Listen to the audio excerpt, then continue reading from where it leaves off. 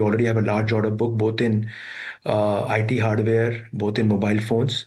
So we are not expecting a margin increase in the 26-27, because all this backward integration play will be ramped up and stabilized by Q2, Q3 of the coming financial year. But we feel in 27-28 there can be 100-120 bips margin expansion, even after taking into account the 0.5% margin that will go away. Are those timelines syncing between your backward integration playing out and the possibility of this? You've talked about the margin hit. What would be the absolute hit if these PLIs start getting paid out? Yeah, so in case this year mobile revenue should be closer to 37,000 odd crores. So 0.5% of that is the broad hit you can assume. But we feel that our camera module acquisition was done already in September. Now we are making significant investments for expansion of capacity, for deepening the level of manufacturing. We have already been approved as a beneficiary under the ECMS scheme as far as camera modules is concerned. As far as the display is concerned, we are setting up a large capacity for mobile displays, for automotive and IT hardware displays, which should where the trial should happen in the end of Q1 and beginning of Q2. Mass production should start happening in Q2. The response has been very encouraging, both from our mobile customers as well as from our automotive clients. And we feel that the ramp-up stabilization should start happening by Q3 of next financial year. And by 27-28, almost 80-85% of the integration of all this, both the backward integration play, should happen, and which should lead to a large margin expansion for us. Saurabh, just good morning, Neeraj here. Just one quick question. When the PLI schemes were originally announced, I mean, the belief was, right, that there will be a 5-year PLI scheme, and by then the size and the scale of that will be given to companies will ensure that there will not be a further extension possibly needed for something like that. So should that be expected for almost all sectors enjoying, and all segments within your company as well, which have a PLI benefit right now ongoing, but might not get a major extension? Yeah, so Neeraj, that's one point of view, and another point of view in the government is that the government also realizes that the component ecosystem, they have just announced the ECMS this financial year only. So there's one set of thought which is there in the government, that they may need to extend it to give more support till the time the component ecosystem evolves. So initial part of the hard work has been done. Large capacities have been created. India is already exporting large mobile phones led by Apple. The companies like us has created large infrastructure, investing in team training and development of our people. But my sense is, yeah, so it's a mix. I would say it's a one can't say for surety, but these are the two thoughts which are going on in the government right now. Okay, so just one bookkeeping question.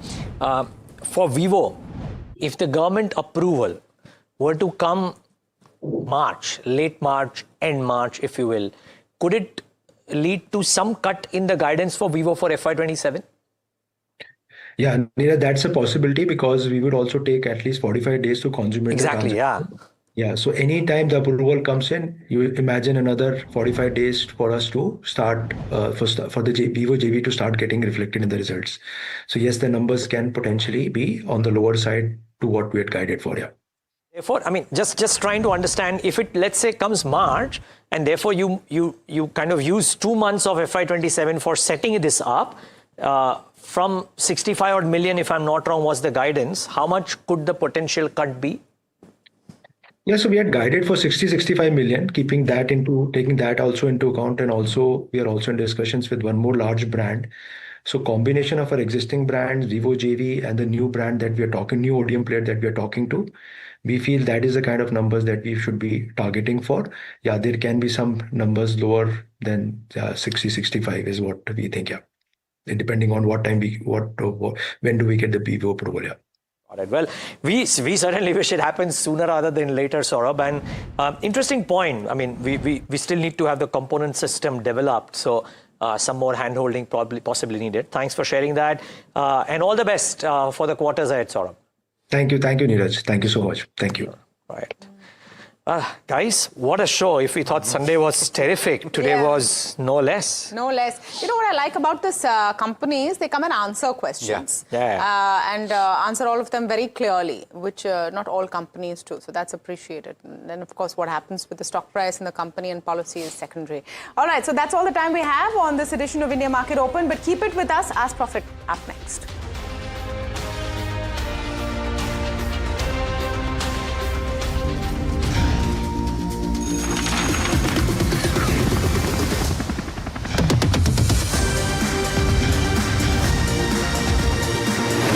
Budget 2026, the growth agenda.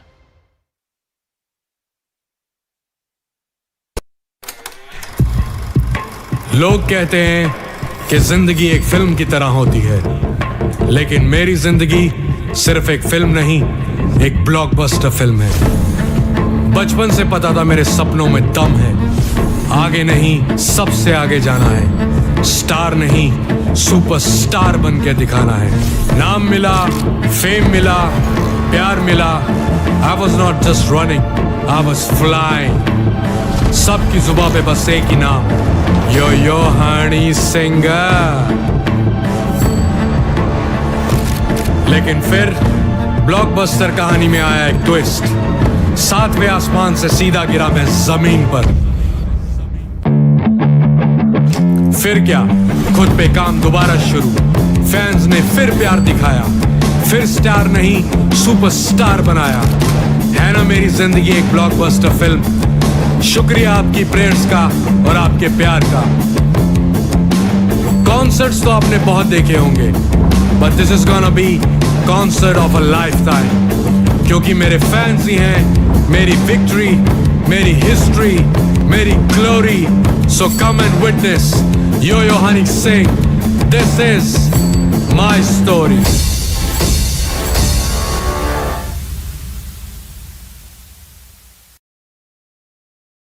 Presenting the all-knowing, all-powerful Tech Guru. Whoa. Guru? I'm no guru. Okay. I'm just a guy who loves his tech.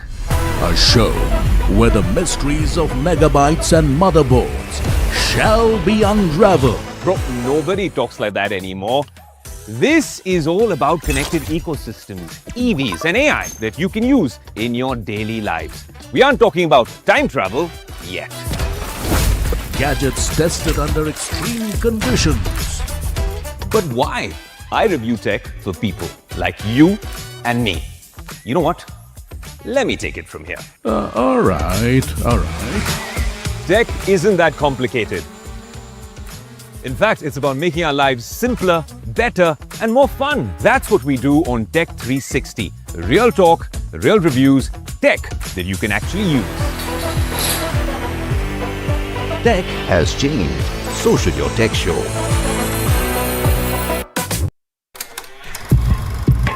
लोग कहते हैं कि जिंदगी एक film की तरह होती है, लेकिन मेरी जिंदगी सिर्फ एक फिल्म नहीं, एक ब्लॉकबस्टर फिल्म है। बचपन से पता था मेरे सपनों में दम है, आगे नहीं सबसे आगे जाना है, स्टार नहीं सुपरस्टार बन के दिखाना है। नाम मिला, फेम मिला, प्यार मिला, I was not just running, I was flying। सबकी जुबां पे बस एक ही नाम, यो हनी सिंगर। लेकिन फिर ब्लॉकबस्टर कहानी में आया एक ट्विस्ट, 7वें आसमान से सीधा गिरा मैं जमीन पर। फिर क्या, खुद पे काम दोबारा शुरू, फैंस ने फिर प्यार दिखाया, फिर स्टार नहीं सुपरस्टार बनाया। है ना मेरी जिंदगी एक ब्लॉकबस्टर फिल्म। शुक्रिया आपकी प्रेयर्स का और आपके प्यार का। कॉन्सर्ट्स तो आपने बहुत देखे होंगे, but this is gonna be concert of a lifetime, क्योंकि मेरे फैंस ही हैं मेरी विक्ट्री, मेरी हिस्ट्री, मेरी glory. So come and witness yo Honey Singh, this is my story.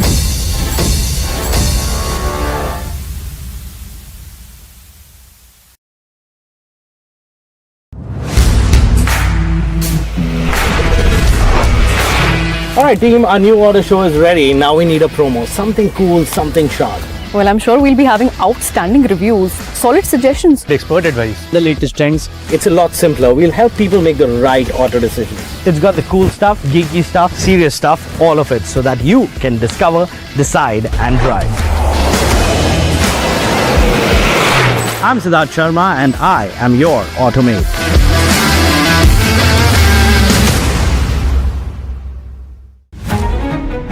New year. New power panel. India market open.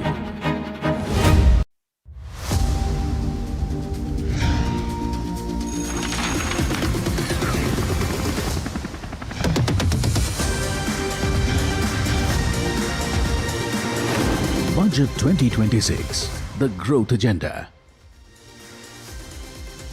Hello and welcome to NDTV Profit. I am Mahima Vachrajani and shortly Puneet Javeri will be joining me. But you are watching Ask Profit, the first show after Budget 2026 was announced. And this is a show where we'll try to solve all your stock related queries. Any queries that you have related to budget that directly impacts the stock market, you can go ahead and call us or even WhatsApp us on the numbers that are flashing on your screen and ask us all those queries. But before we take on your queries, let's take a quick look as to how the markets are doing. Well, the Nifty 50 overall is off from its day's high point. We saw a good momentum at the start of the trade, but right now we're off from the day's high point, just marginally up by about around that 0.16 odd percent. In terms of the Nifty 50 heat map, your top gainers are counters like Tata Motors, passenger vehicles on the back of auto sales numbers up 3%, Tata Consumer seeing gains of about 2 odd percent. Asian Paints in the green today, and this is on the back of a Nuvama note, which is expecting 11% volume uptick for Asian Paints, up 2% as well. Adani Ports also doing very well in trade today, up 2%. L&T, Reliance, as well as Adani Enterprises and Nestle all seeing gains of about that 1 odd percent each. But on the flip side, you have Shriram Finance, which is losing ground, down by about 3 odd percent. Max Health, Bajaj Auto, Cipla, SBI, ITC, ONGC, Titan, HUL, all of these names down in that range of 1 to 2 odd percent. So that's with regards to where the Nifty 50 stands. But the Bank Nifty also under pressure, down by about 0.3% as we speak. In terms of where the broader markets are concerned, the mid-cap 150 is seeing a downtick of about 0.3 odd percent. The small-cap 250 is also down by about 0.7 odd percent. So pressure in terms of where the broader market stands still persists, and that's reflected in that advanced decline ratio as well. If I can quickly pull that out. Before we move on to our guest for the day, you have that advanced decline ratio on the screen as we speak. Clearly, right now, in the favor of the bears is what we are seeing. 1,730 odd declines versus that of just 740 odd advances. Let's quickly also pull up the sectoral heat map and see as to how sectors are faring trade today. And arguably, I think metals is going to be a pack which is on the losing side of that end, because we've seen as to how that crash in gold and silver persists, and you have PSU banks also losing a lot of ground, down by about 1.5 odd percent. Metal in the green though. Surprisingly, we've seen how metal prices have fallen, but overall some constituents in the metals have held their stance where the entire index stands. But pharma also in the red today. The consumer durables also down by about 0.6 odd percent, and FMCG, another losing sector, is what we're seeing. But with that, let's also welcome in our guest for the day, Saurabh Jain, Equity Head Research at SMC Global Securities, and Amardev Singh, Senior Vice President Research at Angel One, joining us now. Welcome to both of you, gentlemen, and a very good morning to the both of you. I'll take up the first question, which is on Premier Explosives. This is from Muralidharan, who's writing us from Pondicherry. He's only 200 shares at the rate of 550, which he had bought 2 years ago, and he's averaged at lower levels. Wants to know if he can hold, sell or average. Saurabh, I'll come to you on this one. From a long-term perspective, would you advise a hold on Premier Explosives? Good morning. In my opinion, yes, he can hold for the long term, because the in the ensuing quarters, the company is expected to do well. Of late, there was a lot of volatility, but I would not recommend him to add. He can hold and wait for at least the earning results. Right, okay, so that's the view coming in on Premier Explosives. But the next question that we have is from Nikhat, who's writing us from Bengaluru. And this is an interesting one. And Amar, I think a lot of people right now who are holding their positions in silver ETFs would have this question. He's saying that should he remain invested in silver or book profits at the moment and then again buy on the dips? And his average time frame is around 6 odd months. What would you recommend after the free fall that we've seen in this particular counter? Yeah, very good morning, and thank you for having me on the show. So see, silver, the way silver was actually rallying, so that itself was a sign of caution.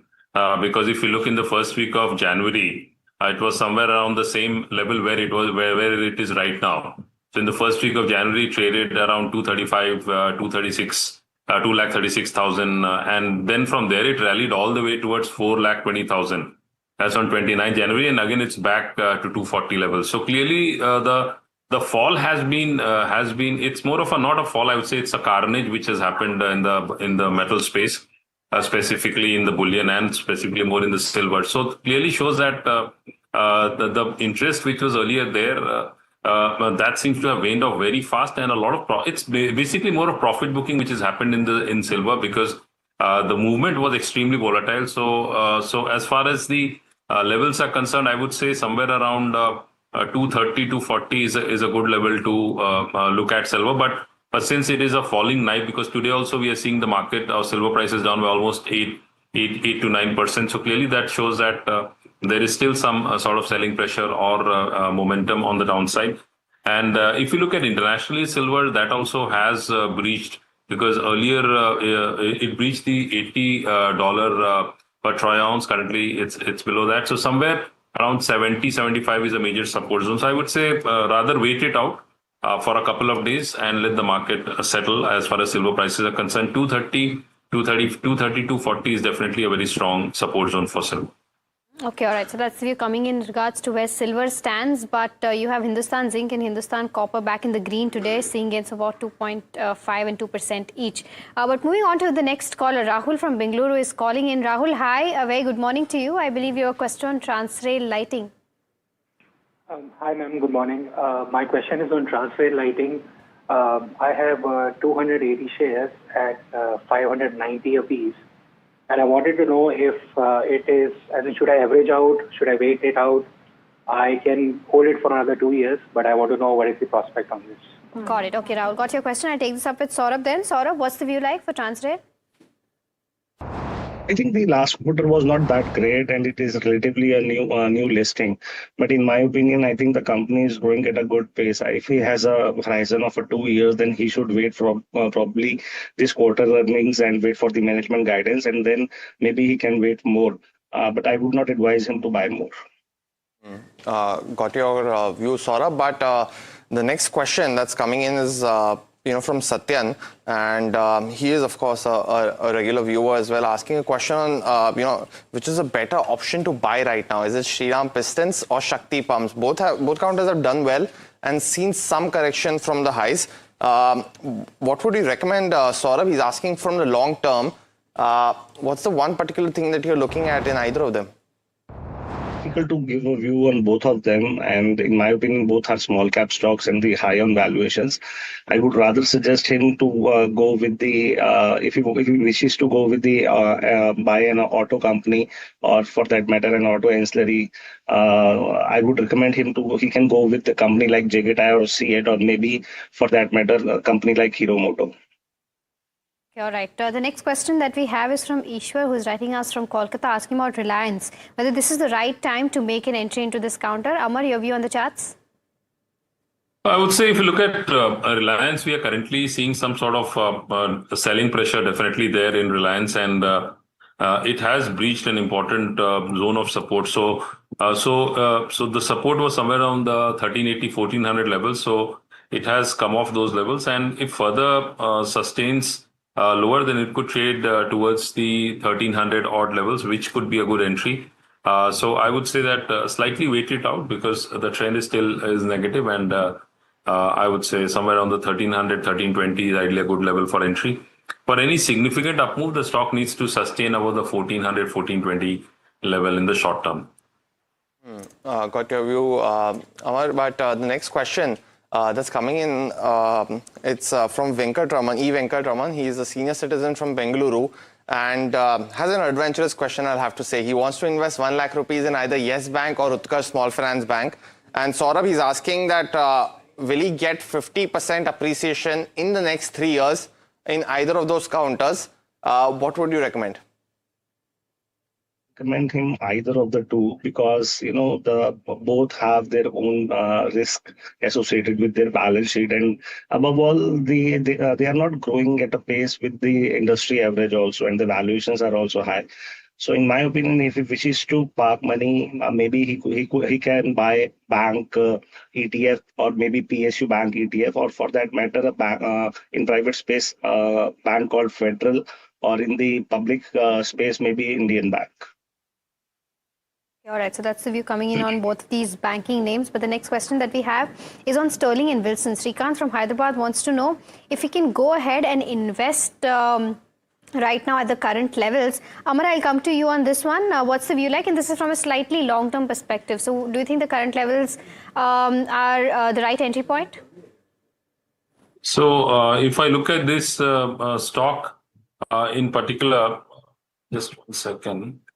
This is which stock you talked about? Achha, Sterling Wilson. Sterling Wilson Solar.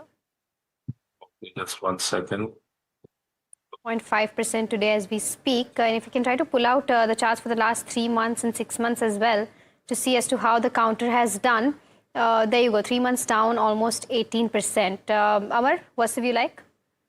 Yeah, so I'm not able to really find the stock, so I don't think I'll be able to comment on this. I'll come to you, Saurabh, then. It's down 45% in the past 12 months. And since this is, from slightly long-term perspective, would you recommend a buy right now on this one? Certainly not. I think it is best to avoid. Okay. All right. Okay. So that's the view coming in with regards to where Sterling and Wilson stands. But moving on and taking a look at the derivative space, we have Sharad standing by as always to give us a perspective on how cues are shaping up for the F&O space today. Sharad? Well, thanks a lot for that, Mahima. There is a kind of a recovery which was there earlier, which we had actually expected that there might be a gap down opening on FIs coming back, but that's not the story. A good buying coming on Adani group of stocks, and even L&T, that's one of the top gainers, and it has held its ground post the budget announcements as well.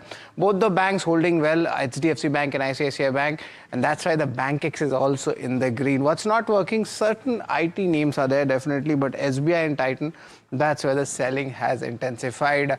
Let's pull up how the contracts are working right now. Largely, we see the options data is suggesting that it's a kind of a move that we might see in a range. There is still an important range to track, and if the key levels are back for both Sensex and BankX, then maybe we can see a good trade happening. But right now, it's just too early to comment on that, and stock-specific moves are something which you'll be watching out for. Some reversals are also happening from last trading session. These are the BankX numbers. IDFC First down 2%. Management, however, gave a very strong guidance on that front.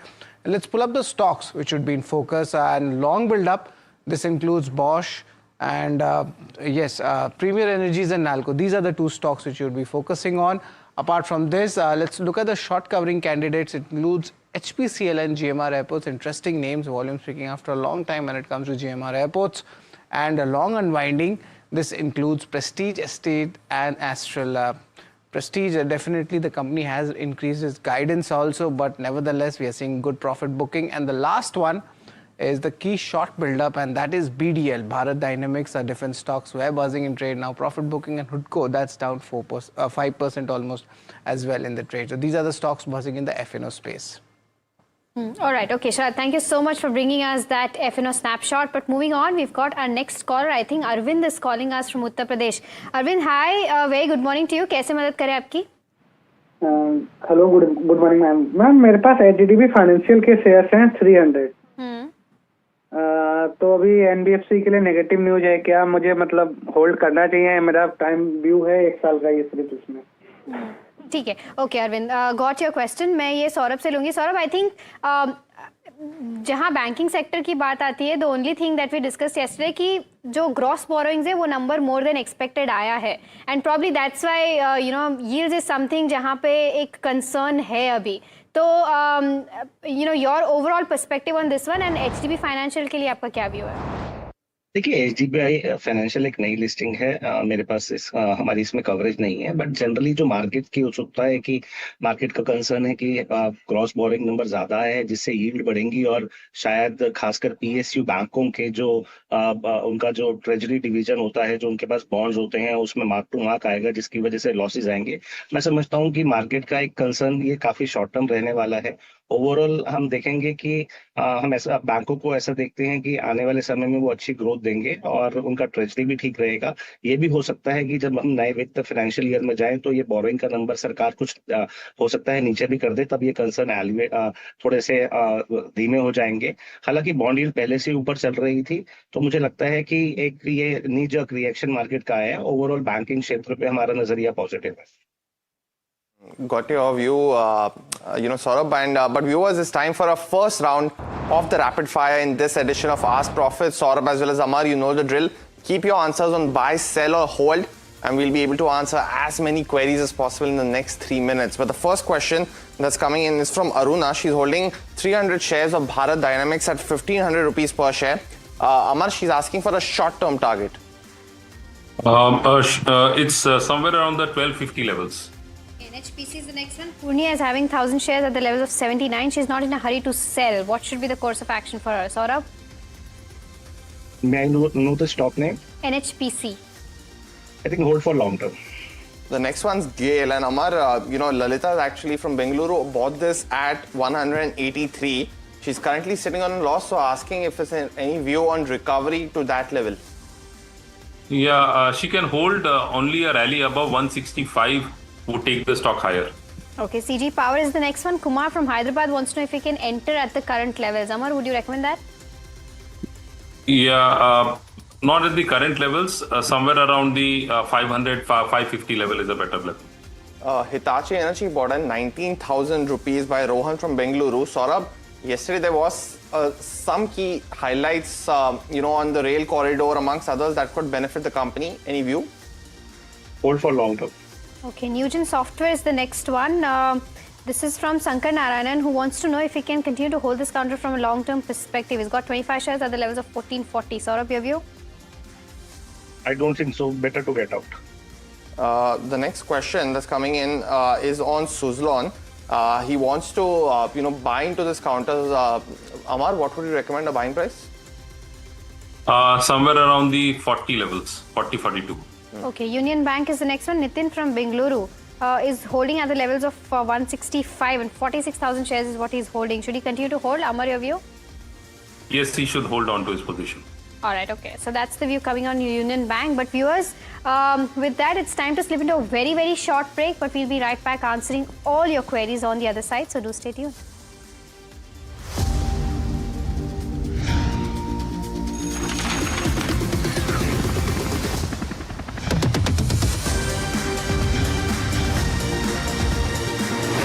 Budget 2026, the growth agenda.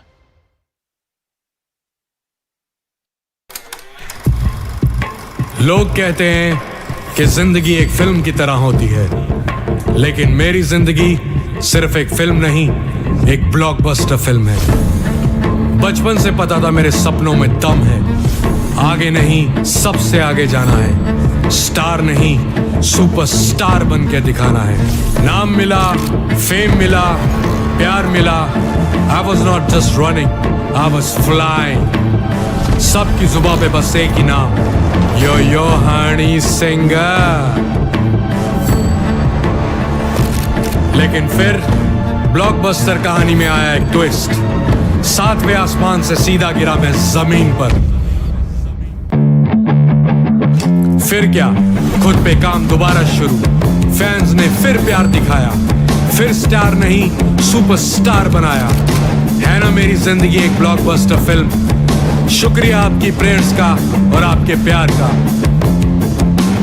Concerts तो आपने बहुत देखे होंगे, but this is gonna be concert of a lifetime, क्योंकि मेरे fans ही हैं मेरी victory, मेरी हिस्ट्री, मेरी glory. So come and witness Yo Honey Singh, this is my story.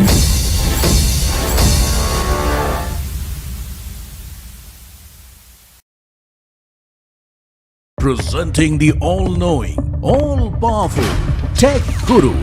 Whoa. Guru? I'm no guru. Okay. I'm just a guy who loves his tech.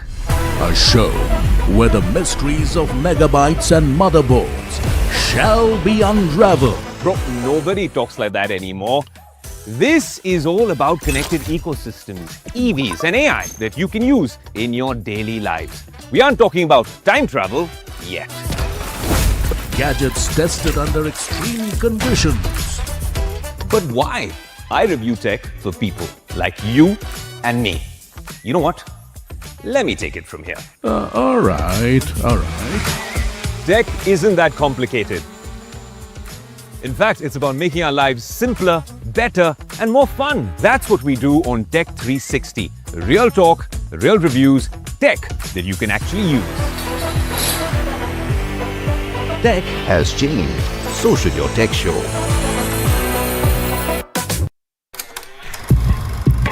लोग कहते हैं कि जिंदगी एक फिल्म की तरह होती है, लेकिन मेरी जिंदगी सिर्फ एक फिल्म नहीं, एक ब्लॉकबस्टर फिल्म है। बचपन से पता था मेरे सपनों में दम है, आगे नहीं सबसे आगे जाना है, स्टार नहीं सुपरस्टार बन के दिखाना है। नाम मिला, फेम मिला, प्यार मिला।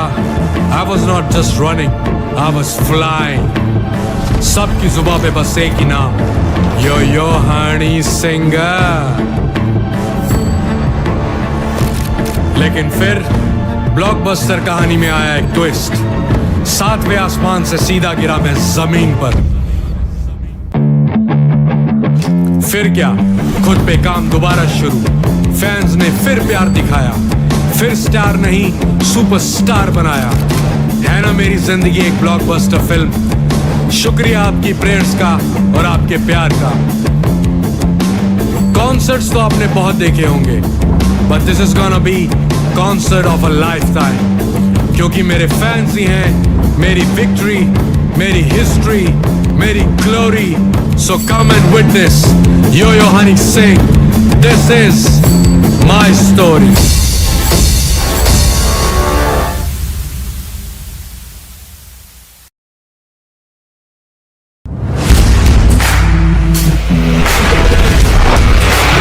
Alright team, our new order show is ready. Now we need a promo. Something cool, something sharp.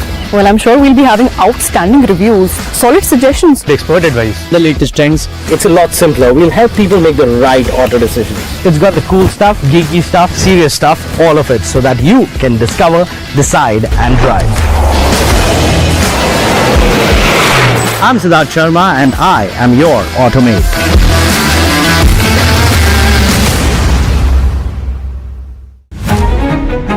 New year. New power panel. India market open. Now in its boldest lineup. This is where the trends get tested and stocks get conviction. I'll recommend a buy call on a stock only when I'm fully convinced on the stock. With a table thumping buy. And when the street wants the levels, he brings the chart. Charts speak the truth, and I deliver the levels with no frills. Parag Thakkar and Kush Bohra are now part of the morning crew with Tamanna, Neeraj and Alex. Same show, sharper voices. Every morning on India Market Open, your favorite market show.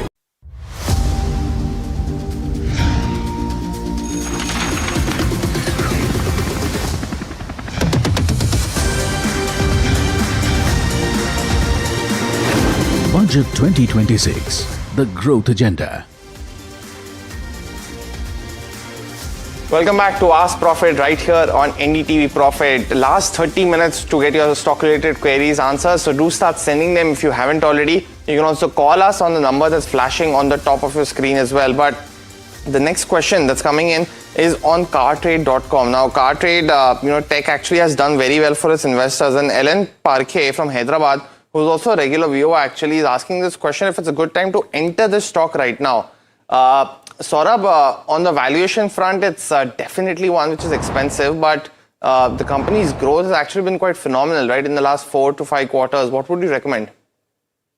Despite the phenomenal growth, the valuations are still asking. I would not recommend for a company who's into the trading business. Rather, I like car manufacturer, the company, and he can maybe he can buy any auto stocks like maybe Mahindra for that matter, or in the two-wheeler space, Hero Motor. Okay, all right. So that's you coming in on car trade. But with that, let's also welcome in Ajit Mishra, Senior VP Research at Redigate Broking, joining us now. Ajit, a very good morning to you. The next question that we have is from Shrikant, who's writing us from Hyderabad. He wants to know, I think we've taken this query. So the next question then is from Rajesh Maheshwari, who's asking about Dixon Tech. I think Puneet here would want to add something to, what is the development with regards to where budget stands. But he's got 27 shares at an average price of 9,550. From a short to medium term outlook, he wants to know if he can go ahead and, make an entry into this counter. But Puneet, before I go on to Ajit for this, anything that you would want to add? Well, definitely, it's the one key negative that's been is not the no extension essentially of the mobile PLI.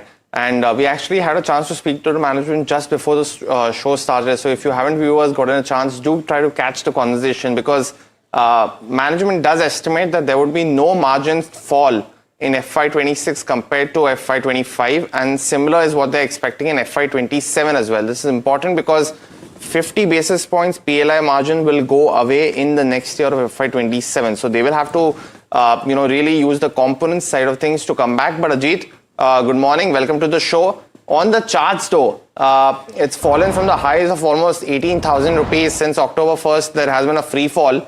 What would you recommend on the charts? Is there more pressure? Anything that you can offer our viewer?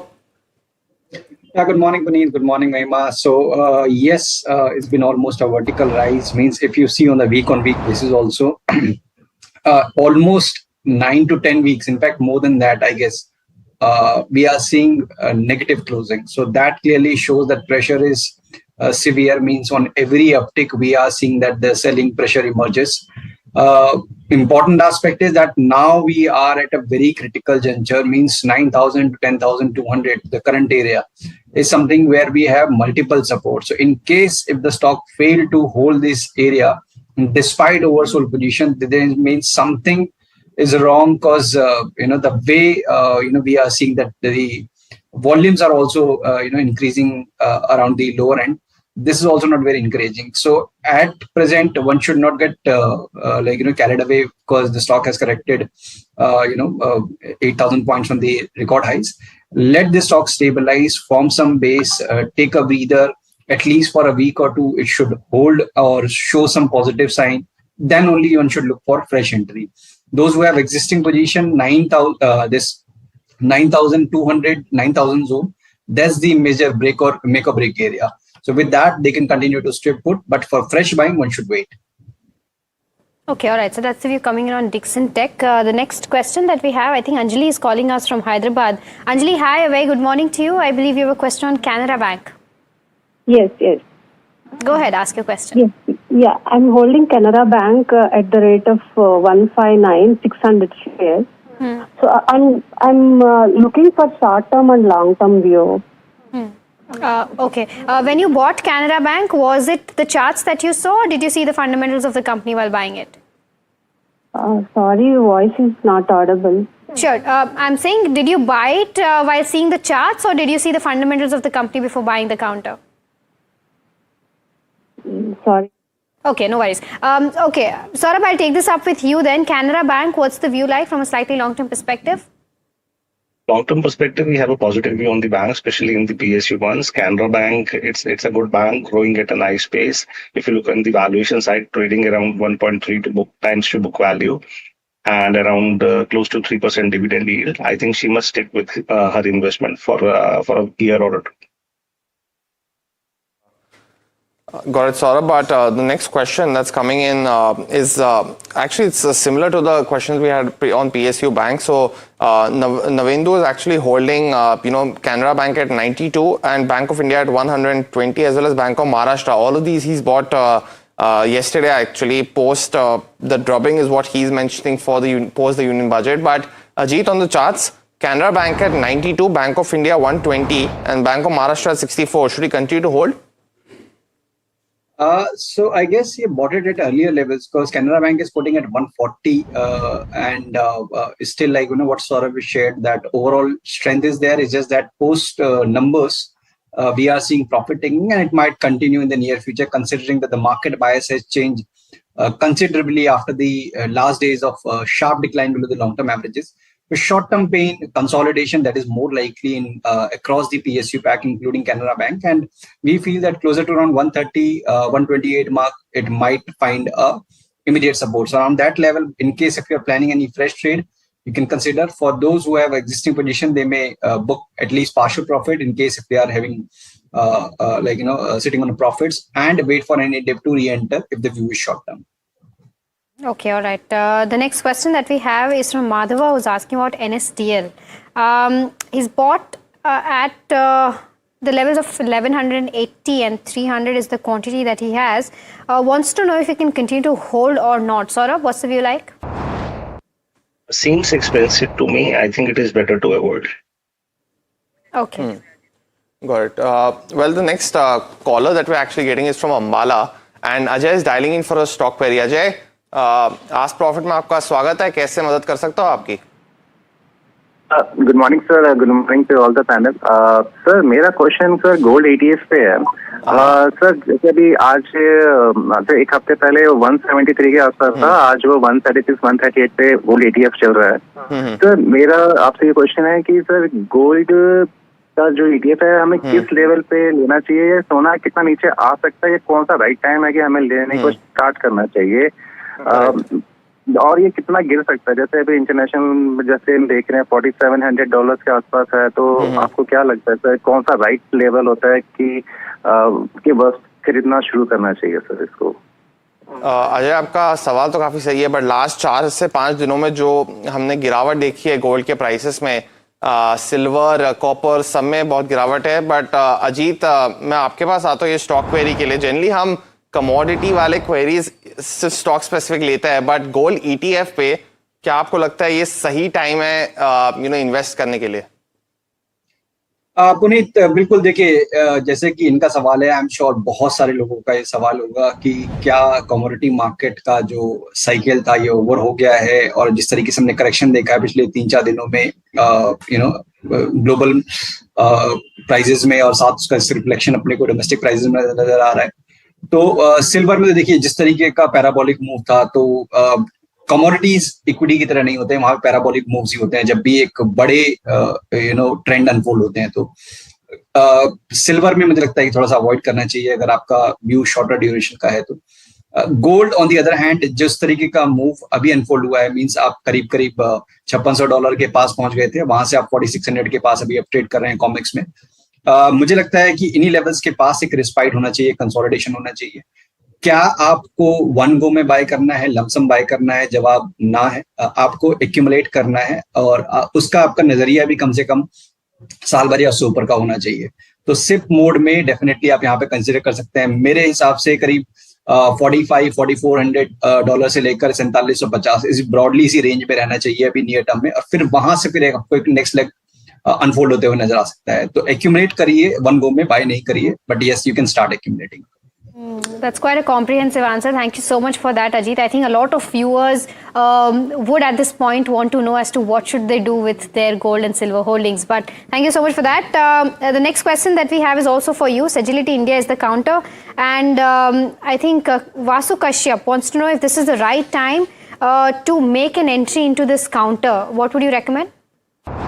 So Sagility, we are seeing profit taking, but if you see that the kind of outperformance the stock has been witnessing for almost several months now, though it's a consolidation, it's been almost over a year now that we are seeing this consolidation continuing, but still we are very close to the record high. So this clearly shows the outperformance within the stock. I feel she can start accumulating at current levels, means 46, 47. The current price is something where we have multiple supports. If the view is medium to long term, she can start accumulating at current levels. 42 is the strong base. On the higher side, the moment we'll surpass this 54 hurdle, we are set for the next leg of the up move. Got your view, Ajit. But the next question, it's an important one from Siva from Amravati. He's holding almost 10,000 shares of Electronic Smart, bought at 160 rupees each. So he's almost lost half of his capital. 7 lakh is the loss because the position is almost of 16 lakhs. So I hope it's not the only position you hold, Siva. But the question he's asking is he should continue to hold for 3 months. But Saurabh, actually, I'm not sure if you track this counter, but fundamentally, do you have a view on Electronics Mart? What might have gone wrong? Is it just that he bought at the wrong price? Any view? Not in coverage. Ajit, on the charts, possibly any recovery? So Puneet, a very decisive declining trend is something the stock has been observing. Why I'm saying this, on every rebound towards the short-term average, we see the selling pressure emerges. Means yesterday it was a retest of 20 EMA, and again we are back to the square. The stock is at 52-week low, and still there is no sign of reversal. If somebody bought it at higher levels, what they can do is to wait and let the stock stabilize a bit, and then look for re-entry opportunity. In case if it crosses this 20 EMA hurdle around 93, then probably 104, 105 is the zone where they might consider exiting their position. So as of now, with stop at 80, they can continue to stay put, but avoid adding at current levels. Right, got it, Ajit. But it is earnings season, and LIC Housing is the company we're putting our focus on. Let me actually get in Somit to give us more perspective on the earnings along with the management. Somit, over to you. Well, thank you, Puneet, for that. And now, LIC Housing reported pretty much inline set of numbers in the third quarter of FY26. Now, because of increased competition, the loan growth was on the lower side for the company. But what is the outlook going forward? To speak more on that, we are joined by Tribhuvan Adhikari, MD and CEO of LIC Housing Finance. So I would like to start off with the loan growth. Now, this further slowed down in the third quarter, coming in at close to 5% on a YOY basis. Are you still confident of achieving your double-digit loan growth guidance for FY26? Yes, I do agree that loan growth has slowed down, but I think the third quarter was a very challenging quarter for us. In view of the rate cuts by RBI and our direct competition with banks, there was a lot of pressure on margins, a lot of BT out, which we witnessed in trying to protect our margins. So it was slightly subdued, but now I believe that all that is behind us. And going forward in Q4, there should be a good growth in the loan growth. 10%, we are right now at 5%. Achieving 10% appears to be a tad difficult, but we will go all out to ensure that we are as close to the double-digit growth which we had guided in the beginning of the year. And so actually, what has changed in the last 31 days that makes you so confident that Q4 growth will be better? Well, the competition was basically on the rates that we were offering and banks were offering. And as a result, I said there was 4,000 crores of BT out in Q3 rather. So that also impacted the book growth. But now we have been, as I said in the beginning of the year, the focus of the company is going to be on protecting margins. And in doing so, we have been, of course, as far as the new loan lending rates are concerned, we have to be competitive because we operate in a competitive environment. So we have tried to match the new loan rate offerings of banks. So in that, we are at par. As far as the rates for existing customers were concerned, yes, ours was a tad higher because banks are directly linked to repo. We have taken a conscious call to revise the rewriting rates of the existing loans. So the BT out part 4,000 crores in this quarter, I believe, is behind us. We would be back to normals of about 1,000 crores, which we have witnessed in the past. So that would add to the book growth, number one. And number two, I believe, at least that is my personal belief. Let's wait and see what happens in the Feb MPC. I believe there would not be any further rate cuts in the current financial year. So as far as the rate regime is concerned, I think we are stable. And there's a lot of activities happening on the ground. And we believe that Q4 traditionally has been a good quarter for LIC HFL. About 30% of our yearly disbursements and growth in the books comes in Q4. So we are optimistic that we would do very, very well in Q4. Right. You also mentioned about competitive intensity. Now, is it specifically from PSU banks and has it eased now? The competition is there. Competition is there. Banks are pretty aggressive as far as the home loan segment are concerned. I believe they're looking for secured credit, and I think no better secured credit than a housing loan. Housing loan. So banks are pretty competitive in this segment. The competition is there. Yes, but the huge variance in rates which was there between the bank's offering and our offerings, that has been minimized to some extent, not exactly at par now, but it has been minimized, and we are now competitive in both as far as managing BT outs is concerned, and as well as getting in new loan growth is concerned. So that way, I'm saying that things are settled. In the quarter, we were beginning of the quarter, it was slightly topsy-turvy. We were trying to explore what to do. And yes, we are in competition with banks because most of our book is IHL, individual home loans. And most of that is salaried segment. That is precisely where the banking sector operates. So competition is there, but we are well geared to meet the competition. Also, if you look at the credit cost, that was slightly higher than what analysts were anticipating for the third quarter of FY26. Any specific reason that you would attribute it to? And also, how are you seeing the credit cost to be going forward? In the beginning of the year, we had given a guidance of credit costs of up to 20 BPS. Right now, I think up to Q3, we are at 15. So I am pretty confident that we'll be maintaining the guidance of up to 20 BPS. No specific reasons for a great increase in credit costs. I think we are well within range to meet the guidance of up to 20 BPS by the end of the fiscal financial year. Well, that was the management of LIC Housing Finance, confident of achieving a good growth in the fourth quarter. Back to you, Puneet, in the studio. Well, thanks so much for that, Soumit. So important to get that perspective on LIC Housing. Quarter four, a crucial one for the company as we speak. But, Saurabh, any quick view on LIC Housing? We are not recommending any housing finance company to the investor. Rather than we are recommending to bet upon the financials with banks. See, what we are seeing in the last 1 year or so, there has been a tapering of growth in the realty sector, and betting on the housing sector may not prove out to be a good bet. So that is why we have a positive view on the banks rather than housing finance. Right, so that's the view coming in with regards to where LIC Housing Finance is concerned. The next question that we have is on Grow, and this is from Siva, who's writing us from Hyderabad, asking if he can go ahead and invest 1 lakh in Grow for the next 3 to 4 months. Ajit, after what we had in budget yesterday with regards to the raising of STT for both futures and options, I think Grow is one of the companies that could get impacted in terms of where volumes stand, right? Would you recommend that trade right now for the next 3 to 4 months? We have very limited data when it comes to Grow because it's a recent listing. But as per the available information, what it indicates is that it's more of consolidation trend which is unfolding for almost 1.5 months now. Yes, prior to the budget, we were very close to the breakout zone, and that has negated. So with this, in case the view is 3 to 6 months, I feel that counters, which have established base like Angel One, wherein we have multiple, decent data to comment upon.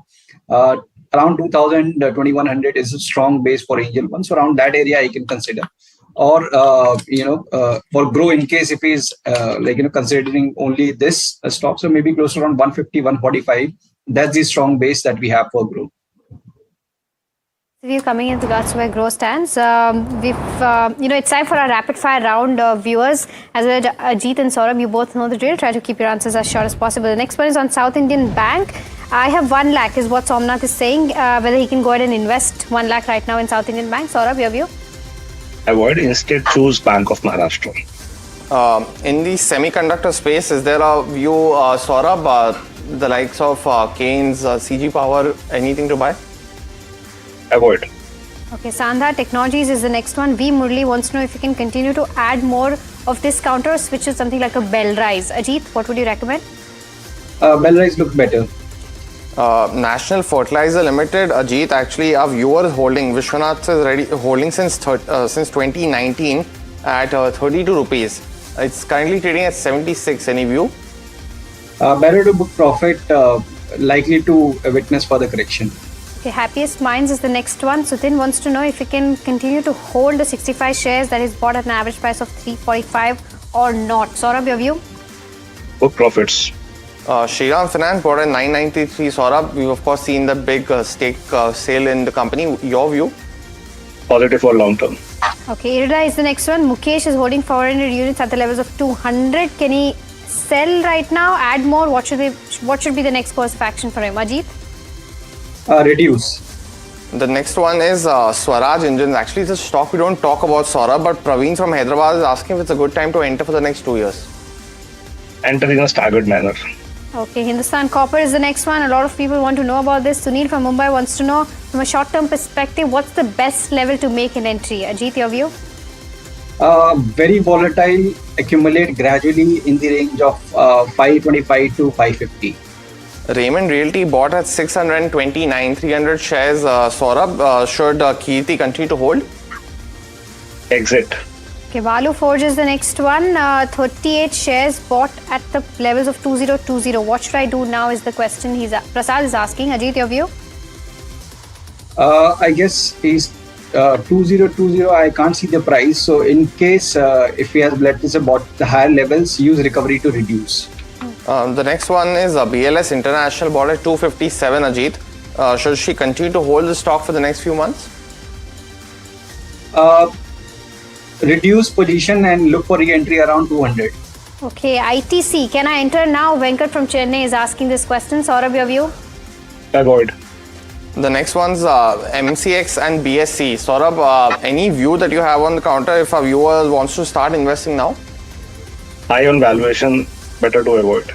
Okay, ITC Hotels or Lemon Tree? Jerry Lobo from Pune wants to know which is a good one from the next 2 year perspective. Saurabh, your view? You can buy both. Usha is holding Muthoot Finance at 3,853. Saurabh, should she continue to hold? She can hold. Got it. Well, that's the end of the rapid fire in this edition of Ask Profit. But Saurabh as well as Ajit, thank you so much for joining us today and giving us your time and helping us solve almost 43 to 44 queries in the show. But viewers, that's all the time we have on Ask Profit. Stay tuned. KYC comes up next.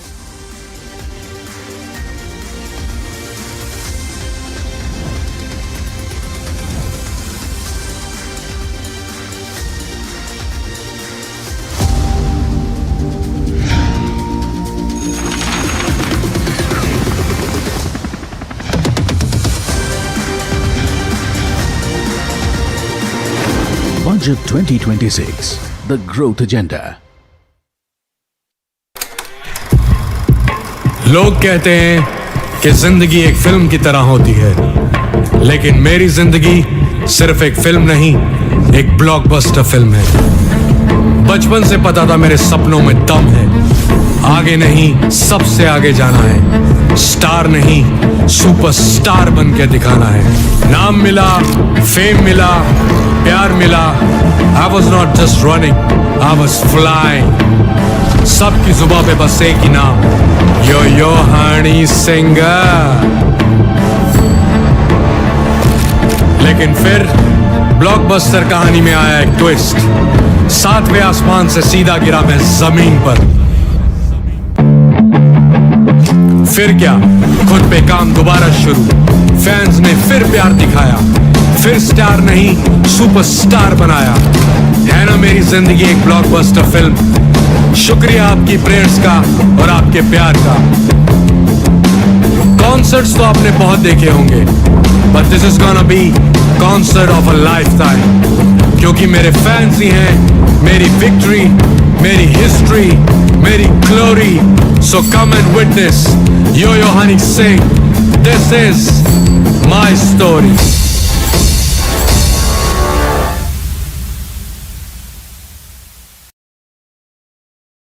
Presenting the all-knowing, all-powerful Tech Guru. Whoa. Guru? I'm no guru. Okay. I'm just a guy who loves his tech. A show where the mysteries of megabytes and motherboards shall be unraveled. Bro, nobody talks like that anymore. This is all about connected ecosystems, EVs and AI that you can use in your daily lives. We aren't talking about time travel yet. Gadgets tested under extreme conditions. But why? I review tech for people like you and me. You know what? Let me take it from here. All right. Tech isn't that complicated. In fact, it's about making our lives simpler, better, and more fun. That's what we do on Tech 360. Real talk, real reviews, tech that you can actually use. Tech has changed. So should your tech show.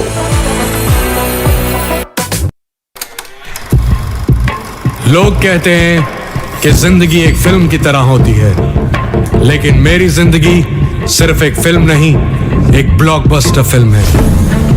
बचपन से पता था मेरे सपनों में दम है, आगे नहीं सबसे आगे जाना है, स्टार नहीं सुपरस्टार बन के दिखाना है। नाम मिला, फेम मिला, प्यार मिला। I was not just running, I was flying. सबकी जुबां पे बस एक ही नाम, यो हनी सिंगर। लेकिन फिर ब्लॉकबस्टर कहानी में आया एक ट्विस्ट। 7वें आसमान से सीधा गिरा मैं जमीन पर। फिर क्या, खुद पे काम दोबारा शुरू। फैंस ने फिर प्यार दिखाया, फिर स्टार नहीं सुपरस्टार बनाया। है ना मेरी जिंदगी एक ब्लॉकबस्टर फिल्म। शुक्रिया आपकी प्रेयर्स का और आपके प्यार का। कॉन्सर्ट्स तो आपने बहुत देखे होंगे, but this is gonna be concert of a lifetime, क्योंकि मेरे फैंस ही हैं मेरी विक्ट्री, मेरी हिस्ट्री, मेरी glory. So come and witness yo Honey Singh, this is my story.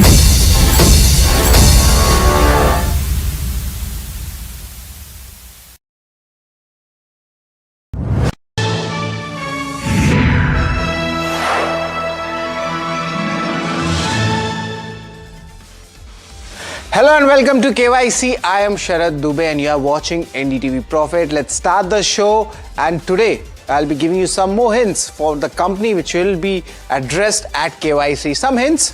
Of course, the first hint for the company is it's an auto ancillary company. Wide definition, let's narrow it down a bit.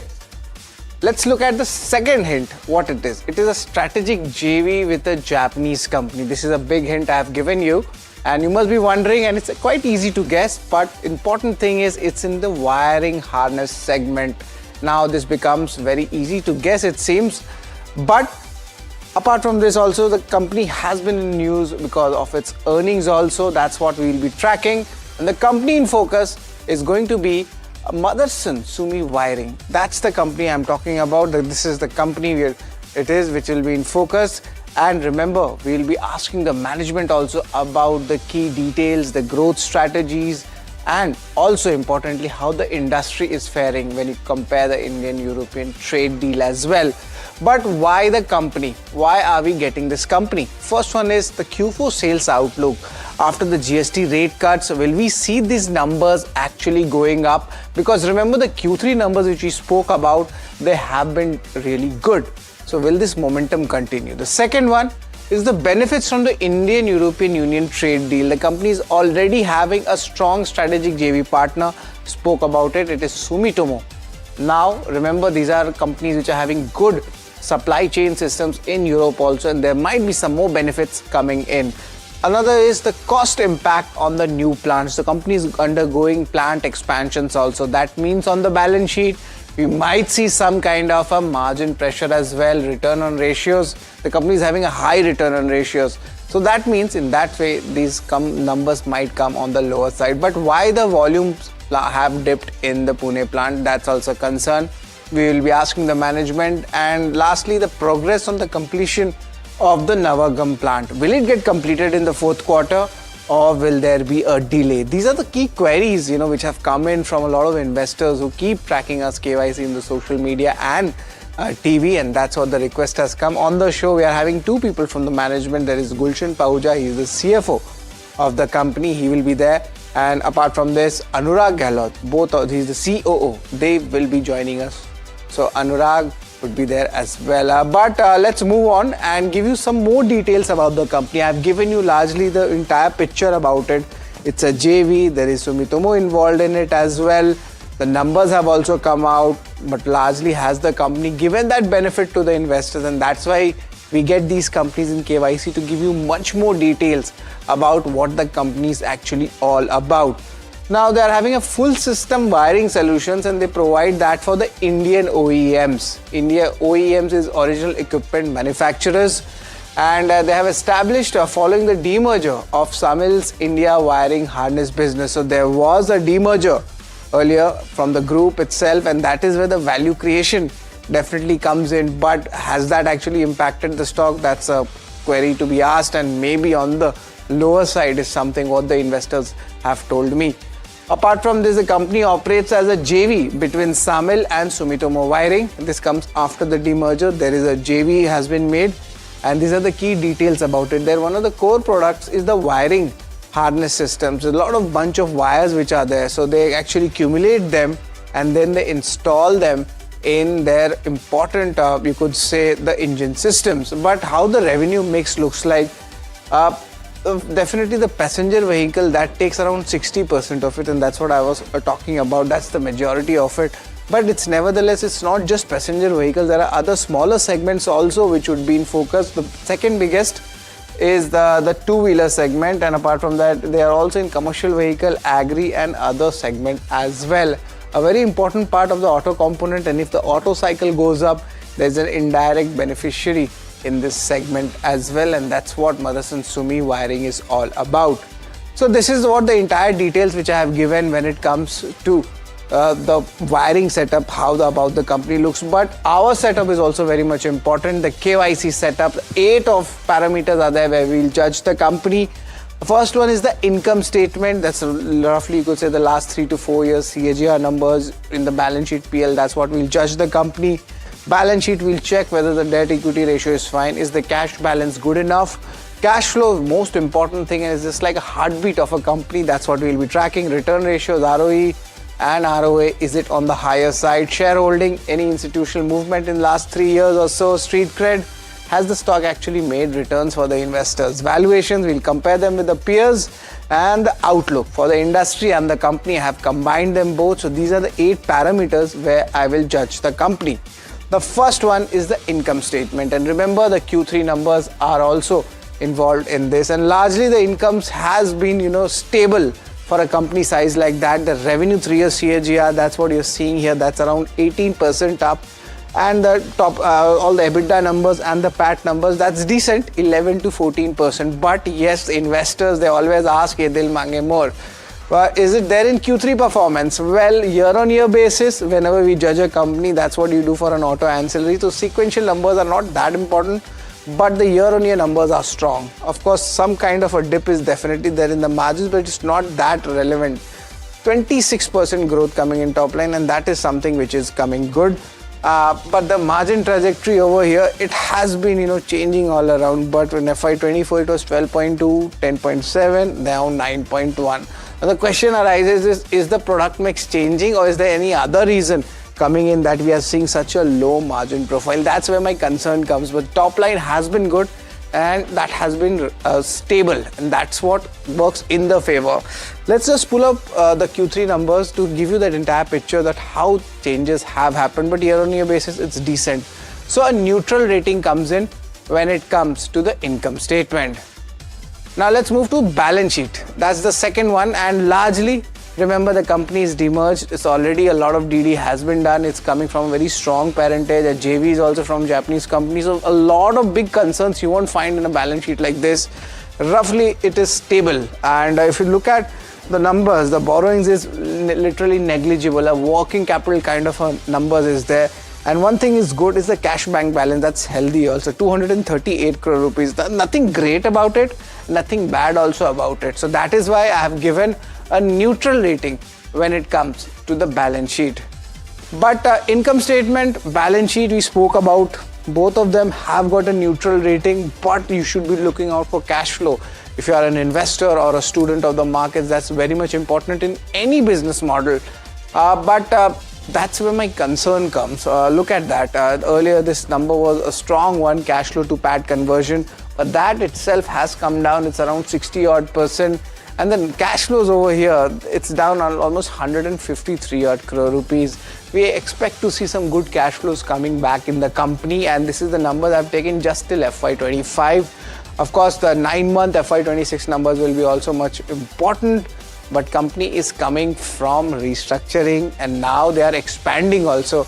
So there are flows coming in. So I've given you the reason also why it's down, but nevertheless cash flow is something you should be checking, and I have given this a thumbs down when it comes to this segment. But return ratios, let's see what happens here, and largely we see the return ratios are very strong. The ROC number, the return on capital equity, is talking about all of them. You see each year that is up 40%, and that is showing a good strength as well. Even the 9-month numbers also we calculated that was above that 40% mark. The ROC numbers are very strong. So because of that, I will be giving a very strong thumbs up for an auto ancillary company like Motherson Sumi Wiring.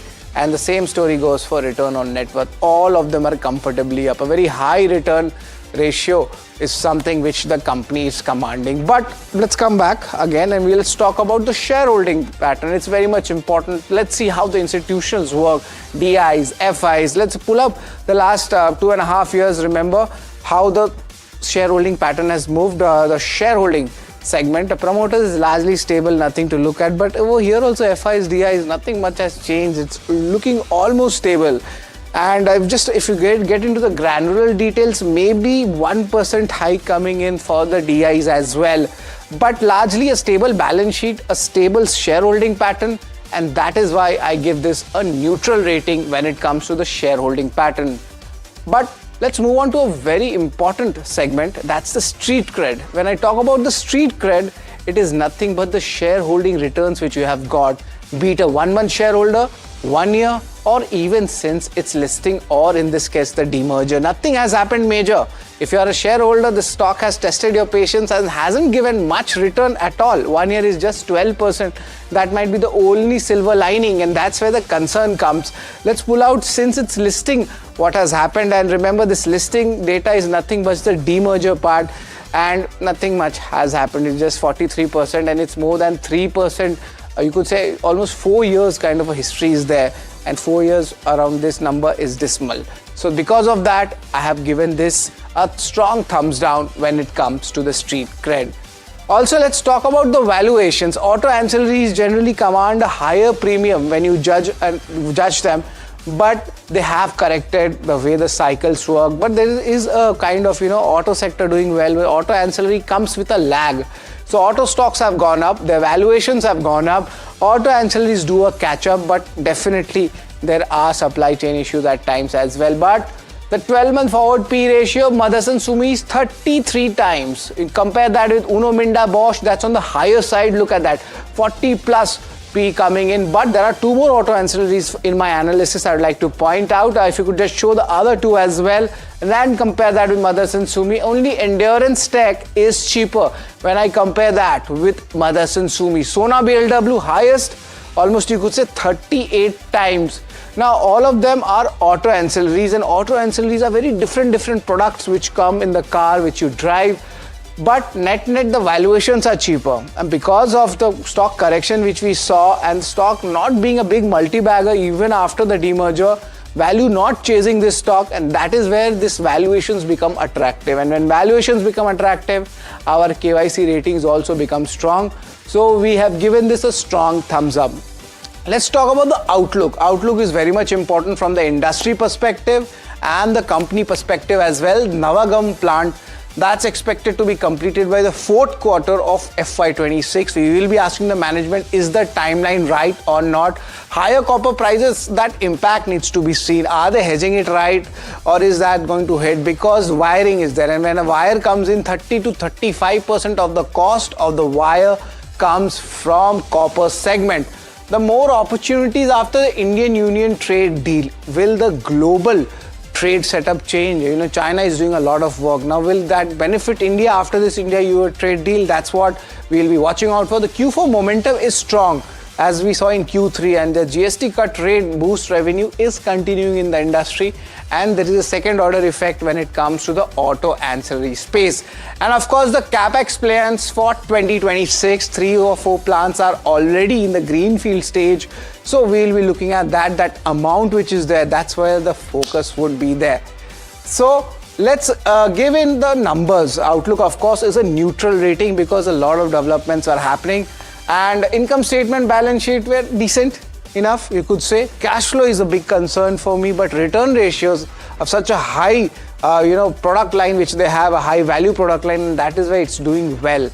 But let's see what the street cred is all about. Street cred, nothing much returns if you're already holding, this position in this stock. If you're an investor, shareholding has been neutral. There is a decent participation in the FISDIs. Valuations are very attractive because nothing has much happened. The earnings have moved up, but the stock price hasn't, and that's why the reason is here. Outlook, it's decent.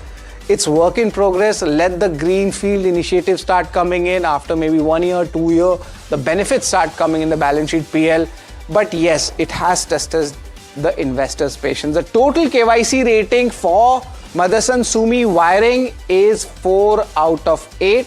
That's what we would be giving. But just to get more clarity in our analysis, we will be looking at the overall management. We are now joined in by Gulshan Pahuja, the CFO, and Anurag Gehlot, the CEO of Motherson Sumi as well. Anurag, my first question for you is that the broader growth has been seen in the auto space led by the GST cuts. They have boosted the revenues for you. But what's like the momentum for the fourth quarter? Will it continue going ahead? Yeah, as you've seen the Q3 results, it has 25% year-on-year growth has seen, and the way Q4 volumes are going up, I think we will be. It will be the good quarter for us as well.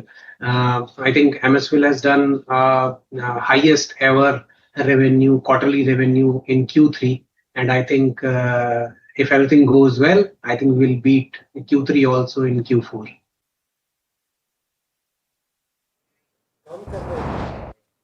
And Mr. Gulshan, hi, Sharad here. The cost impact on the new plants, what kind of margins or profits can you see an impact on it, and by when can this stabilize? See, if you see quarter on quarter in terms of the greenfield plant, there's an improved performance. The startup cost, or in fact the losses, I would say, it has gone down in the current quarter. And as soon as the plants gets operationalized, like Kharkhoda is getting ramped up by end of this quarter, and one of the other plant is also going as per the plan, whether the SOP will come in this quarter. So the things are very good in place in the coming quarters. And if it is stabilized, I think in terms of the margin, it will go better at overall basis. So even if you have to see the performance of the existing units, our profitability remains stable the way we were earlier, if we exclude the impact of the higher copper prices. And Gulshan, the copper prices have been impacting the industry. What kind of hedging practices are there? Because generally there is a significant amount of costing comes in a copper prices in the wiring system we talk about. So what are the practices here? Yeah, so currently we have the understanding with our customer that whatever the prices have gone up, they got it compensated from our customer side. So it is back-to-back arrangements. One is copper and the second is the currency fluctuations. So I'll pick up the copper. But there always the lag impact which is there in our profitability, because it will take some time to get it recovered from the customers, because our prices have been fixed with respect to the previous quarter, and we procure copper at the current prices. So it always takes some time, like a quarterly impact, or for some customer it is a 6 months impact. So that impact is temporary sitting in our profit and loss, which is impacting the profitability, which you have seen. And it is a back-to-back arrangement only where we get it compensated from the customers. So impact is there, but in the short term is there. But yeah, in the long term, it gets neutralizes by compensating from the customer side. All right. So 3 to 6 months is the lag Our viewers, you should know that because a lot of industries, focus on the copper space and copper prices are on the high path. So that's where the concern comes. But coming back, Anurag, let's talk about the automotive landscape. What happens after the India-European trade deal? What changes happen? I think we are already supplying to all the OEMs in the country, and we have relationship with these customers more than 4 decades. Any new customer coming to India also, we are very much ready. We are a Indian agnostic, supplier of wire harnesses. We have a strong parentage. One side is Samil, so second side is Sumitomo. So we are a very future-ready organization to take care any of the new customer, any new requirements, or any new technological upgrade which is going to happen in wiring harness. We are very much there. So if this trade deal is going to bring something new opportunities for us, we are definitely ready into the domestic wiring harness business in India. Right, and just to give the perspective for our viewers, we could say that roughly 40% plus market share is coming in this space, which is the wire harness we're talking about. But Anurag, the plant, the Navagam plant, is it on track for fourth quarter FY26? Yes, it is. As we are speaking, it is right now on to the ramp-up stage. This is a powertrain for EV and ICE both. And another model is for EV, for which volumes are ramp up right now. So I think this is very much as per the plan. Interesting. Gulshan, the Pune plant, that has seen lower volumes. That's what anticipated, what the street was there. But what are the key reasons for it? Why the volumes are on the lower side? See, there is no specific reason. We are customer-driven auto installers, so these plants are dedicated. So when this plant was set up, it was supposed to cater to a certain volumes where the customers have provided us to at the beginning level. So if I just break into two parts, the one has already been, it is very clear from the customer that the volumes are a bit lower side, and it will take some time to get the volumes which have been forecasted earlier, right? So it will take some time. And with respect to the other plant in Pune, I think it is a bit delayed, but the volumes will come up. So that's the confirmation we have from the customer. So I think it is just wait and watch for like 1 or 2 more quarters when the volumes will be back in from the customer side and will be fully operationalized. Yeah. Well, that's the management speaking about Pune, and it's going to take 1 to 2 quarters, and then the customer has said that the overall production will go up as well because they're going to give the order to the company. So that's pretty much interesting. But yes, 1 to 2 quarter of overhang is there. But Anurag, CapEx plans for 2026. There are 3-4 greenfield projects lined up. We spoke about Navagam also. But the CapEx amount for 2026, 2027, what is it looking like? Yes, as of now, customers are giving their requirements. We are just populating all these requirements, looking after for the next year, which is 26-27. And you will hear us very soon about in case there is some new plant has to come up. But yes, we are working on these CapExes, and they will be into the same value around what it is in this year. All right. Thank you very much, Anurag and Gulshan, for taking out your time and giving the views and addressing a lot of concerns which are raised for our viewers, also for this company. Thank you very much, gentlemen. But let's revise, what management has spoken about. Of course, 1 to 2 quarters more of work will be coming for the Pune plant. And interestingly, that pressure which is there on the higher copper prices will continue as well. So it's a very mixed commentary, to put it very easy. Perspective in our analysis also that has come in the KYC ratings. Let's see, income statement, balance sheet. It's been neutral here, and I've taken Q3 numbers as well. Cash flows, that's where the concern comes whenever these issues happen. So we have given a thumbs down for it. Return ratios are very healthy for a business model like that. 40% plus of ROC numbers are there. Return on net worth also really doing well. So the quality is strong. Parentage can't be questioned. Really good parentage is there. Motherson Group, Sumitomo is also there in this, and they are a market leader in what they are doing. It's just a matter of the cycle coming up so that the auto ancillary comes up. Street trade, nothing much has come into the returns, and that is where the valuations become very attractive. Something like, in the early 30s or late 20s kind of a valuation coming in this stock, and that is where long-term investors might have a jibe at this stock. But outlook, net, it's neutral, it's a work in progress. And of course, there's a lot of industry involvement with the raw material and supply chain management changes, services as well. Indian-European trade deal is something which all the auto ancillaries look, so you should be studying this entire ecosystem. And yes, India's auto ancillary story is there and it's really doing wonderful. We saw that in the budget as well. The KYC rating for this company is even Stevens from our side, 4 out of 8. So this is the entire picture for Motherson Sumi Wiring, and that's all, folks. Thanks for tuning in to KYC only on NDTV Profit. And any kind of queries you have on any companies, you can mark us in the social media, ndtvprofit.com, and you can ask for the companies which should come here in this show. Thank you very much.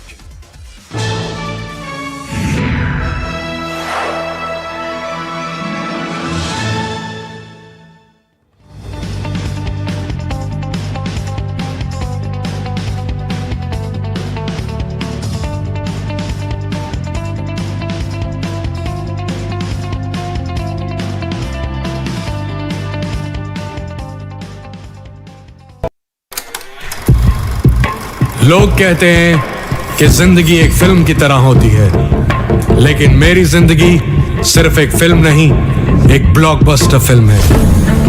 बचपन से पता था मेरे सपनों में दम है, आगे नहीं सबसे आगे जाना है, स्टार नहीं सुपरस्टार बन के दिखाना है। नाम मिला, फेम मिला, प्यार मिला, I was not just running, I was flying। सबकी जुबां पे बस एक ही नाम, यो हनी सिंगर।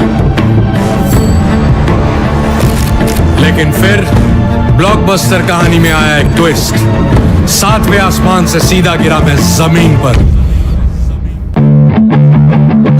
फिर क्या, खुद पे काम दोबारा शुरू, फैंस ने फिर प्यार दिखाया, फिर स्टार नहीं सुपरस्टार बनाया। है ना मेरी जिंदगी एक ब्लॉकबस्टर फिल्म। शुक्रिया आपकी प्रेयर्स का और आपके प्यार का। कॉन्सर्ट्स तो आपने बहुत देखे होंगे, but this is gonna be concert of a lifetime, क्योंकि मेरे फैंस ही हैं मेरी विक्ट्री, मेरी हिस्ट्री, मेरी glory. So come and witness yo Honey Singh, this is my story.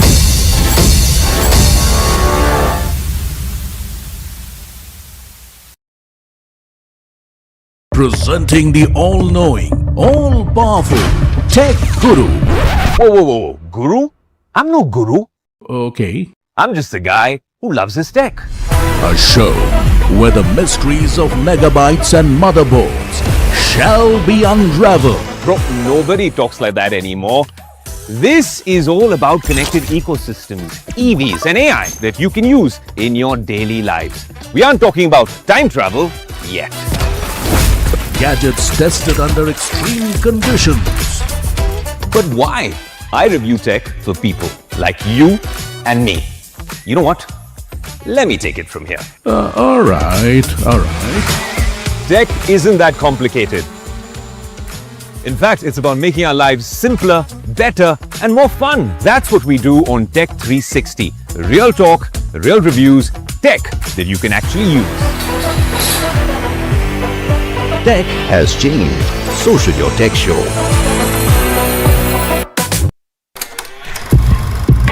लोग कहते हैं कि जिंदगी एक फिल्म की तरह होती है, लेकिन मेरी जिंदगी सिर्फ एक फिल्म नहीं, एक ब्लॉकबस्टर फिल्म है। बचपन से पता था मेरे सपनों में दम है, आगे नहीं सबसे आगे जाना है, स्टार नहीं सुपरस्टार बन के दिखाना है। नाम मिला, फेम मिला, प्यार मिला, I was not just running, I was flying। सबकी जुबां पे बस एक ही नाम, यो हनी सिंगर। लेकिन फिर ब्लॉकबस्टर कहानी में आया एक ट्विस्ट, 7वें आसमान से सीधा गिरा मैं जमीन पर। फिर क्या, खुद पे काम दोबारा शुरू, फैंस ने फिर प्यार दिखाया, फिर स्टार नहीं सुपरस्टार बनाया। है ना मेरी जिंदगी एक ब्लॉकबस्टर फिल्म। शुक्रिया आपकी प्रेयर्स का और आपके प्यार का। कॉन्सर्ट्स तो आपने बहुत देखे होंगे, but this is gonna be concert of a lifetime, क्योंकि मेरे फैंस ही हैं मेरी विक्ट्री, मेरी हिस्ट्री, मेरी glory. So come and witness Yo-Yo Honey sing. This is my story.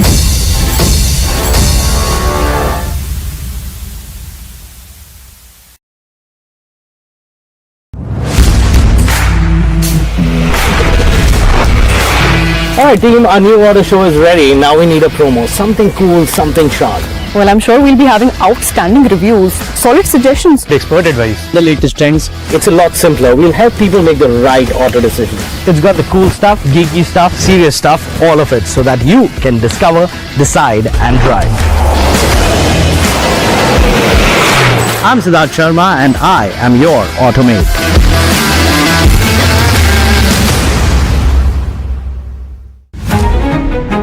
New year, new power panel, India market open, now in its boldest lineup. This is where the trends get tested and stocks get conviction. I'll recommend a buy call on a stock only when I'm fully convinced on the stock. With a table thumping buy. And when the street wants the levels, he brings the chart. Chart.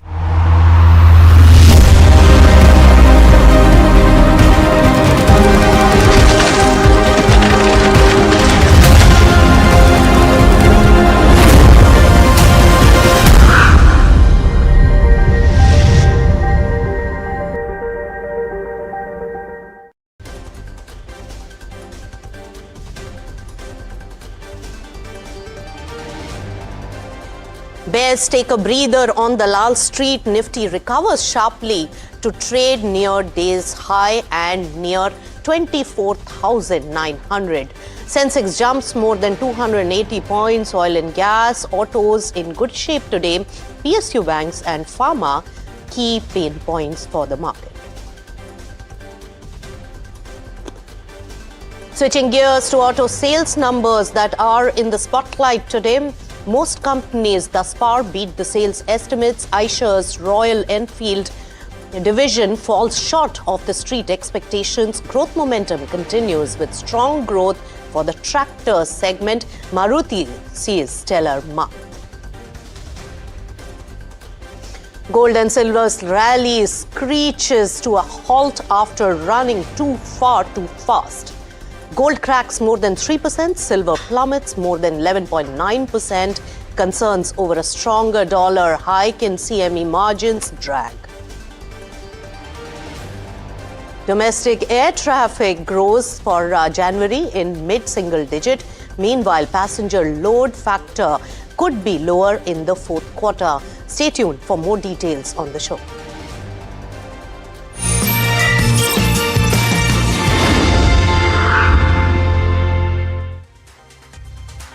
Hello and welcome. You've tuned into Markets at 12. I'm Nisha Poddar. A quick look at the market and a lot more on the budget impact and the earnings season.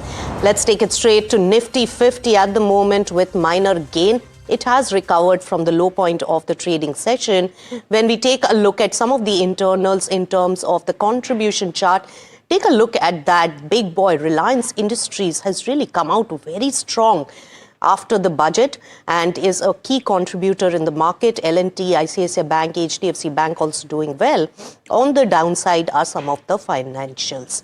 All right then, let's move across and call Gautam Trivedi on the show. I beg your pardon. Gautam Trivedi is joining in with more details on his biggest takeaways coming in from the budget. Hi Gautam, always a pleasure to welcome you on NDTV Profit.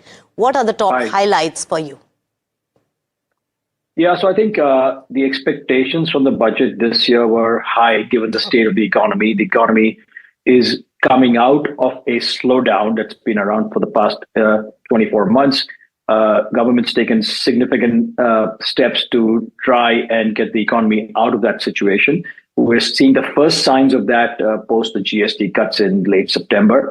But I think it's early days. We haven't seen the full results season end. So I think expectations were high on that front. The second, of course, were expectations with respect to the capital markets, especially given what's been going on, for the past about almost 15 to 16 months. The equity markets really haven't done much. So, what I tell people is that despite $88 billion of retail flows into domestic mutual funds and insurance companies, the last 15 months have been actually brutal and very, very challenging. So, I want to pause here, but that's really where I'm coming from, that the expectations were high given the state of the economy and the equity markets. The expectations were very high there, Gautam, and probably the budget also focused on the futuristic growth agenda, and a lot of vision document was spelled out by the finance minister. When we look at some of the sectors and critical areas where the budget has really focused, where we need to build our resilience against the world, what do you have to say about that and the key highlights over there?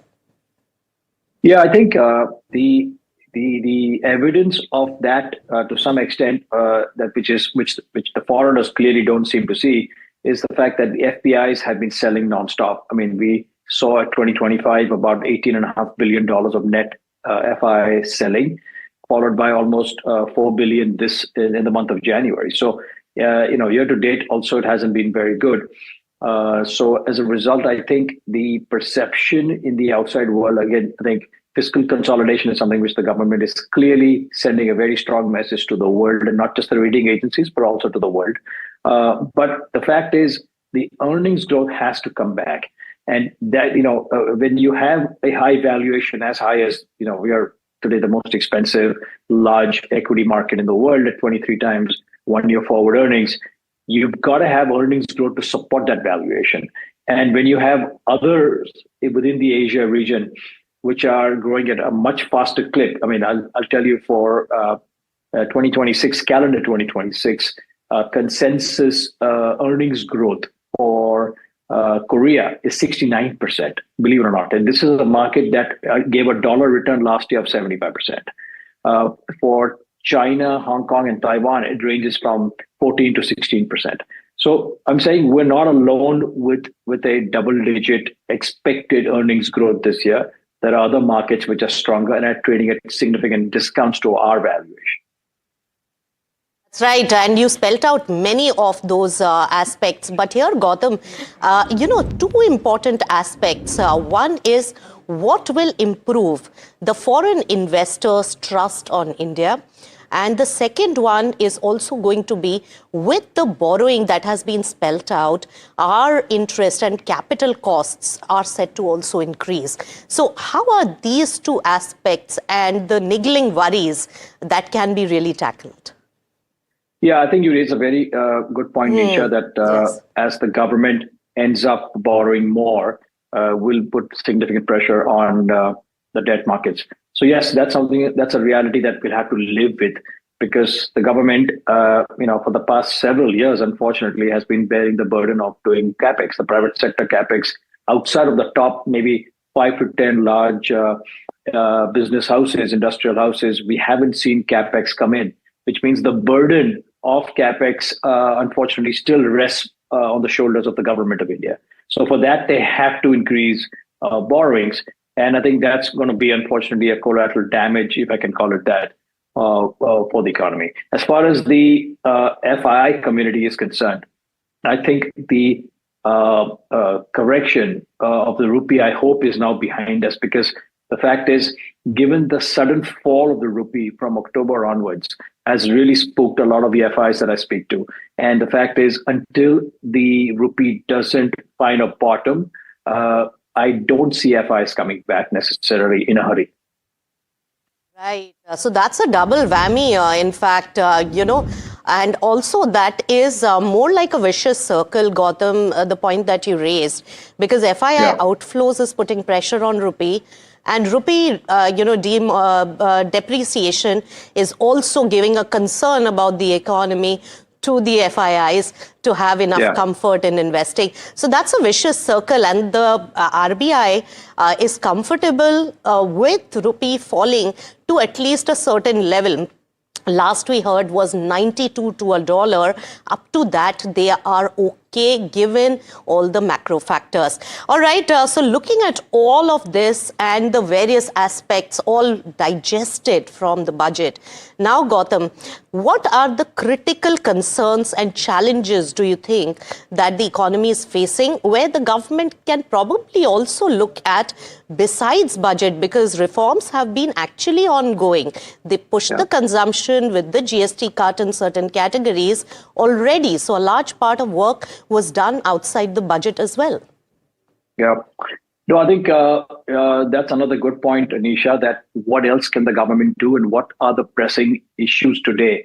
I think the pressing issues are clearly, as you mentioned, currency is number one. Hopefully that brings back FII investment. But again, that's very specific to the equity markets. It doesn't directly impact the economy, but it does help IPOs and follow-on QIPs, where foreigners put money and help Indian corporates raise capital for hopefully more capex. That is one. Secondly, I think the issue with respect to unemployment, and we've seen even in the West, companies are starting to cut back with the advent of AI. And as AI gets more intelligent, more smarter, the risk of that flowing through into the Indian IT services, Indian BPO market, and causing unemployment, I think is a very big worry. Experts that I speak to talk of anywhere from 12 to 18 months before that's going to hit us. My personal recommendation to the government would be to focus on the tourism sector. I think, we attract a very small number of tourists every year with respect compared to what we can and what we should be doing. We can do multiples of the 9.5 or 9.6 million foreign tourists that came in. Of course, domestic tourism has exploded, which now accounts, I believe, for 80% of total tourism spend in the country, total tourism revenue, which is great news. But we still need more hotels, more, better quality of infrastructure to access a lot of the tourist sites, not just religious tourism, but just, otherwise overall tourism. And for that, the government needs to incentivize the hotel industry, which I think is long overdue. I'm just giving an example. How about giving a 10-year tax holiday for all new hotels once they're commissioned? I mean, that would really spur investment into the tourism and hospitality industry. Right. So many, aspects have already come out, Gautam, in the budget around tourism and around supporting tourism, and especially in areas which can really economically be spurred because of the natural beauty and tourism as well. So that particular aspect has been actually applauded by most of the industry participants. Finally, when we look at the job creation aspect, which you briefly touched upon, that could be a very worrying concern for the government and for the economy going forward. We saw recently the big debate on gig workers, where a lot of politicians did put forth their point of view that probably we are not utilizing our next generation in more cerebral work, more qualitative work, but there is no job creation also taking place on the other hand. What is corporate India really doing for skill development, skill work, job creation, and also better pays and increments and better livelihoods as people progress in their experience and their needs? So I think, the underlying issue really is with respect to consumption and domestic demand. Until domestic demand doesn't come back in a formidable way, and capacity utilization levels don't edge beyond 75, 80%, you will not see corporate India doing more capex. So it's a vicious circle where, consumption will drive utilization levels. Utilization levels, as they get higher, will drive private sector capex. So as I said earlier, we unfortunately, India's put the burden of capex on the shoulders of the government, which is, unfair. The government's been trying their best to encourage private sector to do more capex, opening up the economy and FDI. to new sectors. Nuclear being obviously a new one. EMS, of course, you've seen a lot of investment coming in. Renewable energy has been massive. So I think the government's doing all the right things. Of course, data centers, semiconductors, and along with data centers, you need power, because otherwise, as much as we may want to be the data center hub of the world, without power, that dream can't be fulfilled. So a lot of these are connected to each other, and the government's done a great job in the budget. The FM's rolled out a whole bunch of incentives for EMS data centers as well as the semiconductor industry. I think my personal biggest takeaway from this budget really was the tax holiday between now and 2047 for data centers, which is fantastic. Of course, we have to read the fine print to see exactly what's the detail in it, but at first blush, it looks very good. That's right. It has uplifted the prospects of data center, Gautam. In fact, that was one of the key highlights for me as well, where the MNC firms can provide cloud services to Indian companies by using Indian data centers. So that's a big push coming in with that tax holiday given for these particular eligibility criteria. But you rightly mentioned about the energy, requirement as well. And many world leaders from the tech field have also said that now the tide has turned towards the power being in the hands of the ones who has the cheapest source of energy.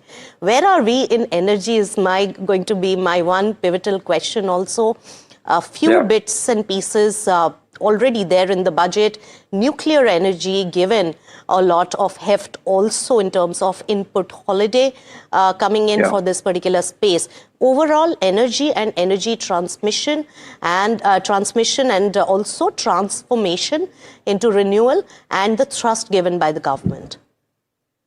Yeah, I think the government's basically, and I think this is directly under the leadership of our Prime Minister Modi ji, where he's clearly spelled out the need for more power generation. And along with that, of course, comes transmission, comes distribution, and all the ancillary industries around it.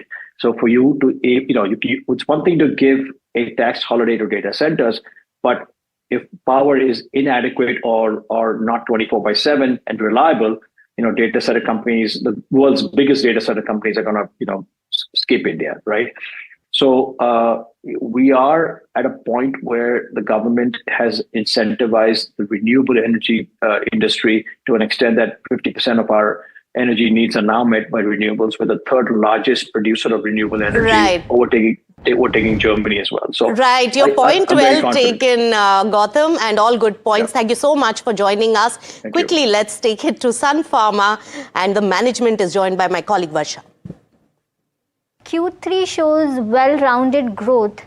Now, what are the top two structural drivers you'll call out for FY27? Well, the Q3 numbers have been well-rounded. The growth has been good. Margins also augured well. For FY27, we are in the process of working out our annual business plan, and we should be in a position to comment further on it later part of this financial year. Understood. And ma'am, what about FY26? What are the growth targets that you've set for FY26 when it comes to revenue and margins? Because, if I were to talk about margins, we're at almost 32%. Is this the sustainable band that we can see for Q4 also? And what's the overall outlook for FY26? Sure. See, when we formulated the guidance and we spoke to all of you earlier on, we had cited certain uncertain environment as a key reason for giving a wide range. We believe now that we will be towards the higher end of the guidance, or maybe even slightly higher, given the fact that the past 3 quarters, the results have been quite good. Understood. And if you could, give us that range, ma'am, for the benefit of viewers. We had guided a mid to a high single-digit growth for the current fiscal year. This is in terms of revenue. And what about margins? We normally do not give any guidance on the margin front. All right. And what about Unloxit? What's the initial access or uptake, and when does it turns EBITDA accretive? Okay, Unloxit is a pretty recent launch, as you would know. We launched this product in January of this year, and we are currently in the early stages of commercialization following the FDA approvals that had come in. Unloxit offers a differentiated balance of durable efficacy as well as tolerability, having a good safety profile. Our launch efforts are currently focused on creating more of education and awareness, and the early feedback that we have received so far is quite encouraging. All right. And ma'am, on to the US pricing pressure, just wanted to understand how is the pricing pressure in US and what's your outlook when it comes to US market? On the generics, we have seen that the US market continues to have pricing pressure. This has been the trend for the past many years, and we expect that to continue. And also wanted to have an update on India growth outlook. Where what is the growth target that you've set when it comes to India business as well? So while we do not give specific targets of growth for each of the regions or the type of businesses, as far as India is concerned, we have always maintained that we would try and endeavor to grow above the market growth. All right. And also recently on the GLP-1, wherein you've got approval for novel treat when it comes to semaglutide, what's the opportunity size, what's the outlook, and when can one expect a meaningful revenue? Of course, this is after a patent expiry, but the meaningful revenue, if you could give us an outlook on. Sure. See, we've got approvals for two therapy areas. One is on chronic weight management and the other one is on type 2 diabetes. We think the market per se is pretty exciting because till now chronic weight management has not been seen as a therapeutic area, while type 2 diabetes all of us are aware of. Having said that, we have seen a lot of excitement when the innovators had launched their brands in the country. Now with the product going generic and a lot many players introducing their versions in the market, we believe that it is going to improve the size as well as provide more access to the patients. And therefore the market size will naturally expand. But these are early days. One needs to wait and see how the market expands. And from some standpoint, being a leader in the cardiometabolics, we would look for introducing the product well and a fair share in the market. All right, so that was a conversation with the management of Sun Pharma on their results. Now moving on, even as domestic air traffic, remember, saw mid-single digit growth in the month of January, overall the domestic aviation sector witnesses YOY growth of 5.5% last month. Now, flight cancellations, chaos affected Interglobe Aviation, but the company is set to take off in coming quarters. What are the key takeaways now? Somit is here with all the details. Tell us, Somit. Well, what we have done here today in Profit Intelligence is the fact that we have analyzed the data for January. Now, do remember that this data is yet not out on the DGCA website. We have analyzed this, and what we are picking up so far is that in the month of January 2026, the air traffic growth is still in mid-single digit, just 5.5% that we have seen. Obviously, December was a decline that had come in, but November growth was around 7% and so far in the month of January, the growth is just 5.5%, and this is for the domestic air traffic that we have seen when it comes to India. Now, if you look at the overall picture, for the domestic air traffic in Jan 2026 stood at close to 154.2 lakh passengers. The daily average number stood at close to 4.9 lakh, which is an uptick of around 2.7% on a YOY basis. And the international air traffic, that stood at close to 39.7%, uptick of 6.4%, and daily number was also higher by around 6% on a YOY basis. So this is what we have calculated from the Ministry of Civil Aviation website. If you look at the passenger load factor, that has come down for Indigo at 87.8% as against 90.3% that we had seen last year, a decline of around 250 basis points, while that for SpiceJet has remained largely stable at close to 91%. Now, this is important to track given the fact that Indigo has guided for a 10% capacity growth guidance, and they have also said that their passenger revenue would come down. So this is a clear indication that the passenger revenue for Indigo might be on a lower side on a YY basis in the fourth quarter of FY26, given the fact that passenger load factor is down and air traffic is growing at just 5.5%. If you look at the valuations for Indigo, that stand at close to 9 times the 12-month forward EV to EBITDA, as against a 2-year average of around 10 times. So not that expensive at current moment. And even if you look at how analysts are valuing Indigo at this moment, nearly 82% of the analysts tracking the company have a buy rating on the counter. The average consensus target price for Indigo stands at close to 5,704, which suggests an upside of 23%. But do remember that in the last 2 months, this average consensus target price has come down by around 10.4% for Indigo. So though there is an upside, it will all depend on how growth pans out for Indigo going forward. All right, very exhaustive research there. Thank you so much, Somit, for all those details. Interglobe Aviation up over 1%, out of time on Markets at 12. Thanks so much for tuning in. Keep it with NDTV Profit.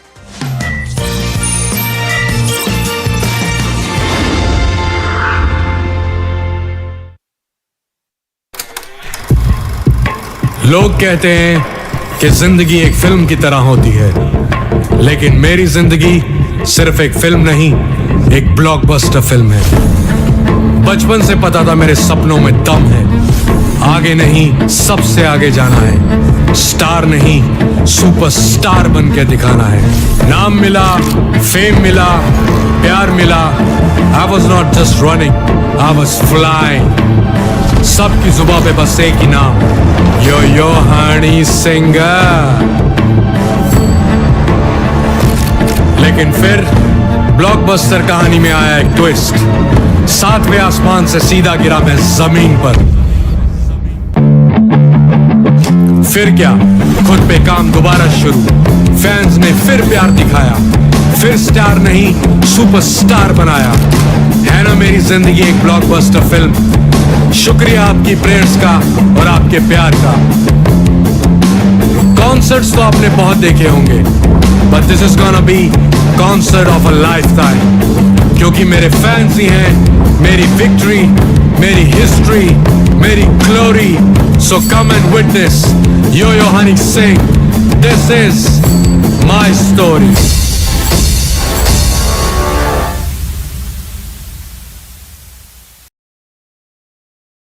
Presenting the all-knowing, all-powerful Tech Guru. Whoa. Guru? I'm no guru. Okay. I'm just a guy who loves his tech. A show where the mysteries of megabytes and motherboards shall be unraveled. Bro, nobody talks like that anymore. This is all about connected ecosystems, EVs and AI that you can use in your daily lives. We aren't talking about time travel yet. Gadgets tested under extreme conditions. But why? I review tech for people like you and me. You know what? Let me take it from here. All right. Tech isn't that complicated. In fact, it's about making our lives simpler, better, and more fun. That's what we do on Tech 360. Real talk, real reviews, tech that you can actually use. Tech has changed. So should your tech show.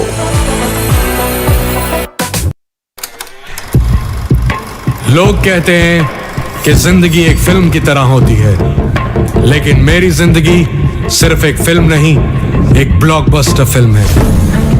बचपन से पता था मेरे सपनों में दम है, आगे नहीं सबसे आगे जाना है, स्टार नहीं सुपरस्टार बन के दिखाना है। नाम मिला, फेम मिला, प्यार मिला, I was not just running, I was flying।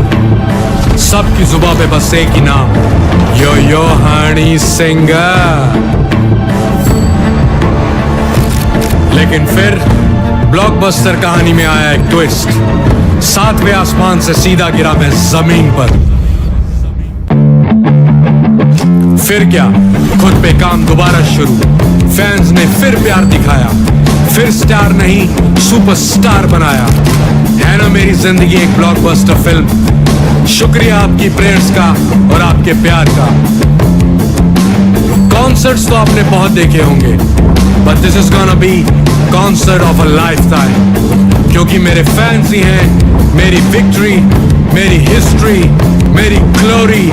So come and witness Yo-Yo Honey sing. This is my story.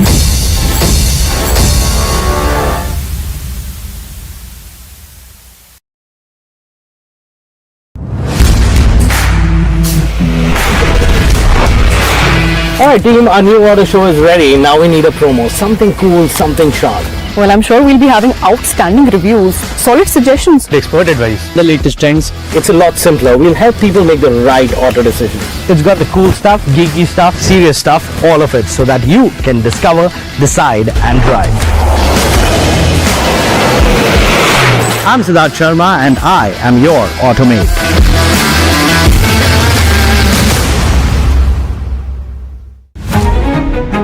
New year, new power panel, India market open, now in its boldest lineup. This is where the trends get tested and stocks get conviction. I'll recommend a buy call on a stock only when I'm fully convinced on the stock. With a table thumping buy. And when the street wants the levels, he brings the chart. Charts speak the truth, and I deliver the levels with no frills. Parag Thakkar and Kush Bohra are now part of the morning crew with Tamanna, Neeraj and Alex. Same show, sharper voices.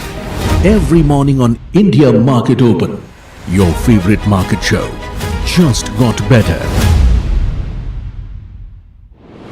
On NDTV Profit, for your profit.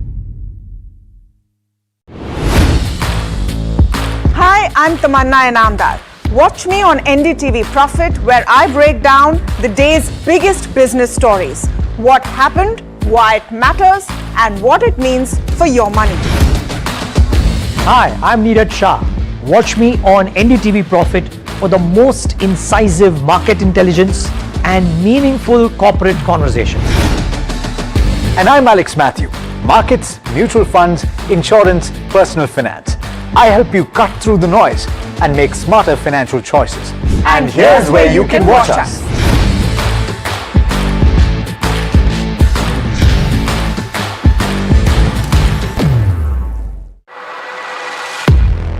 He has been tracking markets for over a decade, spots the trends before they hit the screen. And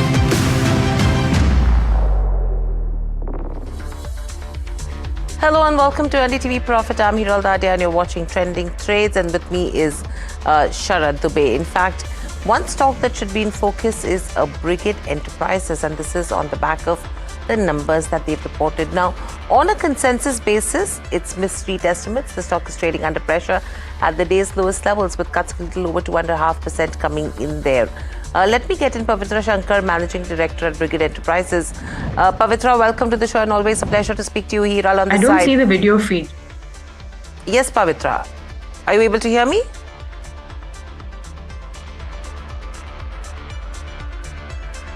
I think some issue in terms of connecting with Pavitra, but that's with Brigade Enterprises, where the revenues have seen a growth of around 7.5%.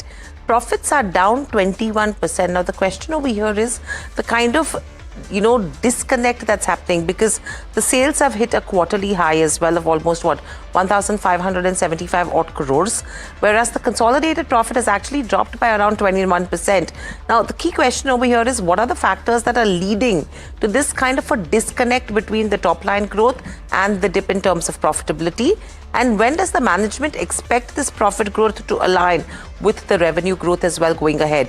In addition, the operating margins, when you see for the real estate segment as well, they've come in that range of around 10 to 12%. We're talking about a number of 26% EBITDA margin versus a 28% on an overall business basis. We have Pavitra who's back with us. Pavitra, are you able to hear me? Yes, I can hear you and I can see you as well. Great. Pavitra, my question coming to you is, net sales all-time high is what that number has hit on a quarterly basis. However, you've seen the profits which have dipped this time around. One, what is driving this kind of a disconnect? And when do you expect the profit growth to actually align with the revenue growth going ahead? Hi, thanks for having me. So our pre-sales numbers that you're seeing and the profit, there will always be that lag and disconnect. One, because the profit is related to the revenue, and the revenues, especially driven for the real estate segment, is based on the Ind AS accounting framework, which we can recognize that revenue when we hand over or deliver the project. So the pre-sales are sort of like a leading indicator, but that usually takes, the construction lifespan of the project to reflect into the margins and the numbers as well. Hi Pavitra, this is Sharad here. Pavitra, regarding the launches, what are the launch pipelines looking like, and for the fourth quarter itself, are we going to see some more launches coming up? Yeah, definitely. We are hoping to see about 4 million square feet of launches coming up in the Q4. Unfortunately, those have been delayed for a couple of months. We would have liked to see some of them come in Q3 as well. But we're pushing and doing as much as possible to get that into the Q4 so that we can see those numbers come in on pre-sales, as well as support the overall number for the year. That said, these are, again, just timing related. We don't see any issue in terms of demand for our already launched projects, and even in the projects where we are yet to be launching, the demand on ground is very strong for the kind of product that we have envisioned. Okay, so Pavitra, as you mentioned, a couple of launches that were expected in the Q3 that have not happened for whatever reasons. Your guidance has been around 15 to 20% growth when you talk about the pre-sales growth for FY26. Given the current headwinds, or I wouldn't call it headwinds because the demand is very strong, launches which have not happened in the Q3, which could probably get pushed to Q4, will everything still remain on track, taking the realizations into consideration? Are you still saying that the guidance of that 15 to 20% pre-sales growth is achievable? So at a project-to-project basis, the realization and the portfolio, all of that is definitely on track. But in the past 9 months, about 50% of our numbers has come from new launches. And that would, we envision that to be the same for Q4 as well. So if there's further delays in Q4 in terms of getting approvals, then that will certainly impact our numbers for the quarter. And we would need those launches to come in order to meet the kind of percentage growth that we had envisioned for the year. Whatever we have already launched is pretty much on track, and we're seeing good traction there. But, like any quarter, we need the launches to come in so that we can have that incremental growth from the new projects as well. And my last question is in terms of office demand. I mean, 40% of your leasing comes from IT services. Are you seeing any risks in that portfolio taking the slowdown that probably is coming in? So, yeah, I mean, the environment is definitely a bit uncertain, geopolitically, but we haven't seen that impact on the office market in our portfolio and in general. In fact, leasing is still doing very well.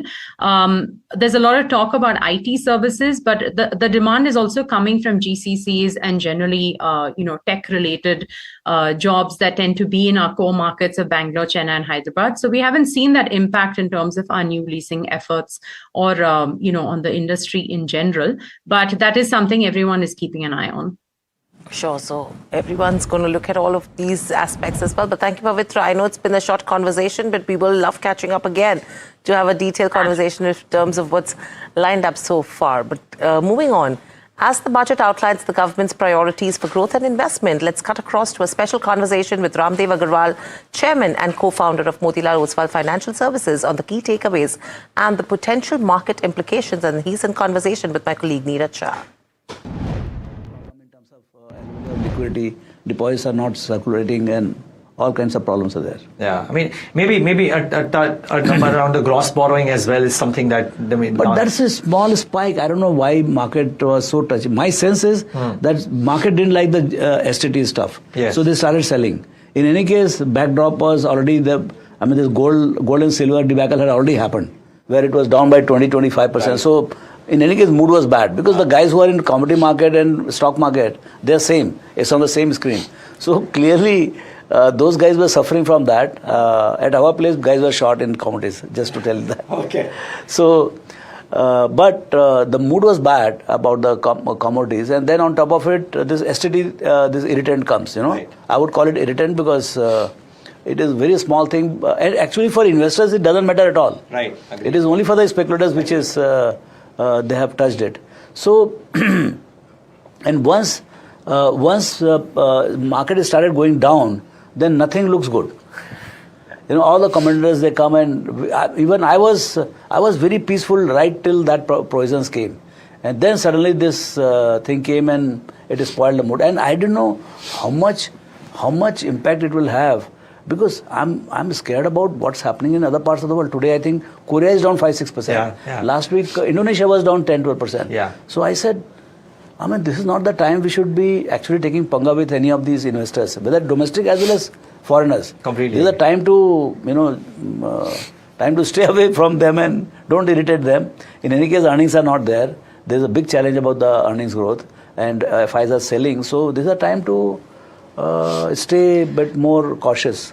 Sir, a couple of technical factors. I'm just putting in the markets in between and then again coming back to the budget and some provisions. I want to know a bit about data centers for sure from you. But just a couple of technical provisions, Mr. Agarwal.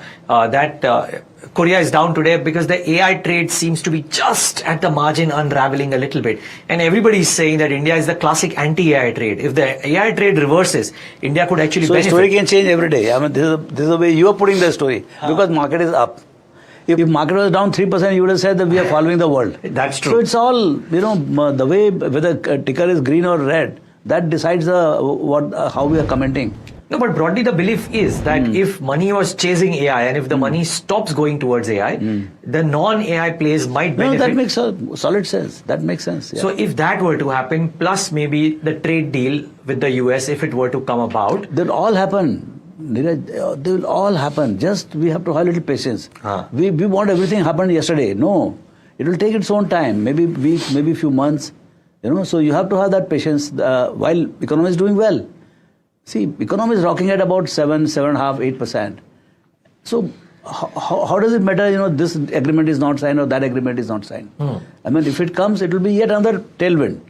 But today, I don't think by signing that trade deal, you are going to go from 7.5% to 8.5% growth. No. Sure. It will be at 7.5% only. Maybe it will become another 20 basis points. But it gives a psychological, kind of comfort that India is rocking. India is welcome everywhere. Our businessmen are this thing, and they can also come in. We can do the trade. I think the impact of EU deal is far-reaching. It is not. See, these deals are not going to impact in 6 months or 1 year, but as you go along in 3, 4, 5 years time, I think so. I'm looking at the earnings growth for next 5 years, not for the next quarter. Agreed, sir. But so if I can double my earnings in next 5 years by exports or domestic demand and all, I think we will do very well. But sir, one of the pieces is that while the economy is doing well, the capital markets have been stumped. Worst performing market dollar terms 2025. Yes. YTD is not that great either. Should the budget have done something positive for the capital markets? And is there something that should be done for the capital markets? Economy अच्छा कर रहा है. Yeah. Capital markets के लिए क्या कर सकते हैं? See, then you have to listen to the people whom you want to entice. I'm very fine. I'm an investor. Nothing has happened. The buyback they talked about, but that's useless in the sense that I'm a promoter. My status remains same. So if I'm not doing buyback, I'm not doing buyback. But so it is irrelevant for me. So that's how they open up a subject, but they don't do a good job. They've not done a good job there. I sincerely think they've not done a good job. It's a wasted opportunity. Either you don't open the Pandora box. When you open it, then you do it properly. Well, that's Ramdev Agarwal being candid as ever, but we'll give you more details on it and you can actually have a go at this entire conversation in the YouTube section as well. But moving on, budget theme is something which we are talking about. Joining us is Ajay Singhania. He's the MD and CEO of EPAC Durables. Good afternoon, Ajay. Always a pleasure to have you here. Ajay, a very important announcement came, the PLI scheme, especially for this EMS space. How are you viewing these important announcements which are coming in? What will be the reaction to the industry as well as your company?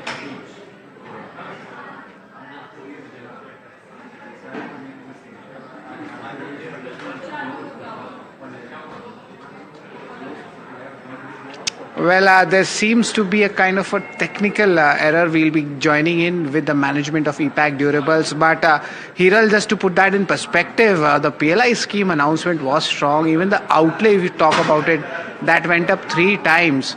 Any kind of views on the stock? Talking about a white goods outlay of nearly close to 1,000 odd crores that has been announced versus a number of around 300 odd crores. Now, EPAC Durables also gets eligible when it comes to the PLI scheme, though the stock from the day's highs levels is at the day's low right now with cuts of 3.5% coming in there. We will try speaking to the management. In fact, they did see an incentive of around 15 odd crores in terms of FY23. 30 odd crores was the kind of incentive that they saw in FY24, and they're expecting to receive almost 37.5 crore PLI incentives during FY25 itself. So it's nearly doubled in the last couple of months. Let me get in Ajay Singhania as well. Ajay, welcome to the show and always a pleasure to speak to you. This is Hiral on the side. My question coming to you is, we've gradually seen those incentives that have come to you from the PLI. Now we are talking about an outlay of 1,000 odd crores that has been announced for FY27. How are you looking at it in terms of benefits that will be flowing in to a company like yours? So good afternoon. First of all, the budget outlay, especially for the ECMS scheme, I think it's a very, very welcome step. I mean, especially enhancing the limits, because already the policy has been oversubscribed and there are still companies in line to invest more in the ECMS space. So in regards to the PLI, what we are already aligned to, the outlay in budget was already there, and what we receive is something which was predefined 3 years ago. So we keep on receiving, like you were mentioning, 15, then 32, and then 57 this year, and then 60 crores next year. So that's something which is already fixed. All right. Hi, Ajay. Sharad here. The white goods PLI incentive, that has jumped 3 times. Now, what does this mean for the company? Will you start participating in more inquiries going ahead? How does this look now? So for the white goods PLI, especially the ECMS space is where an additional 40,000 crores has been budgeted by the government in the recent budget.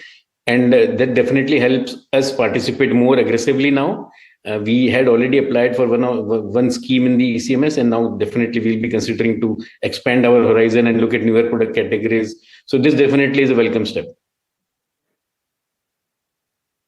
Ajay, so with this being a welcome step, if you could help us understand what would it actually mean for the sector, because the outlay has actually increased by almost 3 times, number one. And if you have to look at the margin picture as well, for FY26, we're expecting your margins to be flat. From here on, with the PLI schemes again benefiting, do you see a margin benefit also trailing in FY27? So I think this PLI scheme largely addresses the concern of increasing the backward integration, increasing or looking at sectors which earlier we were not manufacturing. So this is more about looking beyond what we are already doing. So like especially the ECMS is about electronic component manufacturing. Those components are largely being imported even today. Whereas the value chain in terms of assembly is what is already existing or has been created over the last 3 to 4 years. So now this is the second step wherein now the components also needs to be manufactured, and then we can look at the entire value chain. Okay. So this definitely will help us in the longer term. Yes, once the component manufacturing also finds its way into India, definitely that should help us improve the overall margins. But this is slightly a more longer term horizon. Okay. So Ajay, now, we've seen the first 9 months of FY26 that have already come in. Looking at the fourth quarter and getting into FY27, what is that key milestone that you are tracking at your end that you as a company wants to achieve? So definitely, one is that we have had a bad 9 months wherein we are lagging behind the last 9 months numbers. But definitely the quarter 4 is very promising, and going forward, the entire season looks wherein the demand has really increased and improved, and the entire industry is very aggressive about it, especially for air conditions. And for the coming season, we are much more better prepared in terms of delivering the products, and the industry is looking at a growth for sure. Having a bad season or a bad last year, wherein it will end up being flattish or maybe marginal degrowth. So for us, what is important is to secure our order book for the coming season, which we have largely done. So our order book till April, May is more or less full, and we are looking at a definite growth into Q4 and definitely make up for whatever losses we had done, the sales loss or the revenue loss we had accumulated over the last 9 months. Okay, so let's see what's in store from here on. Thank you so much for speaking to us at NDTV Profit, Ajay. Always a pleasure to get in touch with you. So that's the management feedback talking about the benefits they see, though the stock is trading at the day's lowest levels as we speak. But as we always take you through the watch list, I know it's slightly delayed today because of the multiple managements that we've had on the show. We have Asian Paints that is in focus. Nuvama Zyga 11% volume growth in the fourth quarter. L&T is also buzzing in trade on the back of the capex-led growth that has been announced at the budget. Shriram Finance has been under pressure since last 3 sessions. Sharda Cropcom, strong volumes today, and you have a strong PAT growth that has been reported by a latent view. That's the buzz. India Cement also seeing strong trading volumes today, and you have Intellect Design, which is under pressure because your profitability has taken a hit. Godfrey Phillip, additional excise duty on cigarettes is what is putting pressure, and it is sentimental because that was something that the markets did already knew. Glenmark, your GST search and seizure operations, and you have pressure that's building up in terms of earnings. Moil also has taken a price hike of 5%, but still the pressure stock is under pressure. Auto stocks, again, your auto sales has beat estimates. So it's a pretty interesting mix that you're seeing today. Anant Raj, on the back of the data center push, is seeing some great moves in today's session, and the selling continues with regards to Hindustan Copper, with a strong number delivered by delivery, and Morgan Stanley has seen a strong target price hike when it comes to BEL. So that's the watch list that we're looking at in terms of NDTV Profit. But let me head across to my colleague Sharad Jain, who's in conversation with Sharad Dubey, who's in conversation, I beg your pardon, with Nilesh Jain, to take you through the rapid fire. Over to you, Sharad. Well, thanks a lot, Hiral, for that. Nilesh, good afternoon. First question is, of course, the stock is going to be Hindustan Copper. Largely, we see that, there is a big correction globally. It's happening, but the stock itself is very volatile. Any views on that?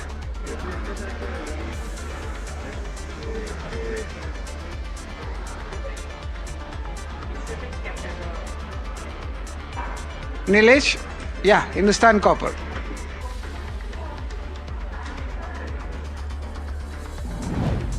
Well, it seems like a technical error is there, and Hiral, Hindustan Copper is something which we are talking about. The global copper prices, now even the LME prices, they have started crashing in, and there was a massive sell-off in the last trading session as well. But some kind of a buying is definitely happening. Some delivery-based buying is happening even in Hindustan Copper. And if you can pull up Hindustan Zinc as well, all of this nifty metal stocks which are there, that's where the downtick is happening. Of course, we'll be getting your answers in the rapid fire segment as well. Apart from that, I'd like to pull out a couple of more companies which we'll ask Nilesh if he joins in with us. This includes Delivery, strong Q3 numbers coming in, and a good bad jump was there, and also a downgrade coming in. Over to you, Hiral. Okay, so that's, we'll wait for Nilesh to come back as well, but let's look at our Asian Paints. An interesting stock, one of the top gainers on Nifty 50 as well, and this is on the back of the note that Nuvama has put out, where they're saying that because crude is down 5%, it becomes a key raw material for paint companies, which becomes a benefit for them. They're expecting 11% volume growth for Asian Paints in the fourth quarter, and a new player will move to more rational strategy after the Jan price hikes. And I'm sure everyone knows that they're talking about a Birla Opus as well. They're expecting a reversal of the 10% promotion that they had given in the 4-liter packs, and valuation-wise, they're saying that Asian Paints is pretty much at a comfortable zone, so you could see buying interest that could be coming in, that stock seeing gains of nearly 2%. We have Nilesh Jain who's back. Sharad, over to you. Well, thanks a lot for that. Nilesh, I'll give you 3 stocks. You could give your views fast. First one is, of course, BEL. Second is Delivery. Third is Hindustan Copper. All these 3 stocks, what would be your views on it? Well, Sharad, first of all, Hindustan Copper, we have seen a decline in the global commodity prices across all. So, on the back of that, we are witnessing a selling pressure, but it has a very good support at 515. So, keeping that as a stop loss, if somebody is holding the long position, can wait in this particular stock, we may see a pullback towards 650. But not expecting any V-shape kind of recovery. Another one is Bharat Electric Limited, BEL. Again, it has approached to its very crucial support at 410. So, still acting as a very strong support. Keeping that as a stop loss, one can still remain in this long position in Bharat Electric Limited. So comparatively structure looks positive of BEL for upside target of 450 to 460. And which was the third stock? Moil and Anantraj. These two are also other stocks which you are talking about for rapid fire. Moil and Anantraj. Moil is an avoid, looks weak on the chart. We may see a follow-up move towards 320 to 315. So it's a kind of a sell-on-rise structure. Anantraj, on the other hand, on the back of data center news, we saw a very strong rebound. So structure looks positive for 600 plus, and buy and decline should be the strategy, keeping a stop loss below 500. And Nilesh, from the cement space, India Cements, what's your view on that? Well, overall, India Cement, if you look at the structure comparatively, if you look at the overall cement pack has done quite well. India Cement is in an uptrend, looks positive, keeping 420 as a stop loss. One can remain long, and again buy and decline kind of strategy in India Cement for upside target of 480 to 500. And Nilesh, Intellect Design Arena, largely these are low volume counters, but if the volumes pick up, is there any positional bet coming here? Copybook style death crossover on moving averages where 50 DMA cross 200 DMA on the lower side. So structure looks weak, and we may see a follow-up on the lower side towards 750 to 700. So avoid taking any contra bet. All right. Thank you very much, Nilesh, for that and important views coming in. Hiral, a very short session for the rapid fire, but over to you. Yeah, in fact, you shouldn't be going away as well right now, because as we end the show, we should just quickly address the markets as well. It's been a volatile day of trade. If you pull up Nifty 50 on the screens, you'll see the kind of moves that are coming in from the day's lows. You've seen that recovery that's come in. We are now seeing gains of 0.3%. But very quickly, Sharad, if you can just take the viewers through the levels you should be watching out for and what's in store for the rest of the day. What are the factors that you're watching out for? Largely, we see a good recovery was there in the market, but it was led by just L&T and Reliance. Option data is still not giving a proper direction to the markets. It is a very volatile day of trade at Dalal Street after the budget announcements coming in. Nifty Bank is technically a little bit weaker than Nifty itself, and even the broader indices are not supporting in the market. Rupee, however, is on showing some strength on RBI intervention, but it's still a wait and watch mode when it comes to the overall market. There is an index management at play, to be honest. So index management in play, and the overhang of FI selling does continue as well. That's what we are watching out for. And your Feb first low of 24,572 is something that you should be watching out for. Your Feb first closing is around 24,825, and the key support level is coming in at levels of 24,600 to 24,800. So that's the broad range that you should be looking at for during the day. But completely out of time. With that, it's a thank you from Sharad, the team that put the show together, and myself. Lots more lined up on the other side. Please stay tuned to NDTV Profit. You have lunchtime trades with Shreyansi Singh next.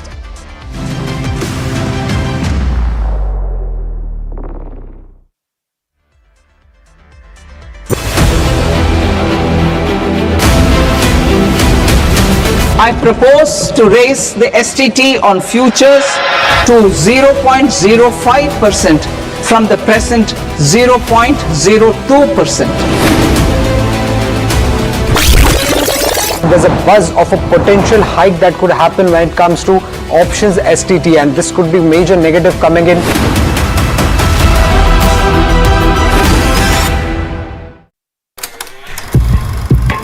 लोग कहते हैं कि जिंदगी एक film की तरह होती है, लेकिन मेरी जिंदगी सिर्फ एक फिल्म नहीं, एक ब्लॉकबस्टर फिल्म है।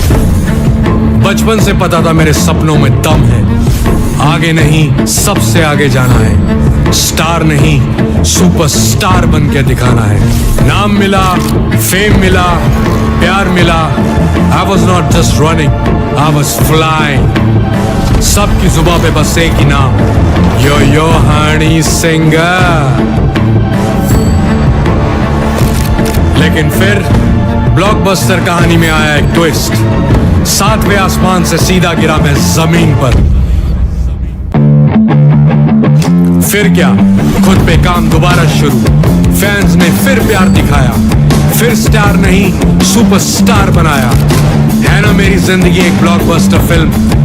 शुक्रिया आपकी प्रेयर्स का और आपके प्यार का। कॉन्सर्ट्स तो आपने बहुत देखे होंगे, but this is gonna be concert of a lifetime.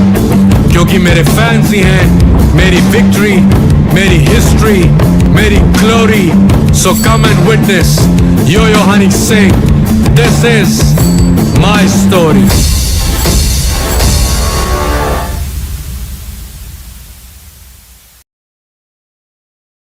Presenting the all-knowing, all-powerful Tech Guru.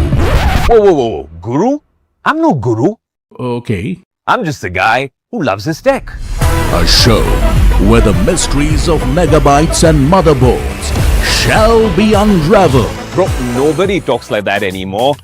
This is all about connected ecosystems, EVs and AI that you can use in your daily lives. We aren't talking about time travel yet. Gadgets tested under extreme conditions. But why? I review tech for people like you and me. You know what? Let me take it from here. All right. Tech isn't that complicated. In fact, it's about making our lives simpler, better, and more fun. That's what we do on Tech 360. Real talk, real reviews, tech that you can actually use. Tech has changed. So should your tech show.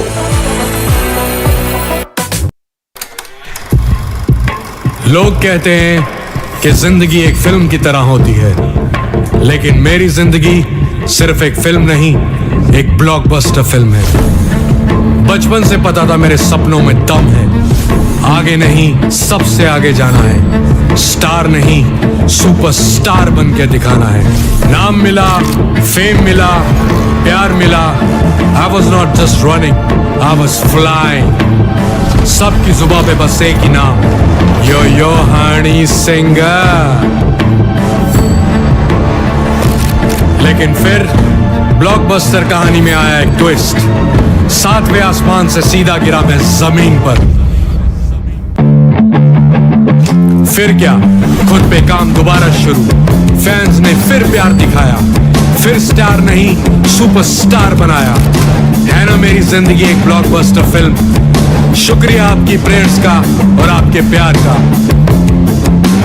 Concerts तो आपने बहुत देखे होंगे, but this is gonna be concert of a lifetime. क्योंकि मेरे fans ही हैं मेरी victory, मेरी हिस्ट्री, मेरी glory. So come and witness Yo-Yo Honey sing. This is my story.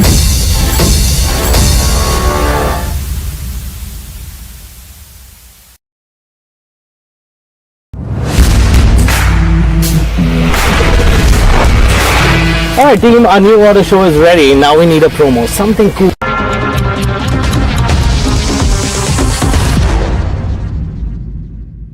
Hello and welcome to NDTV Profit. My name is Varsha. Well, Dr. Lal Path Lab is in focus. This is on the back of Q3 FY26 numbers. A steady set of numbers that the company has seen.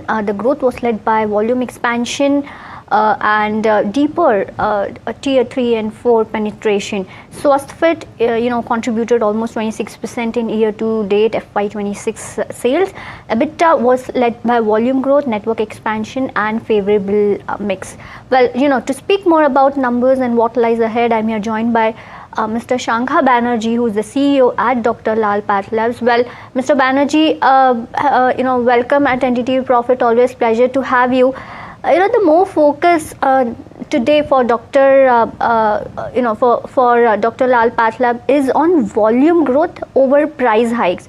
What is the volume growth expected, in FY26 overall and FY27, and can we expect low teens volume growth overall?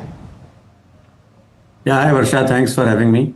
As I've been saying all along, the volume we measure through two parameters. One is the sample volume growth and second is the patient visits in terms of volume. So our sample volume growth YTD 9 months of this year is about 9.6%, which is quite close to 10%. And our patient volume growth is close to about 4.5%. So I think going forward, we are seeing at least close to double-digit sample volume growth, which we think will be sustainable going forward as well. And on the patient volume front, I think we are looking at inching upwards towards 5% or slightly better.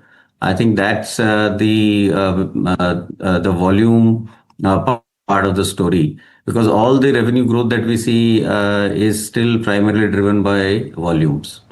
Understood. And so FY26 EBITDA margin guidance have been given at 27-28%. Any change in this guidance you want to uptake? What's the outlook when it comes to EBITDA margin overall for 26? And of course now 27 is also the major focus.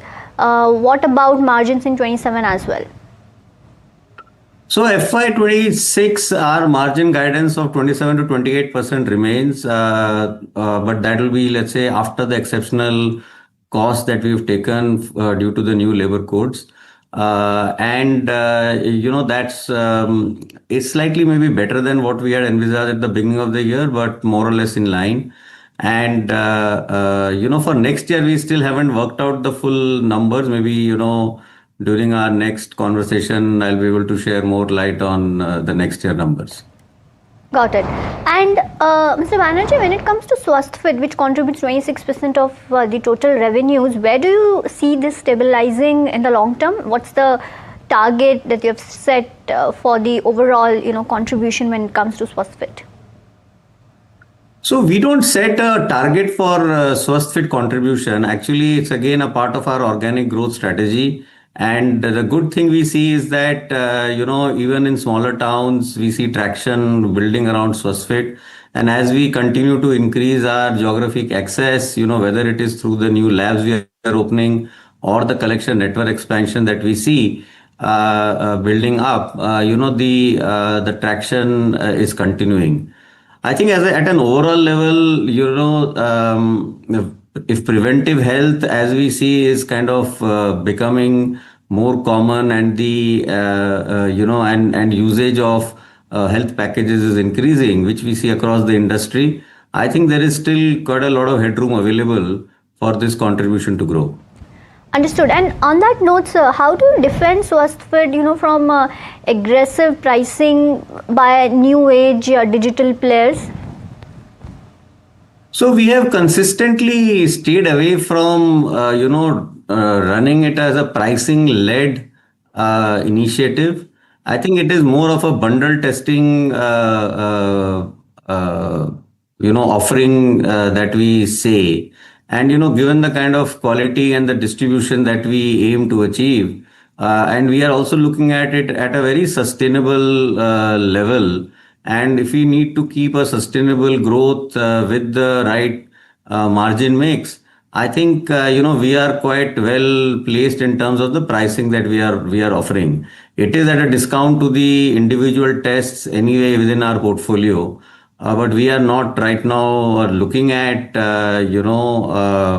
reducing prices or trying to match prices with some of the aggressive pricing posture which maybe some of the competitors have taken. Understood. And sir, the high-end tests like genomics, oncology or rare diseases, they are actually growing. What percentage of revenue can these reach over the next 3 to 5 years? You see, in terms of the high-end testing, it helps, for us to build the clinician experience as well as our ability to really solve complex diagnostic conditions. And what we see is that, in terms of the therapy and patient management or patient life cycle, not only are the high-end tests required, but post a diagnosis of critical illnesses, the patient management also requires a set of routine tests to happen. So therefore, the ratio of high-end to the overall portfolio will remain more or less consistent over a period of time. Got it. And sir, how is Q4 looking like? Overall, you have given 11 to 13% of revenue guidance. One is how is Q4 looking out, and the other is will you maintain this or you want to inch it up? Any change in guidance? So we had given an annual revenue guidance of 11 to 12%. Our YTD growth is somewhere around 10.8%. I think we are staying with our 11 to 12% revenue guidance for the year, and we are quite confident that we will be able to achieve that. Right. And so lastly, yesterday, we saw the highlights of the budget as well. And 5 medical tourism hubs will be established in partnership with the private sector. Just wanted to understand how you're viewing this, information, and what's the opportunity for Dr. Lal Path Labs? So I think the announcement is welcome. It's quite a positive intent, which I think the government has shown in terms of building the medical infrastructure and this talk about 5 medical hubs. I think we will study it's kind of very fresh in terms of the news. We will study the details and see how best we can leverage that. Then that's the word coming in from the management at Dr. Lal Path Labs as well. You're tuned into Lunchtime Trades. Let's quickly take a look at the markets first things first, because when you take a look at the Nifty, smart recovery is what you've seen there at day's highs where Nifty is at, and very close to that 24,960 level. So that's something that you're looking at when it comes to the Nifty. When you take a look at the Sensex as well, 580 point uptick coming in for the Sensex. Trading at day's high is what Sensex is also doing for you. But right now, when you take a look at the sectoral picture, that is now tilting sharply in the favor of green. So there's oil and gas that is leading gains, followed by auto after a decent set of numbers when it comes to auto sales in the month of January. FMCG in good shape, so is realty and consumption. And when you take a look at the sectors on the back foot, there's media, there's pharma, there's IT, there's PSU Bank. All of those sectors are sulking in trade right now. But when you quickly take a look at the list of losers from within the Nifty 50 pack, we're looking at the Shriram Finance ailing with that 5% knock coming in. Max Health, 2.8% downtick, Cipla as well. And, you do have Axis Bank, Infosys, Trent as well. Some of your other losers from within the Nifty 50 pack, what's holding up quite well right now is Tata Motors, PV, Power Grid, Tata Consumer, a big boy Reliance, in fact, that took quite the hit in trade yesterday, trading with an uptick of about 2.7%. So that's what the market picture right now is looking like. But tell you what, let's also talk about where the sheen is lost. And you do have precious metals that are seeing a massive sell-off.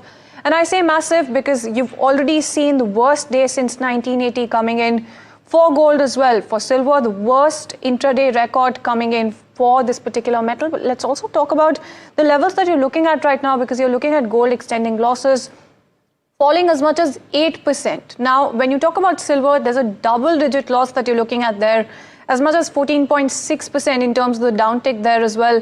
And when you talk about some of the factors, some of yesterday's tailwinds are actually the headwinds right now. But first things first, let's talk about the CME margin hike that is actually causing a lot of volatility right now.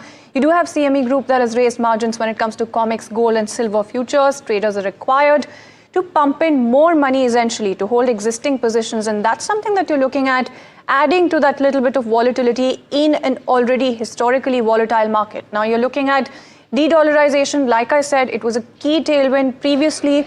Right now you've seen a reversal of that trade coming in. Investors are no longer tilting away from greenback, and there's also indications of a stronger greenback as well that are chipping away at gold's allure right now as we speak. Now when you talk about the debasement trade, which is the number 3 factor right now, you do have concerns around Fed's independence fading in with Varsha's nomination as well.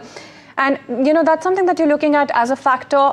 Lastly, when you talk about safe haven status, that is also under a little bit of a threat right now, because you do have wild swings to the tune of about trillions of dollars when it comes to gold, threatening safe haven appeal. So you do have wild swings, which are more than the entire market cap of Nvidia, of Microsoft, and you're seeing those in the market cap of gold as well. You do have heightened volatility, like I mentioned, so that's also something that is worrying even long-term investors. And you do have technical indicators as well pointing to RSI in the overbought zone. So you're looking at gold's RSI as well remaining above 80 in 2026. And, this is, of course, pointing towards an overbought zone. And we'll talk about all of the factors. You do have the entire backdrop where you did have momentum that was sustained. Right now, you're looking at a bunch of factors. And let's also take the conversation forward with Pratmesh Malia, Deputy Vice President, Research Commodities and Currencies, Angel One, joining us on the show this afternoon. Thank you so much for taking time out, and a very good afternoon. Very good afternoon. Yes. You know, it is a very interesting day to be talking to you after that Friday that we saw coming in. It was quite the doomsday when it comes to metals, especially silver. Look at that 36% plunge that we saw coming in when it comes to the white metal. First things first, the question that perhaps is on the top of investors' mind right now is, do you think that this meltdown is likely to continue from here on? Are you looking at it as a right now phenomenon, or do you think that it was too fast and too quick for this particular rally that we saw coming in? I think we have to understand the fact that no asset class can rise for infinity and fall for infinity. That's the first thing. The second thing is it's a combination of fundamental factors at play, wherein you rightly mentioned that nomination of new Fed chair and independence of central banks in question. That's the second part. Third part being dollar being consistently weak for most of the past year, and now it is rising because of the nomination of Fed chair. Has raised this particular question: where are precious metal prices headed? Third point is there is a disconnect between the paper as well as the physical market. In order to simplify this, just to give you an example, that US Mint has halted silver products sales and delivery, and there's a disconnect between the paper, which is the digital trade, as well as physical markets. And again, it is an overcrowded market. There was froth, overbought conditions prevailed. Forced liquidations have happened, because of which the entire scenario of consistently falling gold and silver prices for the past 3 days or so has been witnessed in the market. The next question is whether you want to enter at this price. I would say let the market settle, let the dust settle. Correction, or say here 10%, 12% from here on looks very much possibility. To put it in numbers, I would say gold in dollar terms, at present it is close to around $4,800 per ounce mark. There is a possibility of further 10% correction from here on, and support zone levels for gold stands at around 4,300 mark. As far as silver goes, at present it stands at around $75, $77 per ounce. The possibility of it heading lower towards around $72, $71 per mark looks very much likely. Absolutely, and that just about sums up a couple of questions that I also had. But, talking about the comeback right now when it comes to this entire script, 1 week ago, you couldn't have possibly predicted the kind of moves that we're seeing right now. But, in the near term, are you seeing a comeback that you're penciling in right now? I think the most used word at this point in time is fear of missing out, commonly FOMO. That is a major used word now. And that was one thing which led investors to continuously accumulate even at higher prices. But then this was unprecedented. Nobody could have foreseen this. But yes, there was froth building up, and forced liquidation is what has happened, which has led to this significant correction in both the precious metal. But one thing is for sure, it has given opportunity for those who have missed the rally before, and there is no difference in the fundamental factors at play. It is just a forced liquidation that has happened. I think slowly and steadily markets will stabilize, and you will again see probable higher highs in the coming months. Mr. Malia, would you be calling it still betting on the FOMO rally if people were going to join in right now? I would take a pause for the time being, and will wait for the market and the dust to settle before entering this particular fear and panic driven sentiment fall down. So I would wait for the time being, take a pause, reassess, and then wait for markets to stabilize. Levels that you could help investors out in terms of something that you see as a key support level or key resistance level. If not levels, then are you looking at a particular time period where you think the dust is going to be settling in? I think for the next 15 days, I think you'll have to wait and watch because margins have increased not only in India but across exchanges wherein gold and silver are traded. So you'll have to fare this out for the time being. Let's wait for at least 15 days more and then probably take a call on fresh entries. So in specific rupee terms, I would say 2,20,000 for silver is probable base zone wherein you can see some entry points. 2,20,000, 2,30,000 is where probably you can see entry points. And as far as gold is concerned, I think it is already corrected towards 1,35,000, 1,39,000. I think probable zone would to enter would be around 1,20,000, 1,15,000 mark. All right, and that's something that we're looking at in terms of the key levels as well. But some of this, do you think, and you've also alluded to it, but is some of this actually CME margin hike related volatility? How are you seeing that entire piece of the puzzle also playing in right now? I think it is mandatory for exchanges whenever there is volatility to increase margins. So yes, that is one part wherein margin calls would have led to forced liquidation. Yes, but then there are other factors at play. As I mentioned before, there's a disconnect between paper and physical market. There's always possible independence of the central bank in question, and you're also looking at overcrowded and overbought conditions, which led to again forced liquidation and thin liquidity situation. All right, then, and very quickly before we let you go, one word answer, if you will, between gold and silver, which is the one that you're going to be picking in on the back of safe haven allure, good fundamentals after the dust settles in, say, about 15 days? As per you, which one would you be hoping for increases from here on? I think that's a difficult question to answer, but yes, if I would want the stability in my portfolio, I would probably pick more of gold in comparison to silver. Say if I would say 100, if I would to put 100 rupees, I would probably put 17 gold and 13 silver. All right, then, thank you so much. It is a little bit of catch-22 right now, and I believe that investors are also grappling with that question. But thank you so much for joining us on the show this afternoon. But tell you what, let's also talk about Cholamandalam Investment and Finance that has also delivered a mixed bag when it comes to the third quarter with strong NII and profit growth. But you're looking at pressure when it comes to the entire asset quality picture. You do have Sharad, who caught up with Arul Selvan, the President and CFO at Cholamandalam Investment and Finance. Let's quickly go across and listen in to a slice of that conversation. Hello and welcome to NDTV Profit. And joining us is Arun Selvan. He's the President and CFO of Cholamandalam Finance, and the company has come out with its numbers. It's kind of a mixed set of numbers to talk about, but I would like to just ask, first thing, the asset quality. That has seen kind of a deterioration. What led to this, and is there a pressure again coming in the fourth quarter? Asset quality actually has not, deteriorated. It has held as against an expected improvement. So to that extent, it has not met our own expectations therefore. But in the unsecured, you're seeing some improvements, which is as per what we had originally thought of. There were, it will come down and progressively come down and sort of run down before the commence of the next year, which is FY27. So that would be the one where we will see a good improvement in the coming quarters. In vehicle finance also, Q4 tends to be a better quarter, and so there again we see an improvement coming in the subsequent quarter. Though in Q3 the expected level of improvement in vehicle finance did not that much come through. The rest of the book, actually, we have improved the asset quality to a large extent, so there should not be any major concerns on that in the coming quarters. Right, but a little bit of industry-specific news flow also. The consumer loan outlook, is it solidifying or will it take some time? And of course, I'm getting in the budget announcements also, because some kind of yields going to get impacted. But going ahead, the consumer loan outlook, is it improving as compared to the vehicle finance segment? Yes, it has improved. If you see the net credit losses, it has come down, though it is elevated. It had been elevated. From there, it has come down marginally around from 7%, NCL it has come down around 6.4%.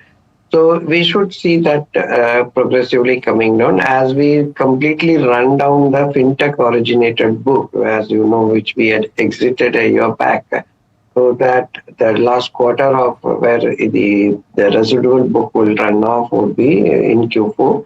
And so you will see this progressively coming down, which will stop influencing the NCL number and the NPA numbers. All right, and Mr. Selvan, what about your view on the NIMs front? NIMs have improved this quarter as well. Can we see some kind of a guidance for the fourth quarter? What numbers are we looking at? I would conservatively keep the NIMs at similar level, maybe another 5-10 basis points improvement in Q4 because market has again sort of tightened a bit, especially on the shorter end.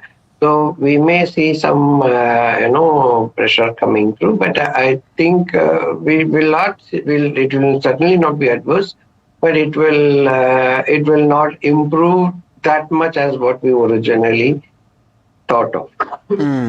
Interesting. Arunji, apart from that, the FY26 guidance, the upper range for the credit cost, you need to make at least 2.5%, I mean to say 1.5% in the credit cost to achieve that upper end of FY26 guidance. Will it happen? Yes, we still are, working towards the 1.6 for the full year number, which would be 1.5 to 1.6 number. But I think we need to look at the Q4 where, vehicle finance will be the big game changer, which should improve and thereby bring the targeted number to the 1.5 to 1.6 levels of the overall NCL for the company for the full year. All right, but just looking at the numbers, the write-offs have been highest in 14 quarters. Net slippages, but on the other hand, are down. That's roughly 32 basis points sequentially. Your view on the slippages going ahead?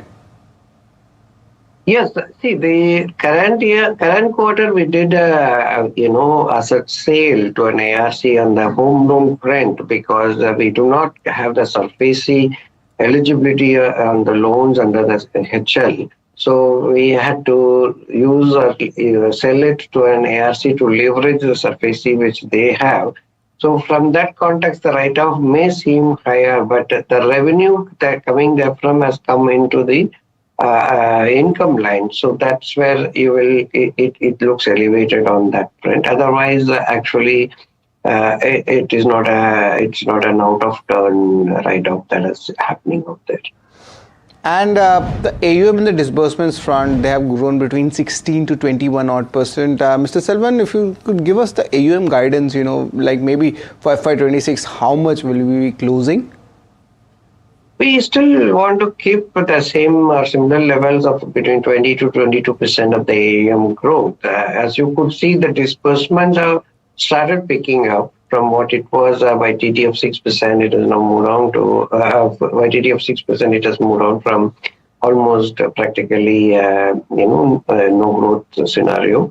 But that is something will augur well on the AUM. And as you know, the disbursement reductions have been more on the shorter end of the shorter tenor of the portfolio, which is the fintech this thing and the supply chain and SME. So AUM growth continues to be robust, and you will see the same 20 to 22% AUM growth that should come through for the full financial year. Alright, then that's the word coming in as far as that particular counter is concerned. But tell you what, with that completely out of time on this edition of Lunchtime Trades, thank you so much for tuning in.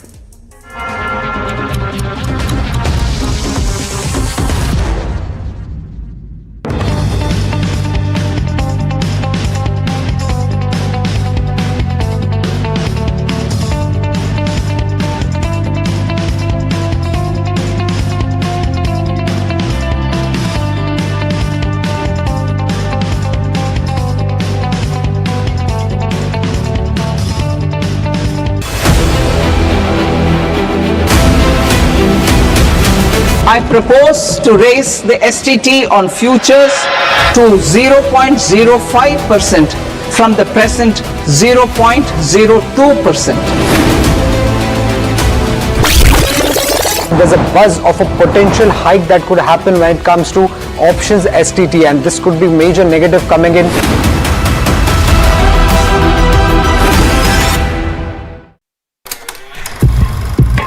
लोग कहते हैं कि जिंदगी एक film की तरह होती है, लेकिन मेरी जिंदगी सिर्फ एक फिल्म नहीं, एक ब्लॉकबस्टर फिल्म है।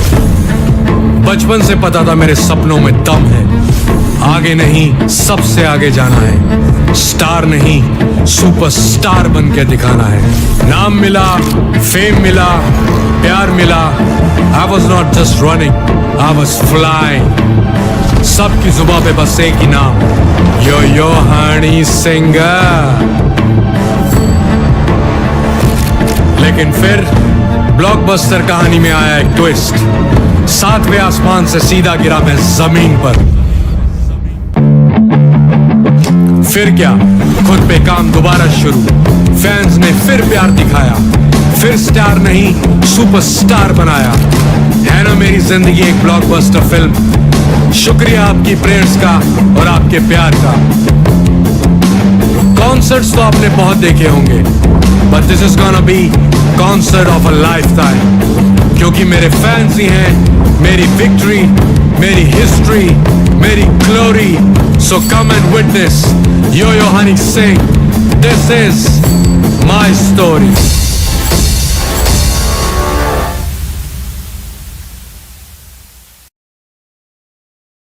Presenting the all-knowing, all-powerful Tech Guru. Whoa. Guru? I'm no guru.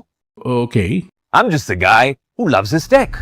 A show where the mysteries of megabytes and motherboards shall be unraveled. Bro, nobody talks like that anymore.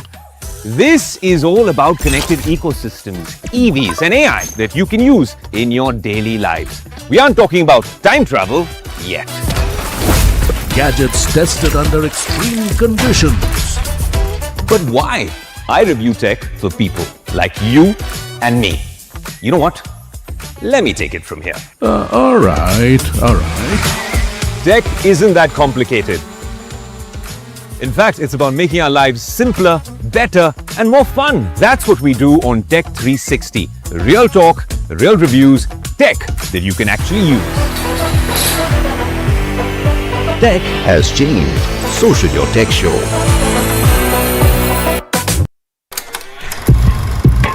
लोग कहते हैं कि जिंदगी एक film की तरह होती है, लेकिन मेरी जिंदगी सिर्फ एक फिल्म नहीं, एक ब्लॉकबस्टर फिल्म है। बचपन से पता था मेरे सपनों में दम है, आगे नहीं सबसे आगे जाना है, स्टार नहीं सुपरस्टार बन के दिखाना है। नाम मिला, फेम मिला, प्यार मिला। I was not just running, I was flying. सबकी जुबां पे बस एक ही नाम, यो हनी सिंगर। लेकिन फिर ब्लॉकबस्टर कहानी में आया एक ट्विस्ट। 7वें आसमान से सीधा गिरा मैं जमीन पर।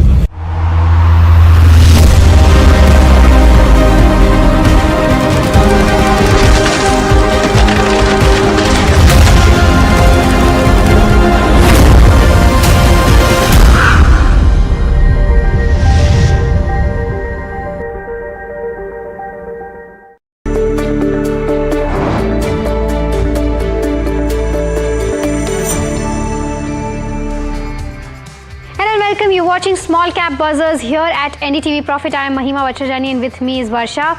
Let's take a quick look as to what have we planned for you on the show today. On today's show of Small Cap Buzzers, we're going to speak to two very interesting managements. The first one is Spark MediWorld. Steady growth is what we've seen in Q3. Strong growth plans going ahead in terms of where additions of bed stands. They plan to increase beds by 33% in the next 2 years is what the company's plan is. The next company and the next management that we will be talking to is Eris Infra. Highest ever PAT since listing is what we saw, from 38 lakh to 15 crore in terms of where PAT stands. EBITDA has also jumped 2.5 times, but stock still under pressure. We'll try to understand as to why is that? The next one that we'll be talking about is United Food Brands, commonly also known as Barbecue Nation. If you've been to that chain, the stock is up 40% in the last 3 sessions. Significant turnaround in terms of where same-store sales growth stands, and that's the reason as to why we've seen the buzz in the stock. And lastly, E2E Networks is what we're going to talk about. Gains for third consecutive session, volumes at 5 times its 20-day average today is what we are seeing on this particular counter. Beneficiary of positive news flow on data centers because it is involved into data centers. So that budget push coming in for global companies to come and set up data centers here will get a tax holiday, could be a possible beneficiary to that news coming in from budget yesterday. So that's everything that we have for the show for Small Cap Buzzers show today. But before I move on to go on to Varsha for the Small Cap Buzzers that are buzzing in trade today, let's take a quick look as to how the Nifty 50 is doing. We saw a 600 points fall in the past 2 days. Today gaining by about 50 odd points as we speak, up 0.2 odd %. Largely that sentiment is there in terms of where Nifty 50 stands, slightly down from its day's high point, but overall a slight positive momentum coming in. The Bank Nifty, if we can try to pull that out, down still 0.5% and almost not at its day's low point, but we've seen a 300 points fall in terms of where the Bank Nifty stands. But Varsha, what are the stocks that are buzzing in the small cap space? Well, one thing, the sector, if I were to talk about small cap sector, it's not a great day for one. It's down almost 1.1%. There you go, 1.17% down. It's down almost 179 points. But let's see, who are the losers when it comes to the small cap stocks. You have Allied Digital, which is under pressure with a volume of around 5x. You have Advanced Enzymes, Eris Infra Solutions, and Northern Cap, which is down almost 8%. On the gainers side though, let's see who are the gainers when it comes to Nifty small cap. You have Shilchar Tech, you have Atul Auto, Bajaj Consumer. Well, a lot of brokerages are bullish when it comes to Bajaj Consumer, considering the falling copra prices and of course the volume growth that the company has been eyeing on.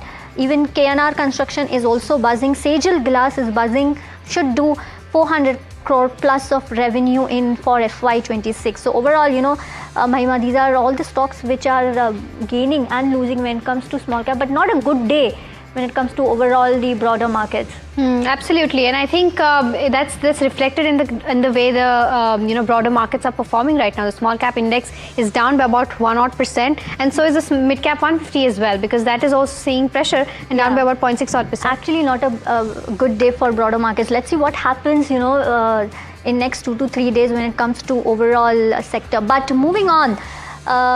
Park Medi World is in focus. This is on the back of Q3 FY26 numbers. Well, the growth, if you see, was led by steady execution and healthy revenue growth. Stable volumes, better case mix has led to this growth. Overall, if you see the numbers, revenue were up 18%, EBITDA was up 19%, margins were at 28%, net profit is up almost 15%. So overall, a good set of numbers, I would say.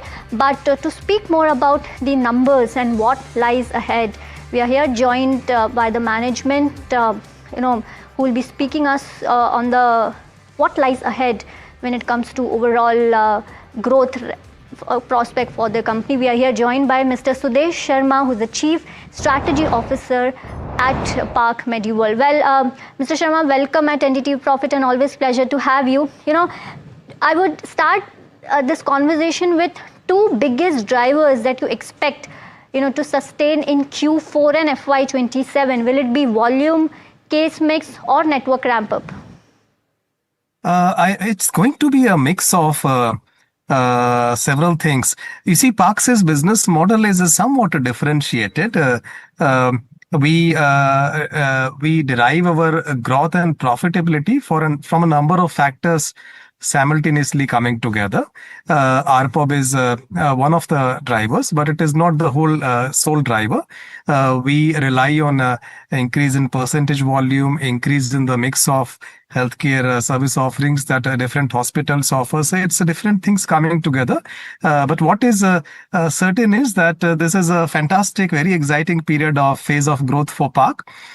We should be delivering on the numbers that we gave guidance about to the investors very recently in FY26, and FY27 should be a fairly blockbuster year for us, especially because you'll be surprised to know we'll be commissioning, as we are nearing the close of this financial year. We are set to commission 660 bed facility.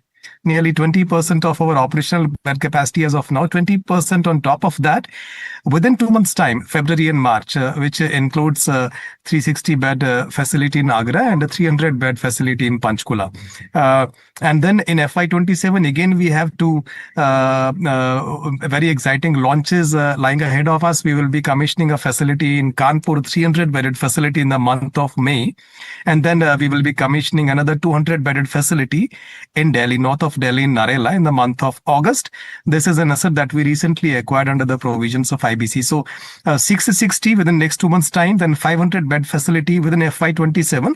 All of this will contribute to growth. So yes, volume growth will happen because Park continues to draw patients from all sections of the society, especially vast numbers of patients from bottom and middle of the pyramid. It is very staggering to note that this year, financial year 26, our estimated volume of patients, IPD and OPD, is estimated to be in proximity of 9 lakh, which is a very large number. Right. Sir, on that note, what is the growth rate? Because you did almost 17% of growth in Q3. what's that growth rate should investors expect from you from FY26 when it comes to revenue? And you said FY27 will be a blockbuster year for you. If you could, help us or highlight that ballpark number when it comes to revenue growth for 26 and 27. When we look at growth parameters, couple of metrics come to mind. One is revenue growth, of course, and then a steadiness of financial strength and profitability. We believe we will be delivering revenue growth in 18 to 20% band. Profitability in terms of operating margins, EBITDA margins in the proximity of 26.5 to 27%. Indeed, Q3 FY26, we are at 26.23%. Then PAT profitability will remain steady, strong, steadfast in the proximity of 17%. So we will be delivering growth across these parameters, revenue growth and profitability. All right, so 18 to 20% of revenue growth with 26 to 27% of EBITDA margin expected. Got that point. Sir, when it comes to ARPOB, can your ARPOB further grow? Now, why I'm asking this is because you operate on the affordable side. What's that ARPOB growth should investors expect from you?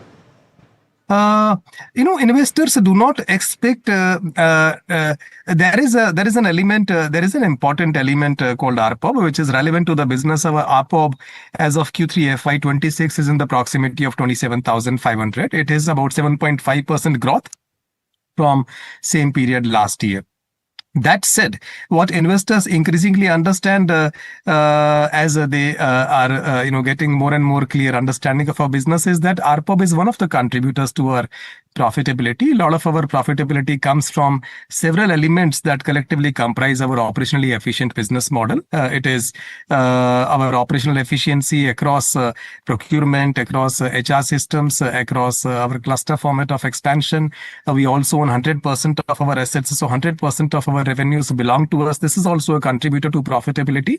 So, long story short, unlike a lot of hospital chains, our ARPOB does not translate directly to 100% profitability impact. We have had to work a little harder than other companies on our business model. The net result is that we have a business model that delivers end to end by several elements contributing to derive Sigma profitability, the numbers that I've shared with you. So ARPOB will continue to grow in the range of 7.5 to 8% year after year, but that is the comfort band we would want to be in because we are positioned end of the day in the affordable segment. At the same time, we are also committed to deliver profitability to the investors. Therefore, the interplay of different elements in the business model becomes relevant.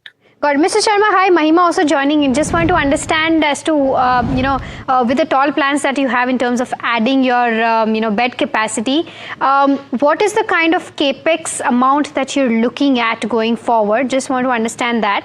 And this in terms of how this will be a mix of both greenfield as well as brownfield, and how will that be funded going forward? Great. I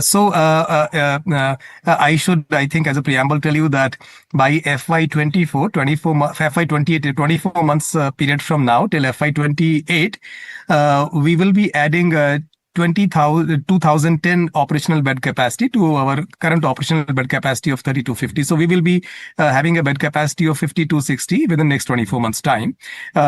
This will naturally entail some capex. We have estimated that our capex for our assets going forward will be for recent acquisition Agra, which we acquired for 245 CR. We have completed this acquisition. In addition to this, we have 6 more assets that will be part of a growth plan for next 24 months, for which incremental capex is estimated to be 330 CR. So 330 CR is the capex that we are estimating to incur for the assets that are currently part of our growth plan. It is also very interesting to notice that we are currently generating operational net cash flows in the proximity of 300 CR annualized. So this is very easily fundable. We are also nearly gross debt zero company as of now. Our gross outstanding term loan is only 15 CR, which is abysmal, which is ridiculously low. We are the most under-leveraged healthcare chain in the country. And we also have reserves in the form of unencumbered FDs totaling 308 CR. So we are amply capitalized, and I do not foresee any challenges in funding this capex solely on the strength of accruals. Right. And sir, Mr. Sharma, also 84% of your revenue, comes from government schemes. Just wanted to understand, how are you managing when it comes to receivables, and any target? You have said that you want to reduce this, concentration, or any ballpark number that you've set when it comes to the government contribution overall? first thing I would like to say before I directly answer your question is that our business per se is not positioned at a certain payment mechanism, whether it's government insurance or private insurance or cash segment of patients. Our business is, in a very representative manner reflects the reality of what macros we have in the country. So nearly 80% of our patients tend to be from the bottom and middle of the pyramid. It is just coincidental that these patients tend to be covered by government insurance. What is, I think, referred in your question is government panels. So when we translate this patient mix to revenues, it so turns out that the revenue gives a flavor like 20% of revenue comes from, 80% of revenue comes from government insurances. But that's just, that's just basically how these patients would like to fund their treatments when they seek healthcare services from PAC. This number 8416 is slightly dated. The mix is more like 80-20 right now. We believe going forward, this might stabilize in 75-25 mix. All right. Okay. Mr. Sharma, one last question with regards to your recent acquisition of KPS Wellness that's going to add, a significant number of beds. Just want to understand, when do you start to, make money out of it, and what is the kind of expectation in terms of market, Agra also, and secondly, so first of all, we hit the ground running. We acquired this hospital. We disclosed to the stock exchanges about our plan. Forward to speaking to you when you achieve all of those things that you said. The time. Yeah, I listened to the conversation and I also looked at the basic numbers. There is a lot of good for medium to long term. Thank you so much, Mr. Chokalingam, for that view. But moving on, time to dive into the BSE F&O market setup and the cues shaping up as of today. We have Sharath joining us to give us more details on that. Sharath, over to you. Thank you. Sensex is nearly at the day's high level. A strong recovery coming in the markets, but the options data itself, it has not given much direction, of course. But Power Grid, that's the stock which is talking about. That stock is up 6%. Adani group of stocks also doing well. L&T, BN, and also ICICI Bank and HDFC Bank. A good show coming up. BankX also, the technical setup is not as strong as Sensex, but nevertheless, the moves are there. IDFC First, that's a drag coming in this index, that's down almost roughly 2%. And stock specific, if you see, largely long build-up is coming in certain names. If you could just pull that out, Premier Energy, that's up 5%, and Tata Consumer, that's up 3% as well. Apart from that, short covering for Wari Energies and Tata Motors. Tata Motors is near that 360 mark. And if you look at the long unwinding candidates, they include Indian Bank and Inox Wind as well. Short build-up, two stocks in our focus. BDL, significant downtick. Last time we checked at 1045, it was roughly down 4%, and now it's down 9%. Significant sell-off happening. We might see a bout of short covering later on. Hudco, that's down 6% as well. So these are the stocks which are in focus. But yes, the sentiment in the markets is positive as Sensex is trading at its day's high level. Shah, thank you so much for bringing us those details with regards to where the F&O cues are concerned, and positive cues, are coming in with Sensex trading at its day's high point. But the other small cap stock that we're putting spotlight on is E2E Networks. Now, it is in focus after extending gains for a third straight session with sharp volumes above, of course, its 20-day moving average. But the stock is also riding on the optimism around the budget-led incentives for data center and cloud infrastructure. Jasmeet joins us to give us more details about this particular counter. Jasmeet? Well, Mahima, thank you for that. As rightly said, the stock has been buzzing on the recent budget initiative. Talking a bit about the company operates in the AI space where they provide AI infrastructure and as well as the AI solutions for small startups and small SMEs. Now, in terms of the recent news, the government is supporting data centers by providing tax holidays for all the foreign players who uses Indian data centers to provide the global cloud computing for years. But in terms of operating margin, the company has a good margin circle between 45 to 60 odd percentage. But the net profit is something that should be watched out carefully, given that the company has been reporting loss over last 3 quarters, and this company might close the 12-month average on a loss as well. But apart from that, the company has a good margin and good top line growth, and the stock has been buzzing over last 3 days on the similar news of data center initiatives. Okay, Jasmeet, thank you so much for bringing us those details with regards to where E2E Network stands. Mr. Chokalingam, your quick view on E2E Network. One can hold and wait for more credible growth in the revenue because, the market cap is 20 times sales. On a small base, it's growing, but the valuation comfort is not there. Of course, there is a comfort that L&T is holding more than 18% stake. So therefore, I would give hold recommendation and look for further improvement in the sales and profit. Then one can take a call. So that's the view coming in with regards to where your E2E networks is concerned. But moving on, as promised, the second, management that we're going to speak to is Eris Infra. Now, overall, if you take a look at the numbers, it's been a significant growth coming in, this particular quarter. We've seen highest ever, PAT, which stood at that 18 crore mark. Even EBITDA margins have significantly improved. You have EBITDA also that has, nearly jumped 2 times. To, understand as to what's worked this quarter and how things are shaping up, we're joined by Srinivasan Gopalan, who is the CEO of Eris Infra Solutions, joining us now. Mr. Gopalan, thank you so much for taking out the time. Mahima this side. My first question to you is with regards to how this quarter has panned out. It's been a great quarter. What has augured this kind of growth, and do you think it is there to sustain? What were the levers behind it? Yeah. So what has worked this quarter as compared to same year last quarter? If you see the sales from 180, we are at 270, and it's important to understand the composition of the sales. Around 48% is coming through contract manufacturing, where the margins are extremely high, and which was at 35% last year. And the services, where again the margins are huge, have increased from a 5% last year to a 9% this year. So the composition of sales is very, very structural, and hence the sustainability is very, very high. Srinivasan, so with regards to your margins, then you said because the mix of services going high for you, and I believe that that's a segment that gives you higher margins. You've improved to that 11% mark from a 9% mark earlier. Do you think that margins from here on will stay at that 11% mark? And do you think there's a scope of improvement if that percentage of your services go up? So we have always given a guidance that our services will be between 10 to 11%. So there can be a marginal increase on the EBITDA margins at around 11.5 that we are at. So that's where we are. So there are 2 levers. It's not just services, it's also contract manufacturing, right? So contract manufacturing from a value perspective was just 63 crores, which has gone to 130 crores this quarter as compared to last quarter. And on the services side, from a mere 9 crores, it has gone to around 24 crores.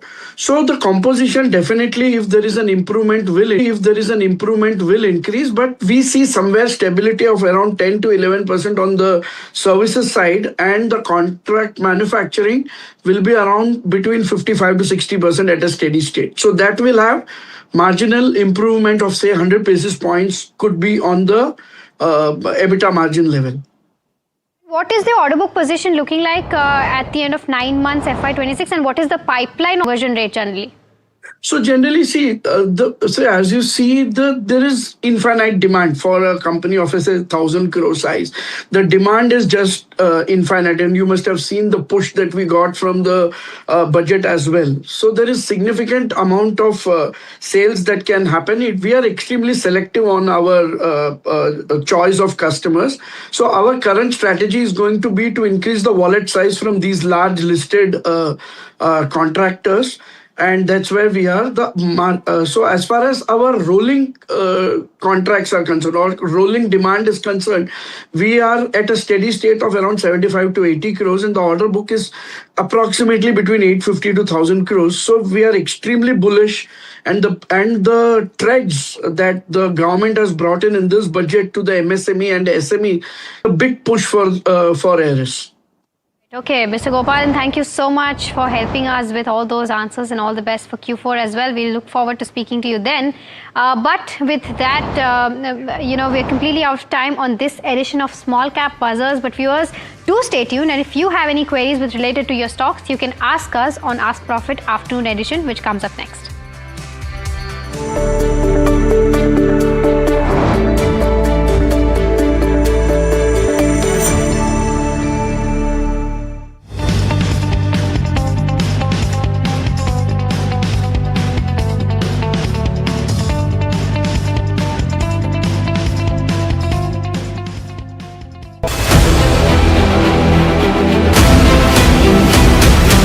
I propose to raise the STT on futures to 0.05% from the present 0.02%. There's a buzz of a potential hike that could happen when it comes to options STT, and this could be major negative coming in.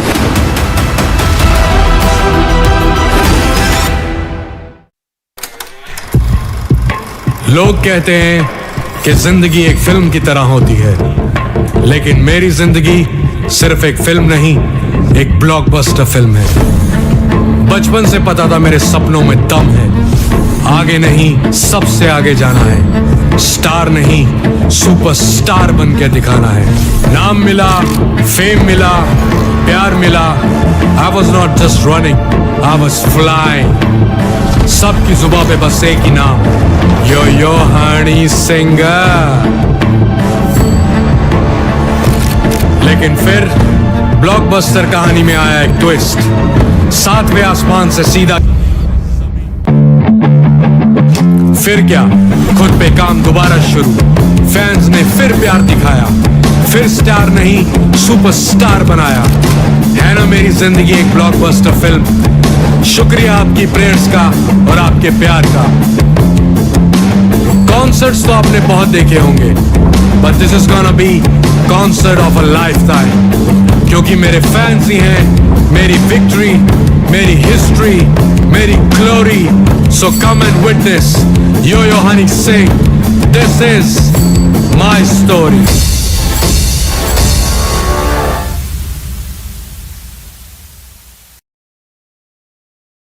Presenting the all-knowing, all-powerful Tech Guru. Whoa. Guru?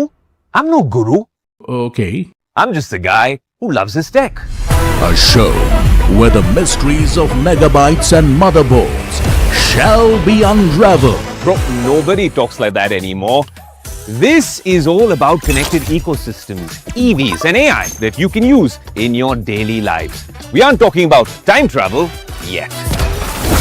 Gadgets tested under extreme conditions. But why? I review tech for people like you and me. You know what? Let me take it from here. All right. Tech isn't that complicated. In fact, it's about making our lives simpler. That's what we do on Tech 360. Real talk, real reviews, tech that you can actually use. Tech has changed. So should your tech show.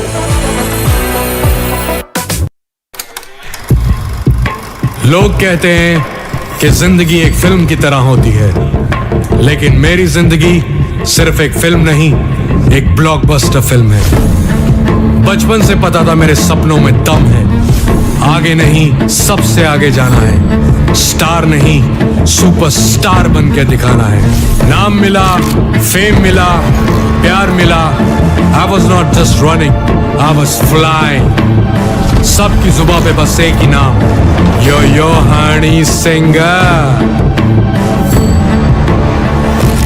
लेकिन फिर blockbuster कहानी में आया एक twist, 7वें आसमान से सीधा गिरा मैं जमीन पर। फिर क्या, खुद पे काम दोबारा शुरू, फैंस ने फिर प्यार दिखाया, फिर स्टार नहीं सुपरस्टार बनाया। है ना मेरी जिंदगी एक ब्लॉकबस्टर फिल्म। शुक्रिया आपकी प्रेयर्स का और आपके प्यार का। कॉन्सर्ट्स तो आपने बहुत देखे होंगे, but this is gonna be concert of a life time, क्योंकि मेरे फैंस ही हैं मेरी विक्ट्री, मेरी हिस्ट्री, मेरी glory. So come and witness yo Honey Singh, this is my story.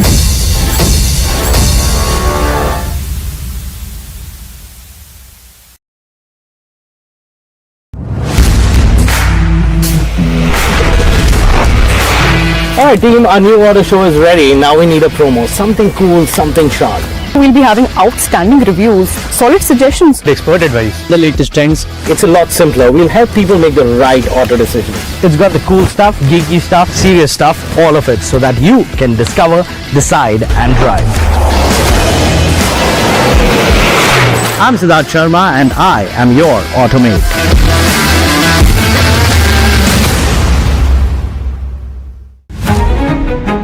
new year.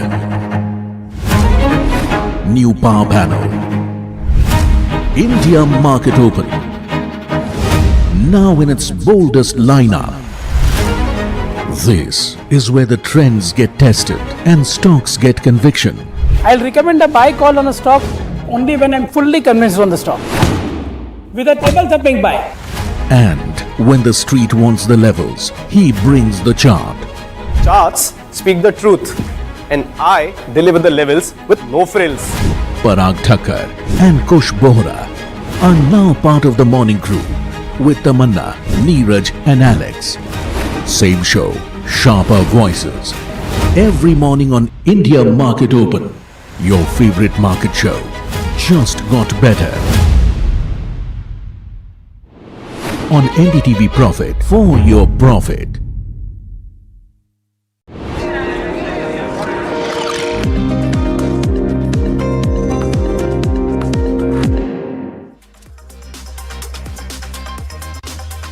Hello and welcome. You're watching Ask Profit, the afternoon edition. My name is Puneet Zaveri. With me is Mahima Vajrajani. And over the next half an hour or so, we'll try and solve all your stock-related queries. So if we missed it in the morning, and if you haven't already, do start sending them your stock-related queries, and we'll take care of all of them, hopefully, given time persists. But we've seen a very interesting segment of where the market is right now, above the 24,900 mark. So it's definitely something that we continue to monitor as we go ahead with the trading session. A very, very crucial last hour yet again. Yesterday, of course, was the budget. We were here on a Sunday, and largely we've seen that 24,600 was a mark that was breached and then saw follow-on buying. So it does seem to be a long-term support at that key level. But when you look at the heat map for the Nifty 50, it will key stocks as well that are working in favor. Power Grid, TAMO PV, Adani Ports, Tata Consumer and L&T are some of the ones which are doing very well right now on the Nifty. Reliance, Nestle as well as Adani Enterprises and Asian Paints are also some of the other key stocks that are working well for the markets right now. If you also look at the contributors for the Nifty 50, it shows you the strength of some of the key stocks. Now, of course, Tata Motors PV is doing well on the back of its auto sales number for the month of January, which came in yesterday, really strong numbers. But largely Reliance, L&T and ICICI, those are the top three contributors. When you also look at the sectoral heat map, before I toss to Mahima for the broader markets, we've largely seen that sectors which are doing well in trade, Nifty Infra, Auto, on the back of very, very strong auto sales. 8 out of 9 companies beating estimates this time around, with the Realty Index now trying to stall a comeback post a weak month of January. Oil and gas as well as Nifty FMCG are some of the other ones that are in the focus and the green today. But Mahima, overall in the broader markets, is it largely that the momentum is continuing from the benchmarks? Unfortunately, no. That's not the case as to where the broader market stands, because the mid-cap 150 as we speak is down by about 0.2 odd percent. But the small cap 250 is slid around that 0.7% mark. So not really doing very well.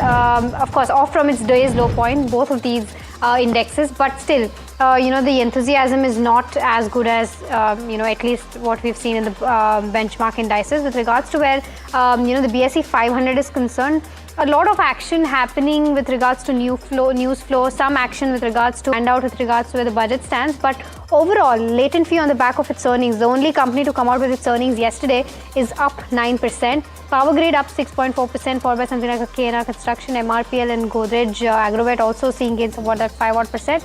On the flip side, you have something like a Bharat Dynamics, which is seeing a downtick of around 8 odd percent. Intellect Design, Hudco, Gujarat Ambuja Exports, 5-star business, all of these seeing downtick of anywhere between that 5 to 8 odd percent. But with that, let's welcome in our guest for the day. We're joined by Tapan Doshi, research analyst at CA-Tapan.in, joining us now. And we'll also shortly be joined by Akshay P. Bhagwat, who's the senior VP at JM Financial, will be joining us.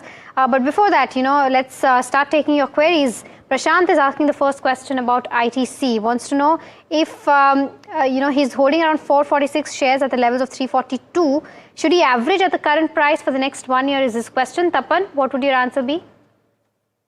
Well, ITC is at a level now where valuation is now okay compared to only factor which we all know that no almost 80% of the profitability that is what no is facing an issue from the tax point of view, and now the already additional tax been levied. So here there will be a problem, but I think valuation is okay. I think if it's for a maybe recovery will come, wait for 1 or 2 quarter more, because earlier at 400 it was overvalued. Now I think 300 at 13. I think he can stay for a little bit longer.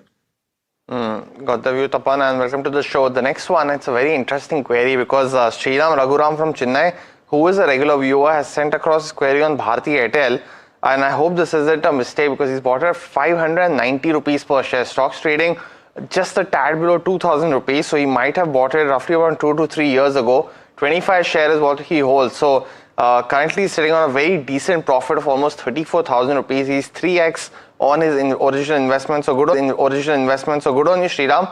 Would love if you would call us, tell us what was the process of buying it at such a low price. But he's asking if it's a good time to add more right now, Tapan. Is that something that you would recommend? Well, at this valuation, first of all, congratulations. It bought at a very, very good level. Now the stock is perfectly valued at this level. I think it may consider a little bit one more quarter here. He can add it around. Currently, it is around 1955, maybe around 1850 or 1900. It comes, he can add more. Yeah, but for long term, I'm of course 1900 it comes, he can add more. Yeah, but for long term, I'm of course bullish on this. Okay, all right. So that's the view coming in on Bharti Airtel. But viewers who are tuning in, you can also give us a call on the numbers that will be flashing on your screen up there. Give us a call and you can go ahead and ask your queries while talking live to us. But moving on to the next question, Sunil from Mumbai is asking about Anant Raj. The company, he owns around 50 shares of this company at a buying price of 553. He wants to know the short-term target and stop loss for this one. Akshay, hi, a very good afternoon to you. I'll come to you on this one. After the data center push that we've been talking about since yesterday, that global companies coming in, to India will get a tax holiday. I think a lot of these companies have, come back in focus. But overall, with regards to where charts are concerned for Anant Raj, what would you recommend? Good afternoon to all. See, from short-term perspective, there are multiple times the stock has shown a tendency to bounce from the levels of 500. We are trading around 540, 554 as we speak.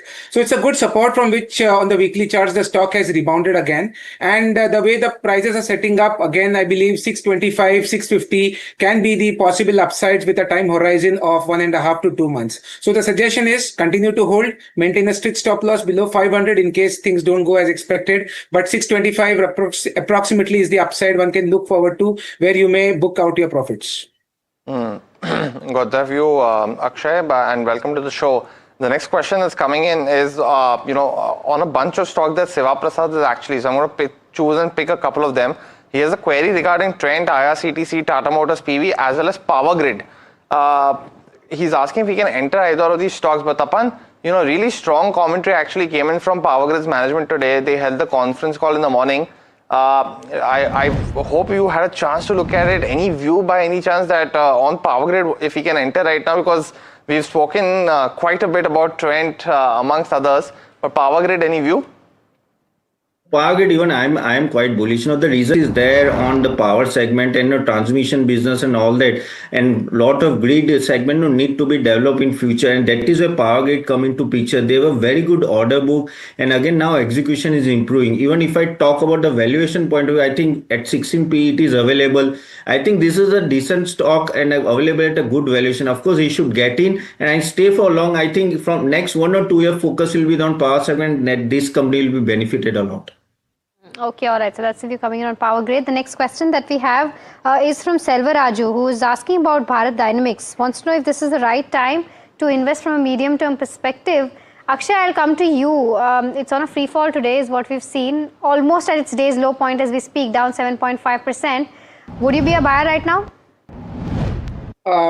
The answer is no. The reason is that technically after I think 2 to 3 months of consolidation within the 1400 to 1600 range, this week we have seen a price negative breakdown below 1400. So that's a short-term downside or a negative development on the technical charts. And in all probabilities, the downside target still 900 or 950 opens up on a medium-term perspective. So do not buy now. two conditions to buy. Either the stock recovers its lost ground above 1400, then we take a review of stock. If not, 900, 950 is the apt level to rebuild your buying position in this counter. Got the view, Akshay. But the next question is coming in on Meesho, and again a stock we've been getting a lot of stock queries on. Divya from Abu Dhabi is actually holding 100 shares at 203 rupees per share. So she is sitting on a current loss of almost 5,000 rupees. Asking if should she continue to hold. Tapan, at these levels at 157, since she's bought it at 203, would you recommend buying the dip right now? And is there anything that you'll be watching out for from the quarterly results? Yeah, we have to watch for the quarter result because still the valuation looks quite high. But as she is already in a loss, so I'll not tell to sell now. But I think at anywhere near 5-10% or something, bottom should be provided the results comes proper. You see, the stock has gone up a lot, and the valuation was stretched at that level. Even the management commentary was okay, but not supporting the valuation. So I think she can wait for next one quarter and then only take a decision. But don't add at this level.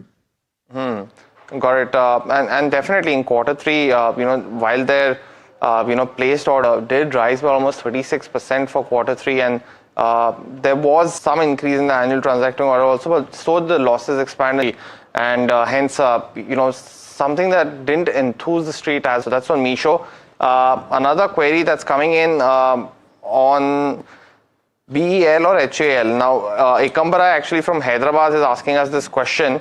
He's asking if should he exit either of those counters now at the current juncture, because he's not made too much money, because he's bought at 430 rupees per share as BL, and he's currently continuing to hold either of them. Akshay, on the charts, BL has actually done well.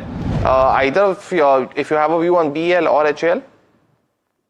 So if I have to make a choice between these two names from the defense pack, it has to be BL. Now, there were a lot of anticipation which was built in prior to the budget.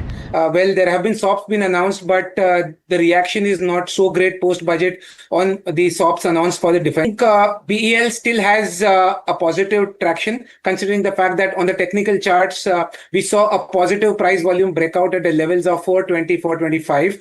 We have seen a dip, but again, the stock is recovering from the base of 425. So that's a good indication from short-term perspective. Stay invested, continue to hold. Stop loss is below 415. And if the stock regains its lost ground, you can see targets of 450 to 460 seen in BEL in the short-term perspective. Okay, all right. So that's the view coming in on BEL as well as HAL. But moving on to the next question, Ekambara from Hyderabad. Okay, no, sorry, we've taken this question. The next question that we have is from Abdul Rashad, who's asking us on RFC from Kerala. He's holding about 400 shares, bought at the levels of 126. Wants to know a view from a 1 year on this one. Can you repeat the stock name? RFC. IRFC. Okay, no, IRFC, if I talk about, no, the problem with this stock is that, already if you see the valuation is okay, but somehow, the sales and profitability is not coming up. And here the guidance, whatever the management told, it's not so exciting. Of course, the railway infrastructure is going to boom in near future, but still, I think the problem is the debt related to margin issue, for this company. So I think I'm not too much positive. Better stocks are available. If she wants to go, I think REC, PFC is a better option if she wants to go. Got your view, Tapan. But the next question that's coming in is on IRCTC. It's another stock that we get quite a few queries on. And our viewer Sai Kumar is actually asking, at the current price, does it make sense to buy into this counter? Akshay, what would you recommend?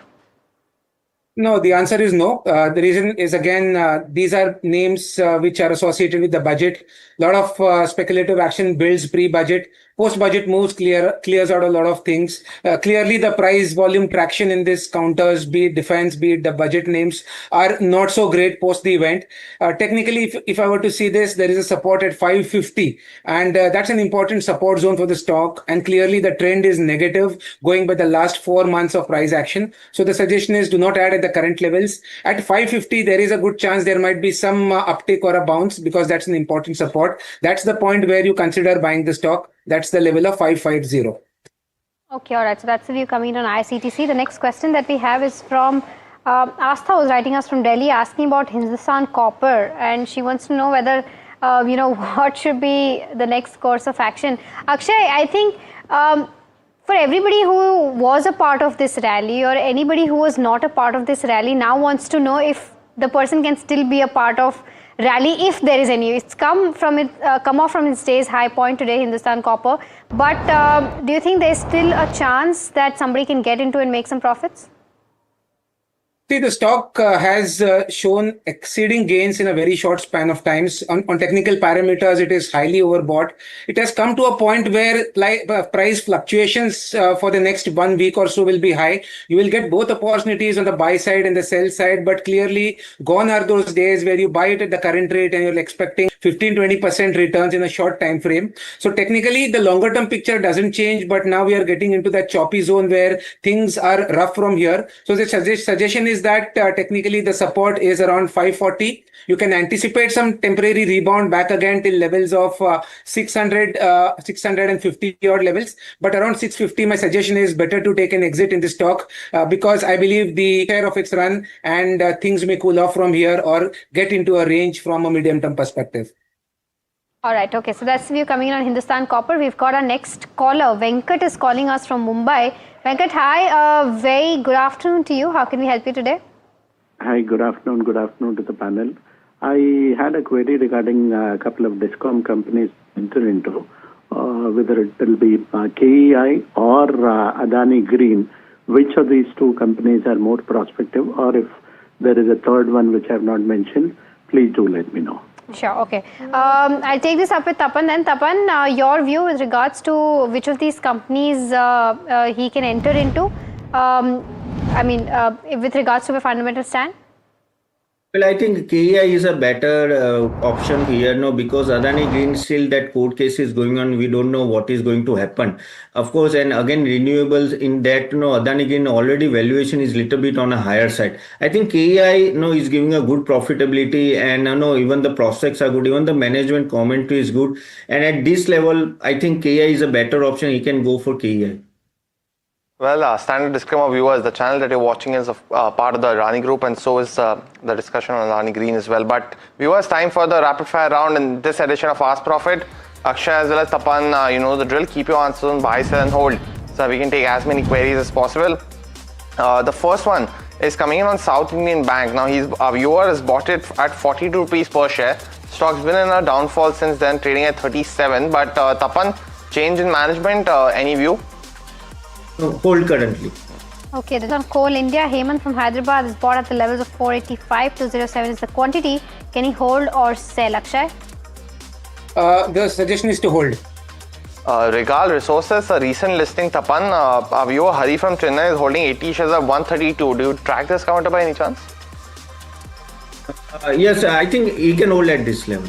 Okay, Cochin Shipyards at the current levels, can the person make a new entry, fresh entry? Akshay, your view? No, avoid fresh entry.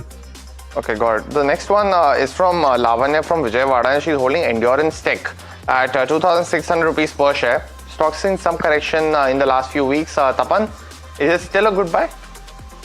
No. Sell from my. Views on LIC. The viewer Sridhar has bought 100 shares at the levels of 810. Akshay, your view on the charts? Avoid. Paytm bought at 1,348. Should she continue to hold, Akshay, or move on? Better to move on. Okay, Bajaj Finance is the next one. Venkat's buying price is 1013. What should he do next? Tapan, your view? Yeah, you can buy on dips also.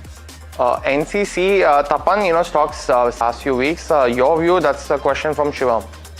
Currently, it can hold. Okay, Bank of Maharashtra, is this a good time to enter? Ramana from Bengaluru wants to know. Akshay, your view? Avoid at this point. CDSL or NSDL, what would you, CDSL or CAMS, these are the two stocks, Tapan. Either of them that, you could recommend to entering right now? CDSL. Okay. 5-Star Finance is the next one. Ravi Shankar wants to know from a long-term perspective, can he add this counter? Tapan, your view? Yeah, maybe 10% down. All right, okay. So that's the view coming in with regards to where 5-Star business stands. But with that, viewers, we're completely out of time on this edition of Ask Profit.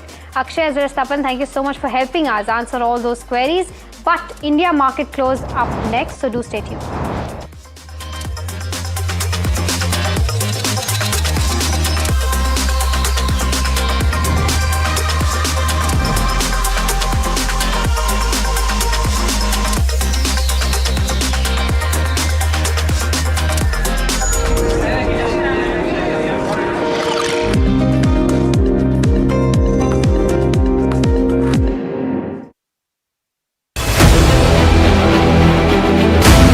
I propose to raise the STT on futures to 0.05% from the present 0.02%. There's a buzz of a potential hike that could happen when it comes to options STT, and this could be major negative coming in.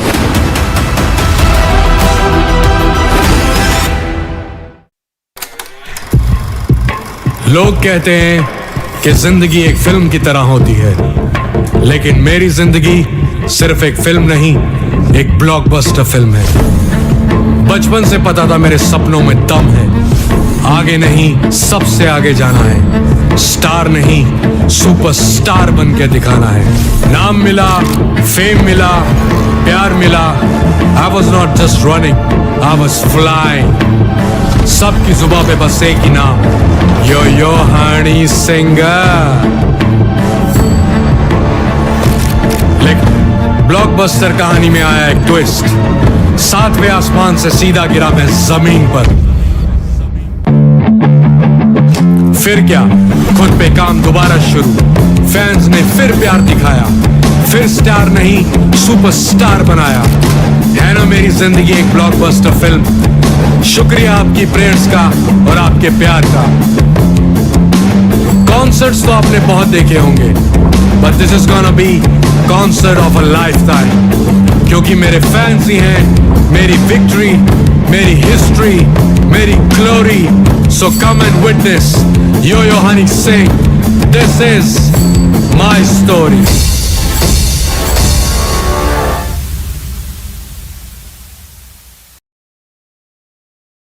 Presenting the all-knowing, all-powerful Tech Guru. Whoa. Guru? I'm no guru. Okay. I'm just a guy who loves his tech. A show where the mystery of the boards shall be unraveled. Bro, nobody like that anymore. This is all about connected ecosystems, EVs and AI that you can use in your daily lives. We aren't talking about time travel yet. Gadgets tested under extreme conditions. But why? I review tech for people like you and me. You know what? Let me take it from here. All right. Tech isn't that complicated. In fact, it's about making our lives simpler, better, and more fun. That's what we do on Tech 360. Real talk, real reviews, tech that you can actually use. Tech has changed. So should your tech show.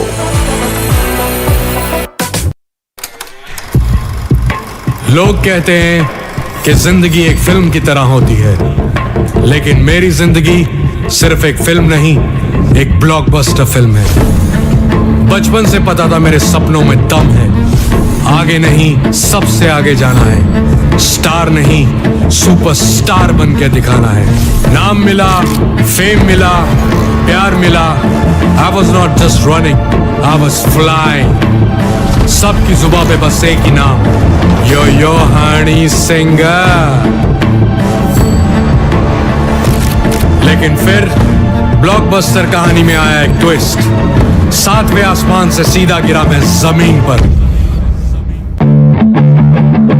फिर क्या, खुद पे काम दोबारा शुरू, fans ने फिर प्यार दिखाया, फिर नहीं सुपरस्टार बनाया। है ना मेरी जिंदगी एक ब्लॉकबस्टर फिल्म। शुक्रिया आपकी प्रेयर्स का और आपके प्यार का। कॉन्सर्ट्स तो आपने बहुत देखे होंगे, but this is gonna be concert of a lifetime, क्योंकि मेरे फैंस ही हैं मेरी विक्ट्री, मेरी हिस्ट्री, मेरी glory. So come and witness, this is my story.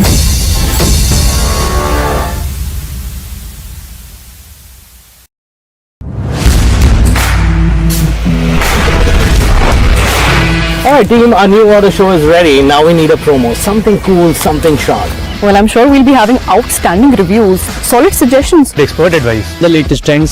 It's a lot simpler. We'll help people make the right auto decisions. It's got the cool stuff, geeky stuff, serious stuff, all of it, so that you can discover, decide and drive. I'm Siddharth Sharma and I am your Automate.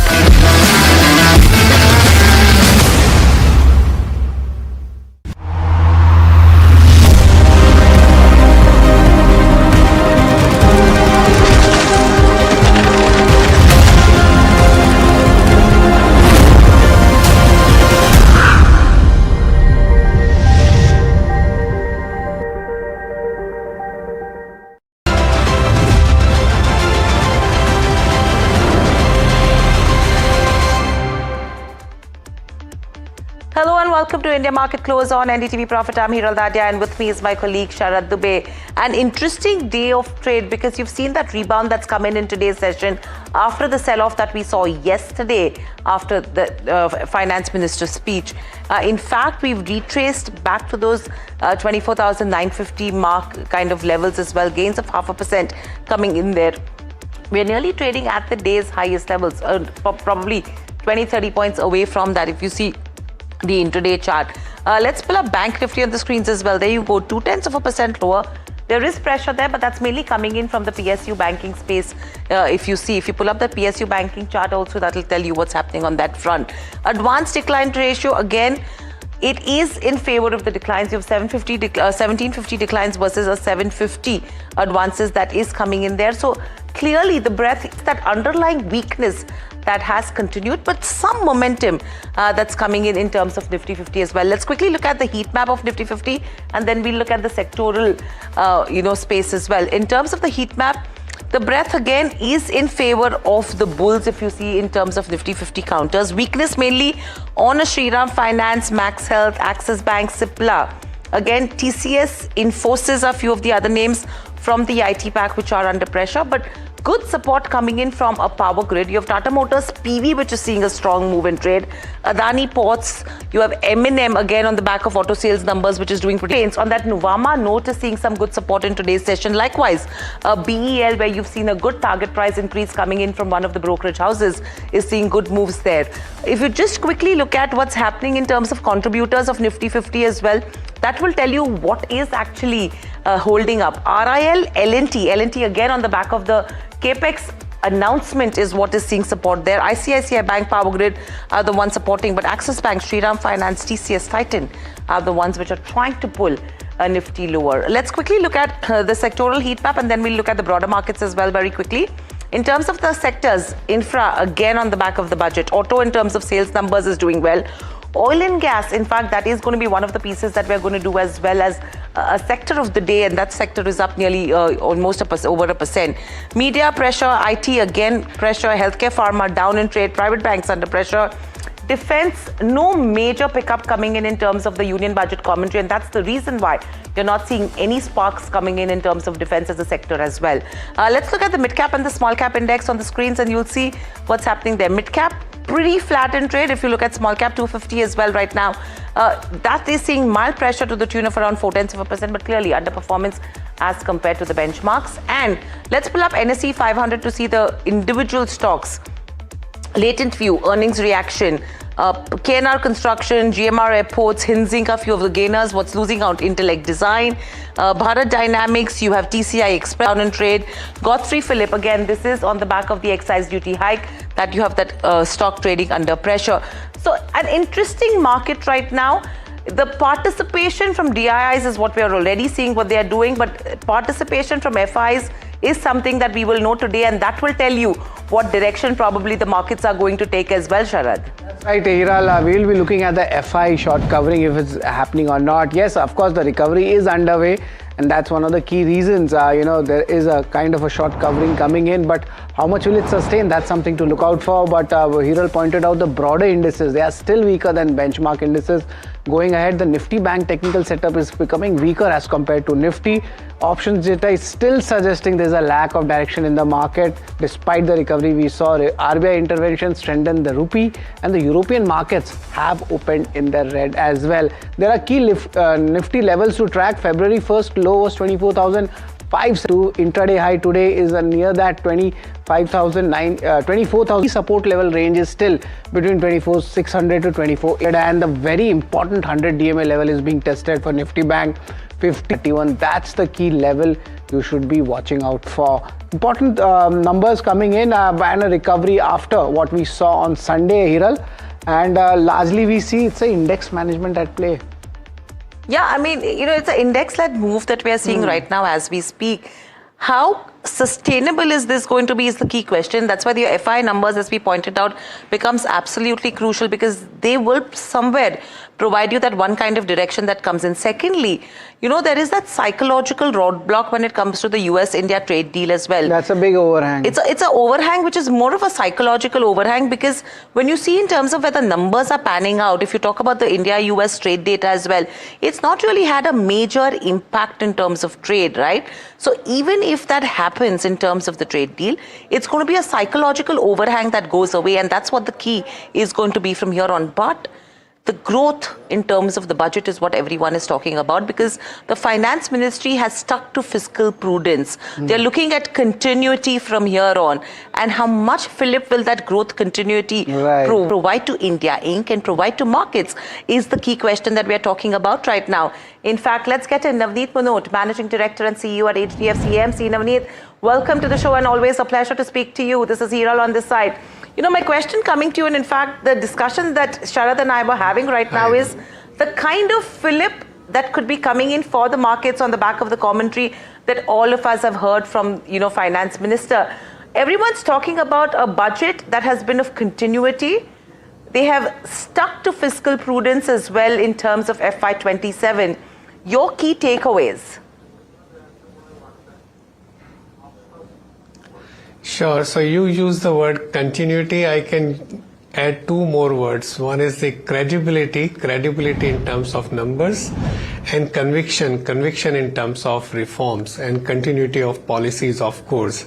So while we have ensured that we continue on the path of fiscal prudence, and particularly the goalpost of bringing down India's debt to GDP over the next 5 years by 2031, bringing it below 50%. I think it's a very good target, because once we reduce the debt to GDP and continuation, then only we'll be able to crowd in private investment, leave enough savings available for the private sector to invest from the overall household savings. So that's very credible. And the other thing, I think a series of new reforms that have been announced in the budget. And by the way, the reform train works like all 365 days. It doesn't have to stop on a single station, which is a budget day. But still, I think Finance Minister used the platform yesterday to announce a series of new reforms. And one particular I'll talk about. So over the last couple of years, we have seen reforms in the area of personal income tax, GST, and corporate tax. This time, a lot of focus on custom duties, which is, I think, very critical to build the supply chain resilience, as well as not only make India an Atmanirbhar, but also make strong manufacturing power. So I think that was like one of the highlight which hasn't got discussed. It has centered around the STT, etc. But look at the bigger picture and many of the other measures that government has undertaken, and we must compliment them. That's an interesting take. Navneet, hi, Sharad here. Hope all is well. STT issue is definitely there, but you can see that across the market there were a lot of folks where they were not very happy with that STT increasing up. How does this now shape up for the markets now going ahead? Is this a smaller event which will be absorbed in, and the long-term story remains intact? So I'm sure the feedback from capital market participants have gone on the STT side, and it's been loud and clear. Having said that, I think we must kind of pay attention to what the Secretary mentioned yesterday, that this is not aimed at enhancing the revenues, but it is also trying to curb the speculation in the capital market. We have seen government banning the gaming apps some time back, and when SEBI has published studies that more than 90% of the retail traders lose money in F&O, government has been looking at those numbers. Now one can argue whether this will have impact on the overall liquidity in markets, whether this will have impact on the overall depth and breadth of the market, and will this impact the overall sentiment in the capital markets. Of course, sentiments have got impacted. But again, I would request that we need to look at the larger picture and the government nature, but several other social objectives that they are trying to meet. On the market side, I think the event is behind us, and I'm sure the focus will shift back to global cues, to incremental macroeconomic data, corporate earnings, and of course the flow dynamics. Okay, interesting point that you made, Navneet, because yesterday, immediately after the speech was over, we exactly had the same analogy where the government was actually looking at the gaming industry when it comes to speculation, and now we're looking at STT when it comes to speculation. So yes, a social impact that they're looking at as well. When you talk about flows, with yesterday's session, we did see how the DIIs reacted to the budget. Yes, probably a knee-jerk reaction coming in there. The question is, when will the FPIs come back, and what will get the FPIs back to India? How are you looking at those aspects right now? Because a lot of factors that are playing around.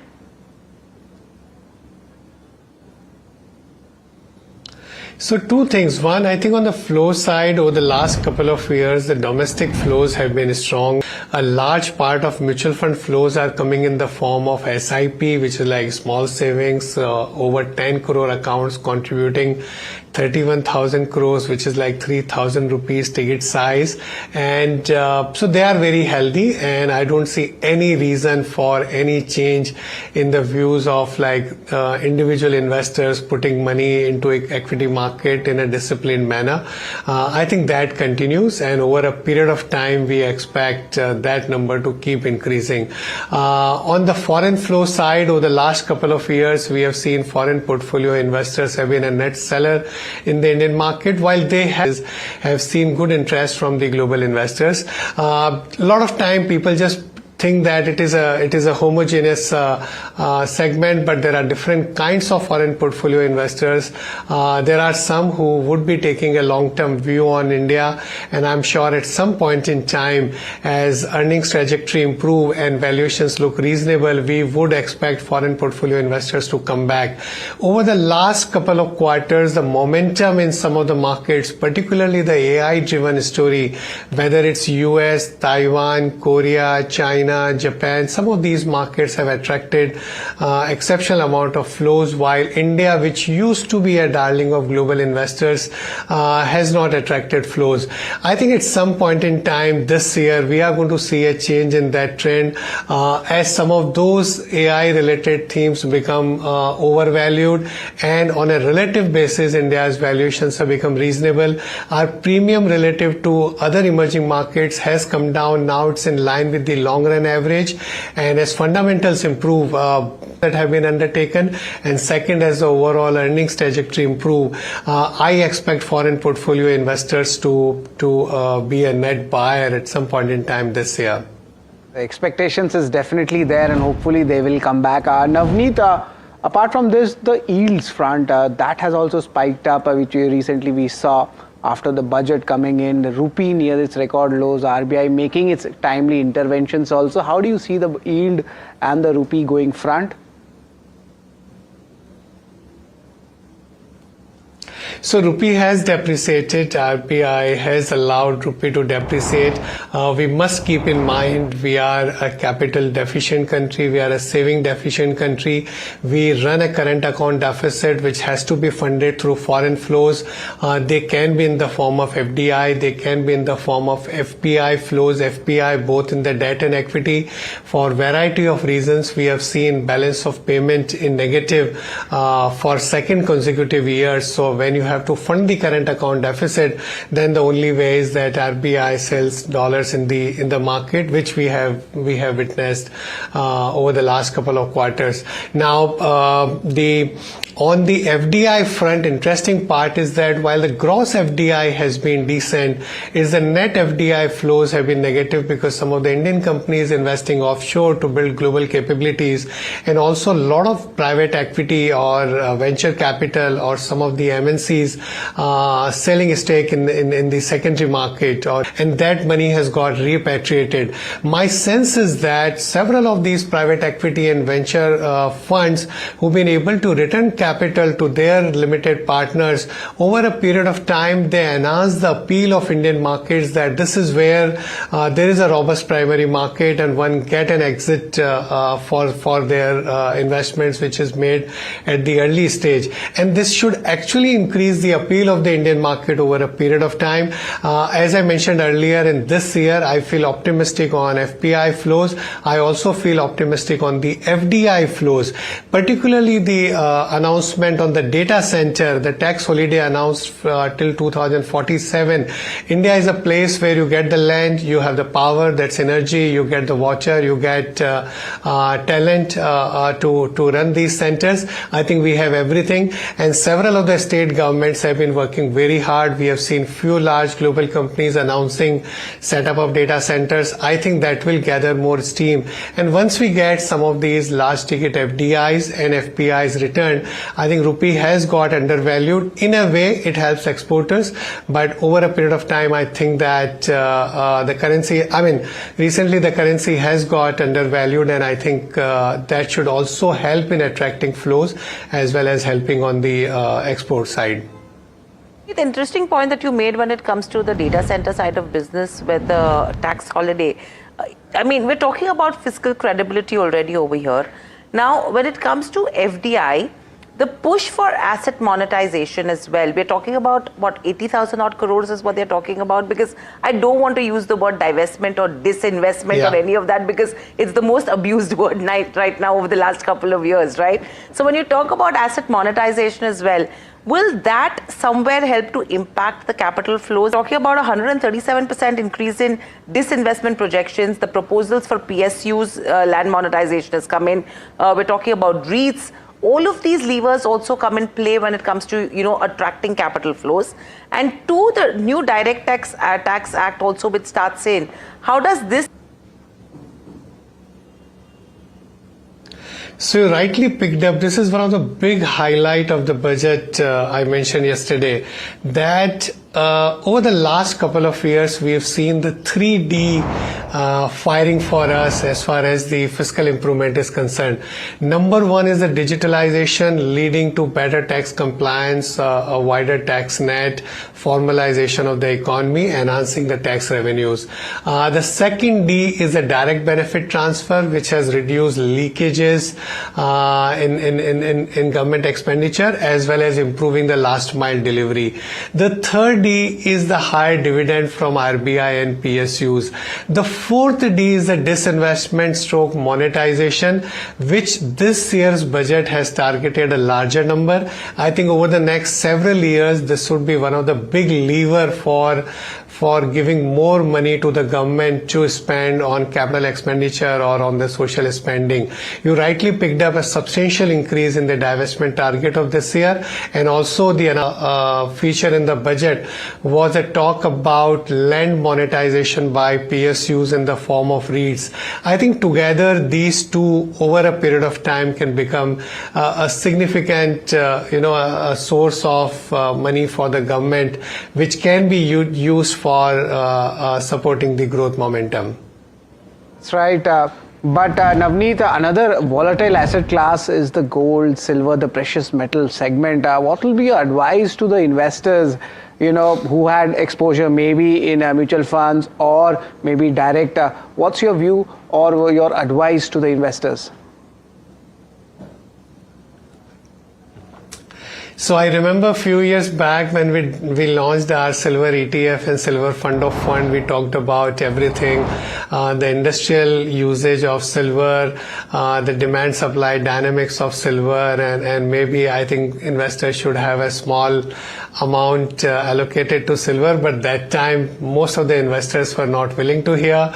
When prices went up manifold and suddenly large number of investors getting hugely interested in silver, but that's nature of the markets. I've been saying for some time that these are highly volatile asset classes.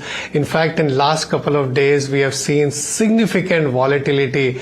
Now compare that with like equity market or the other assets where you invest like bond market. These are extraordinarily volatile. They have long cycles while they have done well in recent past for variety of reasons, and I'm sure they get discussed on your channel day in and day out. But at this, so investors need to have some exposure to them for the reasons that get discussed every day, but at the same time should not go overboard on allocating. These assets don't earn anything, unlike financial assets like bonds where you get interest, or equity which ultimately delivers in line with the earnings growth of the underlying companies. You need to have a small allocation as a hedge in your portfolio, but not go overboard when prices have run up so much. Absolutely. I think that's the key, Navneet, from here on, because everyone's actually gone overboard. And I think wives are the most happiest with the collection that they've had when it comes to gold and Only silver. recently. So on a lighter note, on a lighter note, Hiral, I've been saying that 1 kilogram of silver could buy 2 units of Nifty, and then nobody wanted to buy that. And recently, I think just 3 or 4 days back, there was a day when 1 kilogram of silver could buy 15 units of Nifty. So you decide what has become cheaper and what has become richly valued. Absolutely. This analogy is the best, and I'm going to make sure I put this up on social media ASAP, so everyone knows, where to weigh in and which side of the seesaw to actually look at. But thank you so much for joining. Always a pleasure. I know this has been a time where you've always come on morning shows. Very rarely an exception that you've made. Thank you so much for that.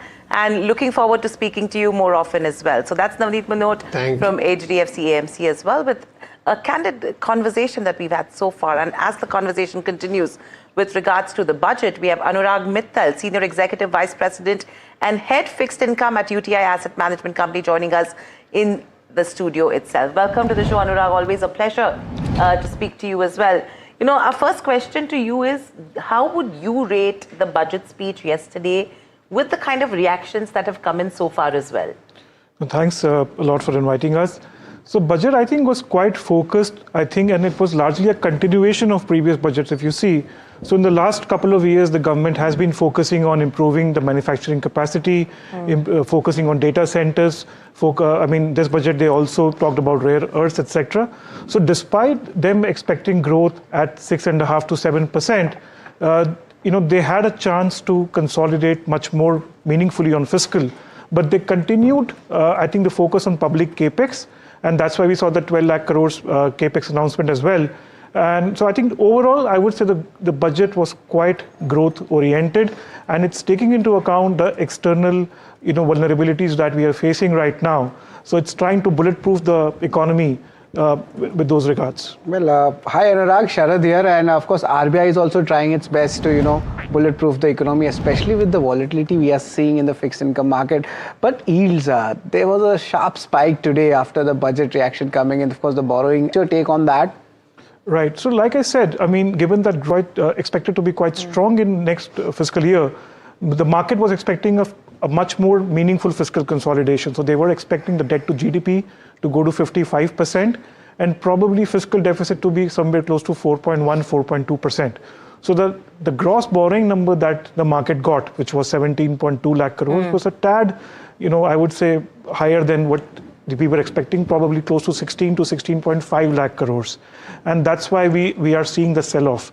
Because next year we again have the pay commission award, which will again push up the fiscal deficit. So in those regards, if the government has to reach to 50% by 2031, and we're already at this 55.6, so it's a very, very tough journey, especially if you consider the pay commission. So unless and until the nominal GDP growth picks up by 13-14%, it's difficult to reach that 50% mark by 31. So probably the direction and the way the borrowing number came caught market by surprise. So do you think then the market, how will the market actually absorb this kind of additional supply that comes in?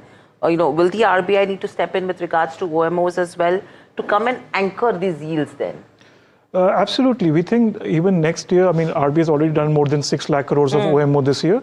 If you look at the BOP trend, and assuming no major US-India trade deal, probably next year also we could see a BOP deficit. So in that kind of scenario, we are expecting RBI to do at least 5 lakh crores of OMO next year as well. And we also expect additional demand to come from pension fund managers. So mind you, this year, because of the change in asset allocation pattern, the pension fund managers did not participate meaningfully in the government bond market. So we do expect next year incremental demand from them to come about 1 lakh crores. So overall, from a demand supply dynamics, we think overall situation should be fairly balanced.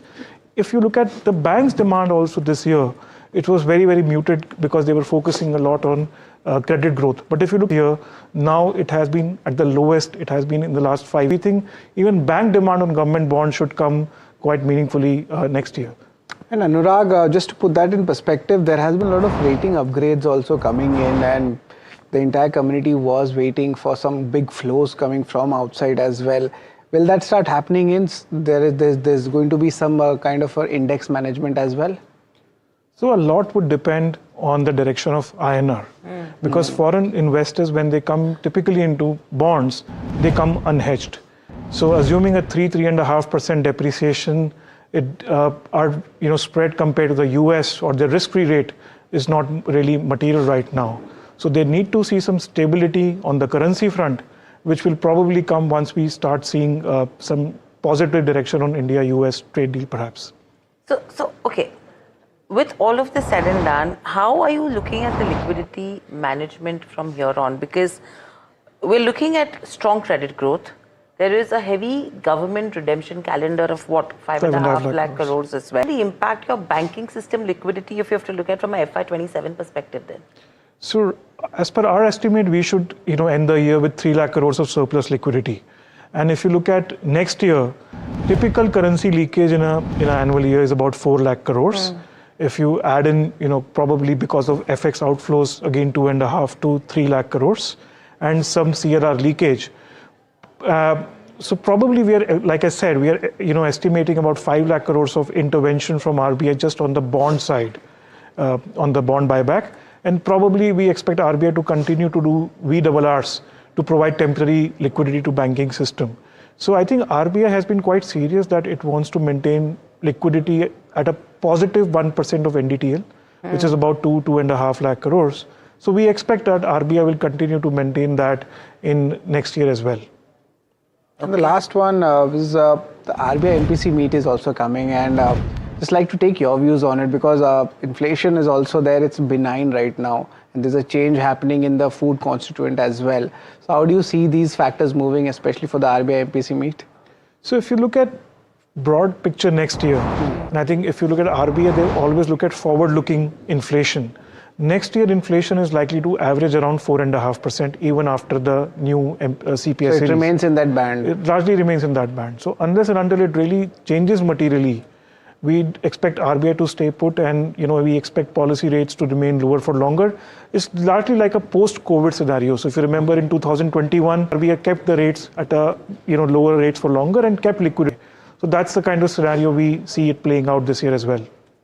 Okay, so I think it's going to be interesting to see what the RBI does as well, because for their management, liquidity management, everything becomes key at this juncture. But thank you, Anurag, so much for joining in. Always a pleasure to speak to you as well. So that was Anurag Mittal talking to us about the entire system when it comes to the liquidity management in terms of what the RBI will do from here on as well.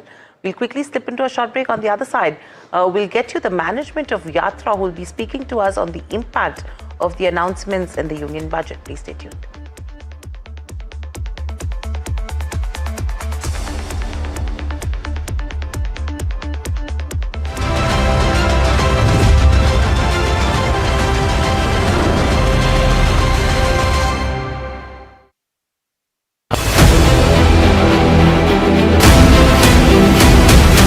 I propose to raise the STT on futures to 0.05% from the present 0.02%. There's a buzz of a potential hike that could happen when it comes to options STT, and this could be major negative coming in.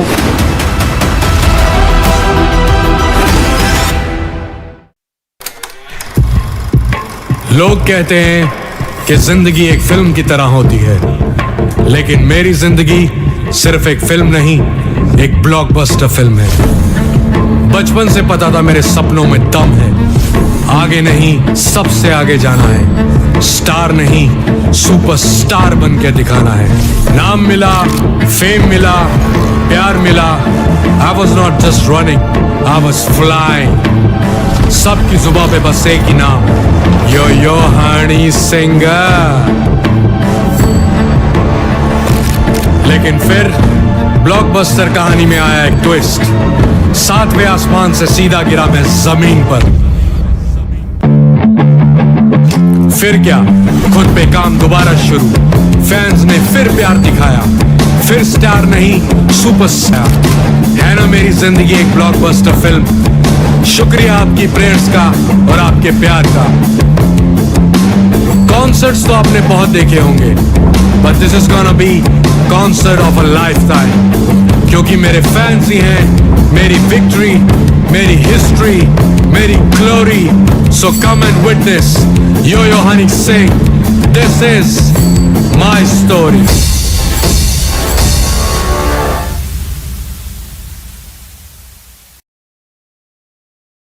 Presenting the all-knowing, all-powerful Tech Guru. Whoa. Guru? I'm no guru. Okay. I'm just a guy who loves his tech. A show where the mysteries of megabytes and motherboards shall be unraveled. Bro, nobody talks like that anymore. This is all about connected ecosystems, EVs and AI that you can use in your daily lives. We aren't talking about time travel yet. Gadgets tested under extreme conditions. But why? I review tech for people like you and me. You know what? All right. Tech isn't that complicated. In fact, it's about making our lives simpler, better, and more fun. That's what we do on Tech 360. Real talk, real reviews, tech that you can actually use. Tech has changed. So should your tech show.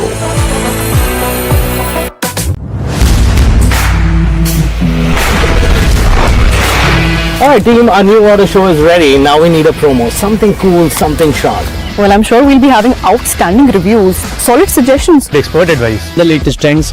It's a lot simpler. We'll help people make the right auto decision. It's got the cool stuff, geeky stuff, serious stuff, all of it, so that you can discover, decide and drive. I'm Siddharth Sharma and I am your Automate.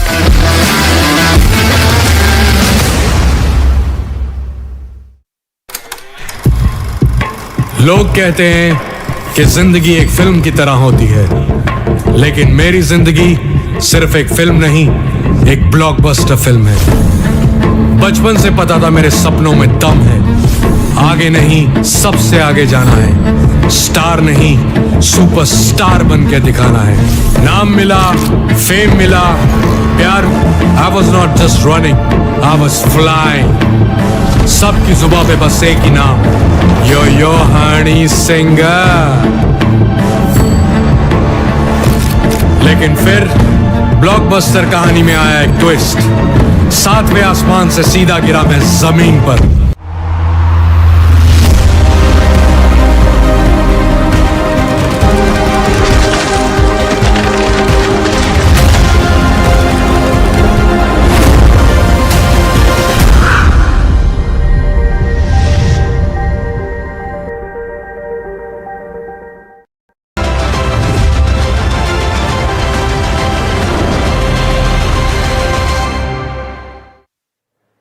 Welcome back to India Market Close, and look at the recovery for Nifty going past that 25,000 mark, and Nifty Bank also showing a good recovery. It's a day's high level, 25,032 is the current moves coming in. And of course, the recovery we see is more than 300 points from the day's low. Nifty Bank, let's see how the story is unfolding. And here also we see largely it has turned green. That's a good sign coming in. Mid cap and small cap indices also showing a good up move. UPL also, the results are out, and we see a good spike coming in the numbers, and you see the revenue that's up 13% on your basis. The internals also look decent.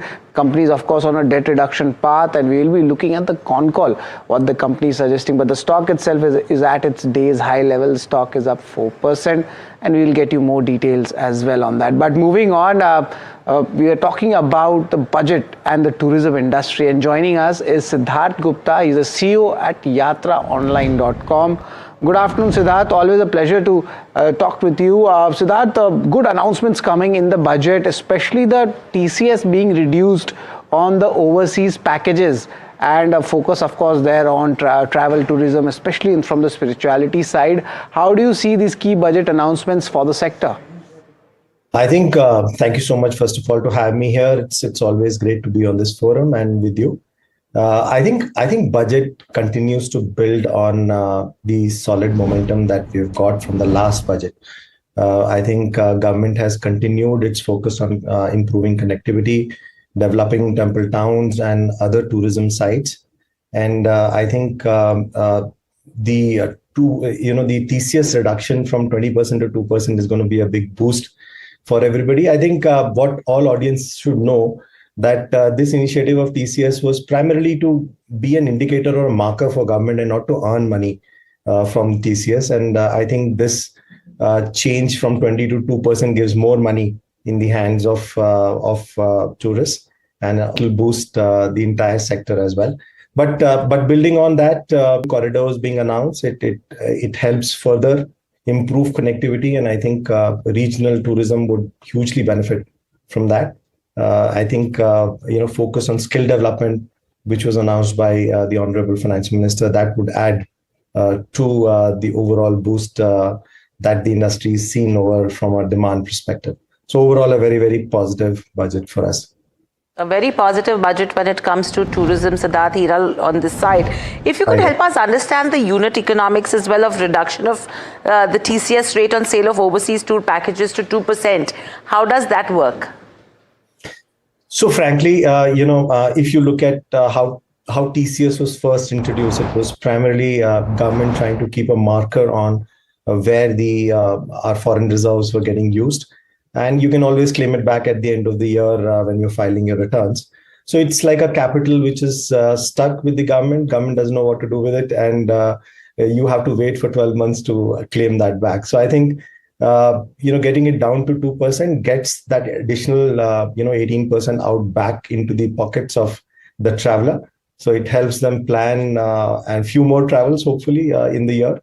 So it's got a direct implication on the boost. Obviously, the declining currency has taken a bit of sheen off because people have become a bit more careful with their budgets. But for sure, this will be a liquidity pump back.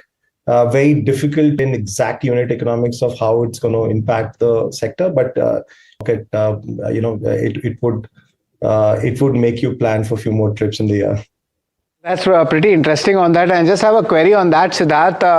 Of course, dollar is kind of not in our favor, but going ahead, with this TCS announcement also coming in, which countries are you seeing the inquiries picking up? Because right now also Q3, Q4 is generally a heavy season for holiday segment and for abroad trips, the packages which we call it. Of course, Euro is also not in our favor right now. So is it Asia? Is it Middle East? Where is it?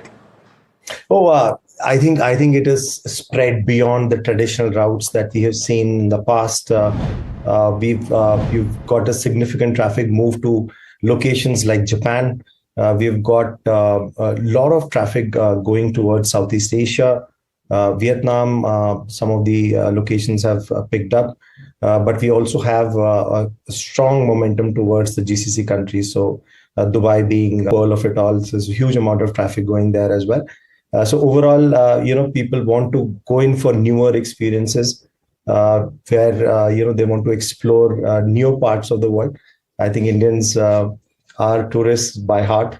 So I think almost, there is a bit of a shift. There used to be a huge amount of focus on US and and Europe earlier, but now we're seeing it getting democratized across almost all continents. So we've got a fairly decent amount of traffic going towards Australia, New Zealand as well. So very unheard of or low traffic areas are getting a lot of attention now. Yeah. Okay, so interesting takes coming in there. Thank you so much, Siddharth, for joining in. Always a pleasure. These are quick conversations that we are having across managements with regards to the impact of the budget, and hence a short conversation there as well. So that's the management of Yatra online, clearly indicating that this has been a positive budget for the industry. In fact, as we speak to the management as well, the stock trying to inch towards the day's highest levels with minor gains of 0.3% coming in there. But moving on, we are late, but this is the Heard on Street segment that usually Sharad Dubey gets for us with all the chatter from the dealing room. In his absence, I'm going to pick it up. 3 stocks that we're looking at. PB Fintech, that's one of the counters, but there is a potential buzz of a fundraise that could be coming in the works. The stock, though, under pressure today, and the company might be looking to do an acquisition to start a new line of business. We will wait for any clarifications to come in on this front. So there's a PB Fintech. On number 2, you have a Kalyan Jewelers, which is also Heard on Street, where there are buy flows coming in on a PMS desk at lower levels. That stock down nearly 1.5% in trade today. And thirdly, you have Varun Beverages. Now, this has been making news since quite some time. In fact, they were forced to cancel one of the transactions when it comes to acquisition in Tanzania, and now there are sell flows coming in on the HNI desk on a Varun Beverages as well.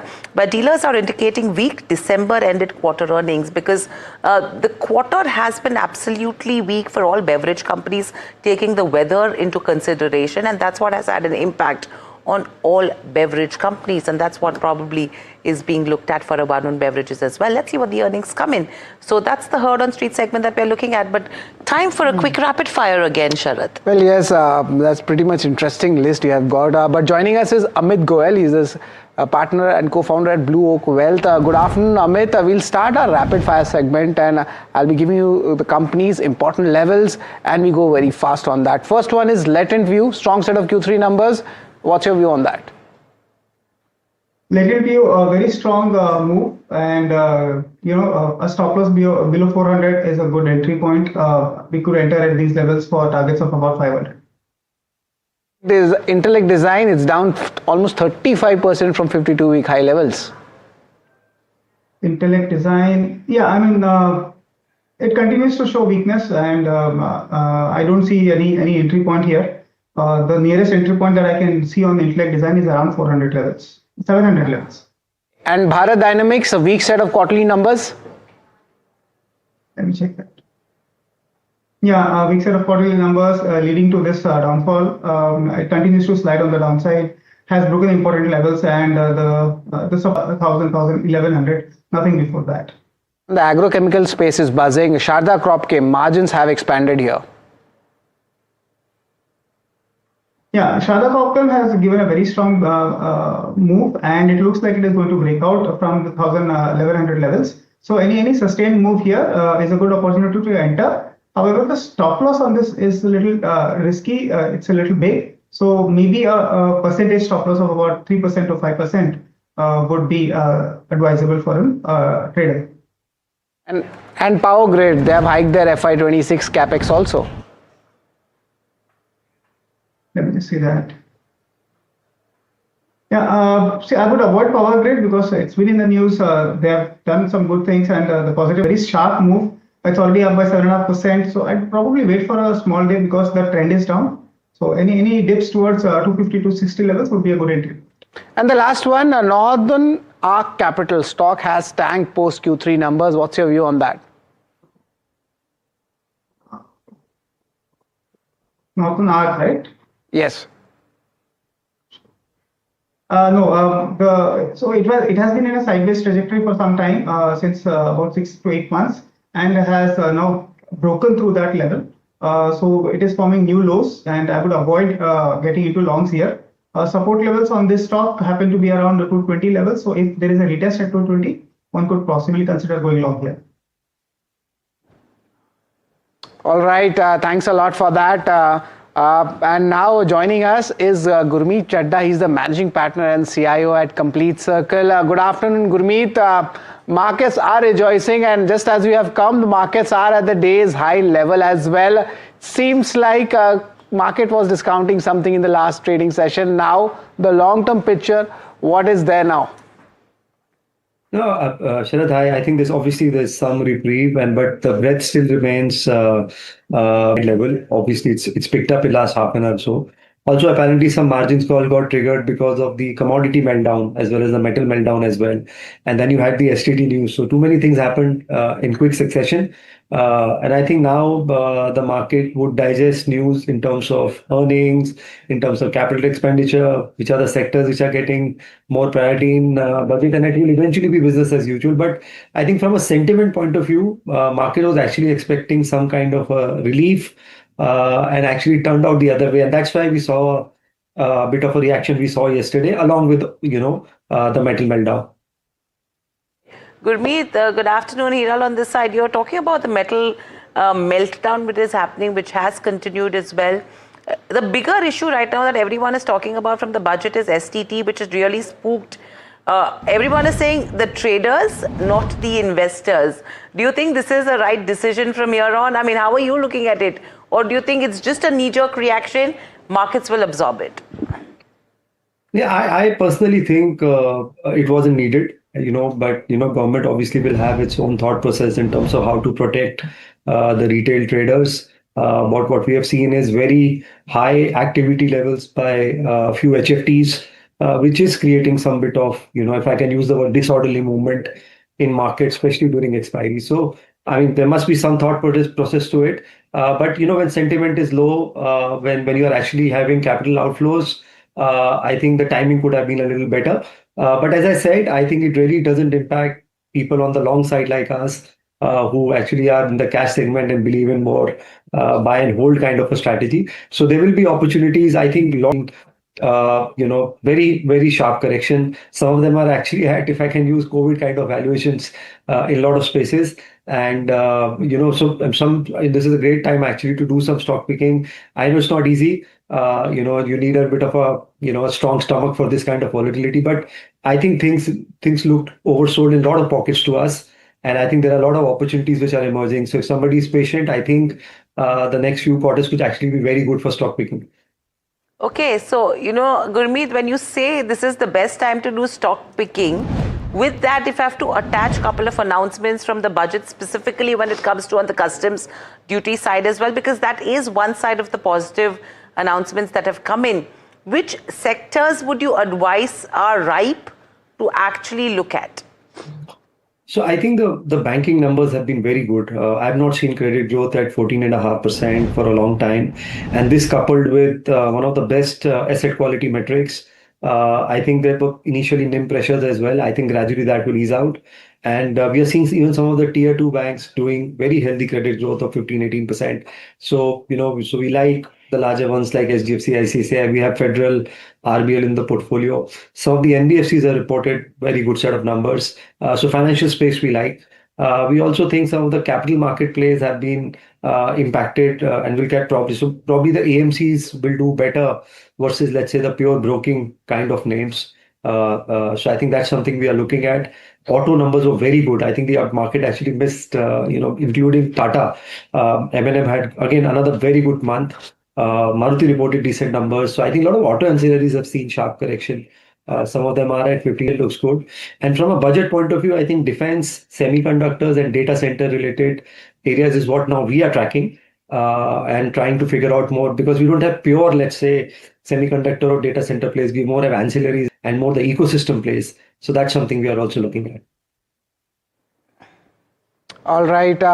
Gurmeet, stay with us. Over to Varsha. And Varsha, what's the important sector of the day? A lot of sectors have jumped up in the last 30 to 45 minutes. Must be hard. Well, I would say OMCs, today we are going to highlight on OMCs, why OMCs are gaining. There are two reasons why. One, of course, no mention of increase in excise duty on petrol and diesel in budget, and this removes a major policy risk for OMCs. Now, the excise duty collection actually rose from 3 lakh crore to rupees 3.63 lakh crore, but this is on the back of higher excise on cigarettes and tobacco and not from petrol and diesel. Now, the Second reason why OMCs are in focus is, of course, sharp fall in crude oil prices. If you see, Brent crude fell almost 7%, and how this impact, so basically lower crude is equal to lower raw material cost for OMCs and higher margins. Now, how this will benefit OMCs, let's talk about that. One is the major overhang has been removed. Policy risk was the biggest uncertainty that has been removed, and number two is marketing margins. If I were to talk about fall in crude price can lead to higher marketing margins by almost 2 to 2.5 per liter, because earlier when the oil prices was $70 per barrel, over there the margins had dropped around 4 to 4.5 per liter. At $65 per barrel, there will be huge expansion when it comes to margin. Overall, if I were to simplify onto the sensitivity when it comes to the margins, impact of rupee 1 liter margin change, if I were to talk about, IOCL will have an impact of almost 14% when it comes to EPS and 8% at EBITDA, while HPCL will have a huge impact of 24% to EPS and 13% at EBITDA. So these are basically two reasons why OMCs have been in focus as of today. Okay, so interestingly, why this is the sector of the day. Thank you, Varsha, for getting us all the details as well. Amit, your views when it comes to what the charts are indicating for OMCs right now in today's session? I mean, there has been some strong move in OMCs, oil and marketing gas companies, no doubt about it. And with accompanied volumes and all the reasons that Varsha has so kindly shared are areas. I would rather stick with some large cap, because while there has been an up move in the markets for today, the structure is weak from a broader indices perspective. So I would, be a little cautious, and there would be some bit of a flight to safety sort of a theme playing out in my swing trading portfolio. So amongst all these, I would like to, bet on Reliance Industries, not a pure play Hindustan Petro or BPCL, simply because this is more stable. It is a low beta stock as compared to the index, and given the volatility, given the uncertainties in the markets, I would stick here. And so, a move in Reliance is very heartening, and Reliance also has a very technically oversold kind of a trajectory. So from these levels at around 1390 odd levels, keeping a stop loss of today's low at 1335, one could look at targets of 1430, 1450 on this. Important levels for Reliance as well. Gurmeet, I also want to get you on Reliance. This year might be an inflection year for Reliance, value unlocking coming in as well. A lot of interest, being built up. How do you see Reliance going ahead this year? So Sharad, I think operating performance wise, I think Jio and retail, in my view, are a little soft. Retail also was single digit despite so many inorganic acquisitions. ARPU in Jio platform is hardly moving like 1 rupees a quarter. It's I think 212, 213 if I'm not wrong, and Airtel is 255. So there's some gap to bridge. So I think there are two triggers. One, obviously, if ARPU moves up, there's a bit of a tariff hike, which I think can re-rate it. Second, obviously, is the Jio IPO. I think they are awaiting a 2.5% approval versus currently with the minimum being 5% in terms of the initial issue size. I think if that comes, so if you see Bharti is already at about 130 billion kind of a valuation. If Jio, taking that as a benchmark, Jio should be 150, 160 billion.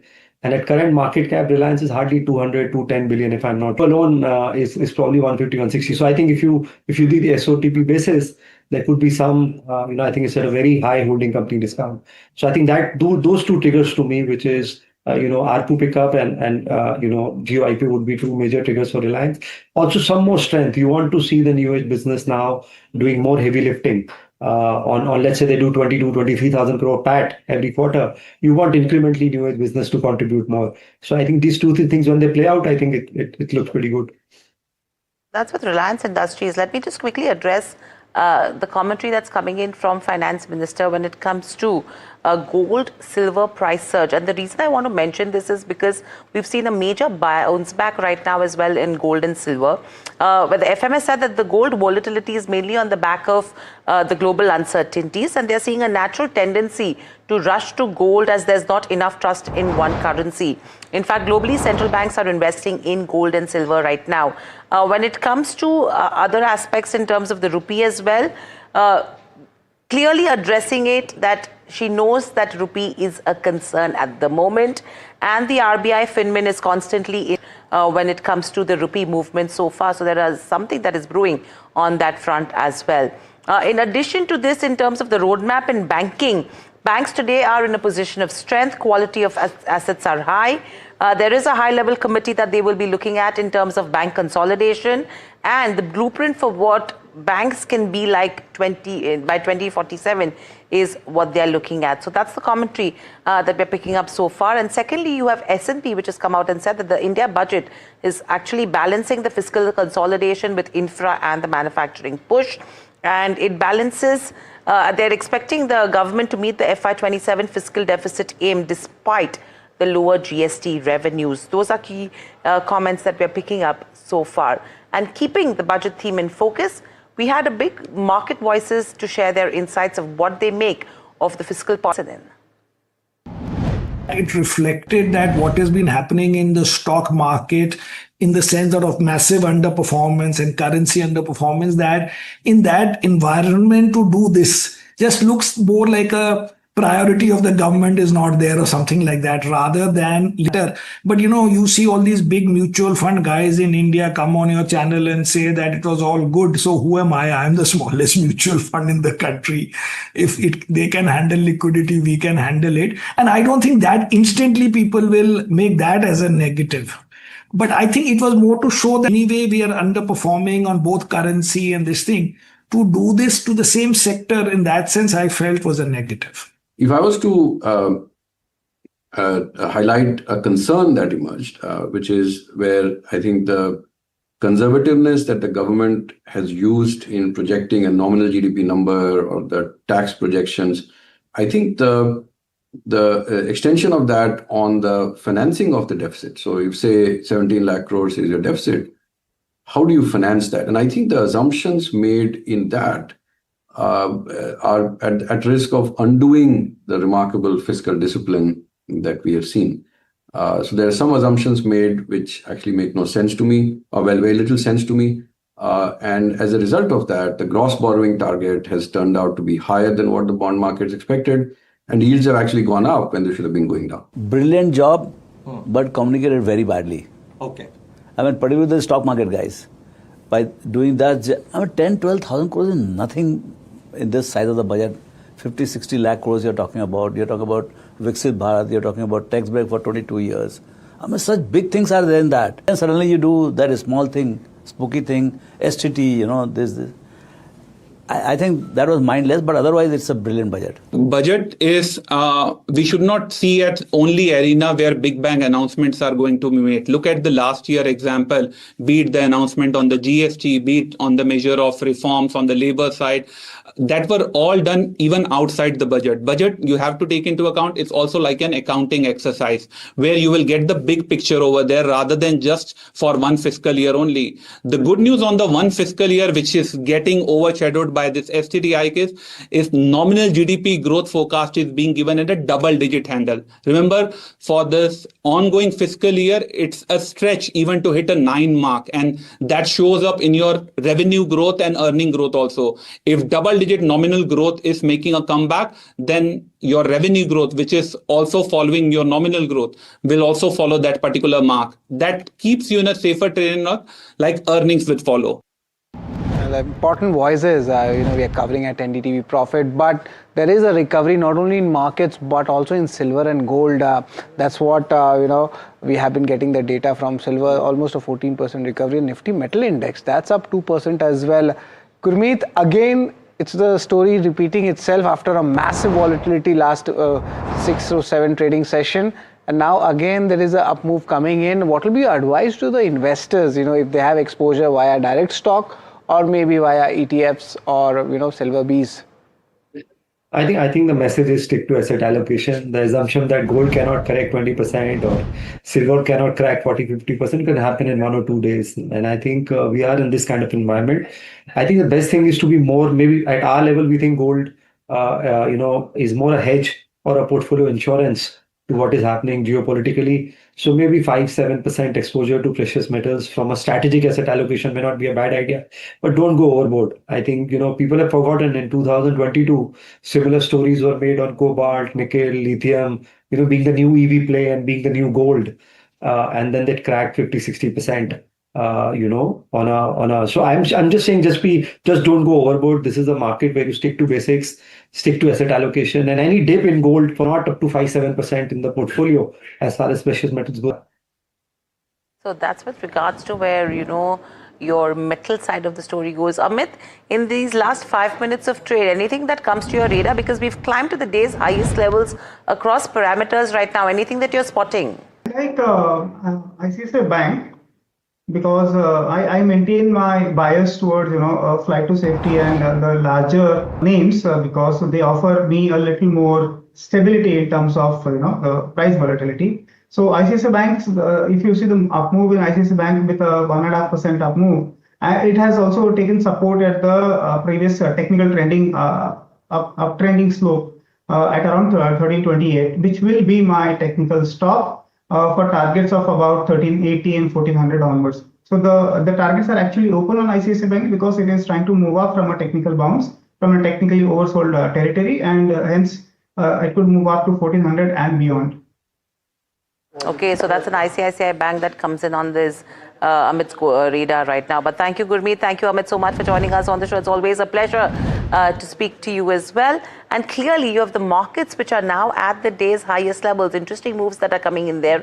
And if you talk about brokerages as well, I mean, Jefferies clearly has indicated that, the budget has continued the path of fiscal consolidation, albeit at a lower pace. In fact, they're expecting the FY27 deficit at around 4.2%, and the equity market would like relaxation, if any. Alternatively, the government could hold the deficit near 4.4%, and any capital gains benefits to FPIs will be a positive, though not our base case. And Jefferies has also said that they see gains from Kusum PLI, renewable energy and consumer durables will be beneficiaries. You have Morgan Stanley, where they're saying that the fiscal deficit to be set at 4.2% of GDP in FY27, and the focus on capex will help create jobs. The key themes will be targeted social sector spending and further structural reforms, and the market has been on a secular decline from here on. As of now, the market appears to be approaching the budget with skepticism, could be dealing with both volatility and upside risk post the budget. So this is key commentary that we're picking up from few of the brokerages so far. But let me go back to Sharad to see what the markets are looking like right now in terms of closure. Sharad, over to you. Well, this is a very strong closing we are seeing for today. Nifty also at its day's high level, comfortably near the 25,100 mark, and that's a very important technical level. Same story for Nifty Bank. However, it is not that strong as Nifty's recovery, but nevertheless, we'll take it after what a volatile session we saw on the budget day. Largely broader index has turned even Stevenson. It's a very important recovery. Nifty mid cap is up 1.3%. Nifty small cap, let's say it's in the green. Yes, it's up 1%. These recoveries are big. Why? Because they have gone up almost 3% from the day's low if I talk about the small cap. Amongst the key gainers in the Nifty constituents, let's have a look over there. It's a sea of green. Power Grid leading the pack. Tata Motors, Adani group of stocks, all of them doing really well. Even your banking names, they have picked up. Amongst the losers, not much. The IT names are there. That's where there's a pressure. Shriram Finance, that's down 3% as well. But this is a day of recovery, rupee strengthening. And also let's see the sectors, how they have performed. A strong up move coming in most of the sectors, just especially the PSCs, the infras, the autos.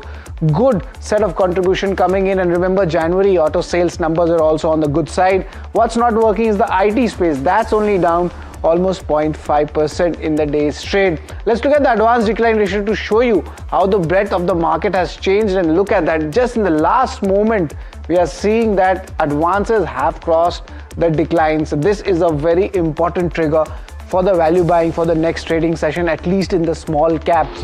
Apart from that, let's also look at the BSE 500 index contributors. But we'll get you all those details as well. And largely this day, we have seen the impact on the OMCs doing really well, which we had mentioned. MRPL up 9%. Hindustan Zinc, that's out 8%. Capex guidance going up. That's what Street is expecting, 8% up there. And amongst the losers, we are having Intellect Designer, PV Fintech, that's 0%. and other stocks like BDL and Shriram Finance also making it to the list. So Hiral, it's a very interesting day of trade and the markets are ending at the day's high. What else can we want today? Absolutely. Is this the FI magic or the DII magic is what we will get to know in the next couple of hours when the numbers do start coming in as well. So that's what markets have looked like. But an interesting update that we were taking you through, commentary coming in from Finance Minister Nirmala Sitharaman in a meeting that was held at Kartavya Bhavan. My colleague Shrimi and Rishabh are joining in with what are the key details that they've picked up so far post the press conference yesterday and today, this meeting that has happened. Rishabh and Shrimi, over to you if you could help us understand, because markets have somewhere taken few things with a stride of positiveness. We've ended at the day's highest levels. I'm sure there is something coming in. Absolutely, Hiral, because she met on all the fine prints of budget, and this is a lot of clarification, and we are trying to, touch upon all the issues on which she clarified, and among those, the important one being on the custom overhaul, because this is in the context of what is going on with the US. Of course, she's saying that whatever the decision in the duty structure, etc., has no influence on custom duty overhaul. And in fact, this has been in the works for past 2 years. So that's what she emphasized. But on the STT, which is most takeaway from the budget yesterday, she said that, the government only tried to touch the speculative trading. It's only, related to FNO, the future and options, and not really across the segment. And she's actually highlighted the kind of concern she received from parents of children and the kind of study Finance Ministry had on that 90% retail investor has actually lost the money, and that reasoning she gave on hiking the STT rate. On gold and silver surge, which of course one of the concern of government as well, she said that volatility exists because of the uncertainty in global markets, and that we have been listening from economists as well, expert as well. She's also talking about that this is kind of natural tendency. People move to rush to gold when they have, don't have trust on one currency. And she clearly said that, central bank globally are invested in gold. So that's important clarification coming at this point of time when you see a huge surge in the gold and silver prices. So that's one. And one of the important parts she said on the disinvestment, as we know that, the stance of government has changed, post-COVID. In fact, they picked up a couple of proceeds earlier, but then they slowed down. And the new one, latest one is, of course, IDBI. So the statement coming at this point when she's talking about that the government is certainly look at more on disinvestment and asset monetization. So this is important in the context of how they are going and keep the pace of disinvestment. Of course, it depends on the volatility in the market, etc. But definitely this is one of the major agenda on the government table, and she's going to accelerate the disinvestment is what sense we have got. It's important also, Hiral, she met around 80 journalists, and the meeting went on for about 1.5 hours. And we are the first one to bring you the roundup, because she spoke almost on all the topics what journalists have asked. Of course, it was an off-record briefing, but we tried to sort of put out the best possible and all relevant lines for our viewers, and ask Absolutely. Rishabh In fact, also, exactly. I was just going to come to that anything that Shrimi has missed that Rishabh wants to highlight, because it's a whole host of information that's coming in from this off-cam briefing. No, the rupee is also a big clarity, which Rishabh will tell you. Sure. Rishabh, tell me what she said exactly on the rupee. Right. So with rupee, what the finance minister said was that she noted that it's a concern, the current levels. What she also said is that the RBI and the finance ministry are very much constantly in touch over those levels. Remember, the Eco survey had mentioned that an undervalued rupee hasn't hit any sort of sentiments yet. So this was an important clarification that came in from the finance minister. Another very important highlight of the budget was, of course, the FM's focus on banking. And that is something that she also clarified in terms of the roadmap for banking for India, the high-level committee that is set to come up for a banking vision for 2047. And what she told us that banks today are in a position of strength. Asset quality is very, very high as we speak. But she said that she doesn't want to leave it just there. She said that it is required that if India has a growth agenda for 2047, banks must support that. And that will come in the form of futuristic banks that also know how to leverage technology. She said that the high-level committee will also look into bank consolidation, and also the terms of reference for this particular committee will be drafted. So a bunch of very interesting commentary coming in from, and we'll continue keeping you updated with more and more. Yeah, I mean, that's interesting commentary. Thank you, Rishabh. Thank you, Shrimi, so much for getting us this information. Absolutely crucial when the markets are ending at the day's highest levels with the clarifications coming in there. But completely out of time. Thank you for tuning in, and join us again for more market insights and updates with new shows that continue. Stay tuned to NDTV Profit.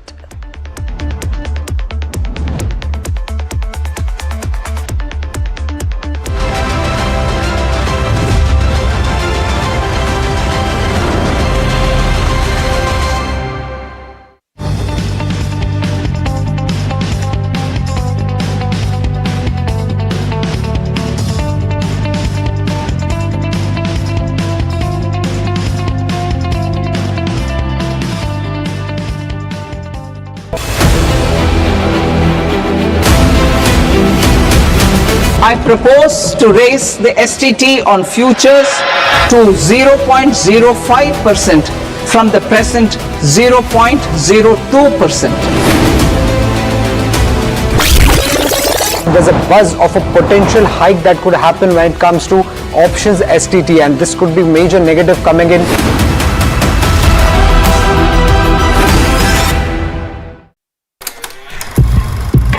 लोग कहते हैं कि जिंदगी एक film की तरह होती है, लेकिन मेरी जिंदगी सिर्फ एक फिल्म नहीं, एक ब्लॉकबस्टर फिल्म है। बचपन से पता था मेरे सपनों में दम है, आगे नहीं सबसे आगे जाना है, स्टार नहीं सुपरस्टार बन के दिखाना है। नाम मिला, फेम मिला, प्यार मिला। I was not just running, I was flying. सब बस एक ही नाम, यो हनी सिंगर। लेकिन फिर ब्लॉकबस्टर कहानी में आया एक ट्विस्ट। 7वें आसमान से सीधा गिरा मैं जमीन पर। फिर क्या, खुद पे काम दोबारा शुरू। फैंस ने फिर प्यार दिखाया, फिर स्टार नहीं सुपरस्टार बनाया। है ना मेरी जिंदगी एक ब्लॉकबस्टर फिल्म। शुक्रिया आपकी प्रेयर्स का और आपके प्यार का। कॉन्सर्ट्स तो आपने बहुत देखे होंगे, but this is gonna be concert of a lifetime, क्योंकि मेरे फैंस ही हैं मेरी विक्ट्री, मेरी हिस्ट्री, मेरी glory. So come and witness yo Honey Singh, this is my story.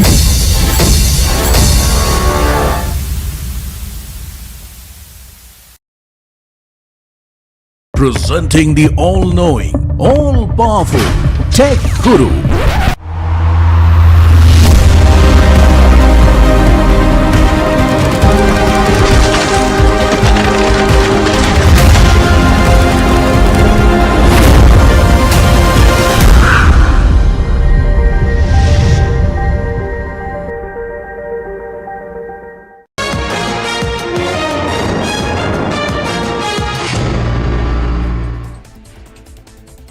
Hello viewers, you're watching Market Express on NDTV Profit. I'm Himakshi Bhavna. Let's get straight into the show and see how the markets have fared today.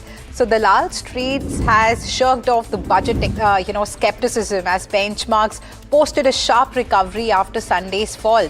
If you look at the key indices, so they have seen over 1% rally in trade as Nifty has reclaimed the 25,000 levels, while the Sensex has also jumped near 1,000 points. Broader markets, if we look at, so they've also posted a sharp recovery after a volatile session, ending the day with 1% of gains. And sectorally, if we look at, markets have ended the day on a good note, as most of the sectors have ended with gains led by auto stocks, which has seen some strong moves on the back of a healthy January sales. And apart from the autos, oil and gas and metal counters also ended with good gains. Now, on the other hand, it was only IT stocks which witnessed some sort of selling pressure. Now let's look at day's key earnings. First up, we have Campus Activewear. So it has delivered a set of numbers this quarter. EBITDA margins, if we look at, they have expanded sharply, which is up from 16% last year. And if you look at the EBITDA has grown also 34% to 110 crores, while the revenues rose and touching 589 crores. If you look at the bottom line, so it was even stronger. Net profit has jumped 37% to 63.7 crores, and this is driven by improved efficiency and also healthy demand. And keeping it going with earnings, another stock that has reported a good set of numbers is Latent View Analytics, with profitability gaining solid traction. PAT is up 20%, reflecting improved operational performance and also healthy deal momentum. Among the segments, financial services have led the growth, continuing to be the company's strongest vertical as clients ramp up the spending on data, and also it has also led to transformation. Viewers, next up we have Intellect Design. So the third quarter earnings have disappointed the street expectations, with profitability taking a sharp hit. The revenues have slipped 3.5% to 731 crores, while the EBIT has tumbled a steep 55% to 46.9 crores, which is nearly 47 crores, dragging the margins down to 6.4% from 13.8% last year. So higher investments have also weighed heavily on the bottom line. Net profit has crashed 72%, coming in at just 28.4 crores as compared to 102 crores last year. Now on to another stock that is under pressure. Bharat Dynamics has delivered a soft third quarter, with both revenue and profitability under significant pressure. Margins have slipped sharply, reflecting weaker execution and also cost pressures. EBITDA has taken a major hit by half compared to last year. The stock is also struggling, trading nearly 40% below its 52-week high, as investors react to the sequential slowdown and also margin compression. Yes, next up we have Sharda Cropchem as posted a strong third quarter. This is driven by sharp improvement in the profitability. Margins have expanded meaningfully, rising from 12.3% to 18.7%, and thanks to better pricing and cost control. Now, the upbeat performance has also lifted the market sentiment, with the stock rallying 27% since the results. So overall, a solid quarter that signals a performance. Next up, we have Power Grid. So that is powering ahead with a sharp upgrade to its investment outlook. The company has raised its FY26 capex guidance, lifting the target from 28,000 crores to a stronger 32,000 crore rupees. Now, the enhanced spending plan underscores Power Grid's confidence in accelerating transmission expansion and also supporting India's rising power demand. With this upward revision, the company signals a robust growth trajectory, setting the stage for faster project execution and also a more resilient national grid.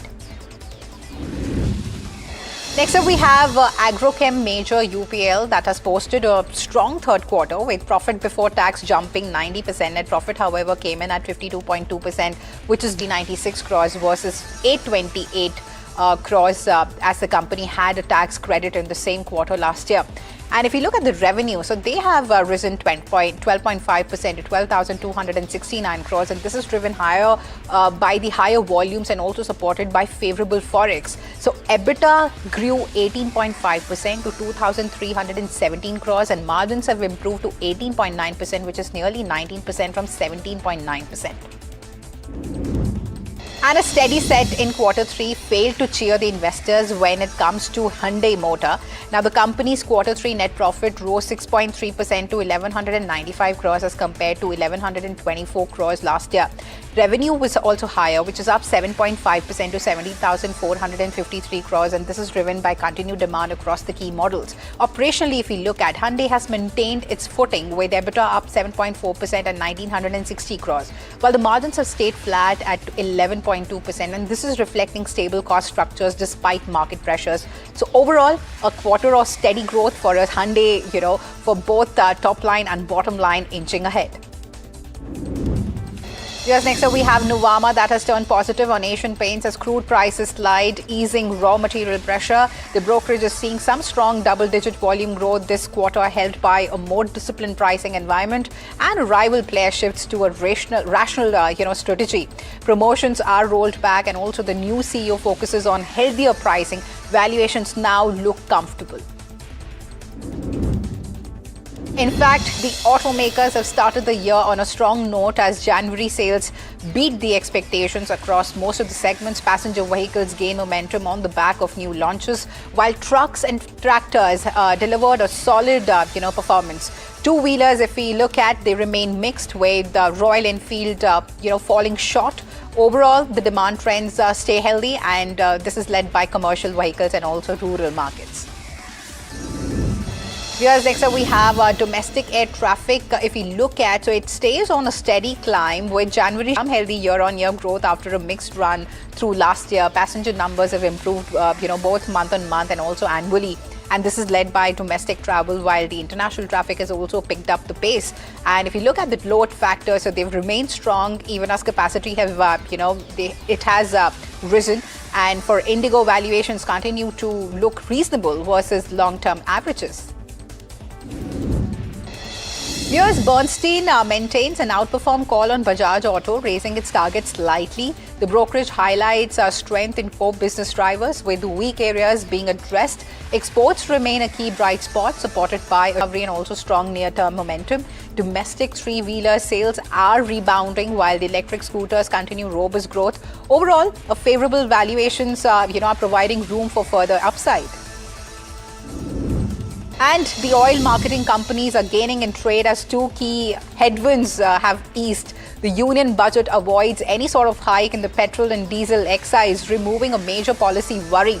And at the same time, crude prices have fallen sharply amid the steady OPEC supply and also easing the global tensions. So lower oil prices have lifted the market, marketing margins, and they've also improving the earnings visibility for the OMCs and also driving stock gains. Let's look at some brokerage notes. Jefferies have upgraded delivery to a buy from underperform and also lift its target very sharply. The brokerage notes that earlier headwinds around the insourcing are easing, helping the company deliver an earnings beat and lower integration cost in the e-commerce, and the strong growth in part. Truckload volume support the positive view. With potential recovery in the broader road logistics, delivery looks better positioned. In fact, Bernstein has described the union budget as academic and largely lacking punch. Revenue targets look realistic and the divestment goal is sharply higher, but there are no immediate boosters. So higher transaction taxes hurt the sentiment, while expected capital gains relief is missing. So overall, the budget is seen as neutral for India, with Bernstein holding its market view and also expecting some sort of rebound after the recent sharp fall. And viewers, the tire industry is rolling into the budget year with optimism. The Automotive Tire Manufacturers Association has said that the government's sharp increase in the public capex to 12.2 lakh crores is a significant positive, given how closely the tire demand tracks, the pace of road building, freight movement, and also overall infrastructure activity. So the ATMA says that future-ready infrastructure is spanning highways, rail links, logistics corridors, and also urban mobility directly fuels the demand across both passenger and commercial vehicle tires. So the association expects stronger replacement and also the OEM demand as transport activity up over the coming years. And looking at government bond yields now, so they have spiked to a one-year high of 0.78% after the union budget unveiled a record borrowing plan for FY27, much higher than the market expectations. Traders say that the sharp jump in gross borrowing has revived the concerns about the debt supply, liquidity pressure, and also weak demand from the long-term investors. The rupee opened night stronger, and this is supported by the reported RBI dollar sales in the offshore market, but remains vulnerable after touching a lifetime low of 91.98 per dollar last week. So the net borrowing is set to rise to 11.7 trillion, while redemptions will surge nearly 70%. Analysts are expecting near-term volatility as global yields stay high, and also the RBI operations attempt to cap the rise.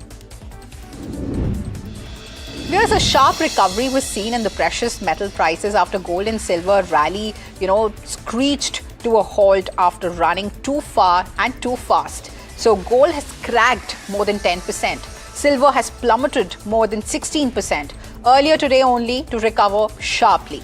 So concerns over a stronger dollar, hike in the CME margins, and also drag that remained, two of the key headwinds. So however, with the safe haven demand intact on the back of geopolitical uncertainty, tailwinds for gold and silver remain firm, with silver rising above the $81 an ounce level. And looking at Bitcoin, so that has dipped below 75,000 rupee level in 9 months as traders reacted to broader weakness in the crypto markets and also increased the risk aversion among investors, according to market data. Now, the decline comes amid tightening liquidity conditions and also profit-taking pressure after recent gains. Analysts are saying that the break below key support levels could keep the sentiment subdued in the near term. And other major cryptocurrencies also posted some losses, reflecting a cautious mood across the digital asset space. And looking at India's manufacturing activities, it has seen a mild recovery in January, with the PMI rising to 55.4 from a 2-year low of 55 in December, according to the latest HSBC survey. Now, reading above 50 signals, expansion with faster new orders supporting output and also hiring. However, business confidence has slipped to its weakest level in 3.5 years as firms have remained, cautious about the future demand. Input cost, however, pressures, rose while the output price growth has eased, squeezing the margins. Domestic demand has remained the main growth driver here, though export growth has slowed. And India is considering the foreign direct investment limit on public sector banks to 49% to help attract fresh capital and also support growth, government sources have said. Now, the move is aimed at strengthening the banking system and also enhancing the lender's ability to fund the credit growth. Currently, the FDI limit in the PSU banks is lower than many private lenders, and also lifting that it could bring in the strategic investors. And officials have said that the proposal is under active discussion within the government, but no final decision has been taken yet. So the change, if approved, interest in the banking sector. Next up, we have Maruti Suzuki. So, it may be compelled to raise vehicle prices as commodity inflation continues to push up the input cost. So, Senior Executive Officer Partha Banerjee has said that precious metal prices have risen phenomenally. And while the company is trying to absorb as much as possible, a hike may become unavoidable. Maruti currently has 1.75 lakh of pending orders, and also January alone has seen 2.78 lakh bookings. And this is supported by strong demand after GST rate cuts. So Banerjee said that if costs keep rising, he said that the automaker will have to pass some of the burden onto the buyers. And the yen has weakened after Japan's Prime Minister suggested a weaker currency could benefit export-oriented industries, cooling the expectations of direct intervention to support the yen. The currency slipped 0.5% to 155.51 per dollar, giving back nearly half its gains from the last week. Now, Japan's PM has later clarified that she wasn't signaling policy direction. With Japan heading into a Feb 8 snap election, traders are expecting volatility to remain high.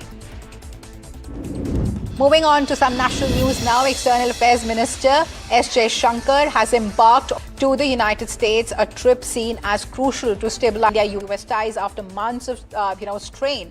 He'll attend a Washington-led ministerial on critical mineral supply chains hosted by U.S. Secretary of the State Marco Rubio, with a focus on clean energy transitions and also strategic mineral cooperation. Jaishankar is also expected to hold the bilateral talks with senior members of the Trump administration. Relations have been under pressure after the U.S. doubled tariffs on Indian goods, alongside tensions over the Russian crude immigration changes and also Trump's claim of diffusing the India-Pakistan conflict last year. Now, this visit is being closely watched for signs of reset in the partnership. On to some more national news. The Supreme Court has granted bail to 3 accused in the 2024 Pune Porsche crash case that killed 2 people. While hearing the matter, the court has observed that parents must bear the responsibility in incidents involving juveniles.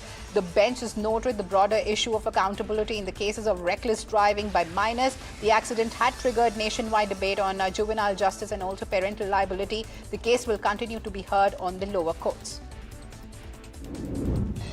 In fact, US President Donald Trump has said that he still hopes Washington can strike a deal with Iran even as tensions spike across the Middle East. Speaking from Florida, Trump has highlighted the scale of the US naval deployments moving very close to Iran and also insisted he preferred diplomacy but warned that if no agreement is reached, the world would find out whether Iran's supreme leader was right in saying as a US strike would trigger a regional war. His comments follow new warnings from Khamenei, who said any American military action would spark a wider conflict across, and has repeated that it is not seeking war but would respond forcefully to any attack. Trump, however, has maintained that Tehran appears open to talks and also suggested a timeline has been set without providing details. And viewers, onto some sports news now. Pakistan has decided to forfeit its T20 World Cup match against India, turning the tournament's biggest fixture into a major flashpoint. Now, they're going to play the event in Sri Lanka, but ordered it not to take the field for India clash on 15th of February. Now, the ICC is now assessing the fallout, with reports warning of financial penalties and also sanctions if Pakistan skips the marquee game. Now, India will receive full points if Pakistan does not show up. And Dalai Lama has won his first ever Grammy Award at the age of 90, receiving the honor in the Best Audiobook Narration and also Storytelling category for his spoken word album Meditations. So the reflections of His Holiness, the Dalai Lama. Now, the award was announced at the 68th Annual Grammy Awards in Los Angeles. Now, the Tibetan Spiritual Leader Project, which compiles and also meditative guidance, was widely praised for its clarity and also contemplative depth. Now, in a message reacting to the win, he has said that he was grateful and described the honor not as a personal achievement, but as a recognition of universal values like peace, compassion, and the oneness of humanity. And his album beat several high-profile nominees, including Trevor Noah and also U.S. Supreme Court Justice Ketanji Brown Jackson. Well, with that, viewers, it's a wrap on this edition of Market Express. But please don't go anywhere and stay tuned to NDTV Profit for more news and updates.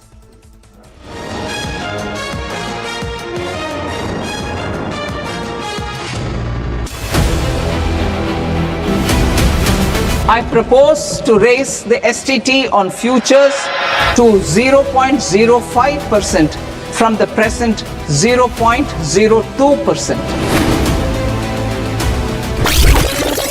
There's a buzz of a potential hike that could happen when it comes to options STT, and this could be major negative coming in.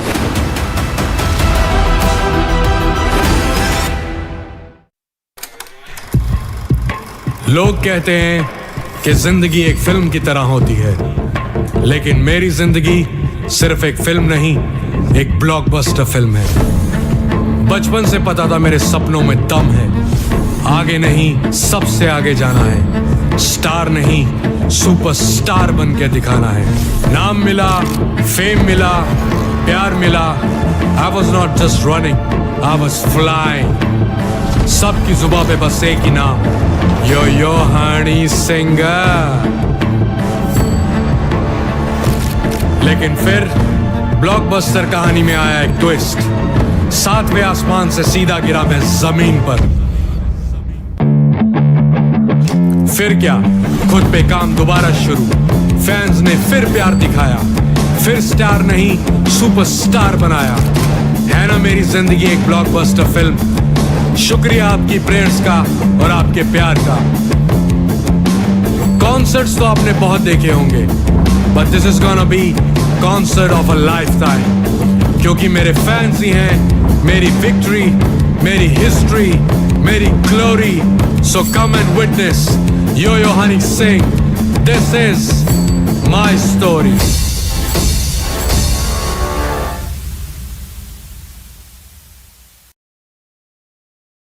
Presenting the all-knowing, all-powerful Tech Guru. Whoa. Guru? I'm no guru. Okay. I'm just a guy who loves his tech. A show where the mysteries of megabytes and motherboards shall be unraveled. Bro, nobody talks like that anymore. This is all about connected and AI that you can use in your daily lives. We aren't talking about time travel yet. Gadgets tested under extreme conditions. But why? I review tech for people like you and me. You know what? Let me take it from here. All right. Tech isn't that complicated. In fact, it's about making our lives simpler, better, and more fun. That's what we do on Tech 360. Real talk, real reviews, tech that you can actually use. Tech has changed. So should your tech show.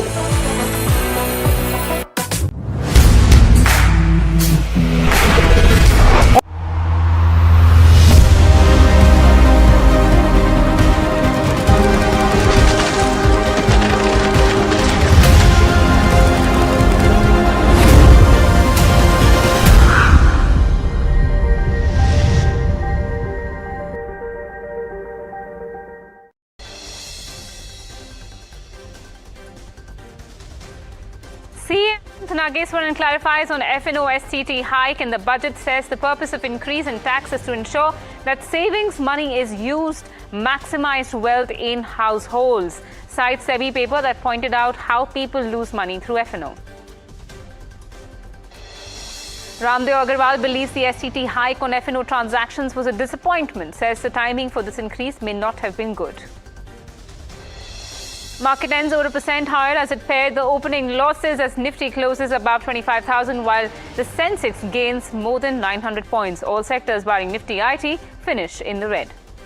Most auto companies beat sales estimates. Royal Enfield division falls short of street's expectations. Growth momentum continues with strong growth for the tractor segment. Maruti sees stellar month. Rupee closes 91.51 against the dollar after posting the biggest single-day gain in 6 weeks. Reports suggest RBI intervened through dollar sales in the offshore market to support the currency. Gold and silver bounce back in trade. Silver recovers 14% to $81.8 an ounce, while gold rebounds 6% to $4,721. Finance Minister addresses the volatility in gold prices, says it's due to global uncertainties, and adds that she is seeing natural tendency to rush to gold as there's not enough trust in one currency. External Affairs Minister S. Jaishankar is set to visit the US between the 2nd and the 4th of February to participate in the critical minerals ministerial convened by US Secretary of State Marco Rubio. This meet will focus on supply chain resilience, clean energy transitions, and strategic cooperation in critical minerals.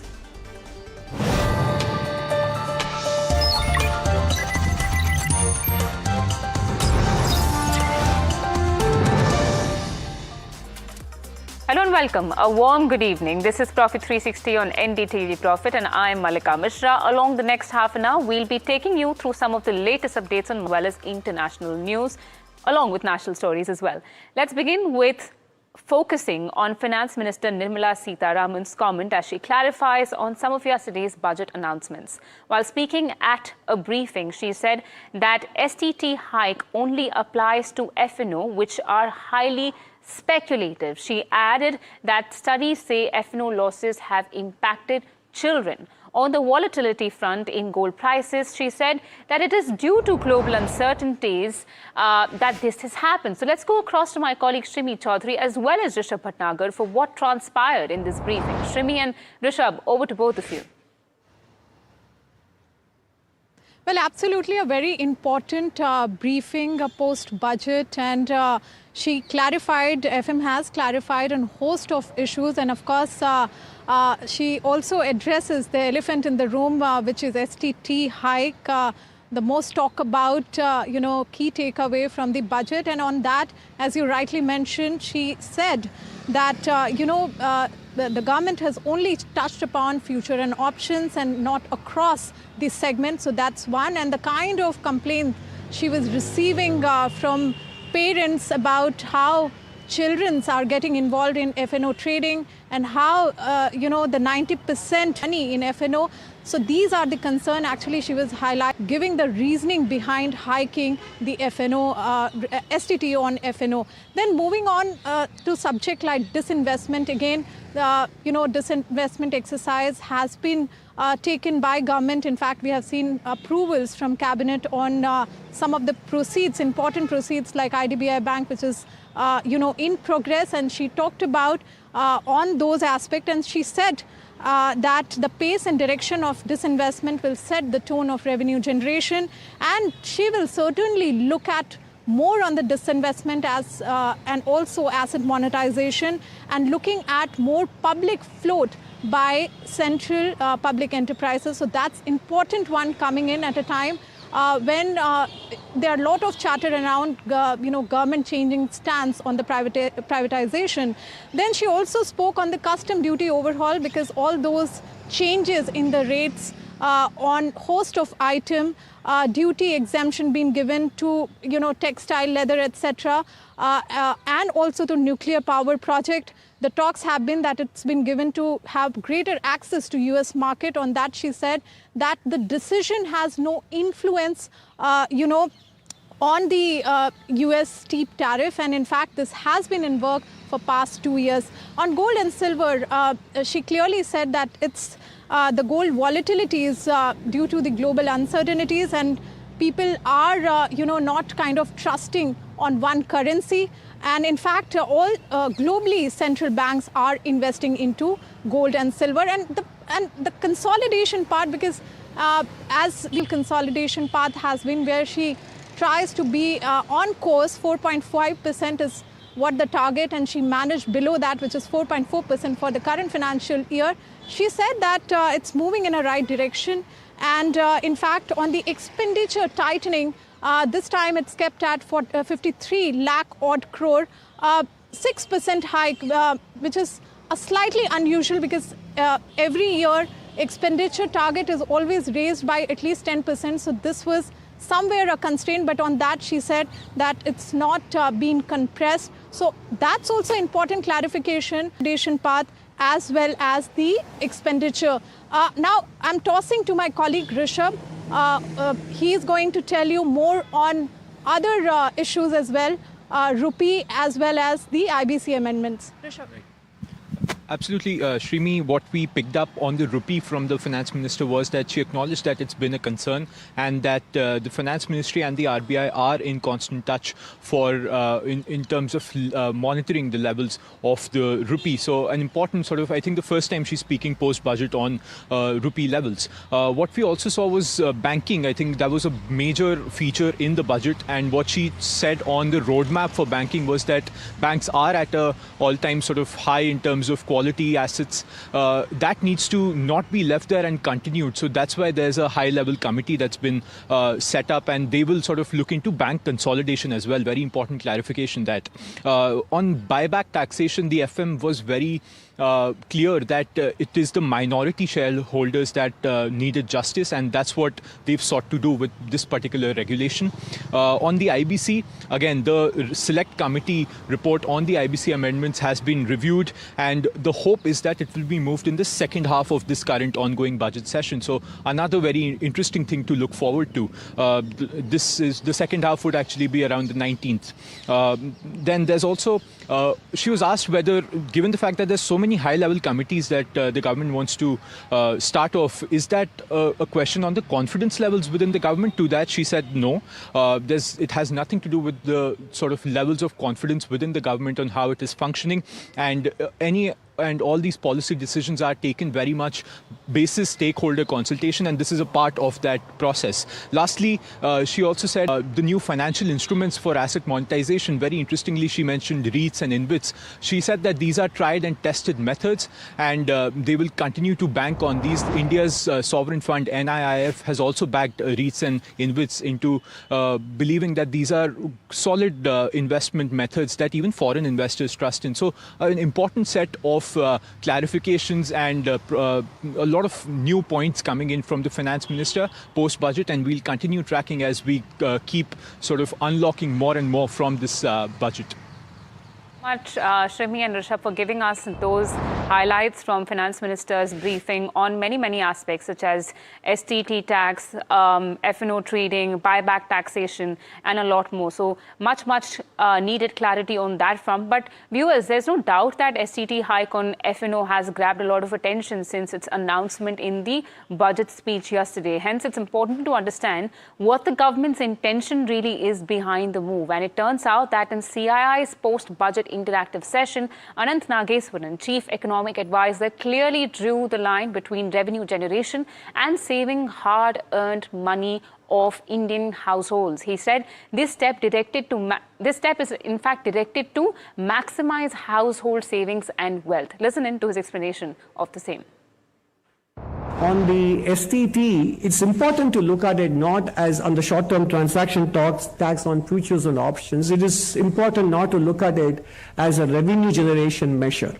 In 2025, the government restricted online gaming activities, and this is only confined to futures, and the government was interested in using it as a revenue generating measure. Please do recall when the capital gains tax was, long-term capital gains tax rate was increased to 12.5%, the government made sure that the first 1 lakh of capital gains was excluded from taxation, and that number was raised to 1.25 lakhs. 90% of the capital gains taxpayers actually have capital gains of less than 1 lakh. So they were exempted from tax. So the purpose is not revenue.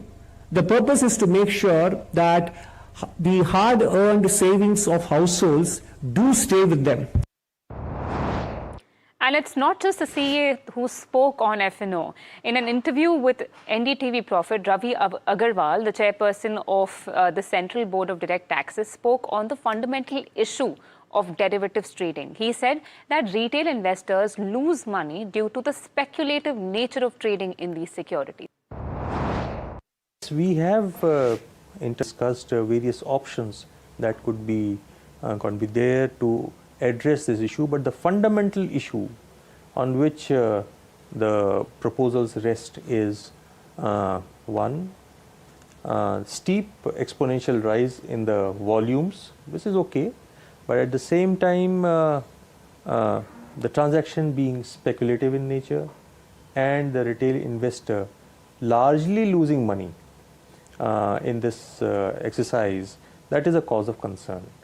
See, so far as business is concerned, this, I would say, the tax also is claimed as a business expenditure.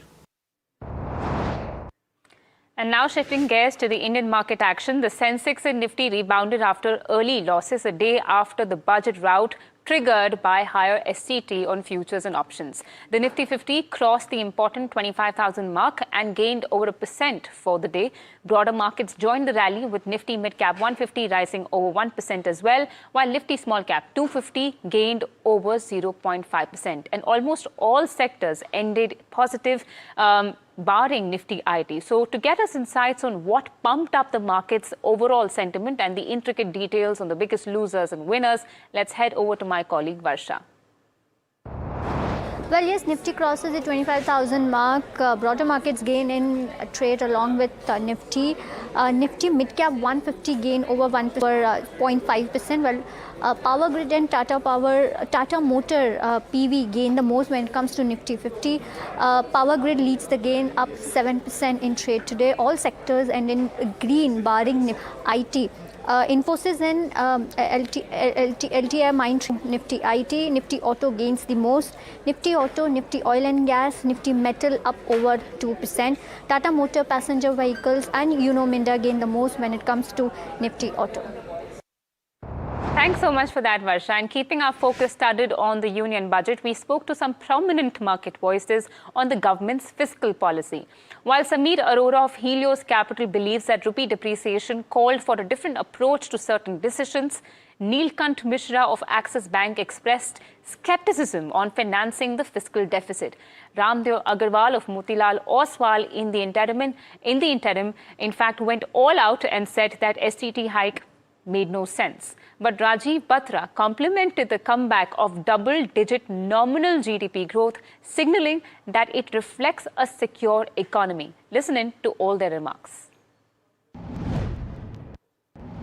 It reflected that what has been happening in the stock market in the sense of massive underperformance and currency underperformance, that in that environment to do this just looks more like a priority of the government is not there or something like that, rather than liquidity also it might matter. But you see all these big mutual fund guys in India come on your channel and say that it was all good. So who am I? I'm the smallest mutual fund in the country. If they can handle liquidity, we can handle it. And I don't think that instantly people will make that as a negative.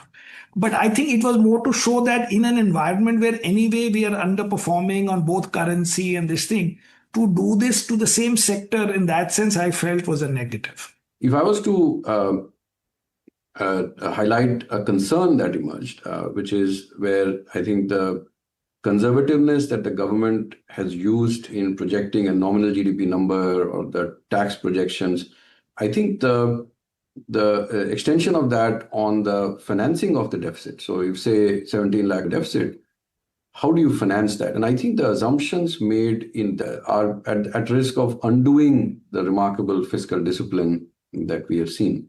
So there are some assumptions made which actually make no sense to me, or very little sense to me.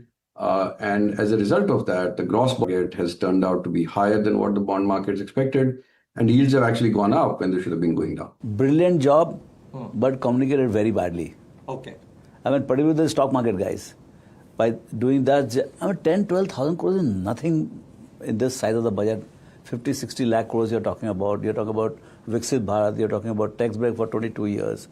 Such big things are there in that. Small thing, spooky thing, STT, this.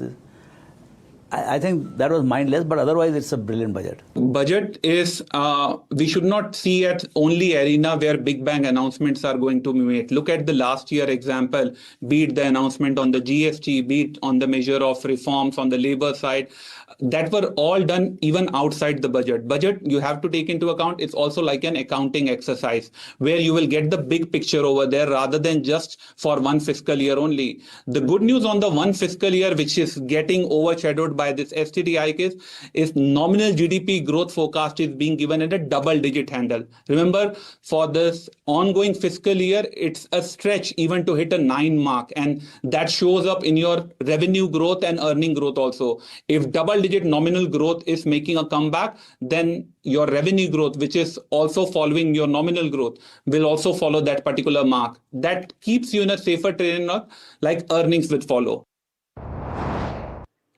And it seems like that auto majors have marked a strong start to the year. Almost all major automakers have beaten estimated figures of their January auto sales. Though an exception in the positive ride was Aisha's Royal Enfield division, which came in below expectations. But overall, truck and tractor makers had delivered a solid beat. My colleague Puneet now joins us with a detailed breakdown of all the auto sales figures.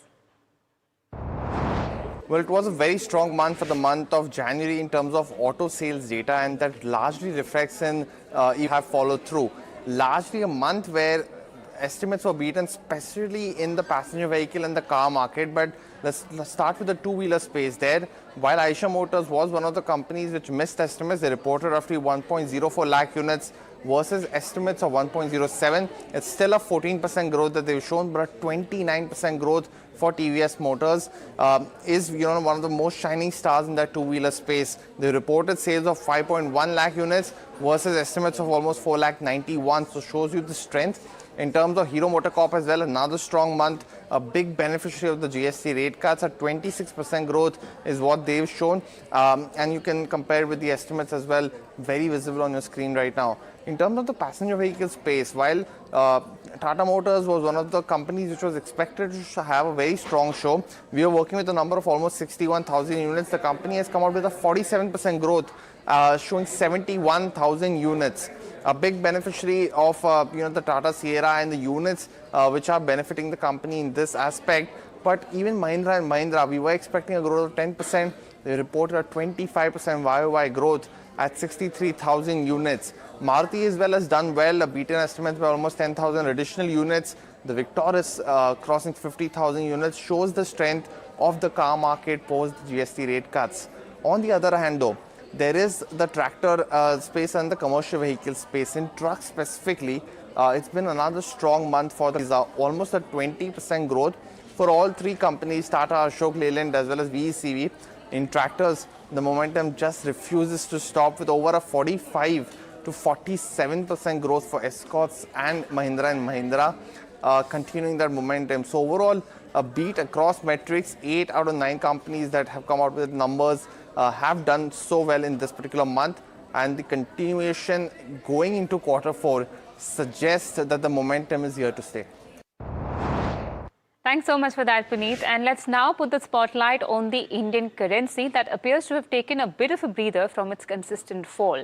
And I say this because the rupee closed at 91.51 against, and silver's rally screeched to a halt after running too far too fast. Gold cracked more than 10%. Silver plummeted more than 16% earlier today, only to recover sharply. My colleague Shreyansi, who closely tracks these commodities, joins us with more details on what really sparked that rally. Well, absolutely. You've seen quite the recovery coming in when you talk about gold and silver prices. So when you talk about gold particularly, you do have prices that are down right now about 3.2%, but above that $4,700 an ounce level. Now, when you talk about silver as well, that has also had a very stellar recovery coming in. So 3.8% downtick is what you're looking at for silver, and it was previously down 16%.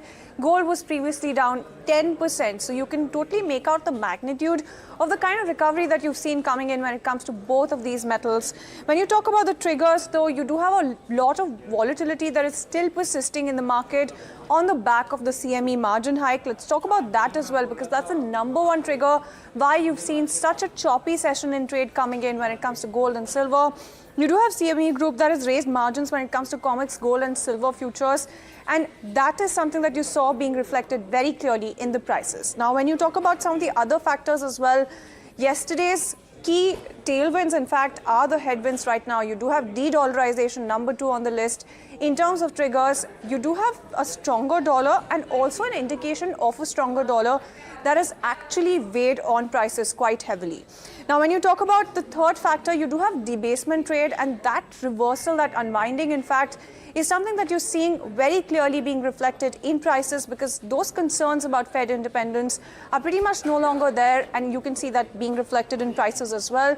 So that largely is the backdrop as well. Why it's going to remain volatile from here on is because you do have supply fluctuations on the back of the waves of hot money in China, also contributing to that domestic supply tightness when it comes to Beijing. So that's something that you're looking at in terms of factors as well going forward.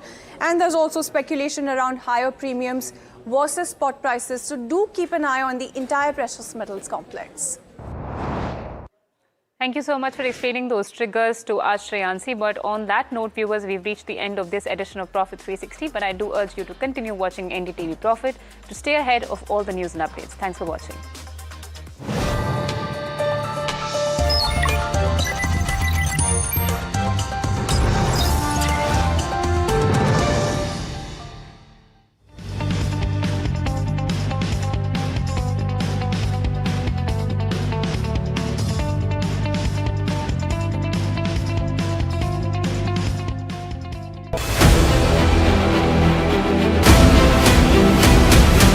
I propose to raise the STT on futures to 0.05% from the present 0.02%.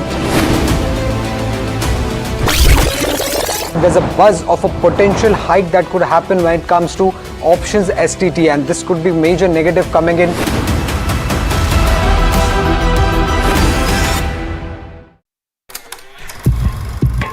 लोग कहते हैं कि जिंदगी एक film की तरह होती है, लेकिन मेरी जिंदगी सिर्फ एक फिल्म नहीं, एक ब्लॉकबस्टर फिल्म है।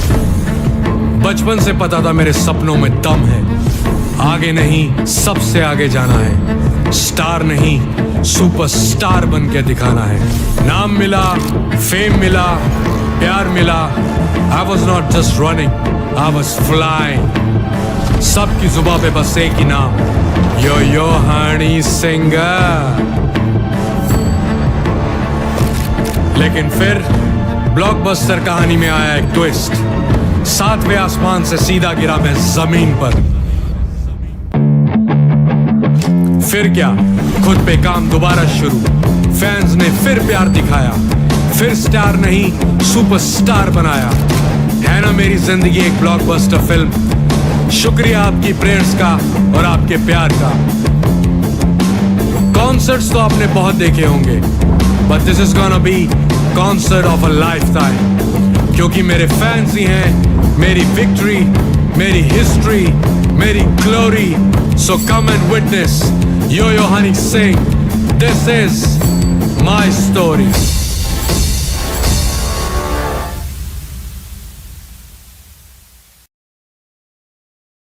Presenting the all-knowing, all-powerful Tech Guru. Whoa. Guru? I'm no guru. Okay. I'm just a guy who loves his tech. A show where the mysteries of megabytes and motherboards shall be unraveled. Bro, nobody talks like that anymore. This is all about connected ecosystems, EVs and AI that you can use in your daily lives. We aren't talking about time travel yet.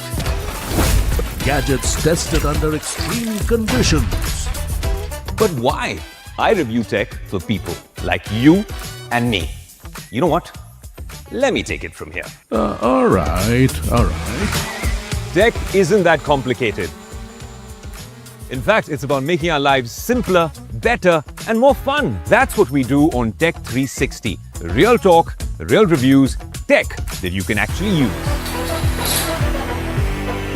Tech has changed. So should your tech show.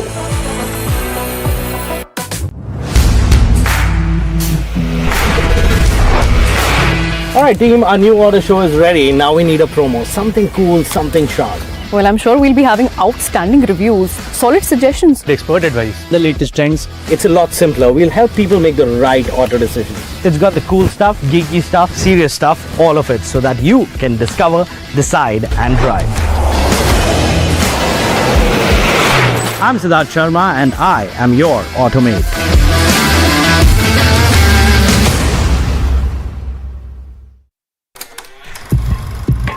लोग कहते हैं कि जिंदगी एक film की तरह होती है, लेकिन मेरी जिंदगी सिर्फ एक फिल्म नहीं, एक ब्लॉकबस्टर फिल्म है। बचपन से पता था मेरे सपनों में दम है, आगे नहीं सबसे आगे जाना है, स्टार नहीं सुपरस्टार बन के दिखाना है। नाम मिला, फेम मिला, प्यार मिला, I was not just running, I was flying। सबकी जुबां पे बस एक ही नाम, यो हनी सिंगर। लेकिन फिर ब्लॉकबस्टर कहानी में आया एक ट्विस्ट, 7वें आसमान से सीधा गिरा मैं जमीन पर। फिर क्या, खुद पे काम दोबारा शुरू, फैंस ने फिर प्यार दिखाया, फिर स्टार नहीं सुपरस्टार बनाया। है ना मेरी जिंदगी एक ब्लॉकबस्टर फिल्म। शुक्रिया आपकी प्रेयर्स का और आपके प्यार का। कॉन्सर्ट्स तो आपने बहुत देखे होंगे, but this is gonna be concert of a lifetime, क्योंकि मेरे फैंस ही हैं मेरी विक्ट्री, मेरी हिस्ट्री, मेरी glory. So come and witness Yo Honey Singh, this is my story.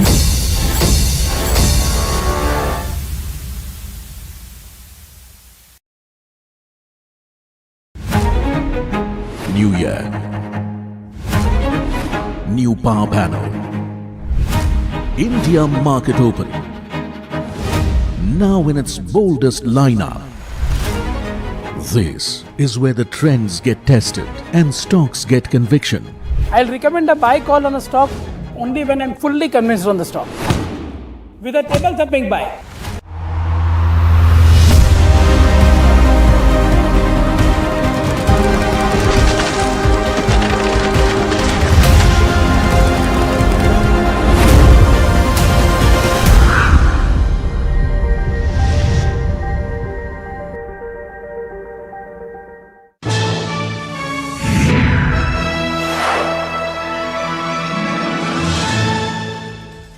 Hello and welcome to KYC. I am Sharad Dubey and you are watching NDTV Profit. Let's start the show, and today I'll be giving you some more hints for the company which will be addressed at KYC. Some hints.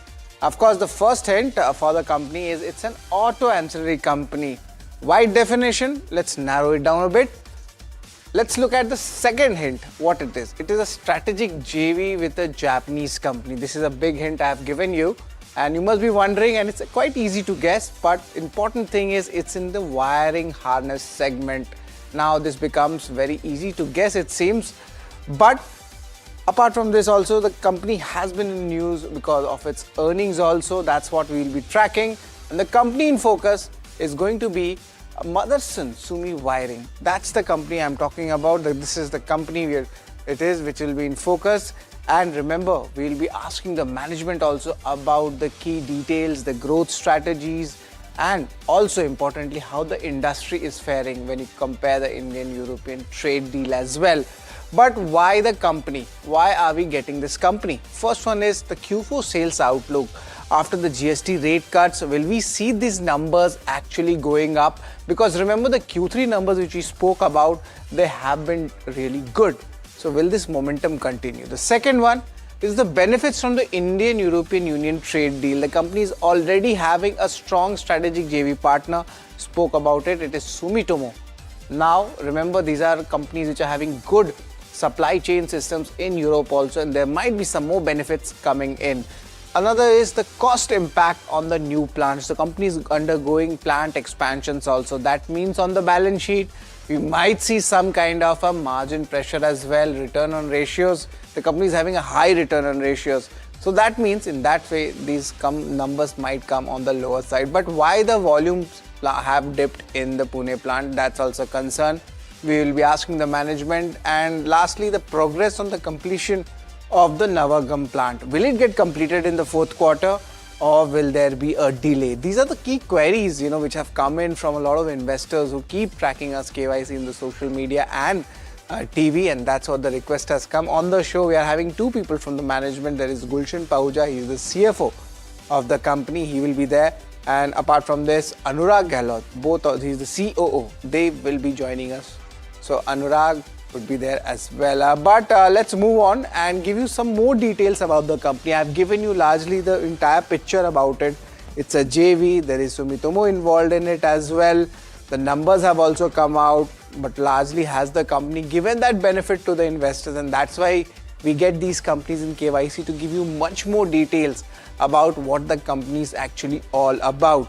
Now they are having a full system wiring solutions, and they provide that for the Indian OEMs. India OEMs is original equipment manufacturers, and they have established following the demerger of Samil's India wiring harness business. So there was a demerger earlier from the group itself, and that is where the value creation definitely comes in. But has that actually impacted the stock? That's a query to be asked, and maybe on the lower side is something what the investors have told me.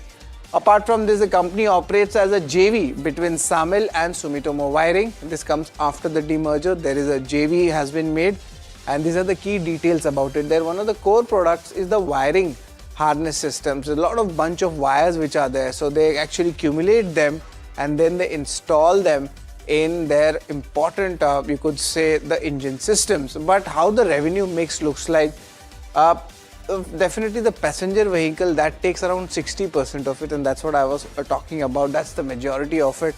But it's nevertheless, it's not just passenger vehicles. There are other smaller segments also which would be in focus. The second biggest is the two-wheeler segment, and apart from that, they are also in commercial vehicle, agri and other segment as well. A very important part of the auto component, and if the auto cycle goes up, there's an indirect beneficiary in this segment as well, and that's what Motherson Sumi Wiring is all about. So this is what the entire details which I have given when it comes to the wiring setup, how about the company looks. But our setup is also very much important. The KYC setup, 8 of parameters are there where we'll judge the company. The first one is the income statement. That's roughly, you could say, the last 3 to 4 years CAGR numbers in the balance sheet PL. That's what we'll judge the company. Balance sheet, we'll check whether the debt equity ratio is fine. Is the cash balance good enough? Cash flow, most important thing, and it's just like a heartbeat of a company. That's what we'll be tracking. Return ratios, ROE and ROA, is it on the higher side? Shareholding, any institutional movement in last 3 years or so? Street cred, has the stock actually made returns for the investors? Valuations, we'll compare them with the peers, and the outlook for the industry and the company. I have combined them both. So these are the 8 parameters where I will judge the company.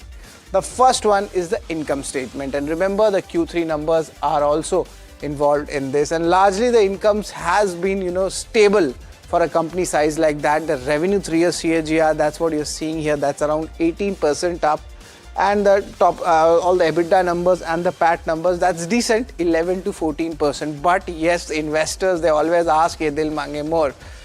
Is it there in Q3 performance? Well, year-on-year basis, whenever we judge a company, that's what you do for an auto ancillary. So sequential numbers are not that important, but the year-on-year numbers are strong. Of course, some kind of a dip is definitely there in the margins, but it's not that relevant. 26% growth coming in top line, and that is something which is coming good. But the margin trajectory over here, it has been changing all around. But in FY24 it was 12.2, 10.7, now 9.1. Now the question arises is the product mix changing, or is there any other reason coming in that we are seeing such a low margin profile? That's where my concern comes. But top line has been good, and that has been stable, and that's what works in the favor. Let's just pull up the Q3 numbers to give you that entire picture that how changes have happened. But year on year basis, it's decent. So a neutral rating comes in when it comes to the income statement. Now let's move to balance sheet. That's the second one, and largely remember the company is demerged. It's already a lot of DD has been done. It's coming from a very strong parentage. A JV is also from Japanese company. So a lot of big concerns you won't find in a balance sheet like this. Roughly it is stable, and if you look at the numbers, the borrowings is literally negligible. A working capital kind of a numbers is there. And one thing is good is the cash bank balance, that's healthy also, 238 crore rupees. Nothing great about it, nothing bad also about it. So that is why I have given a neutral rating when it comes to the balance sheet. But income statement, balance sheet, we spoke about. Both of them have got a neutral rating, but you should be looking out for cash flow. If you are an investor or a student of the markets, that's very much important in any business model. But that's where my concern comes. Look at that. Earlier, this number was a strong one, cash flow to PAT conversion, but that itself has come down. It's around 60% odd. And then cash flows over here, it's down on almost 153 odd crore rupees. We expect to see some good cash flows coming back in the company, and this is the numbers I've taken just till FY25. Of course, the 9-month FY26 numbers will be also much important, but company is coming from restructuring and now they are expanding also. So there are flows coming in. So I've given you the reason also why it's down.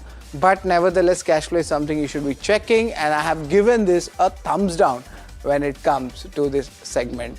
But return ratios, let's see what happens here. And largely we see the return ratios are very strong. The ROC number, the return on capital equity, is talking about all of them. You see each year that is up 40%, and that is showing a good strength as well. Even the 9-month numbers also we calculated that was above that 40% mark. The ROC numbers are very strong. So because of that, I will be giving a very strong thumbs up for an auto ancillary company like Motherson Sumi Wiring.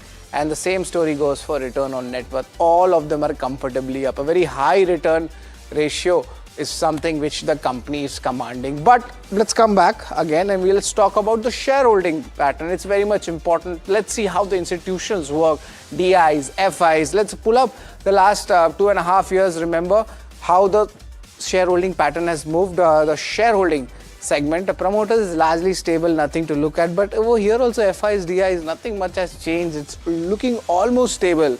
And if you get into the granular details, maybe 1% hike coming in for the DIs as well. But largely a stable balance sheet, a stable shareholding pattern, and that is why I give this a neutral rating when it comes to the shareholding pattern. But let's move on to a very important segment, that's the street cred. When I talk about the street cred, it is nothing but the shareholding returns which you have got, be it a 1-month shareholder, 1 year, or even since its listing, or in this case the demerger. Nothing has happened major. If you are a shareholder, the stock has tested your patience and hasn't given much return at all. 1 year is just 12%. That might be the only silver lining, and that's where the concern comes. Let's pull out since its listing what has happened, and remember this listing data is nothing but the demerger part, and nothing much has happened. It's just 43%, and it's more than 3%. You could say almost 4 years kind of a history is there, and 4 years around this number is dismal. So because of that, I have given this a strong thumbs down when it comes to the street cred. Also, let's talk about the valuations. Auto ancillaries generally command a higher premium when you judge them, but they have corrected the way the cycles work. But there is a kind of auto sector doing well, where auto ancillary comes with a lag. So auto stocks have gone up, their valuations have gone up, auto ancillaries do a catch up, but definitely there are supply chain issues at times as well. But the 12-month forward P ratio of Motherson Sumi is 33 times. You compare that with Uno Minda Bosch, that's on the higher side. Look at that, 40 plus P coming in. But there are 2 more auto ancillaries in my analysis I would like to point out. If you could just show the other 2 as well, and then compare that with Motherson Sumi. Only Endurance Tech is cheaper when I compare that with Motherson Sumi. Sona BLW highest, almost you could say 38 times.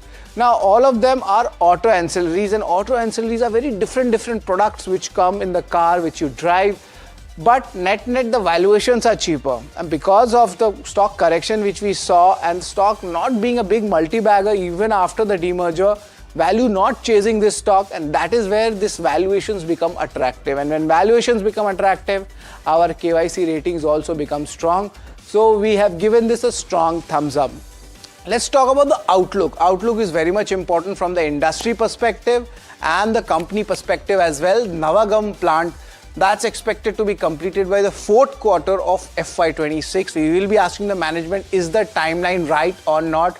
Higher copper prices, that impact needs to be seen. Are they hedging it right, or is that going to hit? Because wiring is there, and when a wire comes in, 30 to 35% of the cost of the wire comes from copper segment.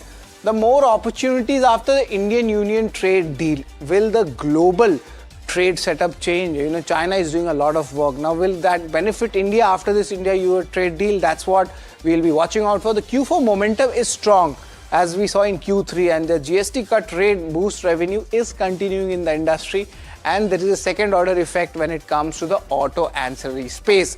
And of course, the capex plans for 2026, 3 or 4 plants are already in the greenfield stage, so we'll be looking at that amount which is there. That's where the focus would be there. So let's give in the numbers. Outlook, of course, is a neutral rating because a lot of developments are happening, and income statement, balance sheet were decent enough, you could say. Cash flow is a big concern for me, but return ratios of such a high product line which they have, a high value product line, and that is why it's doing well.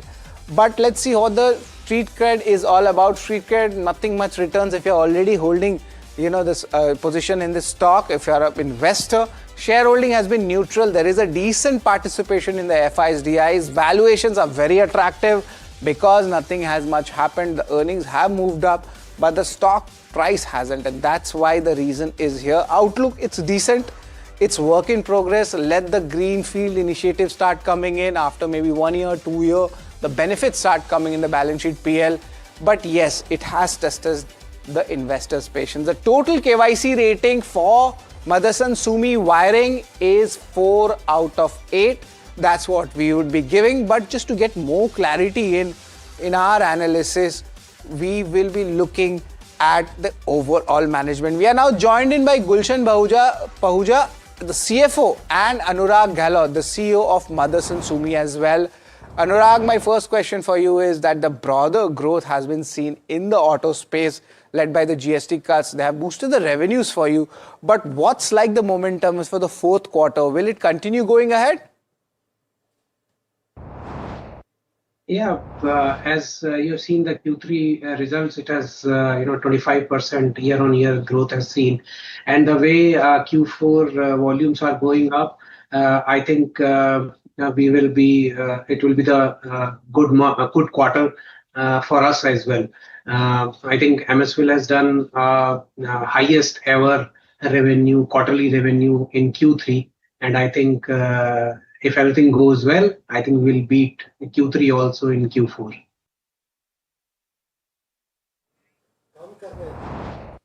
And Mr. Gulshan, hi, Sharad here. The cost impact on the new plants, what kind of margins or profits can you see an impact on it, and by when can this stabilize?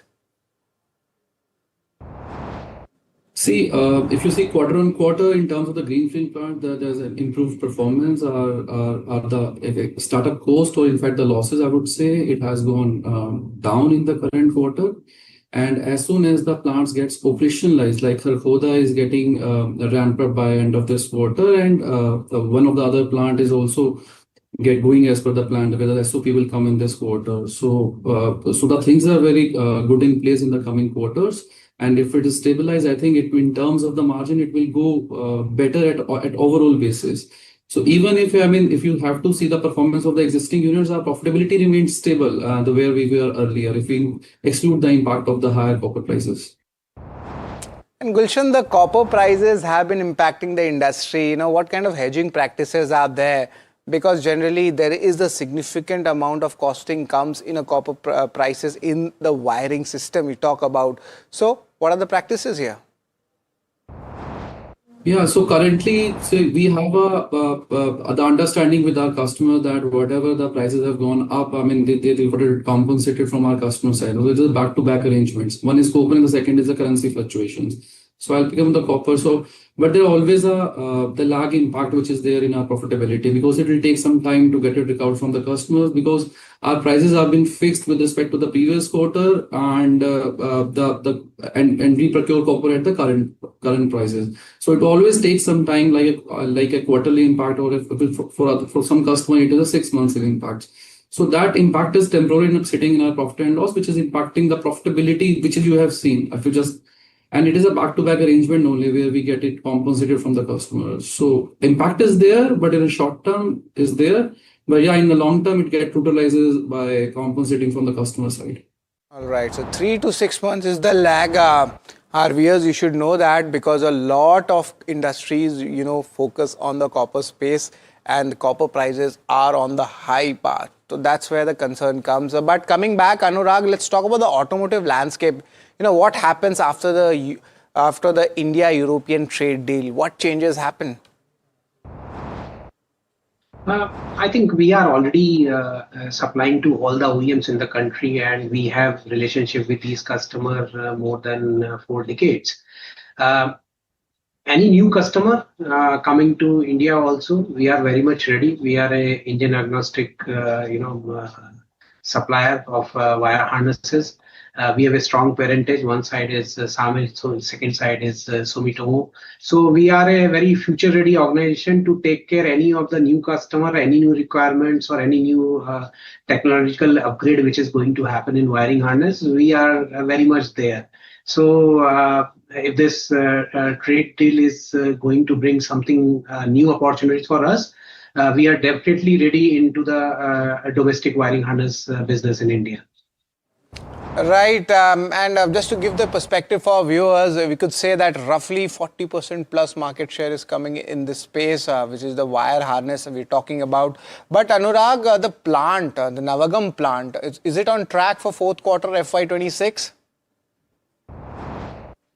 Yes, it is. As we are speaking, it is right now on to the ramp-up stage. This is a powertrain for EV and ICE both, and another model is for EV, for which volumes are ramp up right now. So I think this is very much as per the plan. Interesting. Gulshan, the Pune plant, that has seen lower volumes. That's what anticipated, what the street was there. But what are the key reasons for it? We know why the volumes are on the lower side? See, there is no specific reason. We are customer-driven auto ancillary, so these plants are dedicated. So when this plant was set up, it has to. I mean, it was supposed to cater to a certain volumes where with the customers have provided us to at the beginning level. So, so if I just break into two parts, one, the one has already been. I mean, it is very clear from the customer that the volumes are a bit lower side, and it will take some time to get the volumes which have been forecasted earlier, right? So it will take some time. And with respect to the other plant in Pune, I think it is a bit delayed, but the volumes will come up. So that's the confirmation we have from the customer. So I think it is just wait and watch for like 1 or 2 more quarters when the volumes will be back in from the customer side and will be fully operationalized. Yeah. Well, that's the management speaking about Pune, and it's going to take 1 to 2 quarters, and then the customer has said that the overall production will go up as well because they're going to give the order to the company. So that's pretty much interesting. But yes, 1 to 2 quarter of overhang is there. But Anurag, CapEx plans for 2026. There are 3-4 greenfield projects lined up. We spoke about Navagam also. But the CapEx amount for 2026, 2027, what is it looking like? Yes, as of now, customers are giving their requirements. We are just populating all these requirements, looking after for the next year, which is 26-27. And you will hear us very soon about in case there is some new plant has to come up. But yes, we are working on these CapExes, and they will be into the same value around what it is in this year. All right. Thank you very much, Anurag and Gulshan, for taking out your time and giving the views and addressing a lot of concerns which are raised for our viewers, also for this company. Thank you very much, gentlemen. But let's revise, what management has spoken about. Of course, 1 to 2 quarters more of work will be coming for the Pune plant. And interestingly, that pressure which is there on the higher copper prices will continue as well. So it's a very mixed commentary, to put it very easy. Perspective in our analysis also that has come in the KYC ratings. Let's see, income statement, balance sheet. It's been neutral here, and I've taken Q3 numbers as well. Cash flows, that's where the concern comes whenever these issues happen. So we have given a thumbs down for it. Return ratios are very healthy for a business model like that. 40% plus of ROC numbers are there. Return on net worth also really doing well. So the quality is strong. Parentage can't be questioned. Really good parentage is there. Motherson Group, Sumitomo is also there in this, and they are a market leader in what they are doing. It's just a matter of the cycle coming up so that the auto ancillary comes up. Street cred, nothing much has come into the returns, and that is where the valuations become very attractive. Something like an early 30s or a late 20s kind of a valuation coming in this stock, and that is where long-term investors might have a jibe at this stock. But outlook, net, it's neutral. It's a work in progress. And of course, there's a lot of industry involvement with the raw material and supply chain management changes services as well.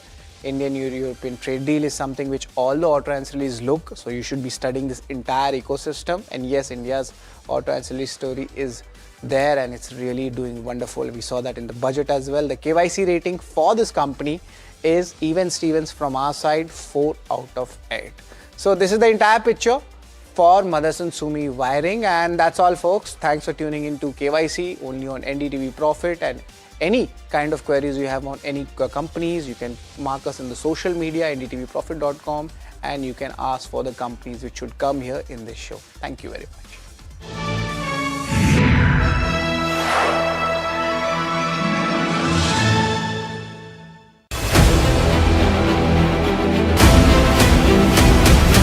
I propose to raise the STT on futures to 0.05% from the present 0.02%.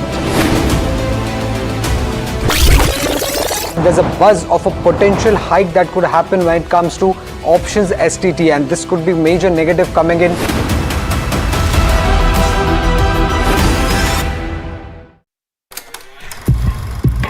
लोग कहते हैं कि जिंदगी एक film की तरह होती है, लेकिन मेरी जिंदगी सिर्फ एक फिल्म नहीं, एक ब्लॉकबस्टर फिल्म है।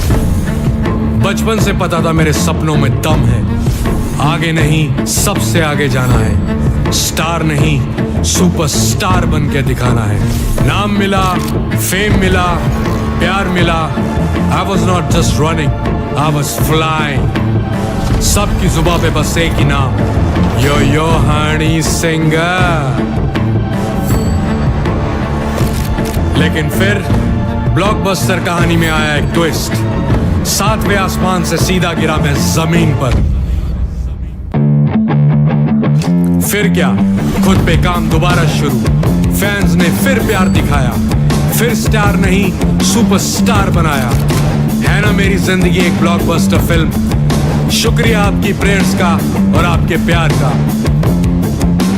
कॉन्सर्ट्स तो आपने बहुत देखे होंगे, but this is gonna be concert of a lifetime, क्योंकि मेरे फैंस ही हैं मेरी विक्ट्री, मेरी हिस्ट्री, मेरी glory. So come and witness yo Honey Singh, this is my story.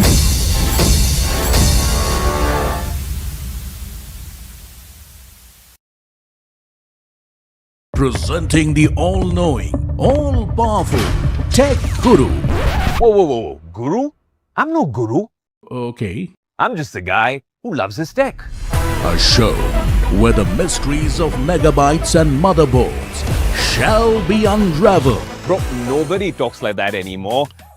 This is all about connected ecosystems, EVs and AI that you can use in your daily lives. We aren't talking about time travel yet. Gadgets tested under extreme conditions. But why? I review tech for people like you and me. You know what? Let me take it from here. All right. Tech isn't that complicated. In fact, it's about making our lives simpler, better, and more fun. That's what we do on Tech 360. Real talk, real reviews, tech that you can actually use. Tech has changed. So should your tech show.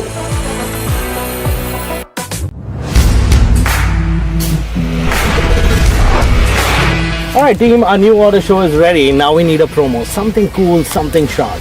Well, I'm sure we'll be having outstanding reviews, solid suggestions, Expert advice, the latest trends. It's a lot simpler. We'll help people make the right auto decisions. It's got the cool stuff, geeky stuff, serious stuff, all of it, so that you can discover, decide and drive. I'm Siddharth Sharma and I am your Automate.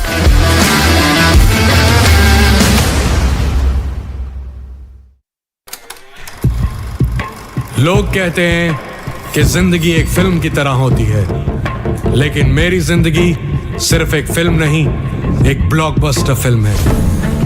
बचपन से पता था मेरे सपनों में दम है, आगे नहीं सबसे आगे जाना है, स्टार नहीं सुपरस्टार बन के दिखाना है। नाम मिला, फेम मिला, प्यार मिला, I was not just running, I was flying। सबकी जुबां पे बस एक ही नाम, यो हनी सिंगर। लेकिन फिर ब्लॉकबस्टर कहानी में आया एक ट्विस्ट, 7वें आसमान से सीधा गिरा मैं जमीन पर। फिर क्या, खुद पे काम दोबारा शुरू, फैंस ने फिर प्यार दिखाया, फिर स्टार नहीं सुपरस्टार बनाया। है ना मेरी जिंदगी एक ब्लॉकबस्टर फिल्म। शुक्रिया आपकी प्रेयर्स का और आपके प्यार का। कॉन्सर्ट्स तो आपने बहुत देखे होंगे, but this is gonna be concert of a lifetime, क्योंकि मेरे फैंस ही हैं मेरी विक्ट्री, मेरी हिस्ट्री, मेरी glory. So come and witness yo Honey Singh, this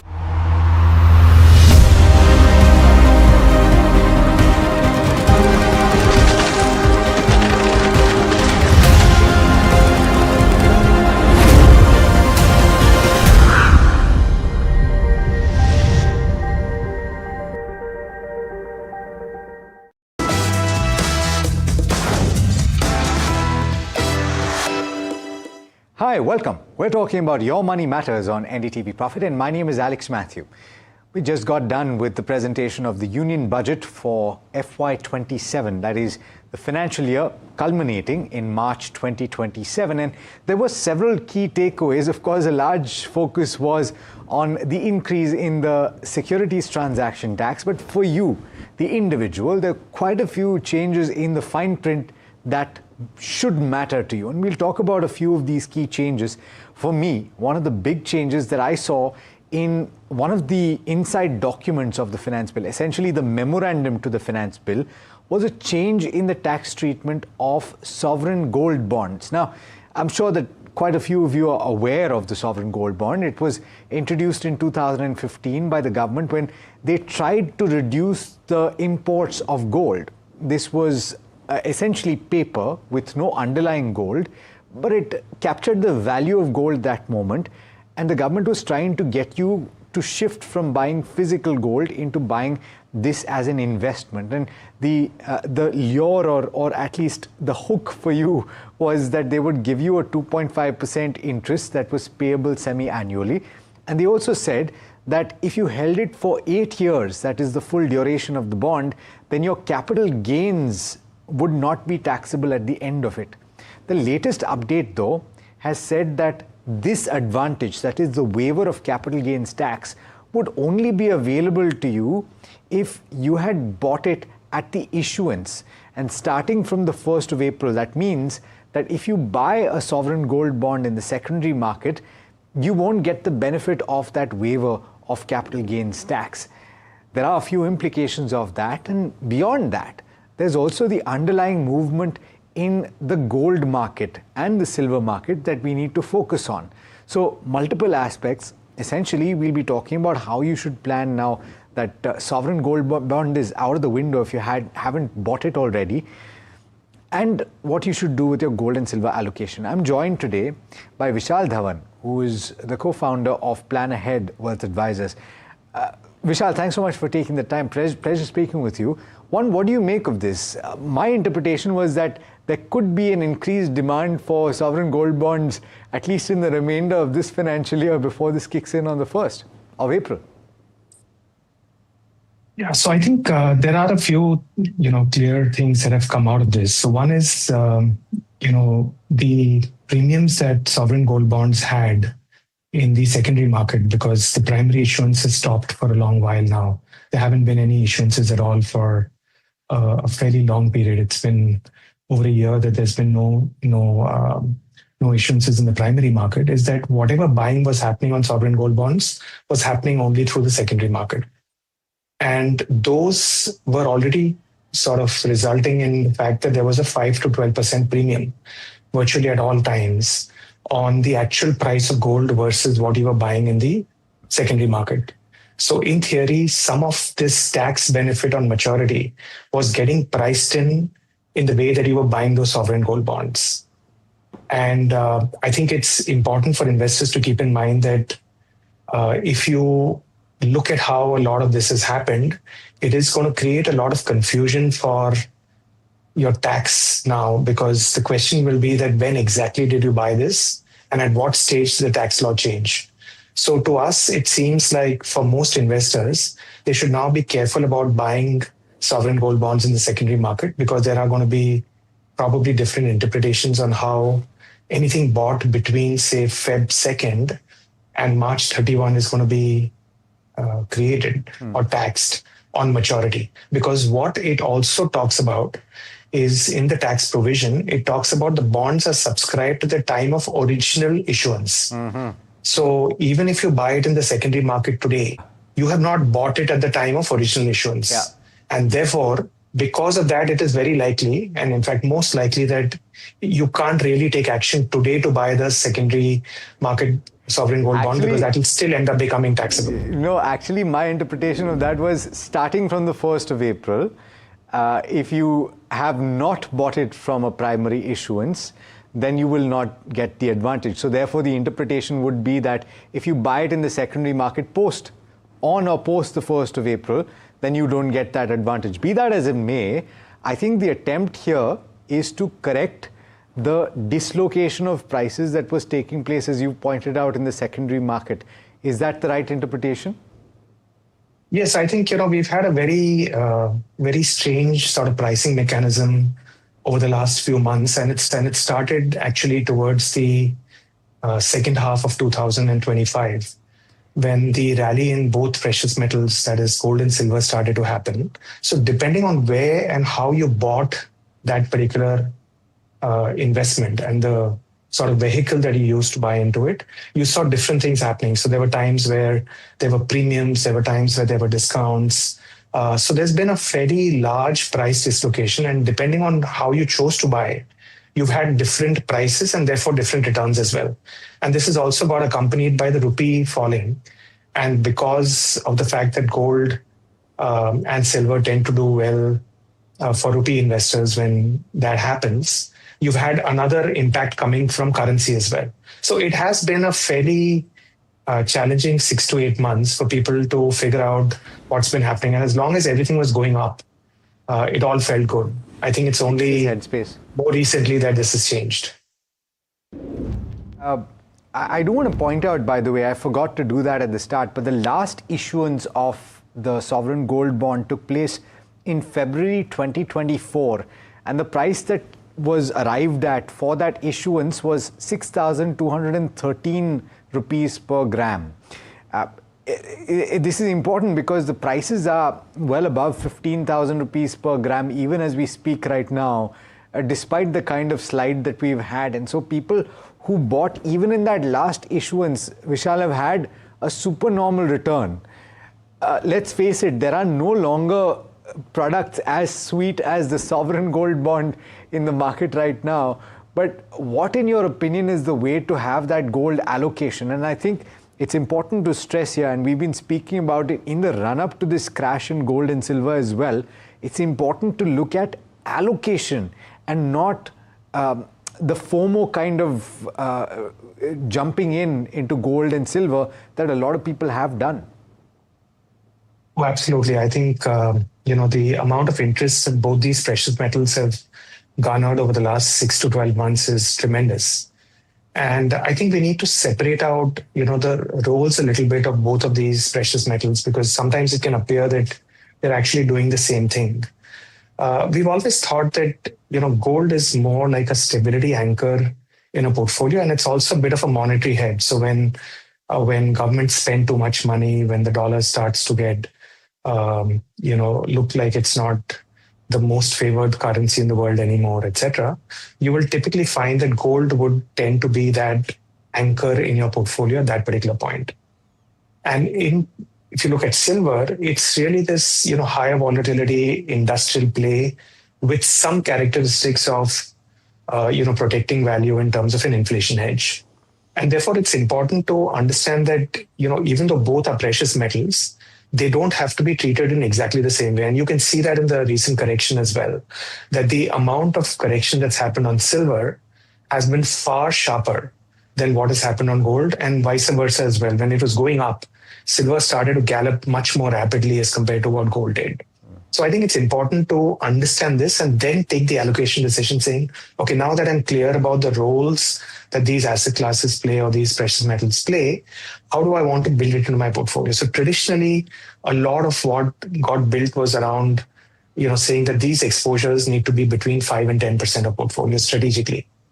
I think with whatever is happening in the world in terms of geopolitics, the movement away from the dollar, global fiscal positions, which seem much weaker because debt has exploded, I think there may be a case to have a marginally higher exposure. So for people who were earlier looking at 5 to 10%, they might decide that I'm okay with 10 to 15 or 10 to 20.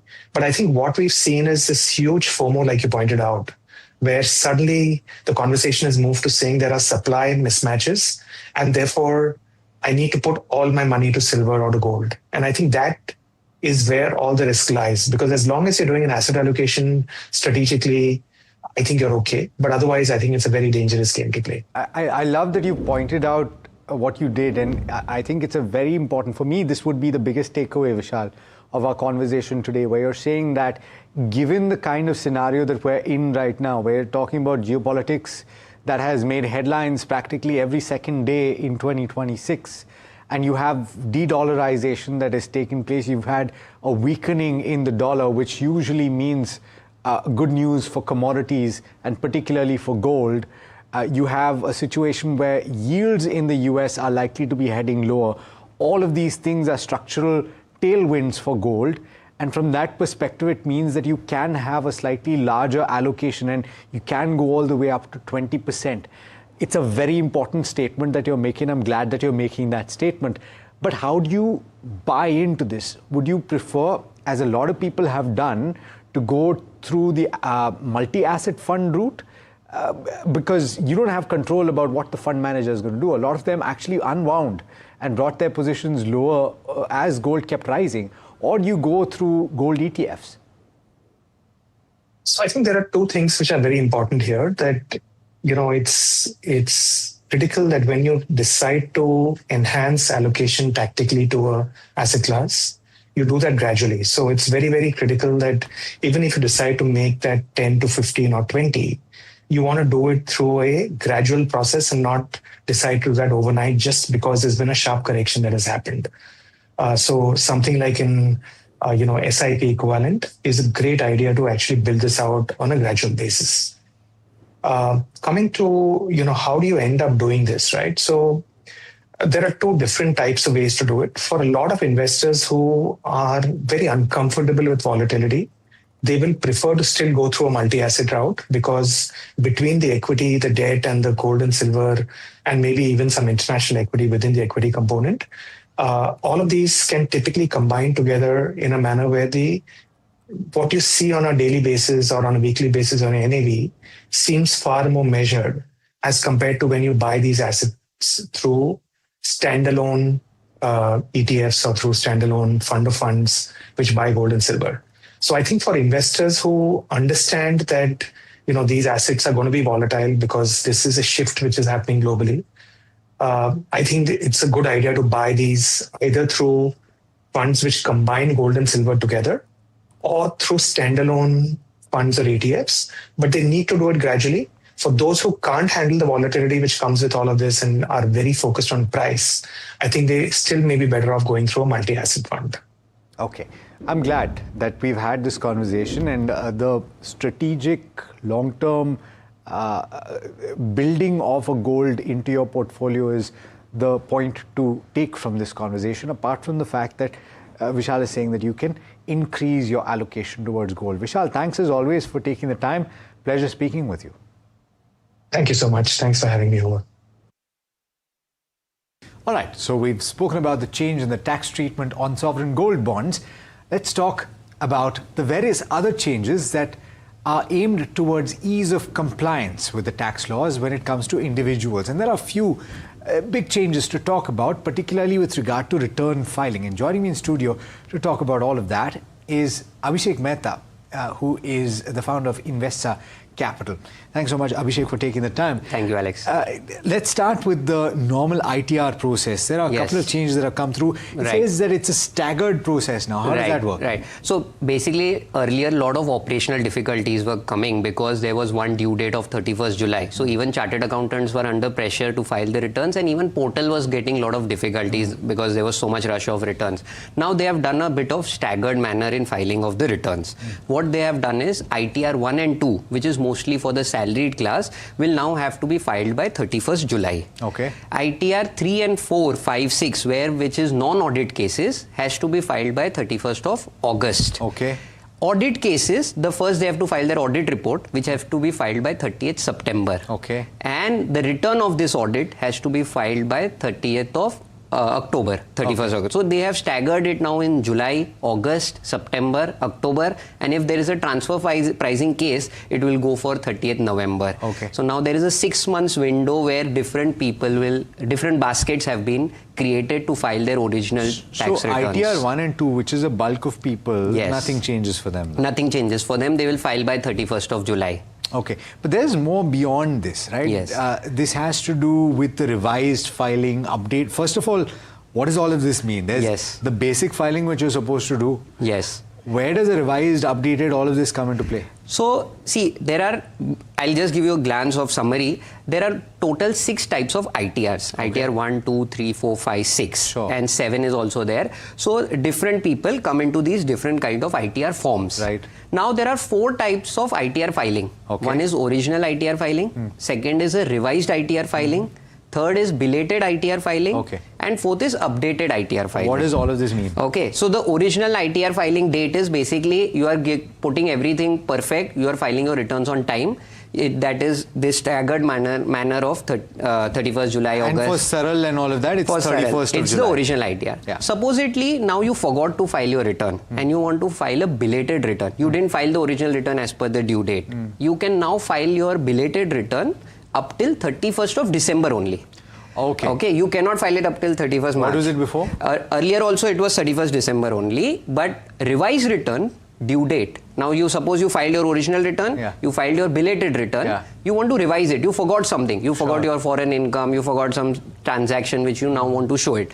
Now you can file your ITR updated return till 31st of March. Okay. Earlier it was December. Okay. The only thing which people have to remember is to file revised return, first you have to file the original return or a belated return. Oh. Then only you can file a revised return. Sure, yeah, so of course. Don't mix this up that now I can file return up till 31st March. Sure. No, you have to file either the original return up till the due date or the belated return up till 31st March. Yeah. And if you want to revise your return, the due date has been extended up till 31st of March for that. And you mentioned one more, which is updated. Updated return. Now, supposedly you didn't even file your original return, you didn't even file your belated return, you didn't even file the revised return. You have, after 1 year, 2 years, you realize that, oh, I forgot to file my return. Okay, then you can go and file an updated return, but there comes a very hefty cost of 25% to 50% on the tax is the penalty if you go and file your updated return.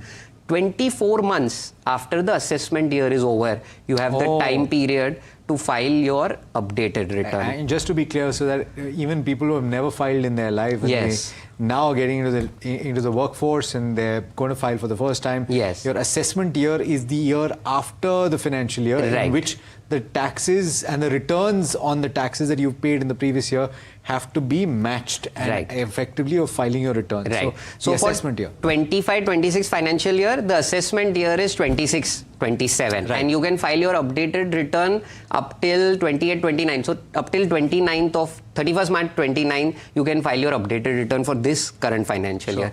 One small thing which they have... Sorry, what was it before? It was 24 months only, but there is one small change in updated return also. Earlier, what used to happen, if the AO, assessing officer, has started an assessment, you forgot to file your return, and AO has initiated the assessment, you couldn't file ITRU, which is the updated return. Now, Nirmala ji has said, even if assessment has started, but not yet completed, please go and file your updated return, pay your taxes, pay your penalty, and get freed of the assessment proceedings. So that change has also been done in this budget to remove all the operational difficulties which taxpayers were getting. You know, there were a couple of other changes with regard to TCS as well, right? Yes. The tax collected at source, a couple of things stood out to me. Yes. One is the reduction in the tax collected at source for these foreign tours and travels from 5% and 20% to 2%. Right. Right? So that is significant. Yes. And the second one is for remittances under the liberalized remittance scheme.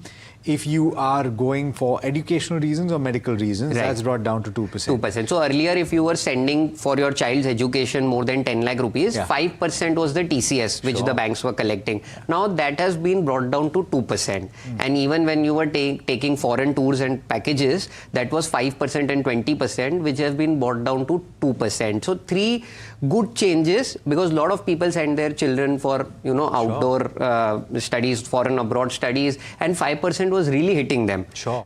But what about investments? That still remains at 20%. Yes, that still remains. If you buy shares of Google, Apple and all from these platforms, you still have to pay 20% as the TCS if you're investing more than 10 lakhs. So there's no change. Only 3 rates have been changed when you're buying foreign tours, when you're sending money for medical purpose, or you're sending money for your child's education. So these are the 3 key areas where the TCS rates have been changed. Apart from that, everything remains the same. There are a couple of other changes as well, and one has to do with the selling of property by a non-resident Indian to an Indian, right? Right. There was a requirement for a TAN which has been now done away with. Yes, yes. Is that a big positive?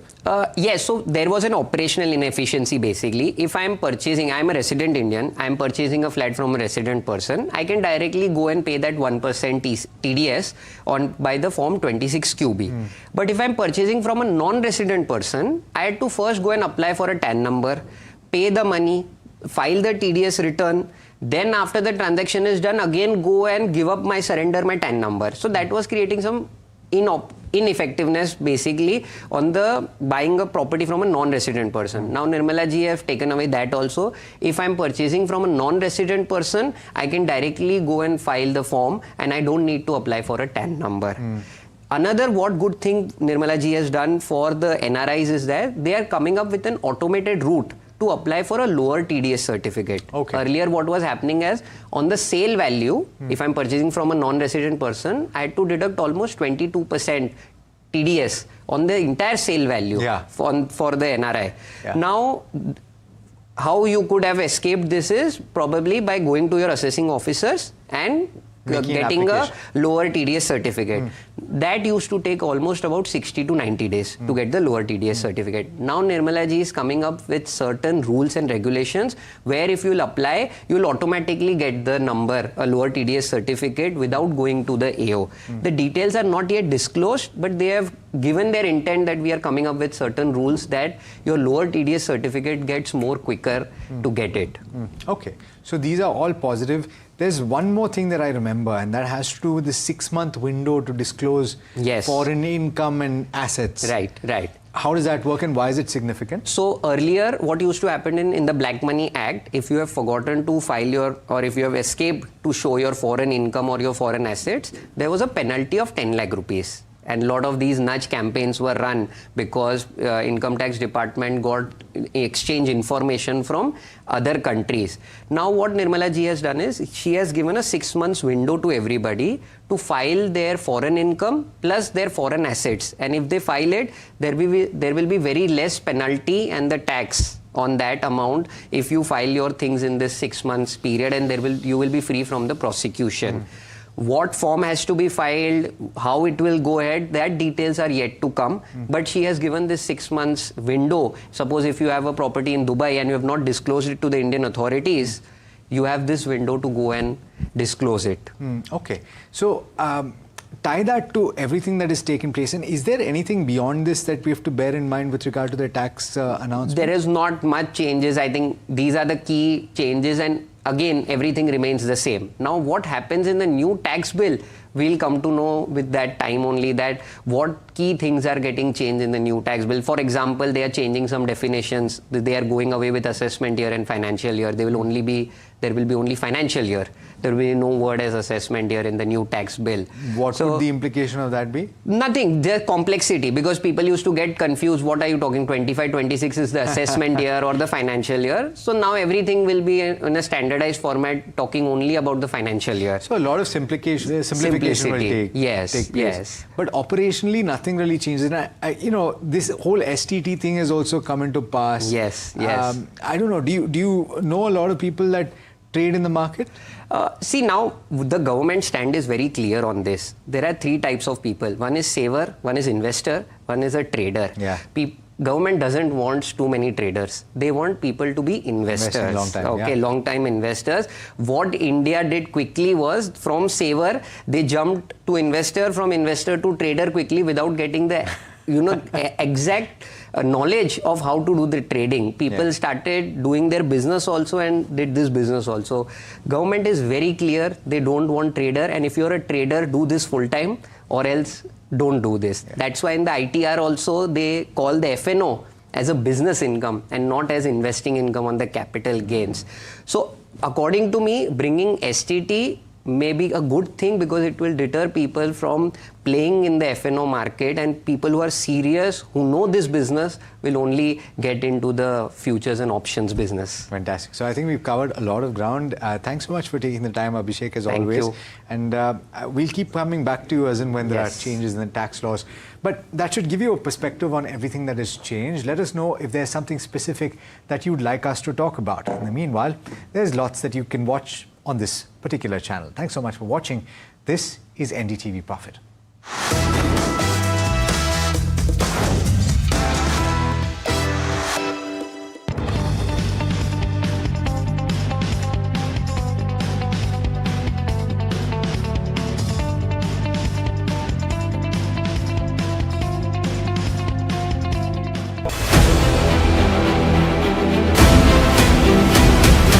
I propose to raise the STT on futures to 0.05% from the present 0.02%. There's a buzz of a potential hike that could happen when it comes to options STT, and this could be major negative coming in.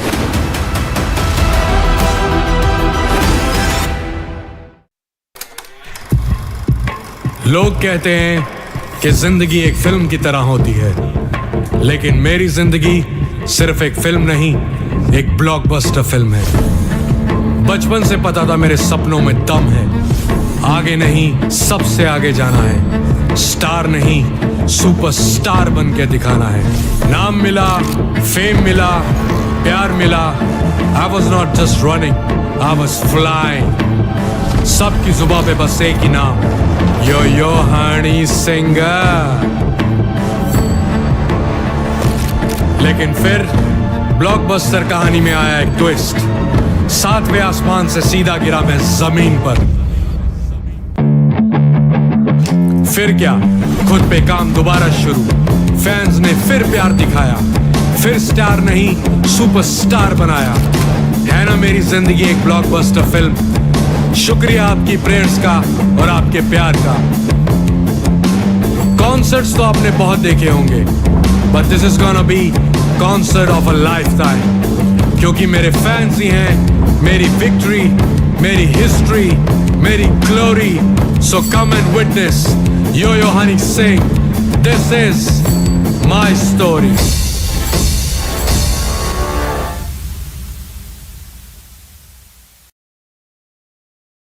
Presenting the all-knowing, all-powerful Tech Guru.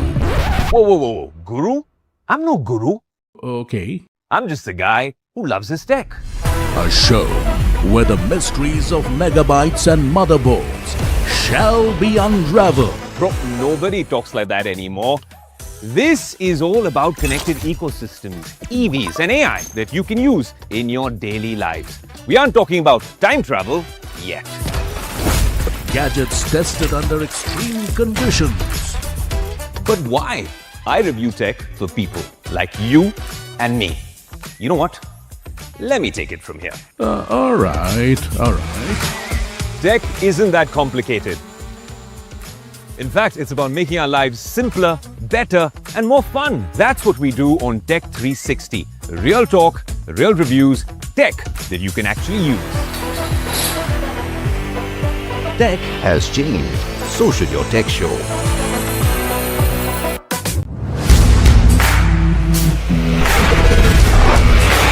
Alright team, our new order show is ready. Now we need a promo. Something cool, something sharp. Well, I'm sure we'll be having outstanding reviews, solid suggestions, Expert advice, the latest trends. It's a lot simpler. We'll help people make the right auto decisions. It's got the cool stuff, geeky stuff, serious stuff, all of it, so that you can discover, decide and drive. I'm Siddharth Sharma and I am your Automate.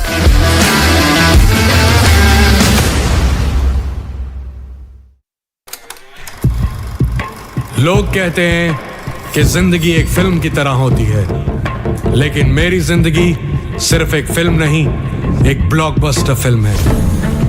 बचपन से पता था मेरे सपनों में दम है, आगे नहीं सबसे आगे जाना है, स्टार नहीं सुपरस्टार बन के दिखाना है।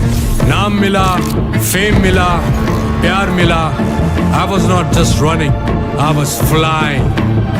सबकी जुबां पे बस एक ही नाम, यो Honey singer.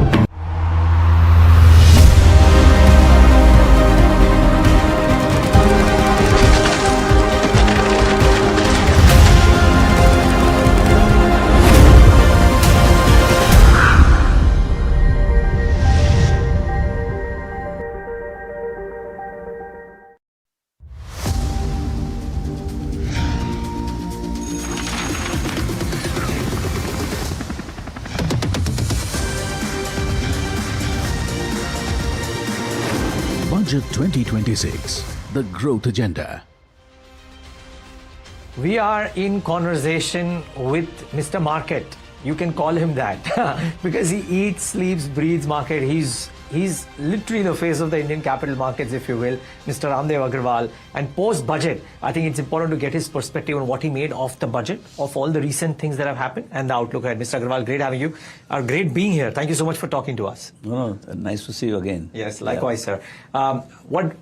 What did you make of the budget? Do you want to give it a rating? Do you want to give it a number? Or do you just want to talk about what are the key highlights according to you? Yeah.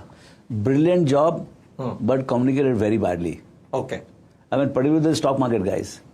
By doing that, 10, 12,000 crores is nothing in this size of the budget. 50, 60 lakh crores you're talking about. You're talking about Viksit Bharat. You're talking about tax break for 22 years. I mean, such big things are there in that. And then suddenly you do that small thing, spooky thing, STT, this. I think that was mindless, but otherwise it's a brilliant budget. Okay, what gives you this impression about it being a brilliant budget, the cornerstone? Yeah, so one is that, one is the financial prudence.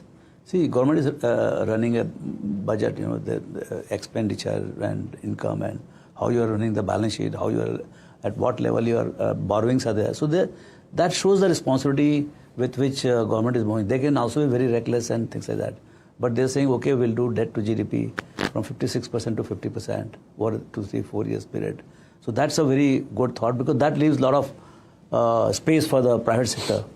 Second, if you see the ferocity, I mean, I'm most impressed by the ferocity with which the government has moved to give the tax break to, for setting up data centers, the tax break. One is the size and second is the conviction, and then of course that 15% for GCCs and all. What they call it, you can have certainty of how much taxation will be there. They use some the sunset. No, not sunset. I think they have called it. So there is almost like a certainty that how you will be taxed. So I think there are a lot of reforms like that which are far-reaching in character, and even the capex boom, which last year was 11.5 lakh crores, now it is 12 lakh plus crores. So everything is in place, and expected GDP growth, nominal GDP growth is more upwards of 10%. I think it's almost like 11%. If I did my numbers right, 394 lakh crores against 354 lakh crores. So that's quite a good number. And to achieve, which last year they couldn't achieve, this thing was a credit flow. The credit, I mean, that will come in now next RBI policy because that's not part of the budget. But to achieve 10.5%, 11% nominal GDP growth rate, they have to have a very good credit flow of 13, 14, 15%. Hopefully inflation doesn't spike. So my sense is the year 25, 26, 27 will start with a bang. You have a very good fiscal concessions in last budget. Then we have a dramatic GST cut in November, December. So you are given direct taxes, you are given indirect taxes, and now the third, which is mother of all, actually bigger than these two, is the credit flow. So now credit flow has been restored from 9-10% to 13-14% because that only can get you 10.5-11% nominal GDP growth rate, and with that you'll get your tax collection, you'll get your fiscal, you'll remain within that. The only joker in the pack, which nobody knows, is how inflation will behave. If inflation remains below 4%, I think we are really Goldilocks economy. That's what they've penciled in, and in some sense, some bit of an uptick in inflation might be desirable to. No, we must go up to that, so that otherwise, if you are 11% nominal GDP and if your inflation remains actually at 2%, then your real growth will be 9%. I don't think we are there. I think we will go at about 8%. I think my sense is we'll definitely cross 7.5% kind of situation in the at least next 12 months. Looks like that. You laying a fair degree of importance of growth. We saw that yesterday as well in the gathering that we had, right? Do you sense telltale signs by credit growth, auto sales, etc., that growth could actually surprise on the upside? Because thus far, growth has done that. Yeah. Most economists have not been able to predict growth. Most market people have. I asked my own economist. Exactly. She again said 6.5. Let's see what comes. Okay. My sense will be 8.5 times, 9. Wow. Because you have pumped so much of credit in last 40 days. You have pumped 10, 12 lakh crores. This is unprecedented what is going on in the monetary markets. And yet the yield is spiking. So it has some other problem in terms of availability of liquidity. Deposits are not circulating and all kinds of problems are there. Yeah, I mean, maybe a number around the gross borrowing as well is something that... But that's a small spike. I don't know why market was so touchy. My sense is that market didn't like the STT stuff. Yes. So they started selling. In any case, backdrop was already this gold and silver debacle had already happened, where it was down by 20-25%. Right. So in any case, mood was bad because the guys who are in commodity market and stock market, they're same. It's on the same screen. So clearly, those guys were suffering from that. At our place, guys were short in commodities, just to tell you that. Okay. So, but the mood was bad about the commodities, and then on top of it, this STT, this irritant comes. Right. I would call it irritant because it is a very small thing, and actually for investors it doesn't matter at all. Right. Agreed. It is only for the speculators which is they have touched it. So, and once market started going down, then nothing looks good.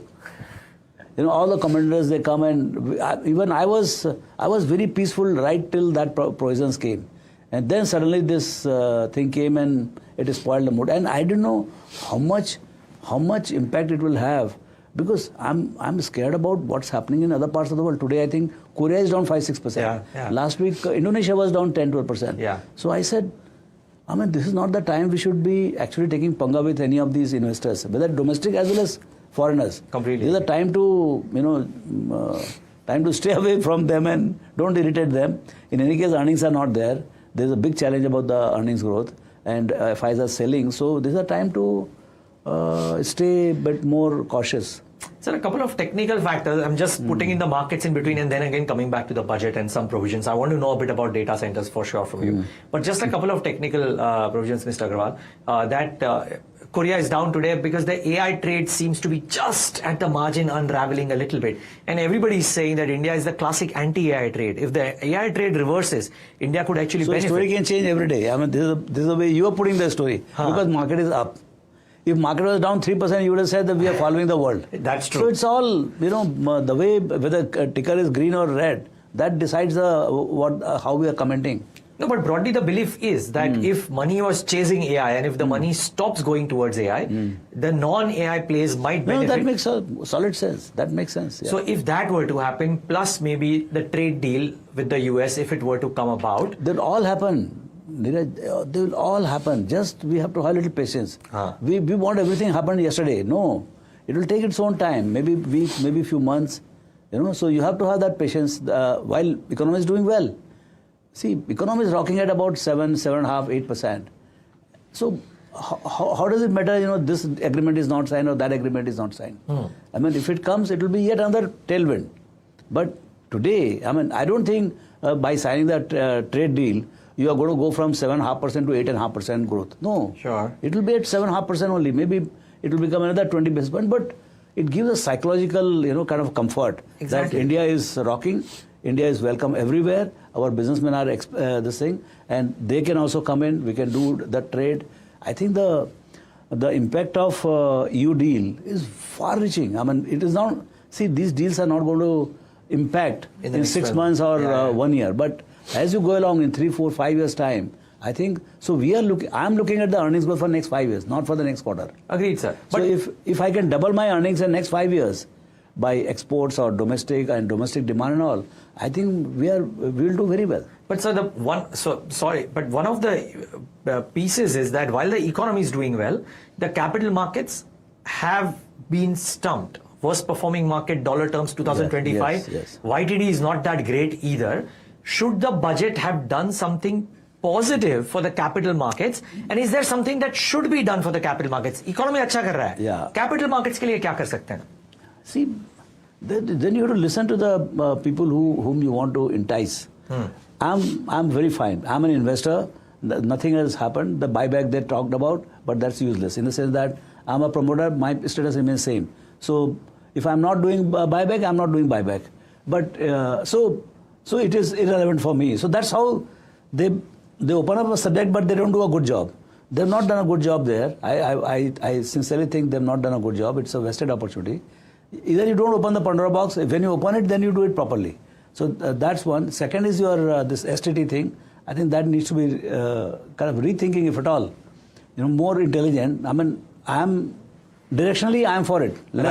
Less speculation by the unintelligent people or common man. That is the objective, yes. But there are much better ways of doing it. See, the professional traders with a lot of liquidity and all, when they come, that actually imparts a lot of liquidity to the market. It does a lot of good to the market. And without them, a large amount of even investing by the mutual funds, domestic mutual fund, is also not possible. What will happen is the market becomes illiquid, the bid and ask becomes very wide, and that is actually that cost is much higher for all the mutual fund investors. So the speculators have a role to play, and the organized speculators who are global, who have global balance sheets, if they come with sophisticated technology and they impart liquidity, I think we should facilitate that rather than discourage them. But I also don't want my small guys from village or tier 2, tier 3 towns to get burnt into this particular fire. Right. For that, there are many ways. You can say that, okay, if your net worth is less than 2 crores, you're not allowed to do it in F&O. So there are many ways. Because of digital infrastructure, you can do a lot of this risk, kind of profiling. Let the big guys fight against each other on the options market. Yeah, okay. I mean, the guys who you don't care about. Yeah. The big guys, like net worth whose net worth is 1,000 crores, let him do whatever he wants to do. In any case, he will do what he wants to do. Yeah. You can't stop him. If you stop him in here, he will go to crypto, he will go to some casino, he will go to some currency. There are many ways you can speculate. That's true. Why just restrict him? Why it becomes such a moral kind of inspector or something like that? Got it. So what is maybe underappreciated, because it's now being done so often, because this government has shown this towing the line of fiscal discipline so well and gotten the ratings positives, is that they're sticking to that in a year, post a year of GST cuts and income tax cuts, right? Would you have rather, because there was talk, that let the fiscal glide path slip a little bit, but give more money for capex? Are you of that camp, or do you believe this is a better thing? No, I think they're better. And see, I mean, growing at about 7% plus in truly in an inclusive way, if you grow anywhere around 7.5% with an inflation of 3-4%, that's the most ideal situation to happen. Why particular industry is not doing well when this is doing, when the economy is growing at 7.5-8%? That could be a very micro issue or something like that. But otherwise, I think we can't ask for more in this situation. So it's a Goldilocks, and the world is burning. The world is very volatile. We are very peaceful here. My forex is at $700 billion plus, despite all the problems. Okay, we have lost some parity with dollar when the dollar itself is weak against the rest of the world. So that needs to be seen because of this treaty and all which is happening. And so that's geopolitical. I have no view on that. Whenever it happens, it happens. But I think we are moving in the right direction. Most of the geographies of the world, we are going to have trade deal. That's what minister was telling me. Yeah. And that too very shortly. So by end of this year, 2026, I think we should be very well aligned with the whole world. We are the most complying country, very nice land of Buddha. And no IPR, this thing, we are friends to everybody. Yeah. So I think this is a country, everybody wants to have friendship. It is the weakest currency, lowest cost, most brilliant people in the world. I think it's rocking. आपको market में तेजी दिखती है sir 5 साल? मेरे को हमेशा ही तेजी दिखती है. हाँ, but इस बार थोड़ा अलग दिख रहा है. Is the setup looking like 2003 to 2007? इतना बड़ा नहीं दिख रहा है. इतना बड़ा नहीं. Because see, 2003 to 2008, for that you need a global growth to rock. But actually global growth is rocking. Despite the news items, US is growing at 3.5-4%. Exactly, that's size. So actually the world is growing very well. World wealth creation is happening very rapid pace. But right now hiccup is there. So I remain positive. And this AI could be bigger than China. See, 2003 to 2008 was the rise of China. Right. Can the AI I mean, if you listen to NVIDIA or Satya Nadella or even Elon Musk, if all three, if anybody knows AI, they know AI or future of AI. They are saying, Huang, you listen to him in WEF, Davos, and he's saying that this is the humanity's biggest capex boom, build out. Humanity's biggest. And we were not participating. This budget has at least made us participate. For the data center thing. For the data center thing. So, I think, I mean, budget can do only that much. And let's see how things roll out, how the entrepreneurs, they participate, how the global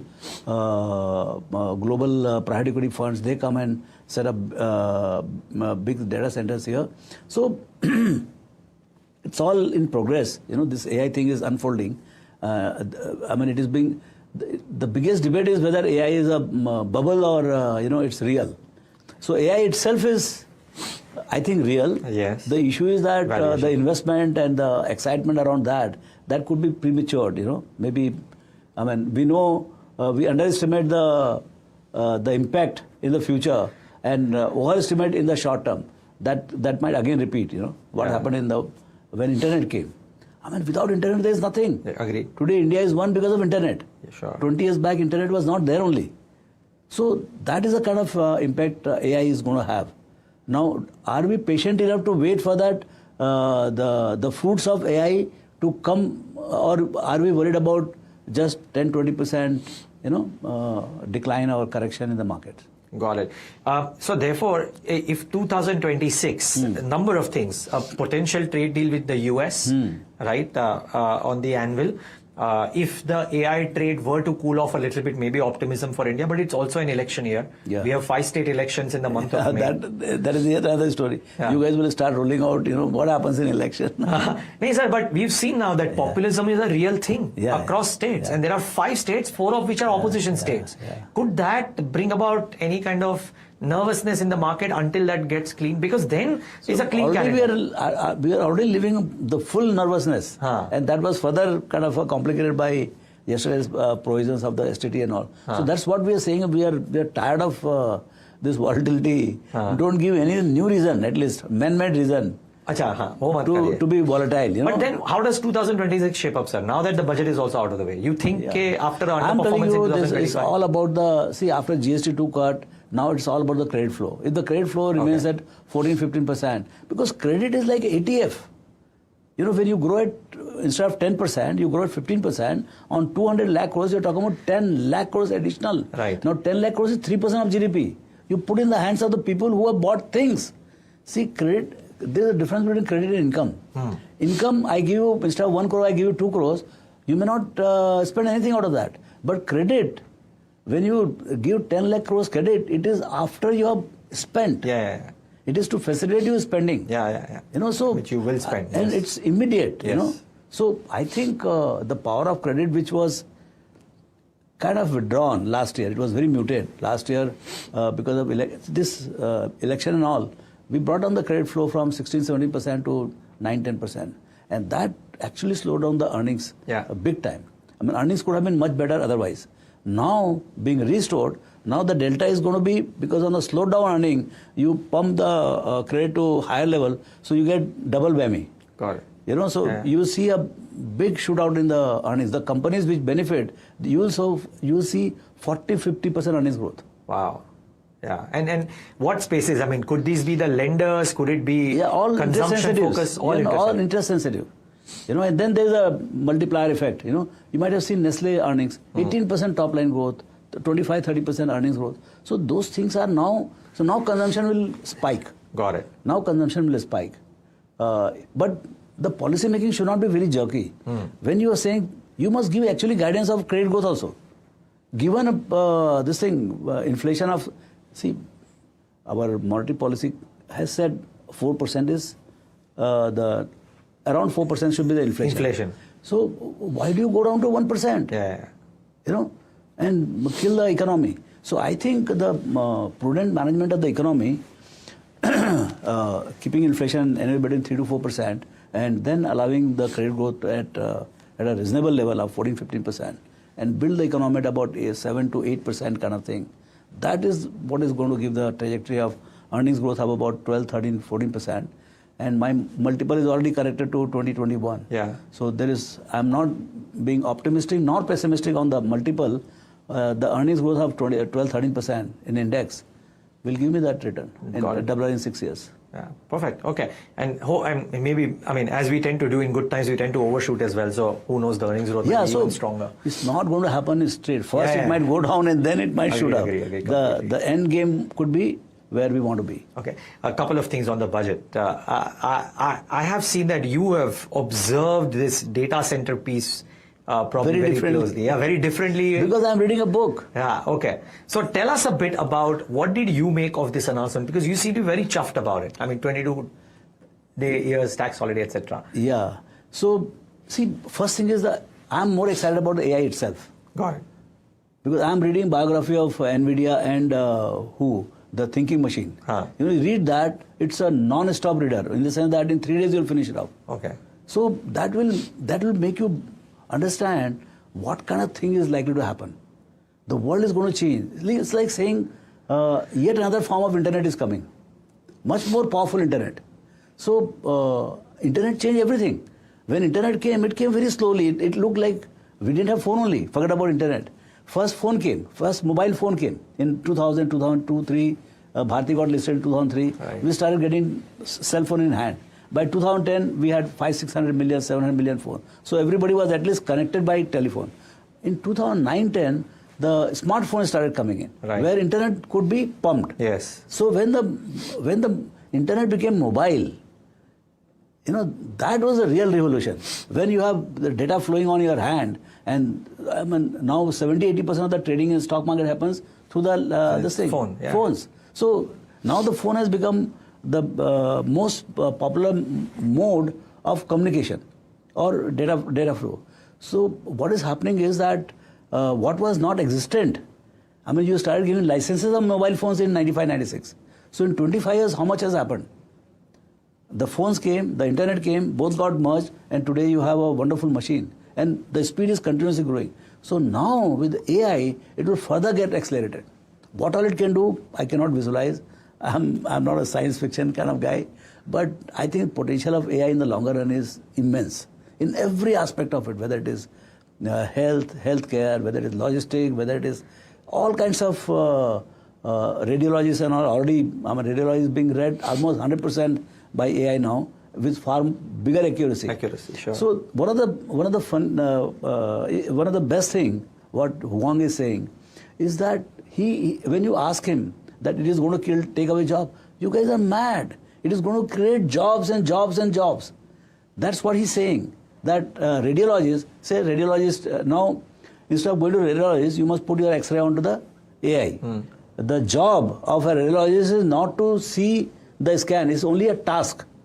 So that he can take care of some other problem for which you say you got a fever. For that he has taken a scan. So the task is to take the scan, but the job is to take care of your fever. And for that, now the radiologists have become far more powerful. So the world is needing more radiologists than less. Okay. So he is saying that there is so much of jobs all over for building data centers, cables, you're plumbing, you're building the damn thing. Power. Now you need the power. So much of power is required. So he's saying that this is in humanity's largest capital build-up, and in that we were completely missing out. Here is the step. And you think that whole ecosystem will benefit in India as a result? See, this is at least the first step, very aggressive one. Means what I'm saying is what I can see, government is aligned. The step is aligned. Right. Now, how the entrepreneurs will play, how the global the data center guys, hyperscalers, they play it out, and then our guys piling onto them. Let's see what happens. Got it. Final couple of questions, Mr. Agarwal. So, if we were to see this credit growth or credit flow linked growth in 2026-2027, you already told me that rate sensitives will benefit. What will, aside of that, what leads higher? Data center is one play, which is a budget stemmed play. What else do you think is at front and center? Does auto, for example, or CVs within auto have a up cycle ahead of us? You see the December numbers. I live by the numbers. See, now stock market is not about the stories. It's all about data. You know, you can say that this industry looks very good, but there's no growth. This company is very good, but it earns only 12%. So you give me 15, 20%, 25% plus ROE, 25% growth, and give me a 10, 12p or 15p. So the terminal value can be assessed in a much more intelligent way. It's all about terminal value. That's true. You know, and if there is no data flow, how do I figure it out? And whether you are a SME listed somewhere, you still have the data flow. That's true.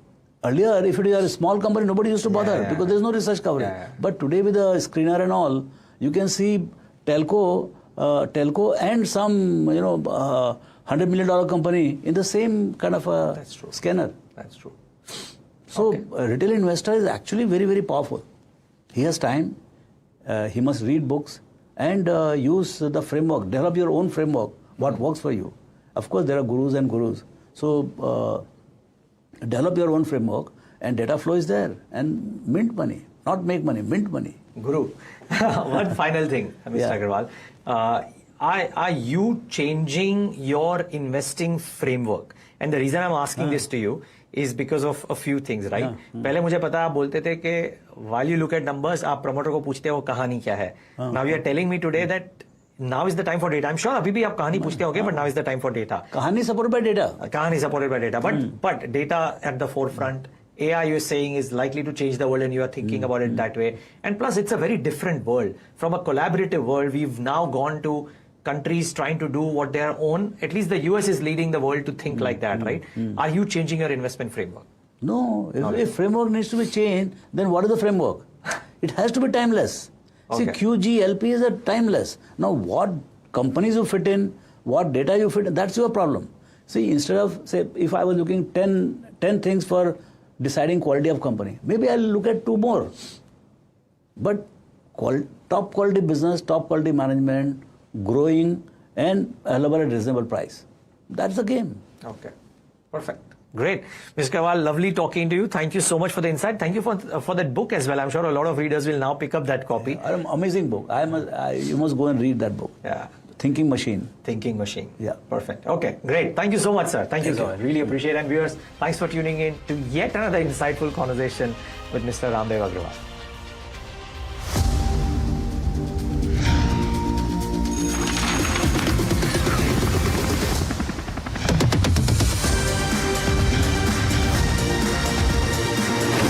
Budget 2026, the growth agenda.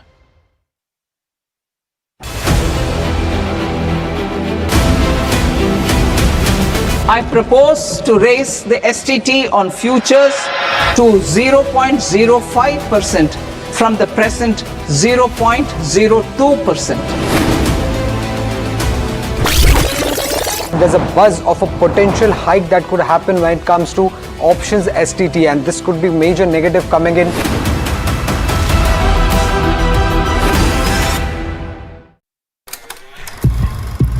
लोग कहते हैं कि जिंदगी एक film की तरह होती है, लेकिन मेरी जिंदगी सिर्फ एक फिल्म नहीं, एक ब्लॉकबस्टर फिल्म है।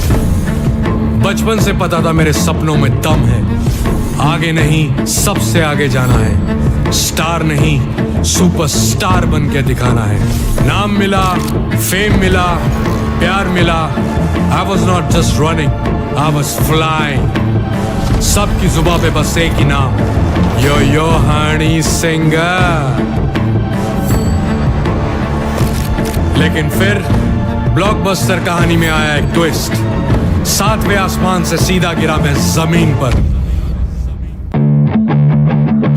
फिर क्या, खुद पे काम दोबारा शुरू, फैंस ने फिर प्यार दिखाया, फिर स्टार नहीं सुपरस्टार बनाया। है ना मेरी जिंदगी एक ब्लॉकबस्टर फिल्म। शुक्रिया आपकी प्रेयर्स का और आपके प्यार का।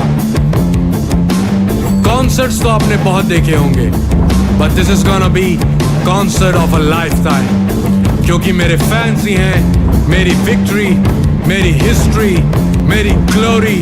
सो come and witness Yo Honey Singh, this is my story.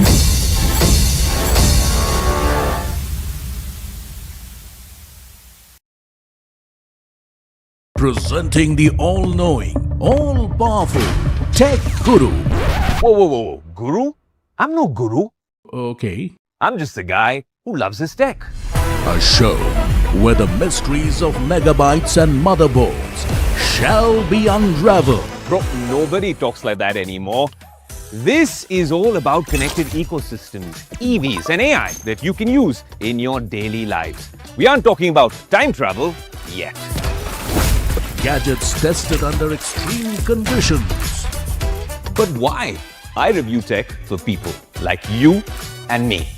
You know what? Let me take it from here. All right. Tech isn't that complicated. In fact, it's about making our lives simpler, better, and more fun. That's what we do on Tech 360. Real talk, real reviews, tech that you can actually use. Tech has changed. So should your tech show.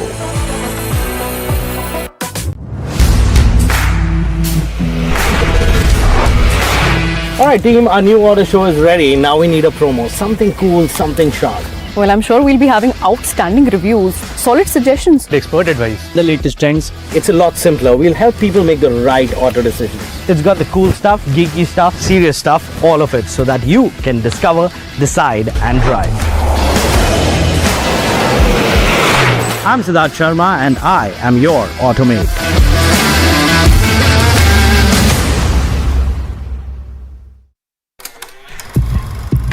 लोग कहते हैं कि जिंदगी एक film की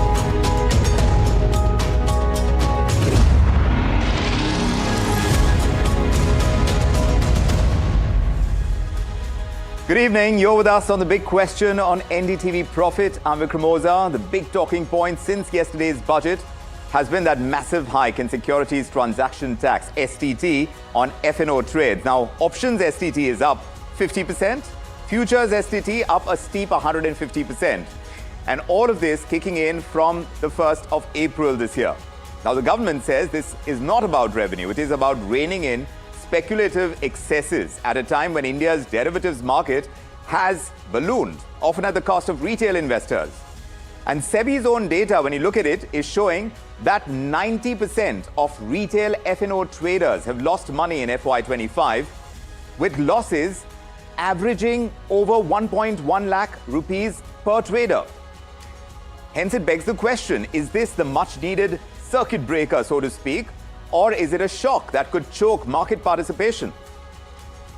At her post-budget press conference, we heard from the Finance Minister, Nirmala Sitharaman, and she made the government's stance loud and clear that this hike targets only F&O and it's meant to protect small investors, not punish the markets. It's a claim that she has reiterated once again today when we were in conversation with her. But let's listen in to what the Finance Minister has said specifically about this. We are touching only the futures and options. STT otherwise बाकी सब का transaction के ऊपर कोई नहीं किया.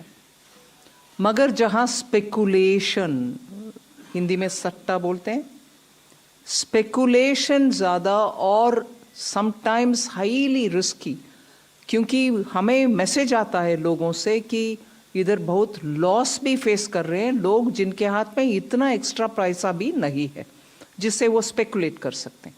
So this nominal increase is purely aimed at high speculation, only to deter them. मकसद बोल रहे हैं, हाँ, उनको थोड़ा डिस्करेज करने के लिए. हम इसके खिलाफ नहीं है, ज़रूर एक्टिविटी जो होता है उसका रेस्पेक्ट करते हैं, मगर इतने लॉस और इतने छोटे छोटे लोग का लॉस को सरकार देखकर कैसे आप चुप रह सकते हो? डिटर करो, थोड़ा उसको पीछे हटने के लिए, बस उतना ही. So the government is citing the protection of small investors, this entire move, not as a revenue stream for the government, but the reaction from the markets has been anything but mild. Look at the capital market stocks. They've seen deep cuts today. Brokerage platforms assessing the hit. Even industry voices are divided on this. In fact, we heard from Zerodha's Nitin Kamath. He's publicly wondered in a post on X that he put out, there you have the quotes before you, whether this hike is really going to dent speculative F&O activity. He argues that traders often pay more in brokerage and slippages than they do in STT. In fact, we also spoke to market leaders to gauge the sector's pulse. Let's Let's get you some of those reactions. Market didn't like the STT stuff. Yes. So they started selling. In any case, backdrop was already this gold and silver debacle had already happened about the commodities. And then on top of it, this STT, this irritant comes, Right. It is a very small thing. And actually for investors, it doesn't matter at all. Right, agreed. It is only for the speculators, which is, they have touched it. This is not the time we should be actually taking panga with any of these investors. See, we have seen last 11 years, a lot of increase in the options STT. This is a STT increase on futures more than the options in some ways. And it was expected also to the extent that there has been a lot of criticism of over speculation happening in Indian derivatives market. In the short run, of course, there will be volumes that will be affected. SGT increase is to orient people towards long-term equity investment.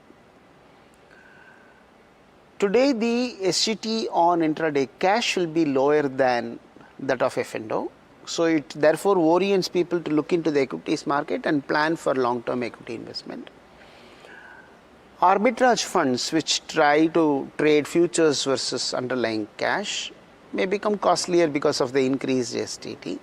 So the attraction towards, say, bank deposits may increase. That is another outcome that can happen.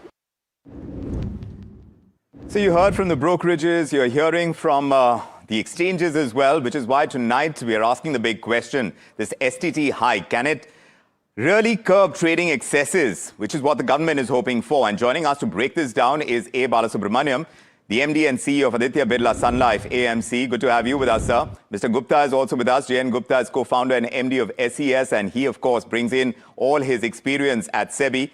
Rajesh Baheti, the managing director of Cross Seas Capital, with us, along with market expert Ajay Bagga, and Tejas Khode, the CEO and co-founder of Fires. Gentlemen, welcome to the show, and let's dive right in. I need very short and sharp answers, if I may request you to just set the stage for me. One line on your position and one line on why. Mr. Gupta, if I can ask you first. You think the STT hike meaningfully curbs speculation, yes or no? I will ask a counter question. First of all, good evening, everybody. I will ask a counter question. Has increase in excise duty on liquor or cigarette curbed the consumption? The answer is no. Right. The issue is something, if people are hooked on to something, you can't make them change by 0.05 or point something. What is the single most important guardrail that you would add right now if you had to? Short answer again. Yes, so I am saying that if my counter question is this, I have seen for last 30, 40 years, increase in excise duty on liquor and tobacco. And I have seen the consumption going on. If you read the newspaper, then you find that the alcohol consumption in India is going up and up compared to many other countries. So it is the taxes are not a deterrent to users. Right. Let us be very simple. Very simple. Bala, what do you say to that? From a long-only institutional lens, does this hike in STT make the broader equity ecosystem safer, or do you think it risks impairing the depth and the hedging tools that funds rely on? Then the I see is they'll bring in the necessary behavioral change from a speculative mindset to the ownership mindset. I think my view will shift psychologically for people to look at, should I speculate and by bearing my cost of doing the transaction is going up because of the STT. So definitely, as Gupta was saying, that not necessarily this will lead to a significant reduction. Those who have developed the master, or rather the people who have been playing the market in the F&O market, are the people I would assume the informed investors. Yes. One strategy that I just want to highlight, which was of course shared by NSE MD Ashish Chavan today morning in our closed door group meeting. There are only about, out of 7.5 crores investors who trade in the market, roughly about only 25 lakhs retail investors trade, individuals, and out of which only about 10 lakh people frequently trade in the F&O market. To the extent the people I would assume are informed investors, so to speak. But this increase in STT definitely is giving a signal to the people who are actually uninformed investors who have been coming to the market in F&O market and losing money is something is also good intent. I would I use the word, the government is also caring for the people who are actually trading in the F&O market without knowing how serious it could be. So you think this is more of a signal, which is what the government is hoping for as well. Rajesh Baheti, net for small traders, is this going to be that helpful nudge that the government is hoping it's going to be, or you think it's going to cause this harmful friction? In one line, where does the real cost bite? Is it going to be STT or the slippage or the misuse of this leverage?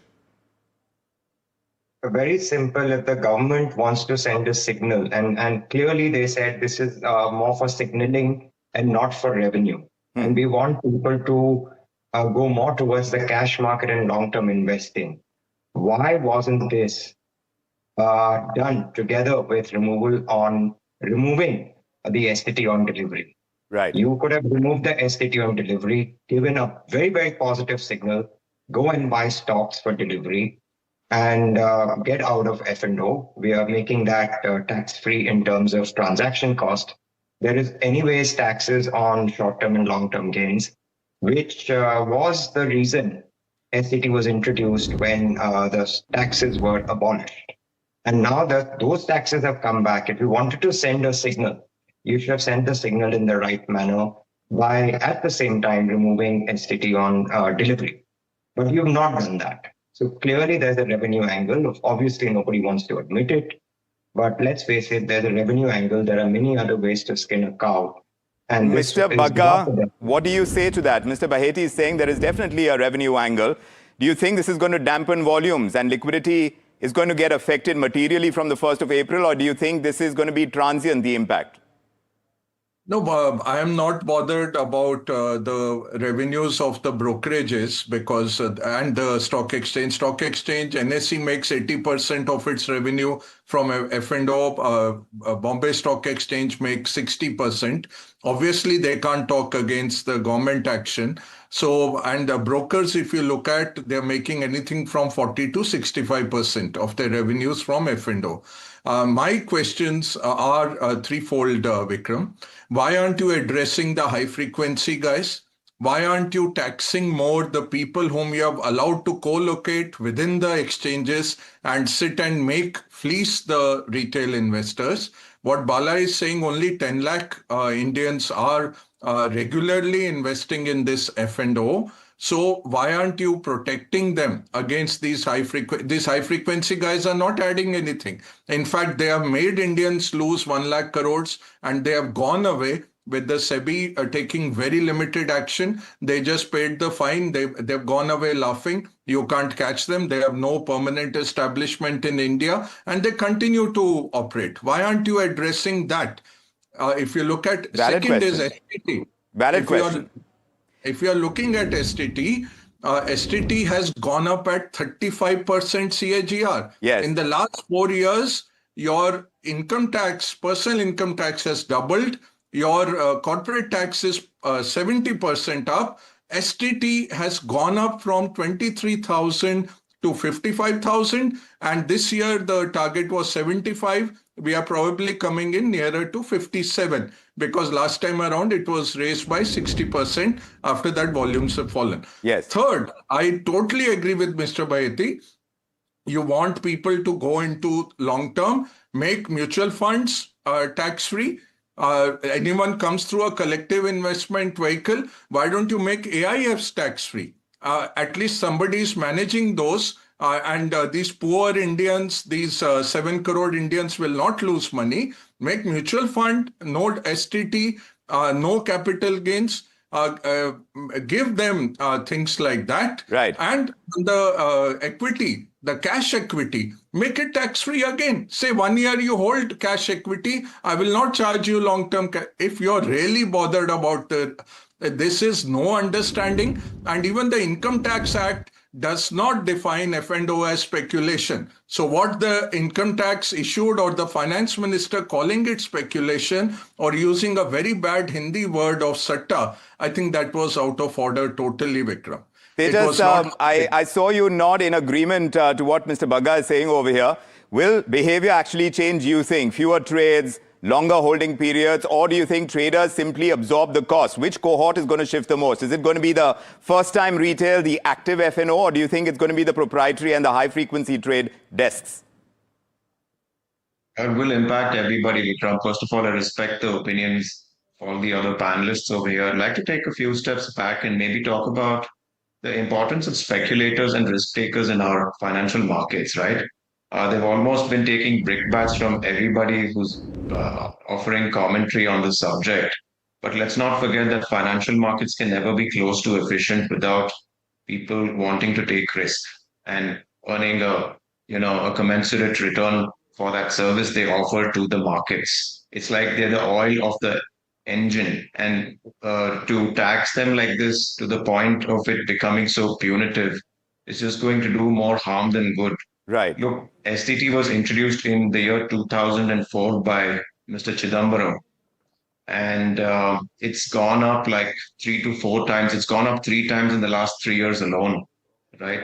And why was it introduced in the first place? To ensure tax compliance, because people were not declaring how much money they made in the markets. And so this was like a pipeline, a tap, which can increase the force of the tax collection and ensure compliance. It works similar to a TCS, right? Like a toll gate fee that one pays. Right. So by increasing this, will this affect participation? Yes, of course it will, because unlike what somebody said, this traders cannot be equated to addicted smokers or drinkers like alcoholics. And the reason is because they are rational-minded people who come to participate and make money, right? And this is a rational endeavor.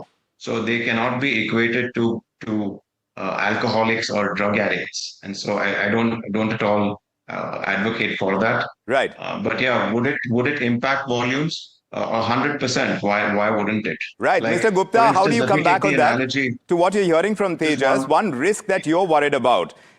Do you think volumes are going to migrate? Would you concede that? Offshore shifting or a rise in informal leverage? Just the sharper worry that you have on this. Absolutely. Mr. Gupta. Absolutely. So those who can afford can already Let me take that across to Mr. Gupta. Let me take that across to Mr. Gupta, Tejas. Okay. Thank you. I am again saying whether the finance minister or ministry or everybody is really knowing who are the people who do trading in the option and future and lose money. You have 2 sets of investors. One who really invest by knowing or by something, but other set of investors who does the investing by the induction effect. They just say that, oh, I made so much profit in option, I just spent 2,000 rupees margin and I got 1 lakh rupee next day. So I am induced to that. So anybody who wants to make quick profit, become rich overnight, I am only saying one thing: greed is married to grief. You will meet this. There is no divorce provision in these two. So we cannot protect those people who wants to become overnight rich. So now what you are doing is you are harming other investors. See, so you're saying protection is not possible, Mr. Gupta. If I'm reading you correctly, you're saying that protection should not be given. It is not possible. I'm saying, while giving a protection to a small set who may not be really deserving the protection because they are doing it consciously, you are causing harm to million others. What is happening when you do all these things? The liquidity from the market wipes out. There will be lesser and lesser transaction. So ultimately the transaction cost goes up. When the transaction cost goes up or the buy-sell difference goes up, then mutual fund will lose out, the individual investor. Let me ask Bala about this then.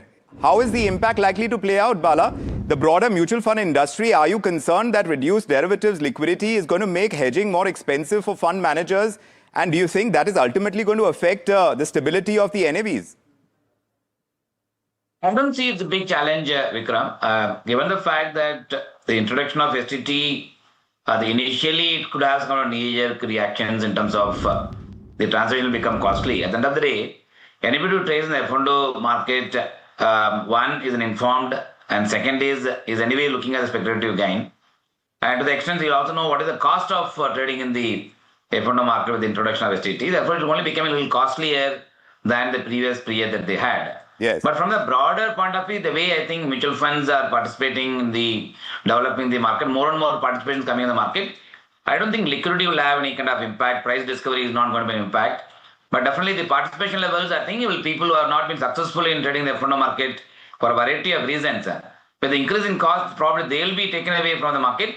But as somebody mentioned about, Banga mentioned about the frequency, the high frequency traders, they are not going to go away given the fact that their entire business model is built around the F&O trading worldwide. Therefore, large institutional investors, when they come, they would rather pay this STT, not shying away from trading the market, as long as they have the visibility of making money. And mispricing is the one where they take advantage in the F&O market. That will remain. That is the nature of the market. That will remain. But I don't think it will have any impact, so to speak, on the volume of trade. Mr. Baheti, what do you say? Because one argument is that this entire move could have these genuine hedgers become the collateral damage as protective puts get pricier. Do you think this is going to reduce prudent hedging and raise portfolio risk in the real world? See, everybody wants to come and trade in a liquid market. And liquidity in a market is a statistical measure. It's very easy to measure. So what you need to do is take the example of our Indian markets. Look at the liquidity, the statistical liquidity stocks that are F&O have in the cash segment versus the stocks that are not in the F&O.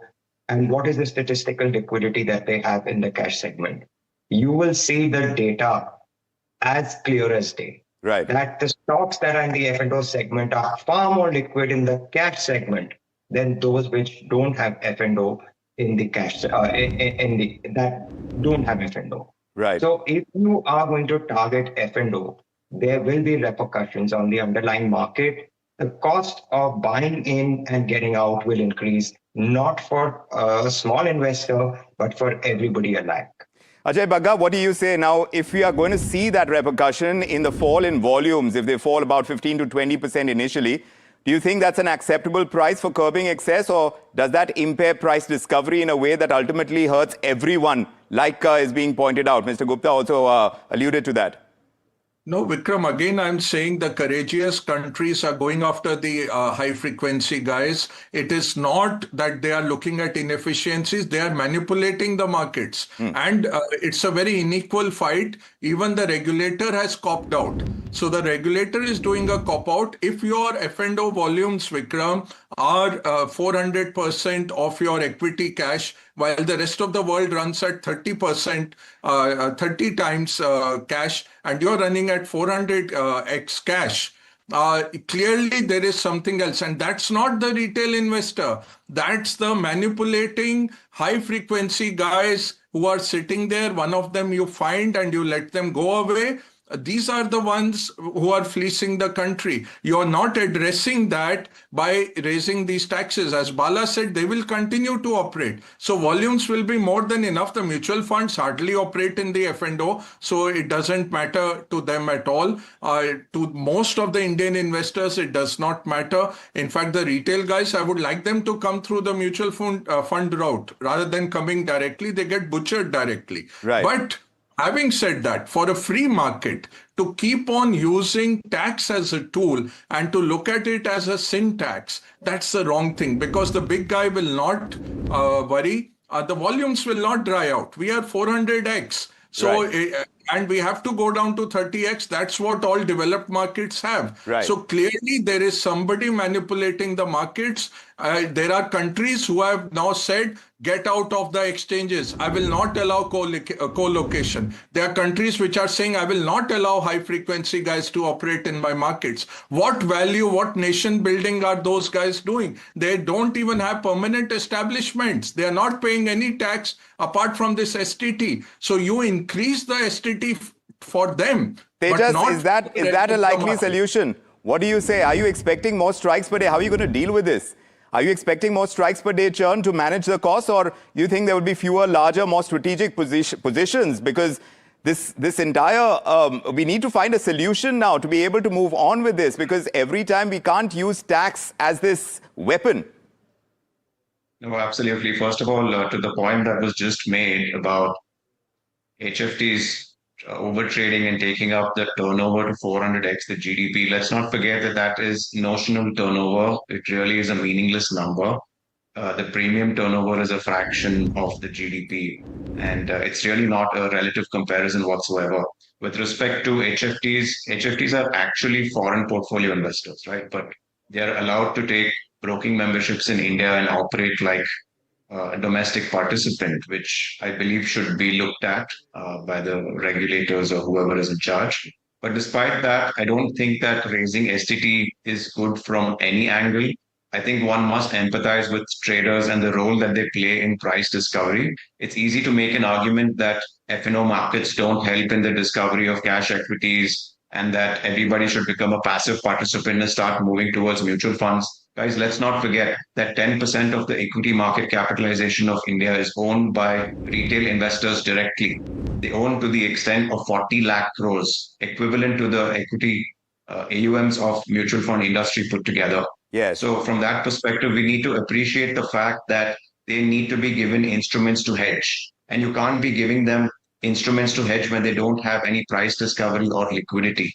It's almost as if, this side of the argument is brushed aside almost by everybody. It deserves attention. If we are going to become a mature market in the future, we will need to understand that speculators have a role to play and they are an important part of the ecosystem. Bala, do you agree with that? Sitting on both sides. If you have Warren Buffett sitting on both sides of the trade, you're really not going to have much liquidity, isn't it? Bala, would you agree with what you're hearing over here? Because now is the time for solutions. Should policy consider incentives for liquidity provision, these STT credits for market makers, passive institutional hedgers, or do you think that could easily complicate the ecosystem unnecessarily? I think the point that is being made is right. You need day traders, you need speculators, you need the F&O market participants, and also you need long-term investors. I think that's the way the market is always built from a structural point of view. Liquidity largely comes on the basis of the variety of participants coming in the market. As far as the STT is concerned, anybody who of course trades in the market, it of course takes into account the outcome that he will generate after paying all the taxes, whether it is security transaction tax or GST or many other things. Therefore, this introduction of marginal increase in taxations, of course, I'm also will be taken into account while trading the market. It's not going to make people actually shy away from trading in the market just because the cost has gone up by, say, about 0.0 to 0.05, though it looks very large from 150%. But the only thing they'll have to look at it a little longer term contract rather than a short term contract. Where will have an impact is if I have to churn my portfolio every 7 days, naturally my cost of transaction is going to go up. Right. Therefore, the whole model which used to exist in the past, the 1 month settlement versus 1 week settlement, these are some of the things I think I have to undergo has changed as a behavioral part rather than anything else. Mr. Baheti has a point to make before we wrap up. Go ahead, sir.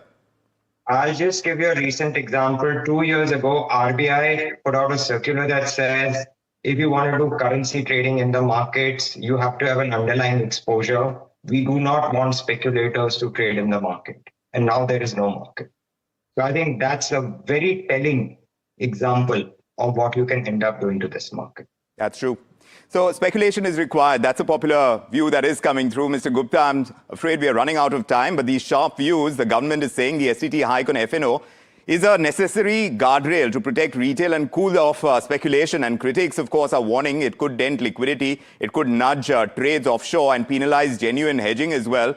We heard some concrete alternatives, but of course, we will have to keep asking. The big takeaway, of course, is that effectiveness is going to be judged by data, the loss ratios, the liquidity, the spreads, where the volumes migrate after the 1st of April. And we're going to track those numbers closely. But my thanks to our panel, J.N. Gupta, Rajesh Baheti, Ajay Bagga, Tejas Khode, Mr. Bala Subramaniam. Thank you very much for joining us with your perspective on the big question. Completely out of time on the show. And of course, we will be tracking this very closely. There will be many more discussions and we'll keep getting you perspectives from all the leading voices. But for the moment, from me, Vikram Oza and the entire team, thank you so much for joining us. Good evening.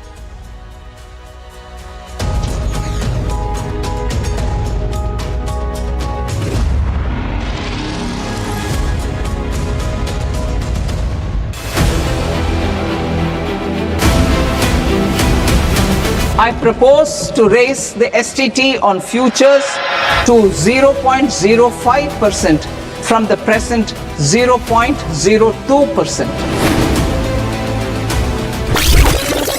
There's a buzz of a potential hike that could happen when it comes to options STT, and this could be major negative coming in.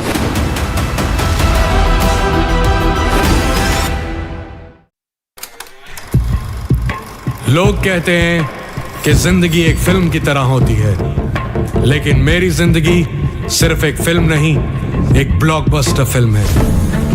बचपन से पता था मेरे सपनों में दम है, आगे नहीं सबसे आगे जाना है, स्टार नहीं सुपरस्टार बन के दिखाना है। नाम मिला, फेम मिला, प्यार मिला, I was not just running, I was flying। सबकी जुबां पे बस एक ही नाम, यो हनी सिंगर। लेकिन फिर ब्लॉकबस्टर कहानी में आया एक ट्विस्ट, 7वें आसमान से सीधा गिरा मैं जमीन पर। फिर क्या, खुद पे काम दोबारा शुरू, फैंस ने फिर प्यार दिखाया, फिर स्टार नहीं सुपरस्टार बनाया। है ना मेरी जिंदगी एक ब्लॉकबस्टर फिल्म। शुक्रिया आपकी प्रेयर्स का और आपके प्यार का।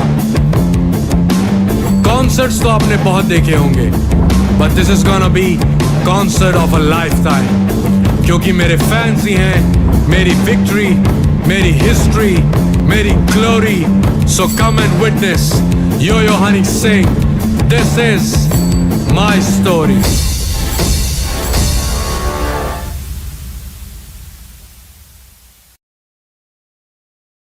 Presenting the all-knowing, all-powerful Tech Guru. Whoa. Guru? I'm no guru. Okay. I'm just a guy who loves his tech. A show where the mysteries of megabytes and motherboards shall be unraveled. Bro, nobody talks like that anymore. This is all about connected ecosystems, EVs and AI that you can use in your daily lives. We aren't talking about time travel yet. Gadgets tested under extreme conditions. But why?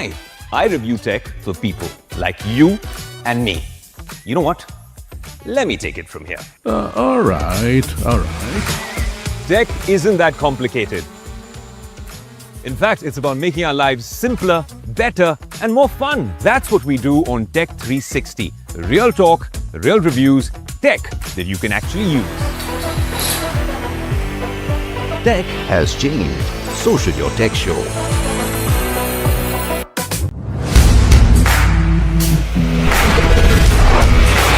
Alright team, our new order show is ready. Now we need a promo. Something cool, something sharp. Well, I'm sure we'll be having outstanding reviews, solid suggestions, The expert advice, the latest trends.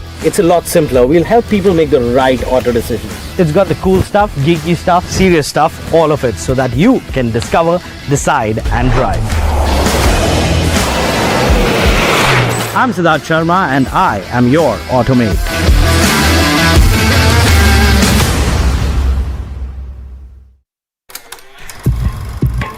लोग कहते हैं कि जिंदगी एक film की तरह होती है, लेकिन मेरी जिंदगी सिर्फ एक फिल्म नहीं।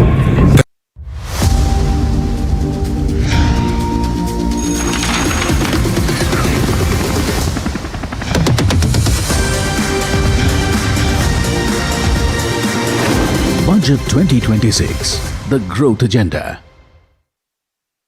Welcome to this very special conversation to discuss the fine prints of some of the major proposal, emerging out of union budget presented on 1st February. We have with us CBIC Chairman Vivek Chaturvedi. Thank you, sir, speaking with NDTV Profit. I'd like to start by asking you that India is soon going to roll out the comprehensive, custom duty framework. How you think this is going to counter the steep US tariff? If you could elaborate on that framework and how this is going to soften the blow as well. Well, so if you have looked at the budget proposals, the primary aim of the customs duty rationalization has largely been to ensure availability of critical inputs and raw materials for our industry. The thought process behind that is if make our industry more resilient, more competitive, and shore up to the global difficult times that the economy is facing. True, sir. In fact, you just pointed out these strategic sectors, the duty exemptions getting extended to even strategic sectors, especially your nuclear power project till 2035. Wanted to understand the idea behind it, one, and second, what would be the possible revenue impact? Is there any estimation on that front? I would look at it more from the perspective of the criticality of the sector, number one. We looked at energy security. Now, nuclear energy, as you all know, for civilian purposes, it is nuclear energy security for the country. So we have come up with a dispensation of exemption for setting up of a nuclear power plant. And earlier, there was a limitation of such an exemption for power plants of 440 megawatts and above. We've removed that. The government has very consciously removed that. So it's now a facility available for setting up a nuclear power plant, irrespective of the capacity.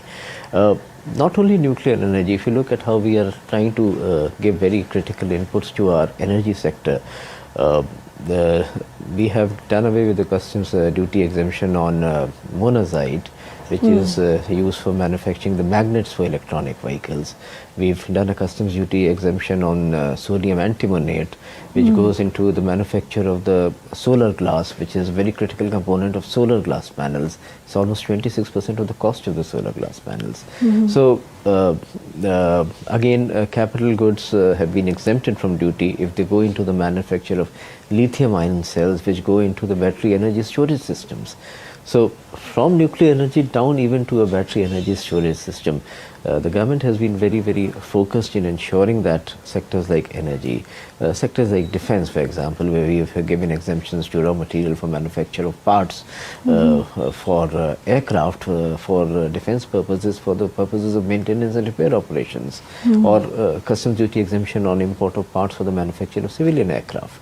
So all sectors have been given a criticality which is there for the country and for the economy, and exemptions have been dovetailed accordingly. Just wanted a clarity, sir, that since duty has been, extended to many sectors, and one of the reason, of course, being that we are hoping to conclude the deal with India, US as well. Some of your proposal actually going to have give greater access to US market, your civil and defense. What's the thought process? Are you hoping that this will anyway come and this is the part of your concluding the US-India deal? You see, any free trade agreement or a trade deal is, of course, now a reality. Let's not shy away from the fact, because the government gives a very conscious thought before proceeding with the FTA. From the customs perspective, we also look at how we shore up our industry and see to it that a customs duty exemption, particularly on inputs and raw materials, helps the industry withstand that sectoral pressure in the event that in the FTA, a line item which will be a finished product under the FTA would get some sort of a preferential access into the Indian market. So the idea is to shore up the domestic industry to the extent possible by giving them benefits on the input side, so that when the FTA becomes a reality, a preferential entry of a finished good, the Indian domestic industry doesn't suffer inordinately because of that. Do we expect more rate rationalization in customs going forward? Because this time, the extension has been given, but not reflecting on the changes in the rates. So do we see any sort of restructuring? Is that something is on the table? You see, customs is a very dynamic environment. It depends a lot on the global supply chain, the entry of the goods in the country, the demand and supply situation, how commodities move from a country X to country Y. The FTA impacts the movement of the commodities in the country. So it's not a one-time approach. You see, customs duty nuances are tailored according to the pattern of imports into the country, the demand and supply situation, how commodities move from a country X to country Y. The FTA impacts the movement of the commodities in the country. So it's not a one-time approach. You see, customs duty nuances are tailored according to the pattern of imports into the country, the pattern of and a variety of other micro and macroeconomic factors as well. So it's not that we've done this and that's the end of it. It's an ever-evolving, very dynamic environment. It's an ongoing process. It will always be an ongoing process. It has actually always been an ongoing process. So moving on, to compensation cess, and it has been notified. It's ending before the deadline of March 31st. Wanted to understand that how CBIC is going to implement the new cess on pan masala, and what's the preparation there? So, as you might be aware, the new Health National Security Cess Act has kicked in with effect from yesterday, the 1st of February. The CBIC formations are at the forefront of implementing this. It's a new act, so it basically provides for all existing pan masala units, in fact all units, to register under the act. That's the first thing.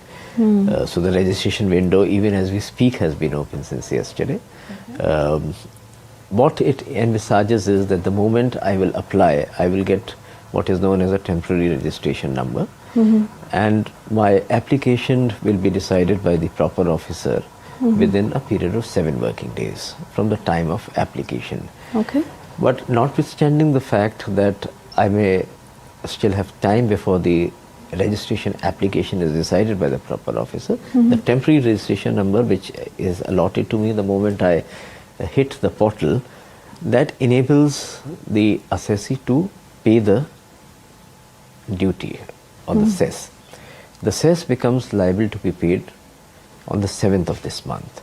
So people who have declared, who have entered into our ecosystem since yesterday, for example, the payment liability will kick in on the 7th of this month, notwithstanding that maybe a registration application may be decided, of course, before that time, but may also spill over a day or thereafter.